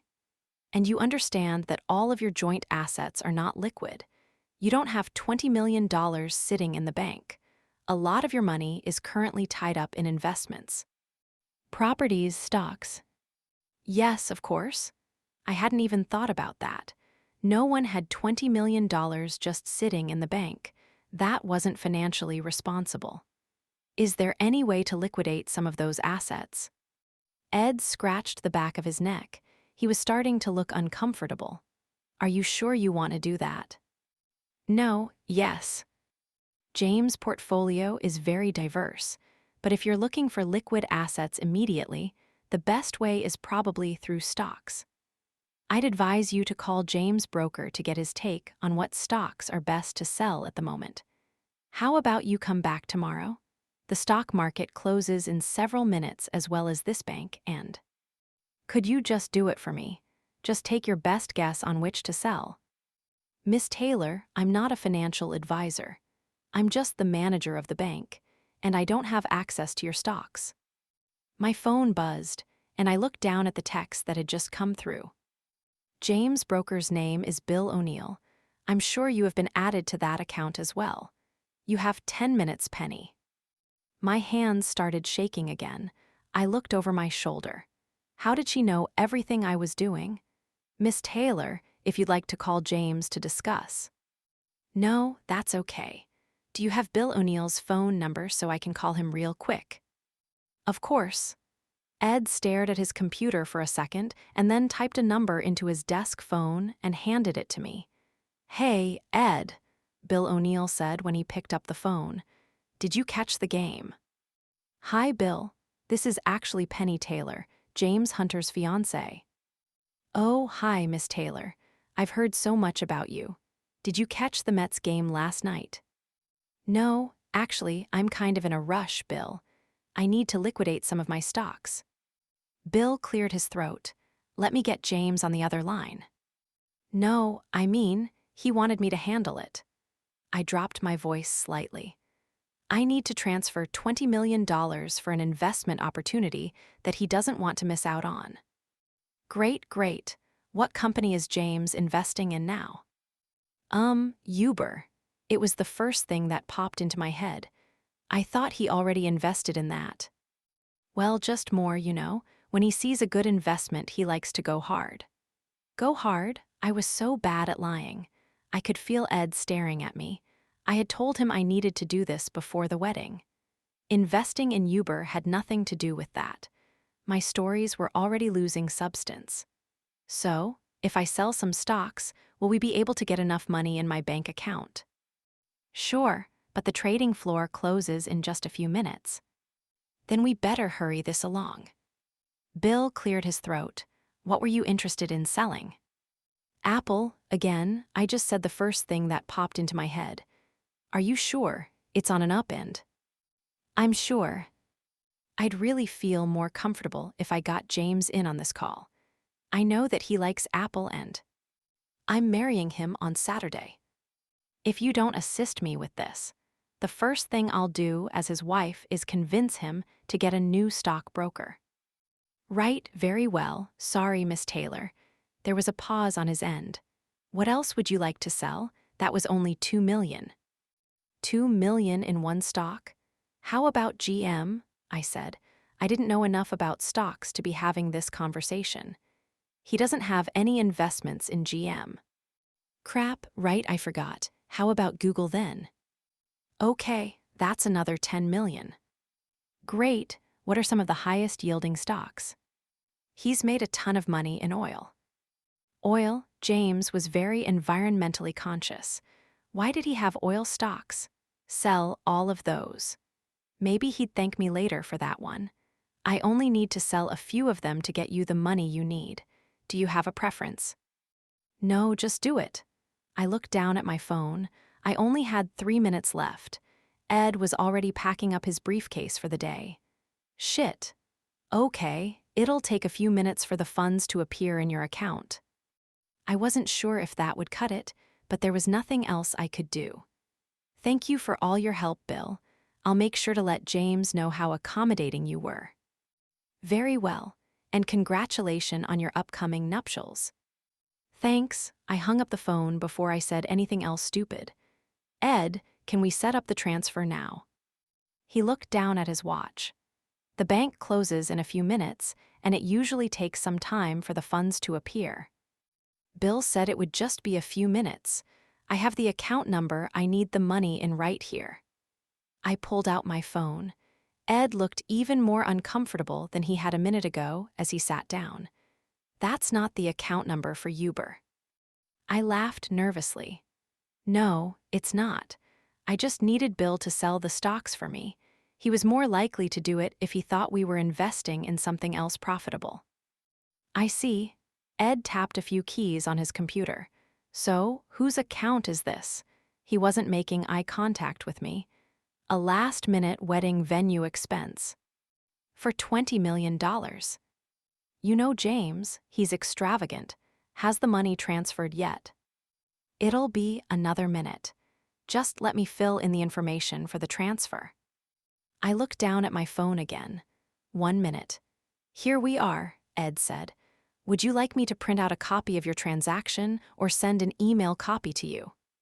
A printout, please. I didn't want him to accidentally send a copy to James. I needed to tell him about this without him finding out first. I knew how bad it looked. A printer hummed to life in the corner. Ed stood up and grabbed the small slip that had printed out. $20 million to the account number you had listed. He handed me the slip of paper. Hopefully, we had gotten it done just in time. Thank you so much, Ed. I stood up and grabbed the sheet of paper. My mother and Melissa were probably wondering where I was. But something made me stop before I walked out of the office. James added me to all his accounts and to his will a few years ago. But he had never told me. Why hadn't he told me? I turned around. Who else is in the will? Excuse me. Ed had shut off his computer and snapped his briefcase closed. In James' will, who else is a beneficiary? Just you, Miss Taylor. Just me. I swallowed hard. He couldn't leave me with all his money. But if something happened to both of us, there is a contingency where all the money goes to a dozen or so charities in the case of an untimely death to both parties, and the businesses would be left to his brother and sister. I didn't know what to say. James had left all his money to me even before we got married. He was even leaving me responsible for running his businesses. He trusted me more than anyone else in the world. What had I just done? Chapter 28. Thursday. I stared at my reflection in the mirror as the woman clipped another veil into my hair. "Penny," my mom said, "Sweetie, you look so beautiful." I immediately burst into tears. Oh God, I had made a mistake. I needed to call James. My dress felt tight and uncomfortable. I didn't want any of this. I never wanted a fancy wedding.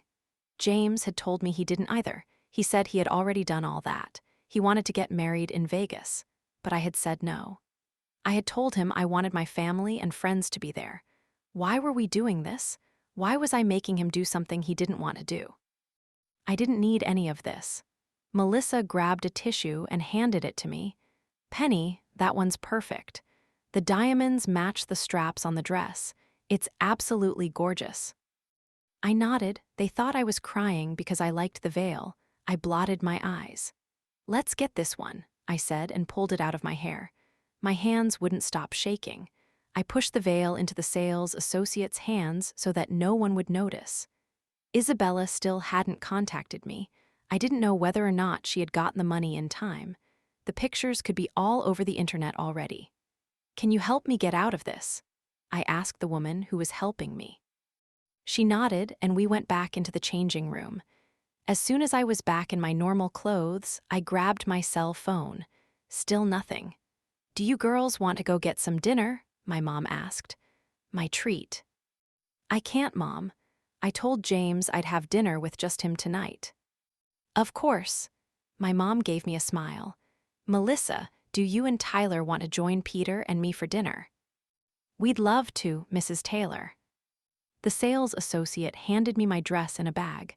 "You're all set." "Thank you," I said and took the dress from her. "Penny, your hands are shaking." My mom stood up and took the dress from me. "Are you feeling okay?" "I'm just nervous." "Sweetie," my mom embraced me with a huge hug.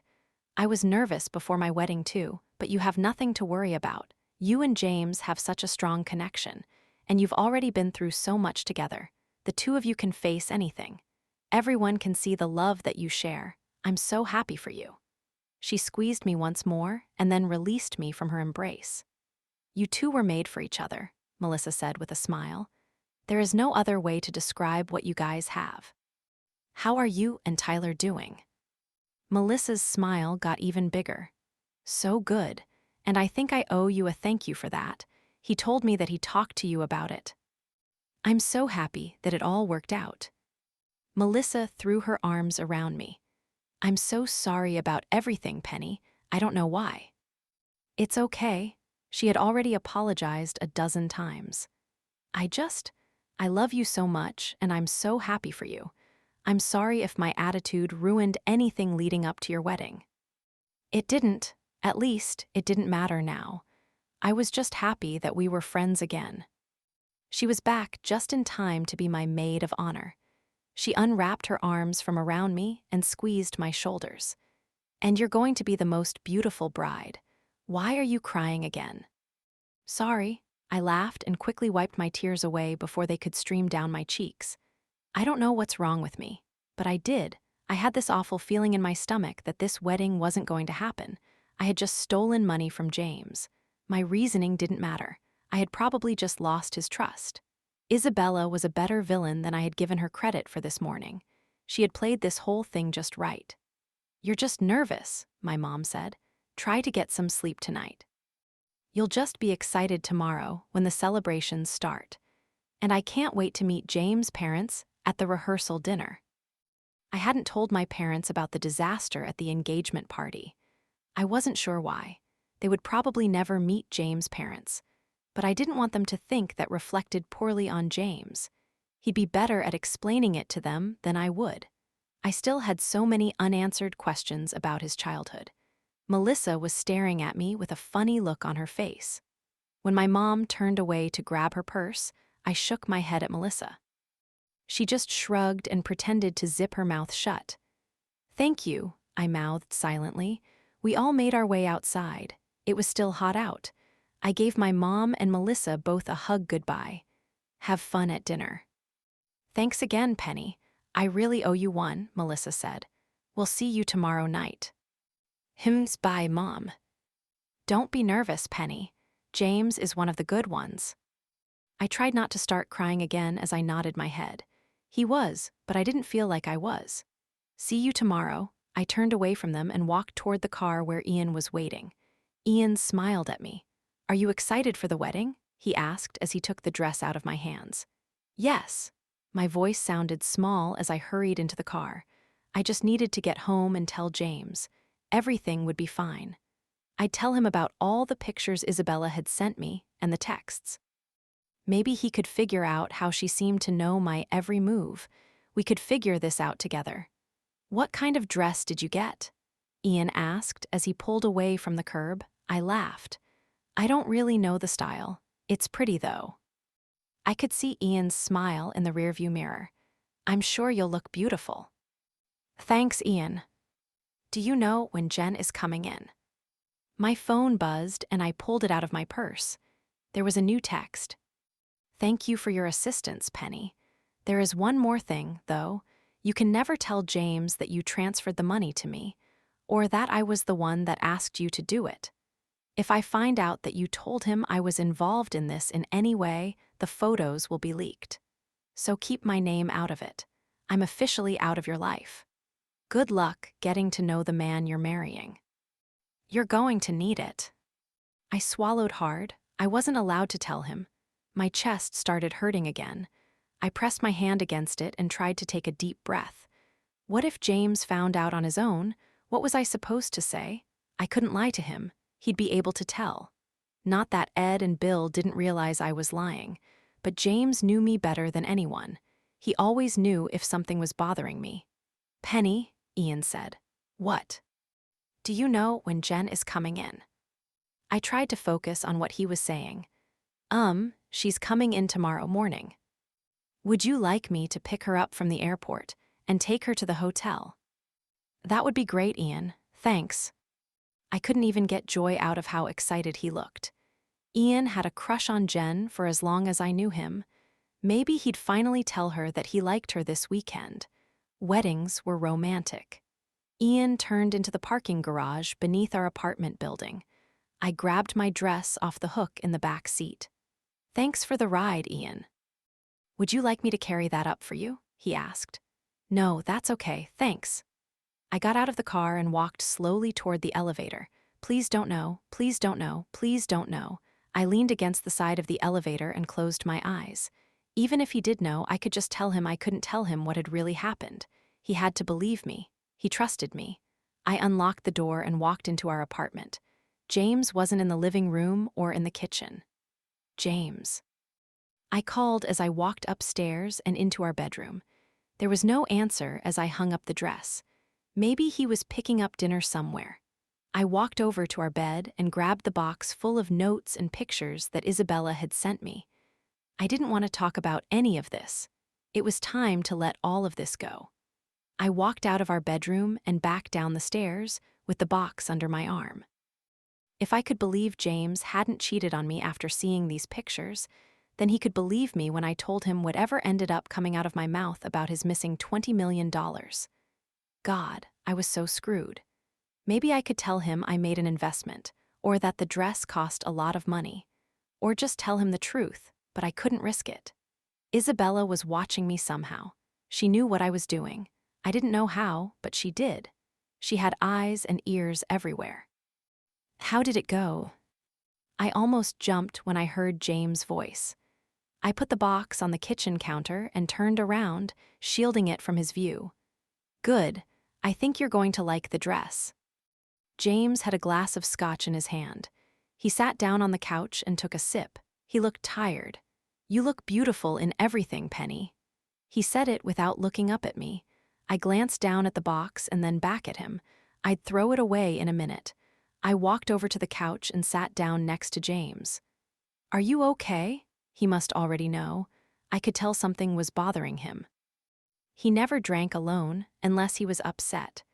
I got a few interesting phone calls tonight. Yeah. He took another sip of scotch and set it down on the coffee table. He wanted me to say something, but when I stayed silent, he said, "My parents called." They did. I couldn't help the excitement in my voice. Apparently, Isabella actually talked to them. They want to come to the wedding. They want. Well, I don't know what they want. Another chance, I guess. They said they were sorry. James, that's great. He shrugged, I guess. Isabella really came through. He shook his head. She's changed. She's actually changed. No, she hadn't changed at all. I bit my tongue. Maybe she was being nice to him to his face, but she had just stolen his money. I needed to tell him. Were the photos leaking worse than him thinking I stole money from him? My hands were shaking so badly that I had to tuck them under my thighs so he wouldn't notice. What did you tell your parents? That I needed to talk to you first. James, I think they should come. I knew you'd say that. That's not what we need to talk about. What were you doing tonight? Getting my dress. My throat felt dry. He looked back down at his half-empty glass of scotch. It didn't seem like it was his first glass. He seemed distant and spaced out. I got an email from my stockbroker, Bill O'Neill, today. A memo for the stocks I sold after work today. You can jump in any time, Penny. Shit, I had forgotten to tell Bill to not send any emails. I bit my lip. I didn't know how much James knew. Offering any information would just make it worse. James downed the rest of his scotch. So, I called him. Apparently I'm investing in Uber, again. The more he talked, the angrier he looked. I still stayed silent. So I called my bank to see what account the money had been transferred to. But it was gone. Once the money came through, it was transferred to an account that wasn't mine. Why aren't you saying anything? He looked so mad. You don't understand. I know I don't understand. That's why I'm trying to talk to you. Why did you liquidate $20 million worth of stocks? I'm sorry, I can't tell you. Please believe me, he laughed. Penny, he stood up. When you turned my parents down for money, I was so sure. I was so sure that what we had was real, that you weren't after me for my money. I'm not, and the fact that you weren't sure about me until I turned down your parents' money. I tried to swallow my tears. How could you not be sure when I gave up everything to be with you, when I said yes to your proposal? James. Then why the hell did you just steal $20 million from me? I didn't steal it. My name was on your accounts. Jesus, Penny. And when did you realize I added you to all my accounts? Today.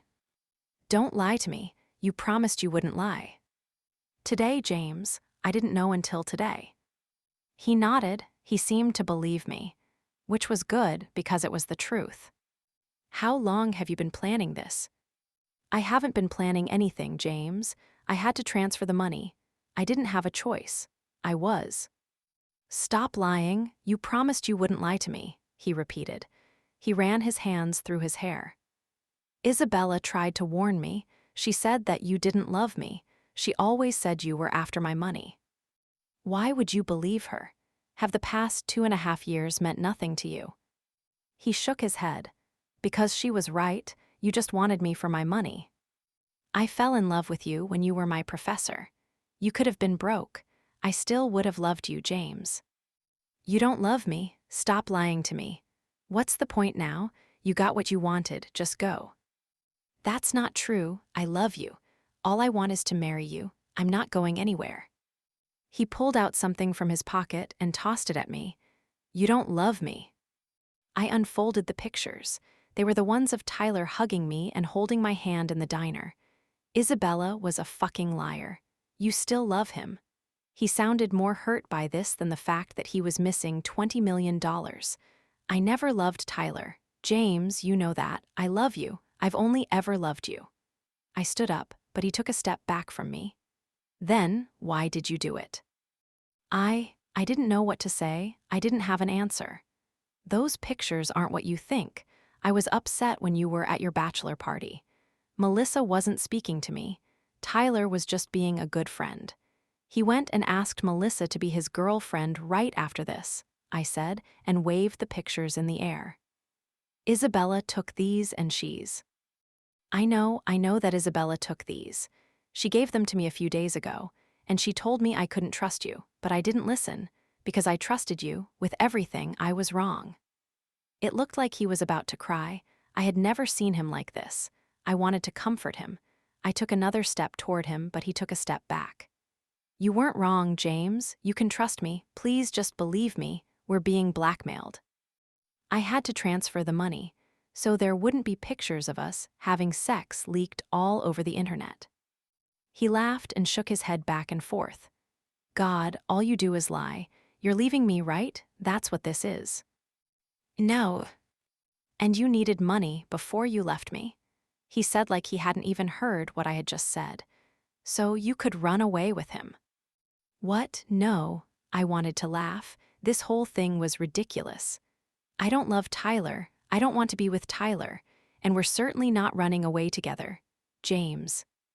Then, why did you transfer $20 million into Tyler's bank account? I didn't. I transferred it to Isabella's account. Fuck. That bitch set me up. I didn't. My voice sounded so small. Oh God, no. My whole body felt cold. Yes, you did. At 4 o'clock, you transferred $20 million of my money to Tyler Stevens' bank account. No, James. I could hear the desperation in my voice. This isn't what you think. Stop it.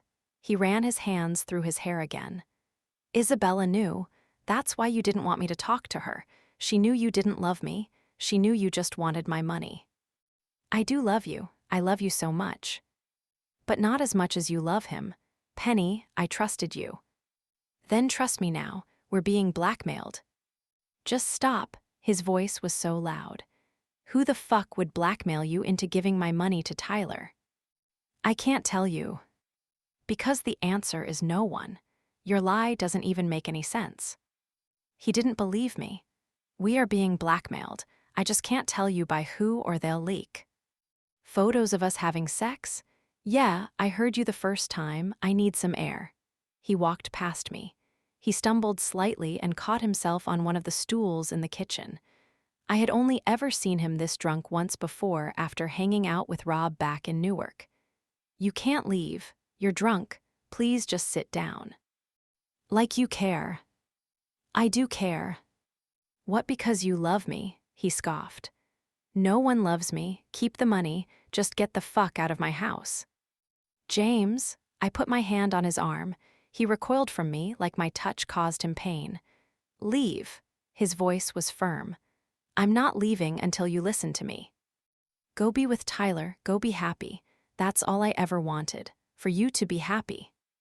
You make me happy. Please just go. He wiped his hand underneath his eyes. I had never seen James cry. It killed me. He was crying because he thought I didn't love him. It felt like my heart was breaking. Those pictures aren't what they seem. I don't love Tyler. I love you. I love everything about you. This whole thing is just a misunderstanding. He pulled out a few more pictures from his pocket. Like this. He slammed the picture down on the counter. It was of me touching that random guy's abs at the bar. Or this. He slammed down the picture of Austin kissing me. They're like the ones of Tyler. They were taken out of context. It was my bachelorette party. There was this list of stupid stuff my friends made me do, and Austin kissed me. I shoved him off right away. Isabella made him. Just save it. I don't care, Penny. You're not my problem anymore. Problem? Is that what I've always been? Just something you had to take care of? He shook his head. You certainly can't take care of yourself. You're immature and selfish and ungrateful. Ungrateful for what? This house that I didn't want, because I don't like spending your money. I try to give you everything, and you always pretended like you didn't want it. You played me. I didn't play you. I don't care about your money. And this? I picked up the picture he had of Austin kissing me. I trusted you when you kissed Isabella. All I'm asking is for you to do the same. She orchestrated the pictures. You can't believe anything she says.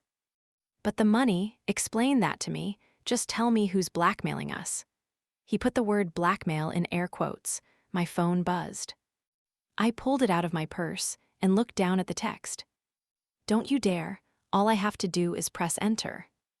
What could possibly be more important than this conversation, Penny? Unless it's him. It's not Tyler. Isabella must have cameras in here. She's been watching us this whole time. You know this isn't about Tyler. You know that. We're just friends. He shook his head. You stole from me, for him, and you don't even have an explanation. I didn't steal. You said what's yours is mine. Come on, Penny. That's just something people say, and I don't know what love is. Obviously. We're calling the wedding off just in time, because I just liked fucking you. That's all I know. I need another drink. You don't mean that. I do. You have a great body, but clearly you're a shitty person. You're ugly on the inside. I see that now. He grabbed a glass from the cabinet. I'll find another 10 to keep the bed warm. Don't you worry about that. You're just lashing out. Stop saying things just because you're upset. I mean every word that I've said. Go to hell, Penny. You're such an asshole. Yes, I couldn't explain the missing money to him, but there was no reason for him to say that he never loved me, that I was ugly on the inside. Sure. He unscrewed the cap to the scotch and took a sip straight from the bottle. I'm the asshole. Yeah, you are. I pulled off the lid to the box I had left on the counter. Because you still talk to Rachel. I threw the pictures at him and cheated on me during your bachelor party. I threw the rest of the pictures at him, the ones of him fucking some random girl and kissing Isabella in his office. And you loved Isabella. You lied to me, and maybe you still do love her. You left her millions of notes saying how much you loved her. You never left me love letters. You told me you were forced to marry her, that you never loved her. And talking about having children with her. Jesus, James, you never wanted that life with me. So now I know why. Because you just liked fucking me, you never loved me. You're a liar and a cheat. Have you been following me? He held up the picture of Rachel. What is wrong with you? That's all you have to say to me. After everything I just said. God, you did cheat on me. I didn't fucking cheat on you. I already told you that when I got back from my bachelor party, I would never cheat on you. I'm not the one who fucked this up. You are. This is on you. Fine, throw the blame on me. I'll take it if that's what you need. But James, what I need is for you to either tell me why you stole from me, or get the hell out of my house. I already told you. You won't believe me. Because you trust your ex-wife more than you trust me. Because she never needed my money. God, my parents were right the whole time. You can't trust someone who comes from nothing. All they'll want is your money. From nothing, I didn't come from nothing. I had a family that loved me. That meant more than all the money in the world. And I thought that's what he wanted from me, to be my family. I was so wrong. You kept telling me not to trust Isabella and that I shouldn't talk to her. And I was too naive to see that you were the one I shouldn't trust. So take the money you got your hands on, but you'll never get another dime from me. I'll blacklist your name so you can never get a marketing job in this entire city. I'm done giving you my handouts. I'm done with you. I never want to see your face again. Screw you, James. My whole body was trembling. Every venomous word that came out of his mouth broke me a little more. I'm giving you what you want. I'm leaving. I walked away from him and opened up the front door. Have fun finding a 10 to keep your bed warm. I slammed the door behind me. Part of me wanted him to come after me, to tell me he was sorry. But I knew he wouldn't. He thought I was a gold digger. He thought I was in love with Tyler, and he didn't trust me. I pressed the button to close the doors of the elevator. Apparently, he never had. Ian was leaning against the car when I stepped off the elevator. I looked down at the ground, hoping he wouldn't look up as I passed him. Penny, do you need a lift? No, I'm good. I kept walking. Are you okay? He put his hand on my shoulder. I'm fine. I wiped my tears away. What happened? Nothing. Let me drive you wherever you're going. I didn't want to go to my parents' hotel room crying. I didn't want to go to Melissa and Tyler's. Not when James thought I still had feelings for him. I couldn't go to B and Mason's. You don't work for me, Ian. You made that clear the other day. I pulled away from him. And I said I was sorry. Please, just let me take you. I don't have anywhere to go, and you need to be here in case James comes down. He's drunk, so don't let him go anywhere. I don't want him to hurt himself. Ian frowned. Is everything okay between you two? I couldn't tell James that Isabella was the one who had given me Tyler's bank account number, that she had orchestrated this fight between us perfectly. And even if I did, he wouldn't believe me. He trusted her way more than he trusted me. She had him wrapped around her finger. And James had said some awful things to me. He was drunk, but that didn't excuse it. It was like I was hearing how he really felt about me for the first time, and it wasn't what I had wanted to hear. James and I certainly weren't going to fix this overnight. The wedding wasn't going to happen.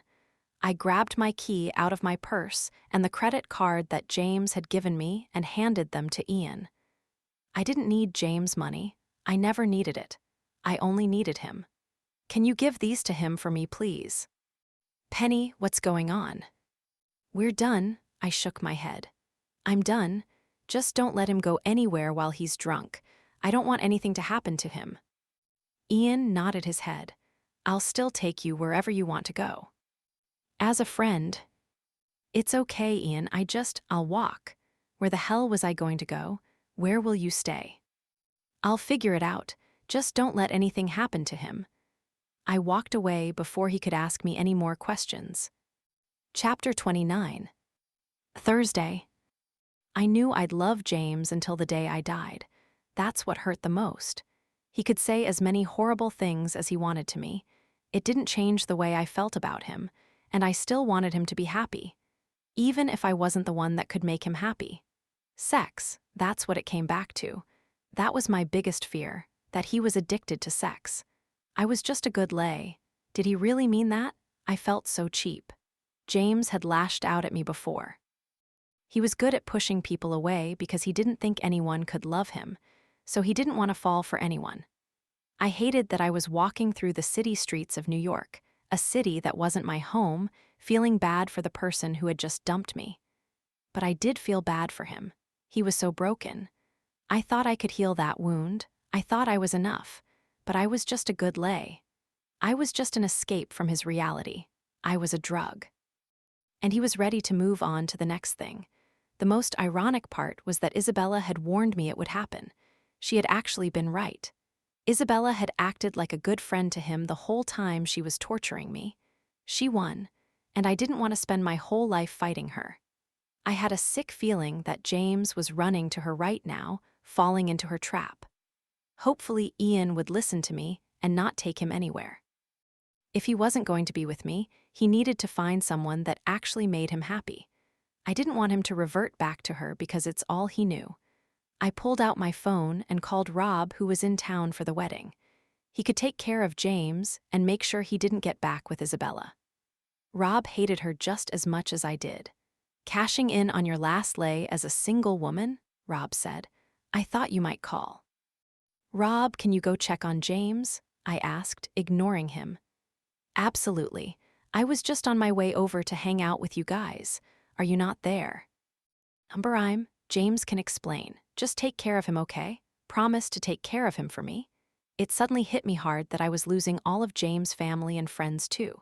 Rob really had become one of my best friends, more like the brother I never had. I wouldn't be able to hang out with Bea and Mason anymore either. I'd never get to see Jen again. I was losing the love of my life and my new family. What's going on? Rob suddenly seemed to understand that I was serious. The wedding's off, Rob. What? He doesn't love me. Rob laughed. Yes, he does. You're just getting cold feet. No, we're done, my voice caught. It's over. Please just go take care of your brother. He's drunk, and he needs you. He doesn't need me. He needs you, Penny. I hung up the phone. There was a text message waiting for me from Isabella. You did the right thing, Penny. You're both better off this way. You're free to do whatever you want now. Go back to Wilmington. Go home, live your life, and don't worry about James. I'll take good care of him." A person passing me on the street gave me a strange look.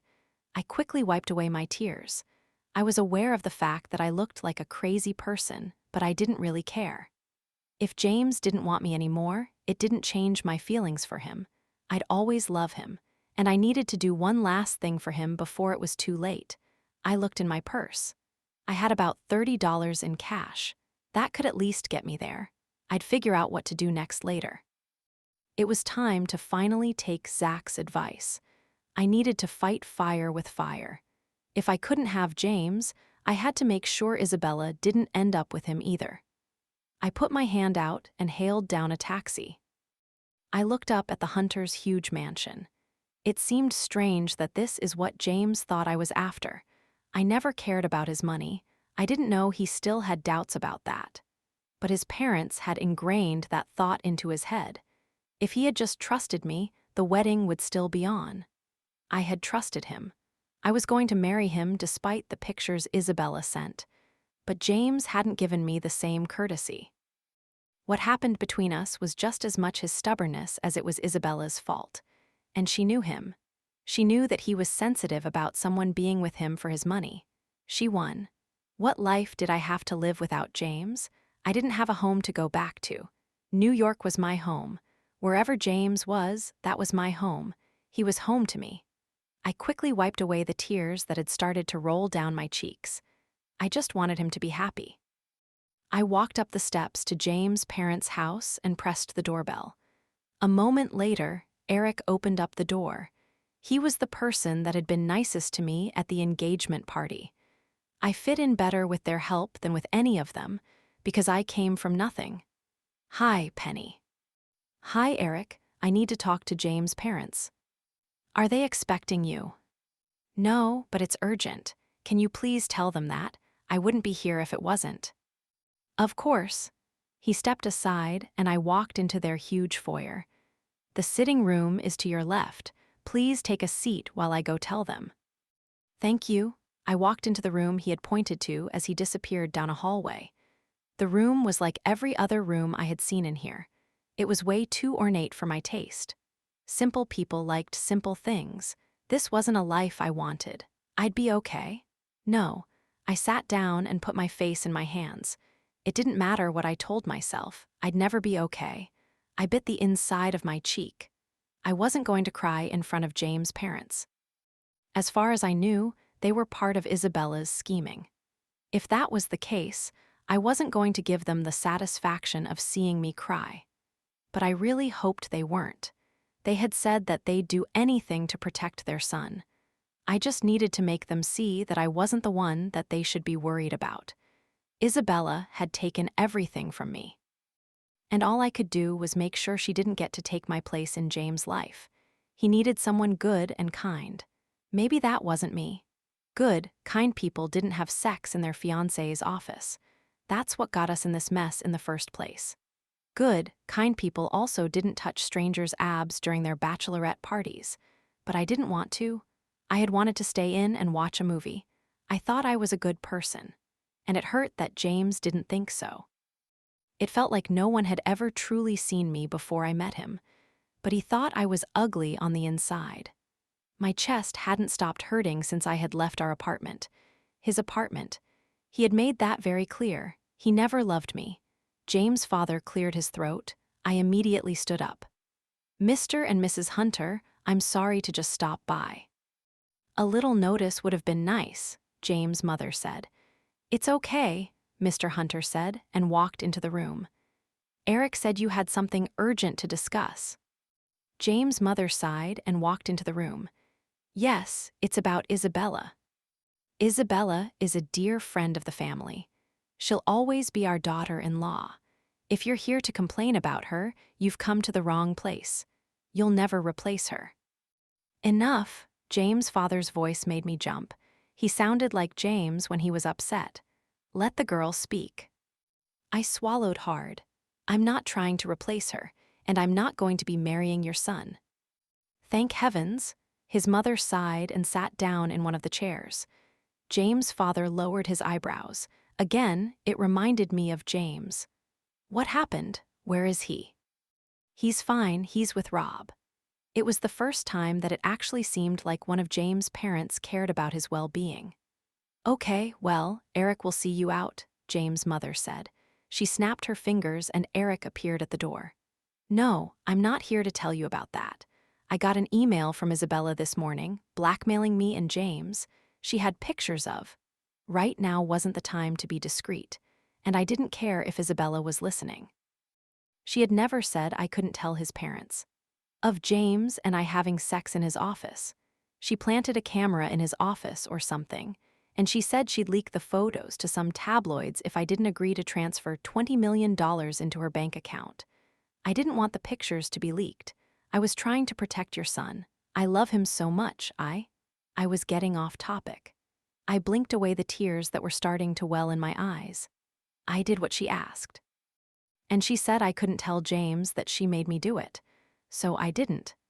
But she actually gave me the bank account of this guy I used to date. I couldn't tell James that she tricked me. I couldn't risk it. So he broke up with me, because he doesn't trust me. I just thought you'd like to know that your perfect daughter-in-law just stole $20 million from the son that you claim to care about. You're lying, his mother said. I pulled out the bank slip that I had gotten and handed it to her. This doesn't prove anything. All it proves is that you transferred money out of James' bank account, that you stole from him, which is exactly what we tried to warn him about. No wonder he broke up with you. Eric, please show Miss Taylor out. I wasn't sure who I hated more, Isabella or Mrs. Hunter. I handed her a sheet of paper filled with the texts that Isabella had sent me throughout the day. I had stopped and had them printed out. Isabella was watching me somehow. It was like she could hear everything I was saying and see what I was doing. I just thought that you'd both like to know.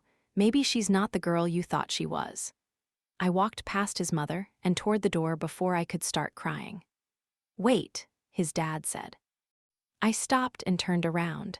Let me see your cell phone. I'm not lying. Those texts are from her. That's all the proof I have. I know it'll be my word against hers and... I believe you. That's what I had wanted James to say to me. His dad believed me. He didn't even know me. Maybe James would believe me if I could have told him the whole story. I pulled out my phone and handed it to him. He ran his fingers along the back of it and peeled off what looked like a clear sticker. What is that? The thinnest camera and recording device in the world. It was the last technology Blythe Tech International came out with before James sold the company. She was watching you and listening to you. He looked over at his wife. She shrugged her shoulders. It looked like she was in shock. Maybe Austin had slipped it on my phone when he had kissed me. That was the only thing I could think of, which meant Isabella had been watching me all week. I felt a chill run down my spine. My phone was always near me. She wasn't lying when she said she had more pictures. Oh God, maybe you could get the pictures from her, ask her not to leak them. I don't want. We'll take care of it. He handed my phone back to me. And we'll talk to James. None of this is your fault. No, I shook my head. It's deeper than that. We're not. It's over. It pained me to say it, but it was true. I couldn't marry James. He didn't love me. It didn't matter how much I loved him. If he didn't trust me after everything we had been through, he never would. I'm sorry to hear that, his dad said. Your son is wonderful. He's not weak. He just needs you both in his life. Show him how much you care, because I can tell that you do. You should be so proud of him. He's the most amazing person I've ever met. You really love him? James' mom asked. So much that it hurts. My voice caught. I'm sorry, I have to go. I turned around and walked as quickly as I could out of the room. I didn't care if pictures of me having sex were all over the internet. Scandals blew over. I knew that better than anyone. I was such an idiot. I should have just told him. A raindrop landed on the top of my head. I looked up as a light drizzle started. I didn't have a jacket or umbrella, but I didn't care. The cool rain felt good against my skin. Rain had always been comforting to me ever since I met James. It reminded me of him, walking under his umbrella back from the party that I hadn't wanted to go to. I wanted to go back to that moment. I wanted to do things differently. The rain wasn't comforting tonight. It just reminded me of what I had lost. I took off my high heels and continued walking, letting my feet splash in the puddles that were forming on the sidewalk. It was only a matter of minutes until I was completely soaked. My tears had quickly mixed into the rain. He shouldn't have given up on me. He shouldn't have said those things to me. All I had ever done was love him. Unconditionally. That's what love was. It was unconditional.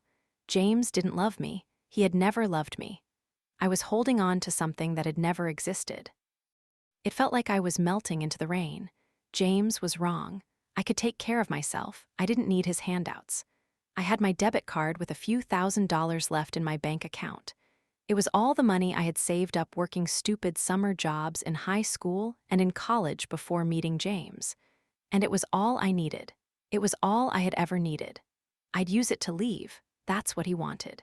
He didn't want to see me ever again. I would have followed James to the ends of the earth. I pulled my phone out of my purse and looked down at it. There were no missed calls or messages. He wanted me to leave, so I'd do that for him too. I'd disappear. It felt like I already had. I wasn't me without him. I wasn't sure when my tears stopped. It was hard to tell in the rain, but eventually I was numb. All James had to do was ask me to stay. If there was anything I could hold on to, I would, but he wanted me to leave. I wasn't the one that needed saving. He did. He needed someone stronger than me, better than me.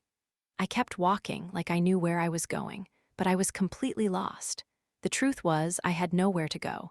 I hadn't come from nothing, but I felt like I was nothing now. Nothing without him. I just needed to get to the airport. I needed to get as far away from New York as $2,000 would take me. A car beeping pulled me out of my thoughts. Water splashed onto my legs as it came to a stop next to me on the road. I didn't recognize the car. I picked up my pace. A car door slammed. "Penny," Rob called after me. "Rob," I turned around. "What are you doing here? I asked you to take care of." "Penny, get in the car." I had never seen Rob upset before, but he was clearly distressed. "I don't need your help, Rob. I'm fine." "You're walking in the middle of a storm without a coat or umbrella or shoes." He looked at my high heels in my hand. "What the hell are you doing?" "Please, just leave me alone." "And you're clearly lost. The city is that way," he said and pointed over his shoulder. "I'm taking you home, so get in the car." "Rob, James broke up with me. I don't have a home to go to, and I'm not your problem anymore." That's what James had said to me, that I was no longer his problem. That extended to his family too. Even if you two did break up, that doesn't mean that we're not still friends. Get in the car, Penny. "I don't need James' handouts. I came after you by myself. Just get in the car, please." "How did you find me?" "You have a GPS in your phone." "James tracks me. He worries about you." "He's not worried about me anymore." "That's not true. He loves you, you know that." "Did he say that to you?" I let a small spark of hope run through me. Rob slowly shook his head. The spark died before it had even lit. "Please, Penny, just let me drive you wherever it is you're going. He'll want to know that you're safe."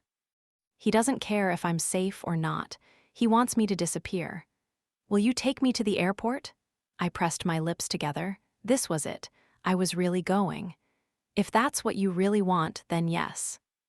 I had no idea where I was. I didn't want James' help, but I needed it. Maybe I was a nuisance. He'd be rid of me soon enough, though. Okay. I walked around to the passenger's side of the car and got in. My wet legs squeaked against the leather seats. I wasn't even sure they'd let me on a plane like this. "I'm sorry, I feel like." "It's fine, Penny. You know, you've been walking in the opposite direction of the city," Rob said as he started the car. "The JFK airport is 45 minutes away without traffic, so it'll be at least an hour." He gave me a smile as he pulled the car away from the curb.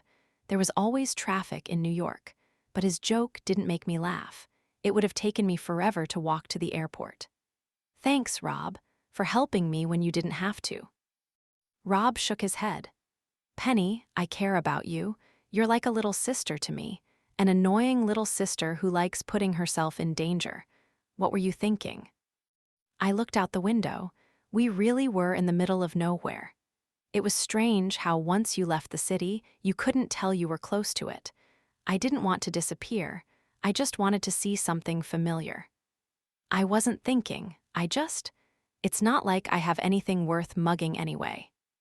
Rob didn't laugh. Can you take me to Newark instead? He looked over at me but didn't say anything. Rob, did you go see him? He nodded. I looked down at my hands. That's why Rob wasn't joking around with me.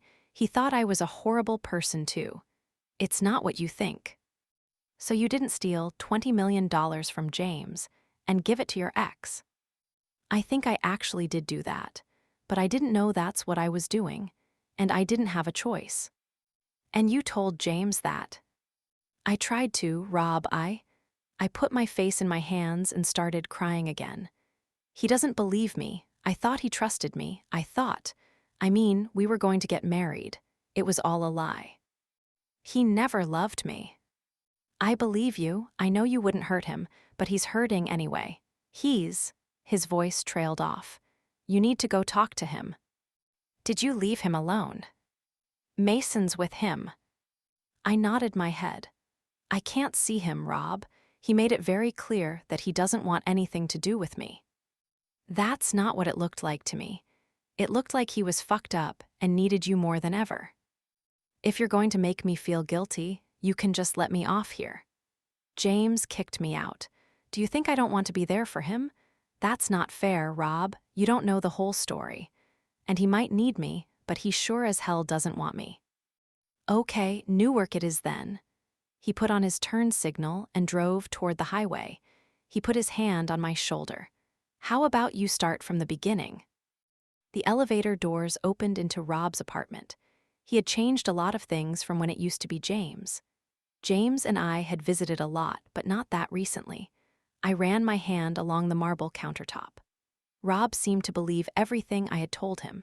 He was wondering why I hadn't come to him sooner, since Isabella had never mentioned going to James' friends. And I didn't have an answer. It all happened so fast. If you want to take a shower, just use the master.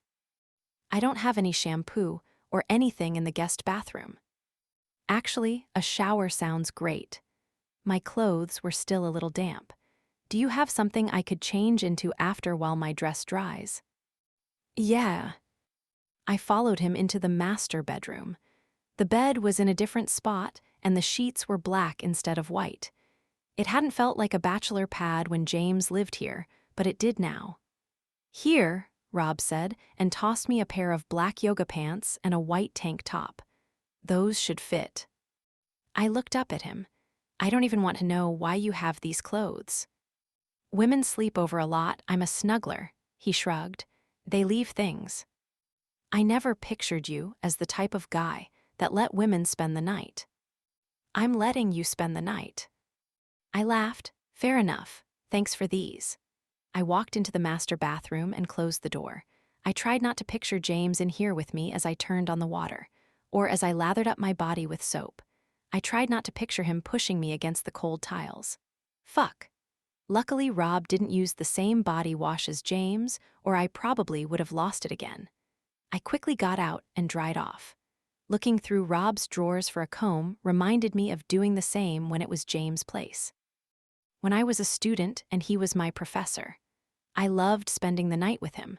I loved the way he made me feel. For the first time in my life, I had felt alive.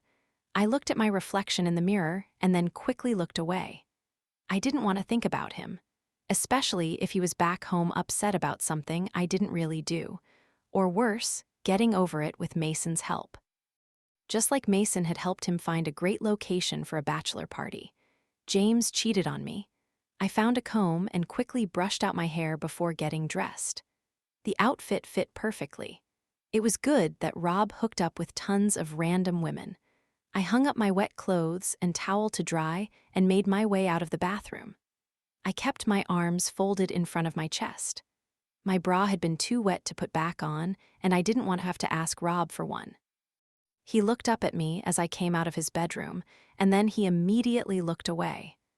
"Do you want something to drink?" He opened up the fridge. "I think I have a bottle of wine somewhere." "A beer is fine." I sat down cross-legged on his couch. Rob laughed. "And that's why I love you." He grabbed 2 beers from the fridge and popped off the tops. He handed one to me before sitting down next to me on the couch. "Are you hungry or anything?" "No, I'm good." We had gotten some fast food at a drive-thru on the way here. I wasn't hungry then either, but I had eaten a few fries. "You're seriously turning down grottos." I laughed. "I'm not hungry." "Geez, you are upset." I took a sip of my beer. "Yeah, this might be the last time we ever get to hang out."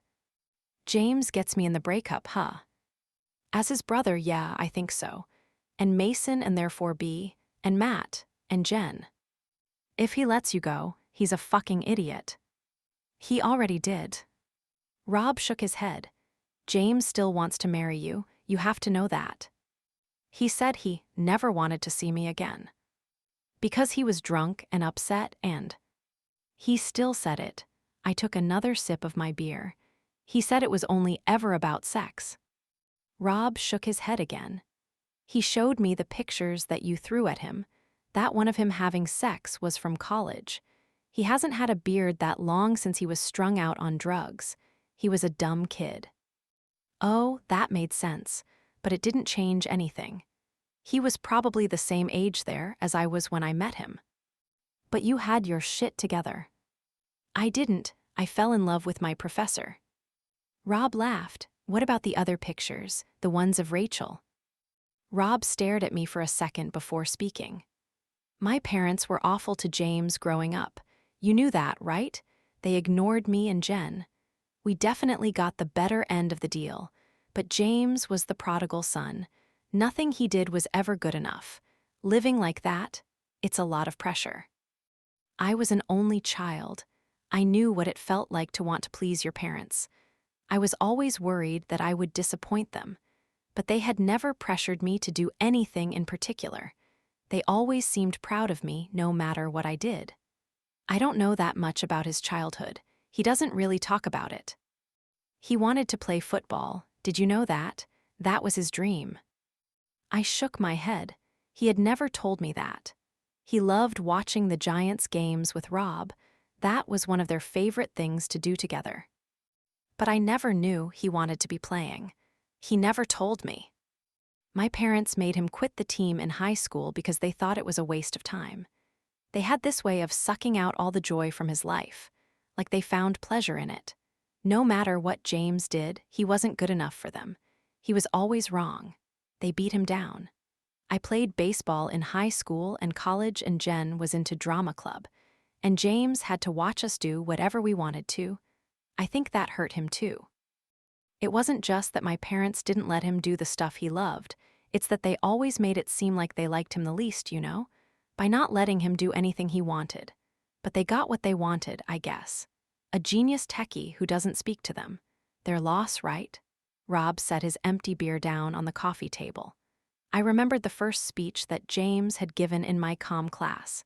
He had said he had wished he could be more like his sister. Fearless. Didn't he ever stand up to them? I thought about the paper I had seen in his copy of Harry Potter. He was trying to get emancipated. "Yeah, with Rachel. I lied to you the other day when you asked about Rachel. It wasn't just young love. He was obsessed with her. I think she felt the same about him. They spent every second they could together. So of course, my parents wanted to ruin that too. Even after they told him he had to choose between her and them paying for college, he held on to that relationship. They still talked in private. He promised her that once he got enough money, they could be together again. But then halfway through college, she just stopped talking to him. She refused to take his calls. She said it was over without any explanation. That's when he really lost it. I think he saw a way out of his life with her, an escape or something. I don't really know. He was a mess. He just snapped. He hit rock bottom. He gave up on life. That wasn't the story James had told me. He said their relationship had stopped when he had to choose between her and college. And when he went to see her last week, did my parents really try to pay you $5 million to walk away from James? I was surprised that James had told him that. Yeah. Rob shook his head. I don't think James realized how far they'd go to get what they want. I shrugged. What does this have to do with him visiting Rachel? When you told James that they tried to pay you off, he thought maybe the same thing had happened with her. He thought they had paid her off too. That's why she suddenly didn't care about him anymore. I remembered James' reaction when I had told him about his parents trying to pay me off. It kind of looked like he was realizing something for the first time. I thought he was just realizing how evil his parents really were. But he was realizing why Rachel abandoned him. Why wouldn't he tell me that? I don't know. He only went to go see her to confirm his suspicion. That was it. It wasn't because he still has feelings for her. He would never cheat on you, Penny. And was he right? Rob nodded. They only offered her $1 million to walk away. She took the money without a second thought. That's awful. It's certainly fucked up. I took another sip of my beer. No wonder James felt like no one ever loved him. The love of his life chose money over him. Maybe she had only ever been with him for his money, the love of his life. Was she? Was Isabella? It didn't feel like I was anymore. He looked so happy to see her. He just needed closure. Maybe. Penny, he loved her once, but not as much as he loves you now. Tonight was the only time I've ever seen him more upset than the day Rachel called things off. I know he probably said some stuff he didn't mean, but he needs you, Penny. I don't want to see him hit rock bottom again. You fixed him. I didn't, this place did. Teaching, he should be a professor again, he loved teaching. If you think that's what saved him, you're lying to yourself. I've never seen him happier than when he's with you. He was even agitated during his bachelor party because you two weren't together. He needs you and only you. So he's addicted to me. I can't. No, Penny, he's devoted to you. There is a huge difference. I bit my lip.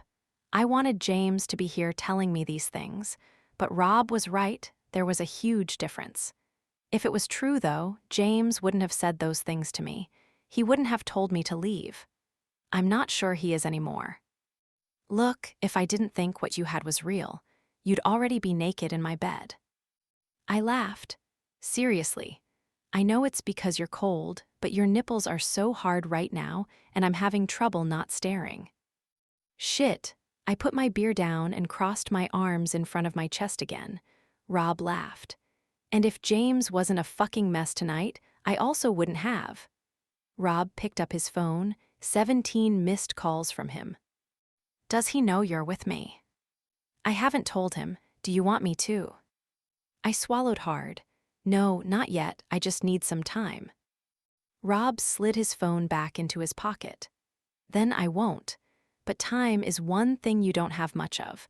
I already rented my tux for the wedding, and I hate wasting money. I thought James paid for the tux rentals. That's beside the point.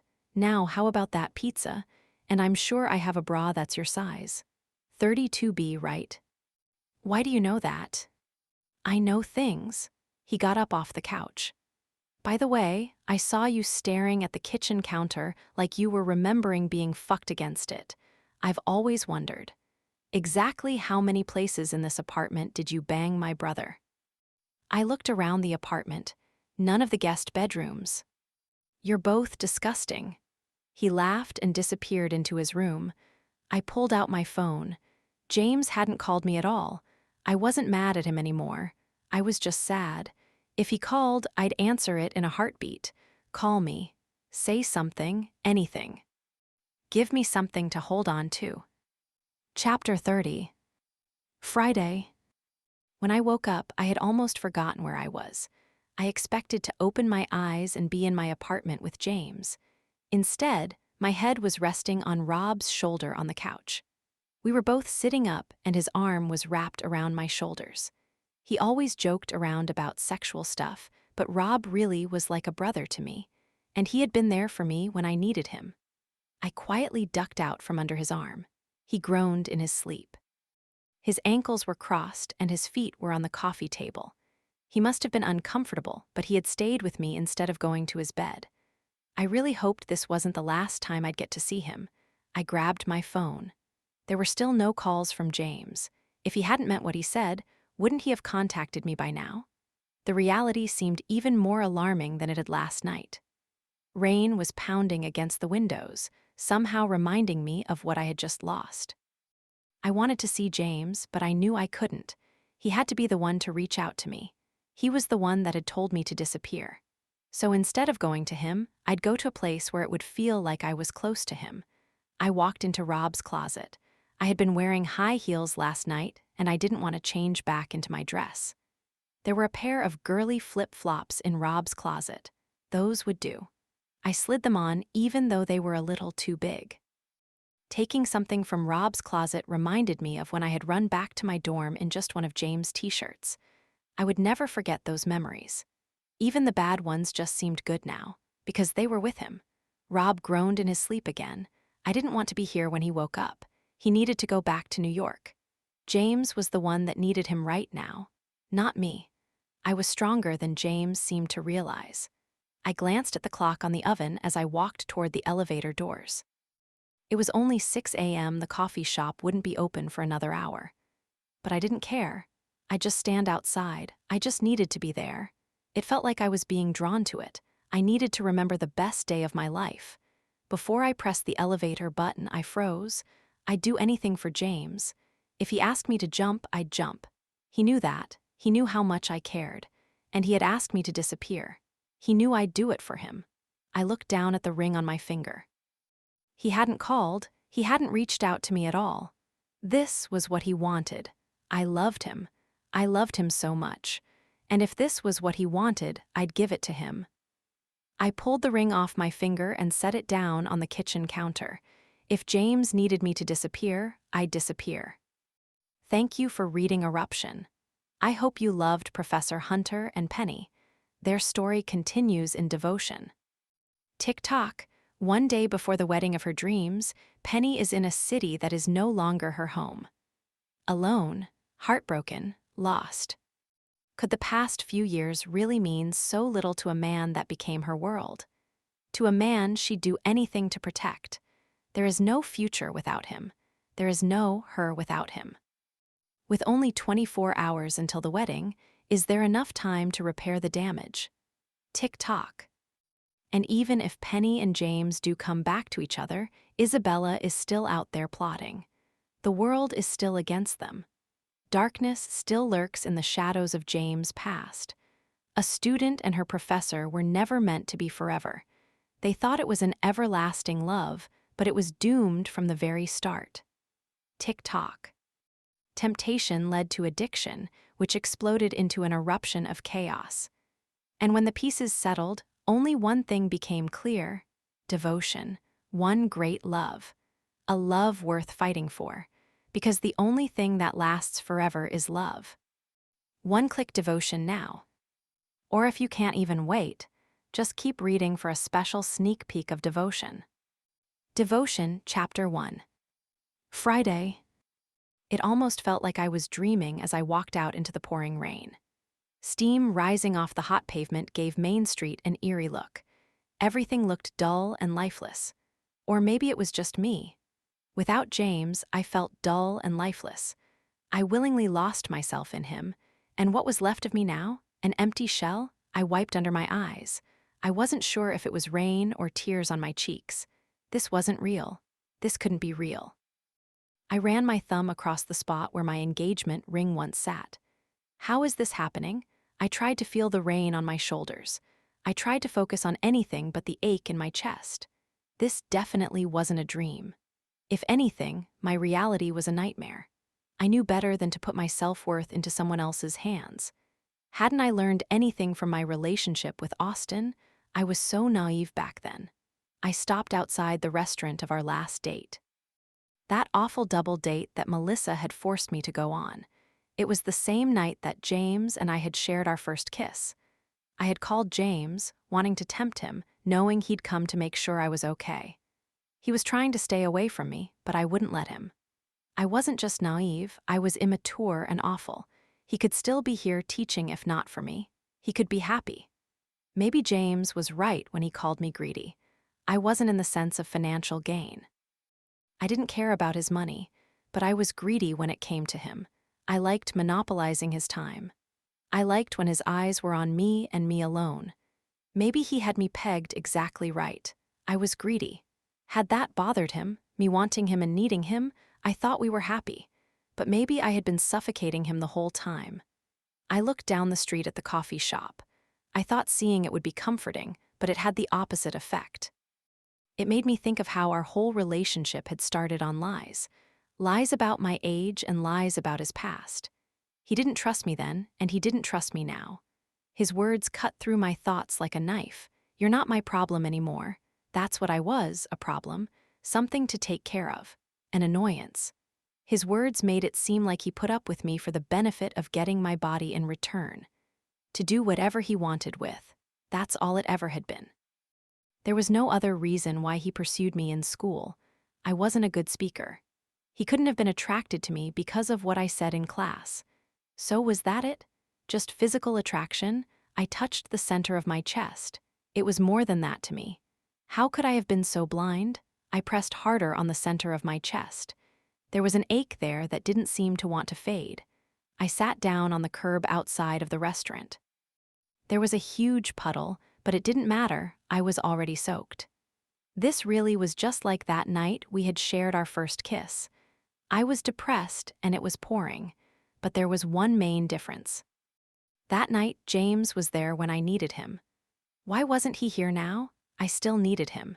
Stop torturing yourself. I pulled out my phone. There were still no calls or texts from him. He wanted me to leave. He told me he never wanted to see me again. But all I wanted to do was run back to him. I wanted to stay and fight for him. I couldn't go back to New York if he didn't want to be with me, though. I couldn't bear to run into him if he was going to look at me with hate instead of love. So why did I come here? To walk around feeling his presence? His ghosts were everywhere. Being here was like torturing myself. I knew the answer, and it was a pathetic one, because I knew my life was nothing without him. I needed something to hold on to, a little piece of him. This was the best I could do. This time I knew that I was wiping away tears. I thought I had grown. I thought the two of us had grown together, but I was so wrong. I was still naive. I was still pathetic. I was still immature. I so badly tried to act like I had my shit together. I wanted James to take me seriously. But the truth was, he never had. He never cared enough to. He never really saw me. I was an object. And now he had cast me aside. It felt like the past few years had meant nothing to him and everything to me. Fuck this. I searched my phone for flights that were leaving soon. I didn't have my passport, and I barely had any money. I couldn't afford to blow it all on a flight, but I needed to get out of here.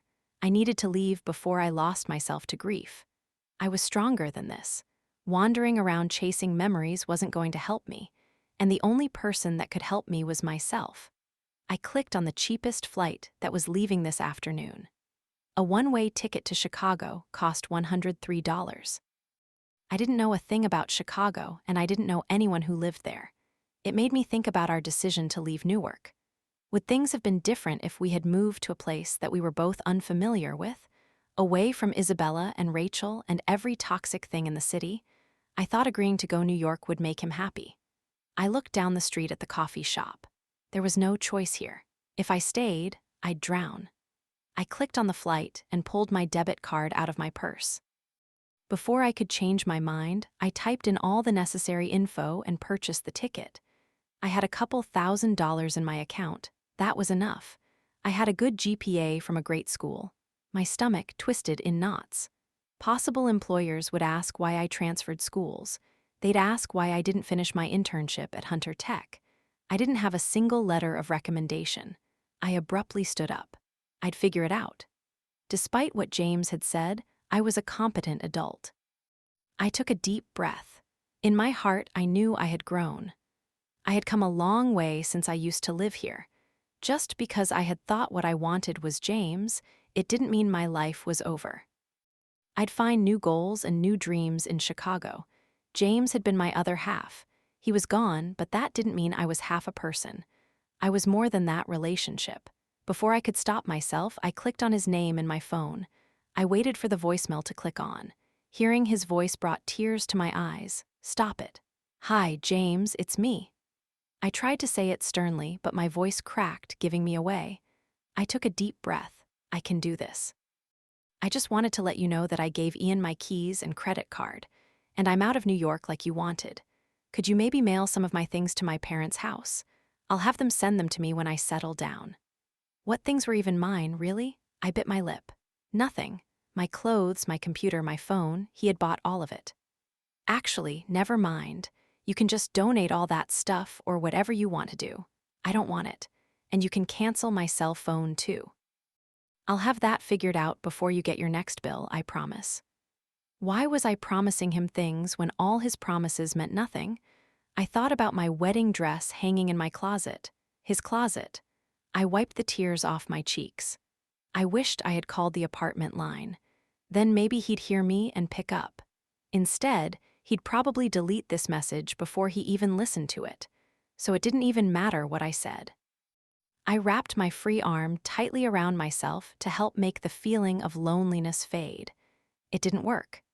You promised you wouldn't push me away again, James. You promised.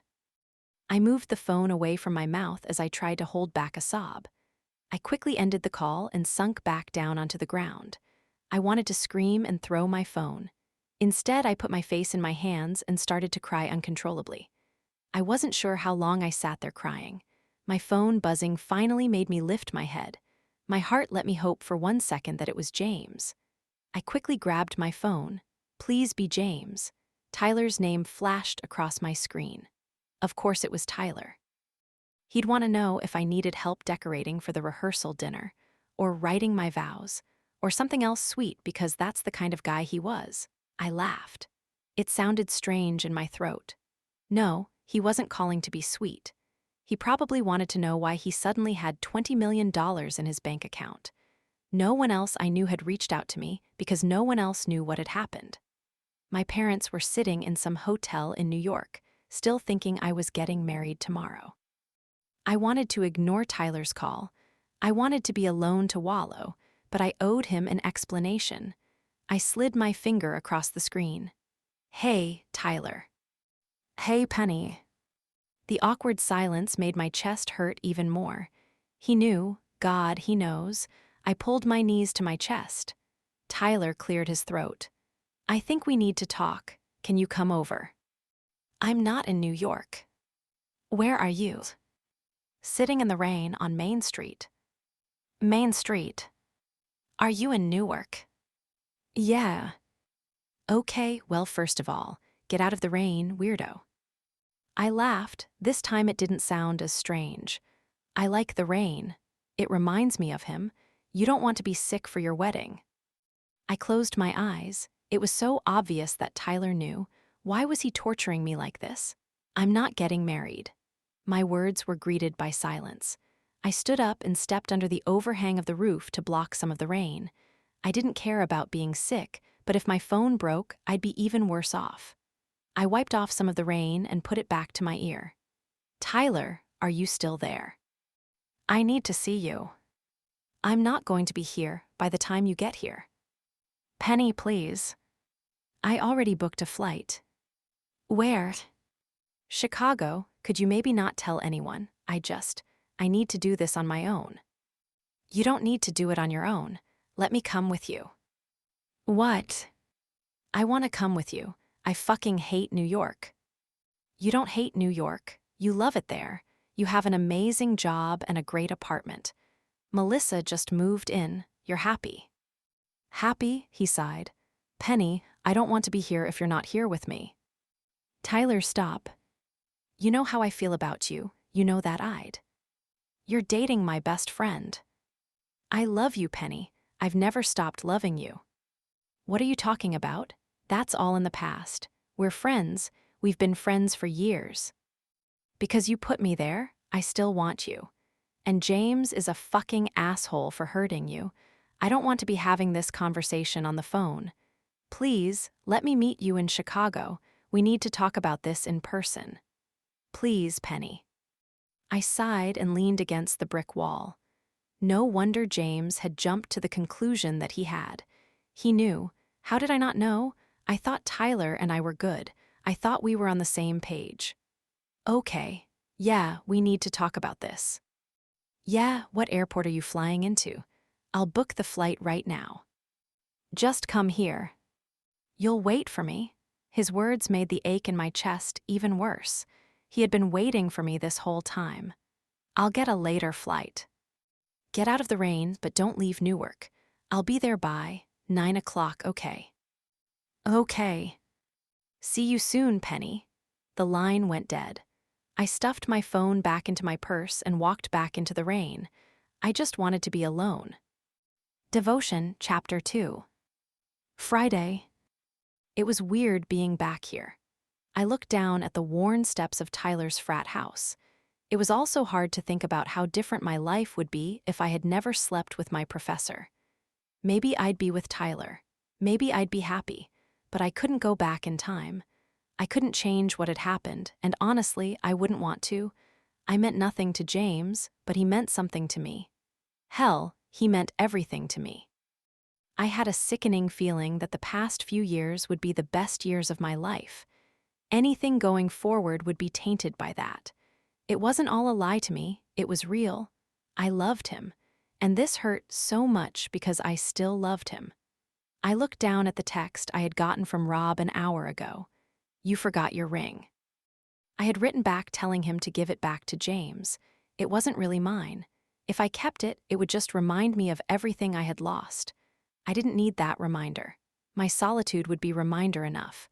The ache in my chest would be reminder enough. Falling asleep and waking up alone, it was all enough. I stared at the text from Rob that I hadn't responded to yet. Don't leave like this. It'll kill him. You know it'll kill him. I'm begging you, Penny. Please come back. I'll drive you back home. You two will work it out, I know you will. He needs you. There wasn't anything to say back. Rob was wrong. This was James' decision. I was just doing what he wanted. If James reached out to me, I'd talk to him. But that wasn't the case. I hadn't heard from him since he kicked me out. He was done with me and there wasn't anything I could do about it. James would be fine. His friends and family would support him. He had a strong foundation. He was going to be okay. James had never really needed me. I was the one that needed him. The word home made me feel even worse. My parents' house was no longer my home. Newark was no longer my home, and now New York was no longer my home. Home to me was wherever James was. It had been ever since we met. Now I had nowhere to go. I had to start over. Sure, I could go to my parents' house and find the key under the potted plant and let myself in. I could wallow away in my childhood bedroom, remembering, but I refused to hurt my parents. I refused to hurt my friends what I had left of them, and I refused to just give up on life just because one person told me I was worthless. I wasn't worthless. I just lost myself, which meant I could find myself again. I wiped away my tears with the back of my hand. The problem was that I didn't want to find myself, not without him. I wanted to believe in what we had, even if it was all a charade to him, because it wasn't to me. It was real, all of it. I grabbed my purse, pulled out the notebook that I had been carrying around for weeks, and stared at the vows I had been working on. The words blurred in front of me as I started to cry harder. I didn't ever want to forget him. I wanted to remember every little thing. The way my skin tingled when he brushed his fingertips against me. The way I immediately smiled when his eyes met mine across a room. If I could somehow put those feelings into words, maybe I'd have something to hold on to. Something that would make it feel like I wasn't drowning. I shoved the notebook back into my purse. I couldn't capture him on paper. I couldn't verbalize the way he made me feel. I put my hand on the center of my chest. No one had ever told me that when your heart breaks it actually hurts. It felt like my chest was caving in. I took a deep, shaky breath. God, Penny, I'm so sorry. I looked up at Tyler, rushing toward me. My eyes immediately landed on the bruise along the left side of his jawbone. The scruff on his chin didn't hide it nearly as well as he probably hoped. I quickly wiped away the rest of my tears. What the hell happened to your face? It's nothing. He immediately put his arms around me. Are you okay? No, I'm not okay. Let me see your face. But he kept his arms wrapped firmly around me. He ran his hand up and down my back. I'm fine. God, you're soaked. Let me. You're not fine. I pushed on the middle of his chest until he let me back up a fraction of an inch. He didn't need to say anything. I knew. It was written all over his face. I lightly touched the side of his jaw with my fingertips. James did that, didn't he? There may have been an altercation late last night. I closed my eyes. Tyler, I'm so sorry. Mason was with James. Apparently none of his friends were good at keeping him out of trouble. It also meant Ian had probably driven him there when I specifically told him not to take James anywhere. But Ian didn't have to listen to me. I was never his boss. There's nothing to apologize about. Tyler put his hand on the back of my head and pressed my face to his chest. There was something so comforting about being in Tyler's arms. Despite his move to New York and all his success, he still smelled the same, like freshly cut grass and mint. I wasn't even sure how that was possible. There was barely any grass in New York, and he wasn't a landscaper. I wrapped my arms around his back. It was selfish, but I needed this right now. I needed my friend. I could tell Tyler wanted to talk, but I wrapped my arms tighter around him. I just needed a few more seconds. Tyler kissed the top of my head and ran his fingers through my hair. It's going to be okay, Penny. No, it's not. I shook my head against his chest and let my arms drop from his back. He grabbed my shoulders and pushed me back so he could look at my face. There was so much hope in his blue eyes, and it killed me. How much do you know about what happened? I asked. Everything I need to know. Which is that you and James broke up, and that he thinks I convinced you to run away with me. He searched my face. So Rob really hadn't talked to James. Neither had his parents. He didn't know, or maybe he didn't believe them either. So now I'm here to actually convince you to run away with me. He lightly touched the bottom of my chin so that I'd look into his eyes. A part of me wanted to say yes. I wanted to feel the comfort of his arms around me, and see that smile that always made me smile too. The only problem was that I didn't love Tyler. It wouldn't be fair to him or, fuck, Melissa. I'm still in love with him, I said. Tyler shook his head. You broke up. You left him in New York. You're standing in the rain crying because of him. And I'm here for you. We can go wherever you want. We can start a new life together.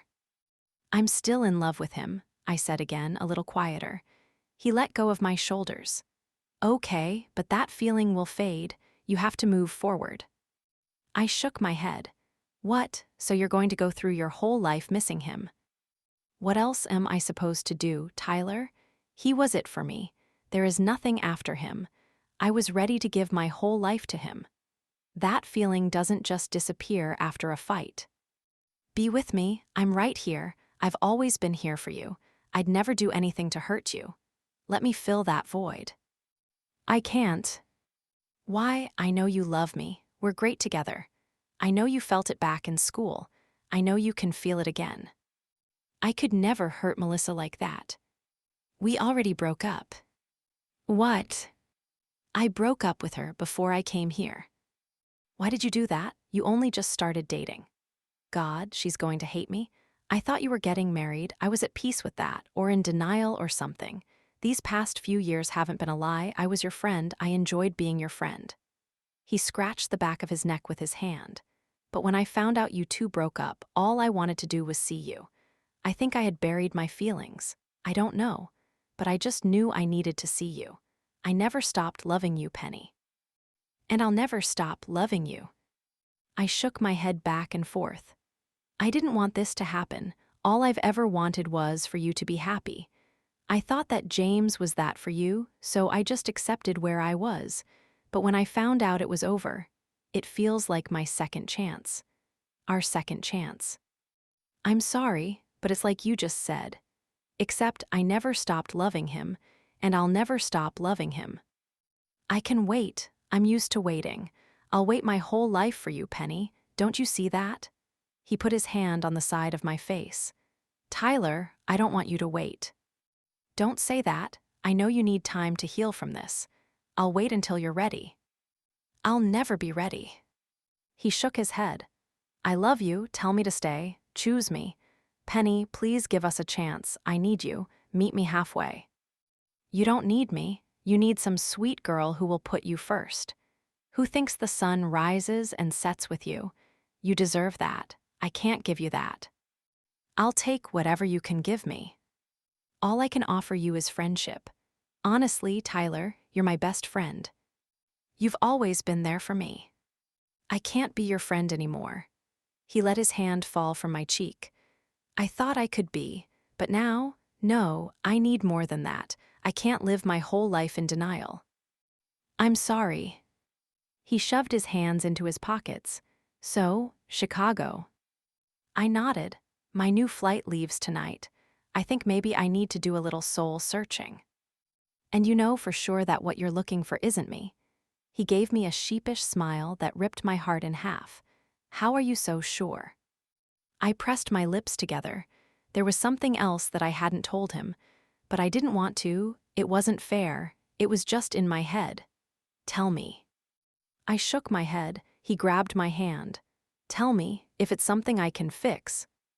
No, I swallowed hard. Seeing you reminds me that it's my fault that James broke up with me, because I insisted on being your friend. I made this happen. It hurts you to see me. I closed my eyes and nodded. He dropped my hand. I'd do anything for you, you know that, right? I wiped away the tears that had started to fall down my cheeks again. Penny, look at me. I slowly opened my eyes. The hurt on his face was palpable. Everything in my gut is telling me to stay and fight for you, but if you want me to leave, I'll leave. Is that what you want? I'm sorry. His Adam's apple rose and fell. I can't be your friend anymore. I know. He nodded his head. I guess this is goodbye then. Where are you going to go? I thought about his apartment in New York. Melissa was probably waiting there, seething, hating both of us. I think maybe I need a fresh start too, he said. Somewhere, sunnier. I nodded. I hope you find what you're looking for. I already found what I was looking for, Tyler said with sigh. Now I'm running away because it hurts too fucking much. Tyler, go back to New York, Penny. Don't spend your whole life missing him. It's exhausting to deny yourself what you want, to spend your whole life dreaming about what you're missing. The fact that he was talking about me made my chest hurt even more. I really hope that you two work it out, he said. Thanks, Tyler. I took a step toward him to hug him goodbye, but he immediately took a step back. Bye, Penny. He turned around and walked away from me. I watched him climb back into his car. I lifted my hand to wave goodbye, but he didn't look back as he pulled away from the curb and out of my life.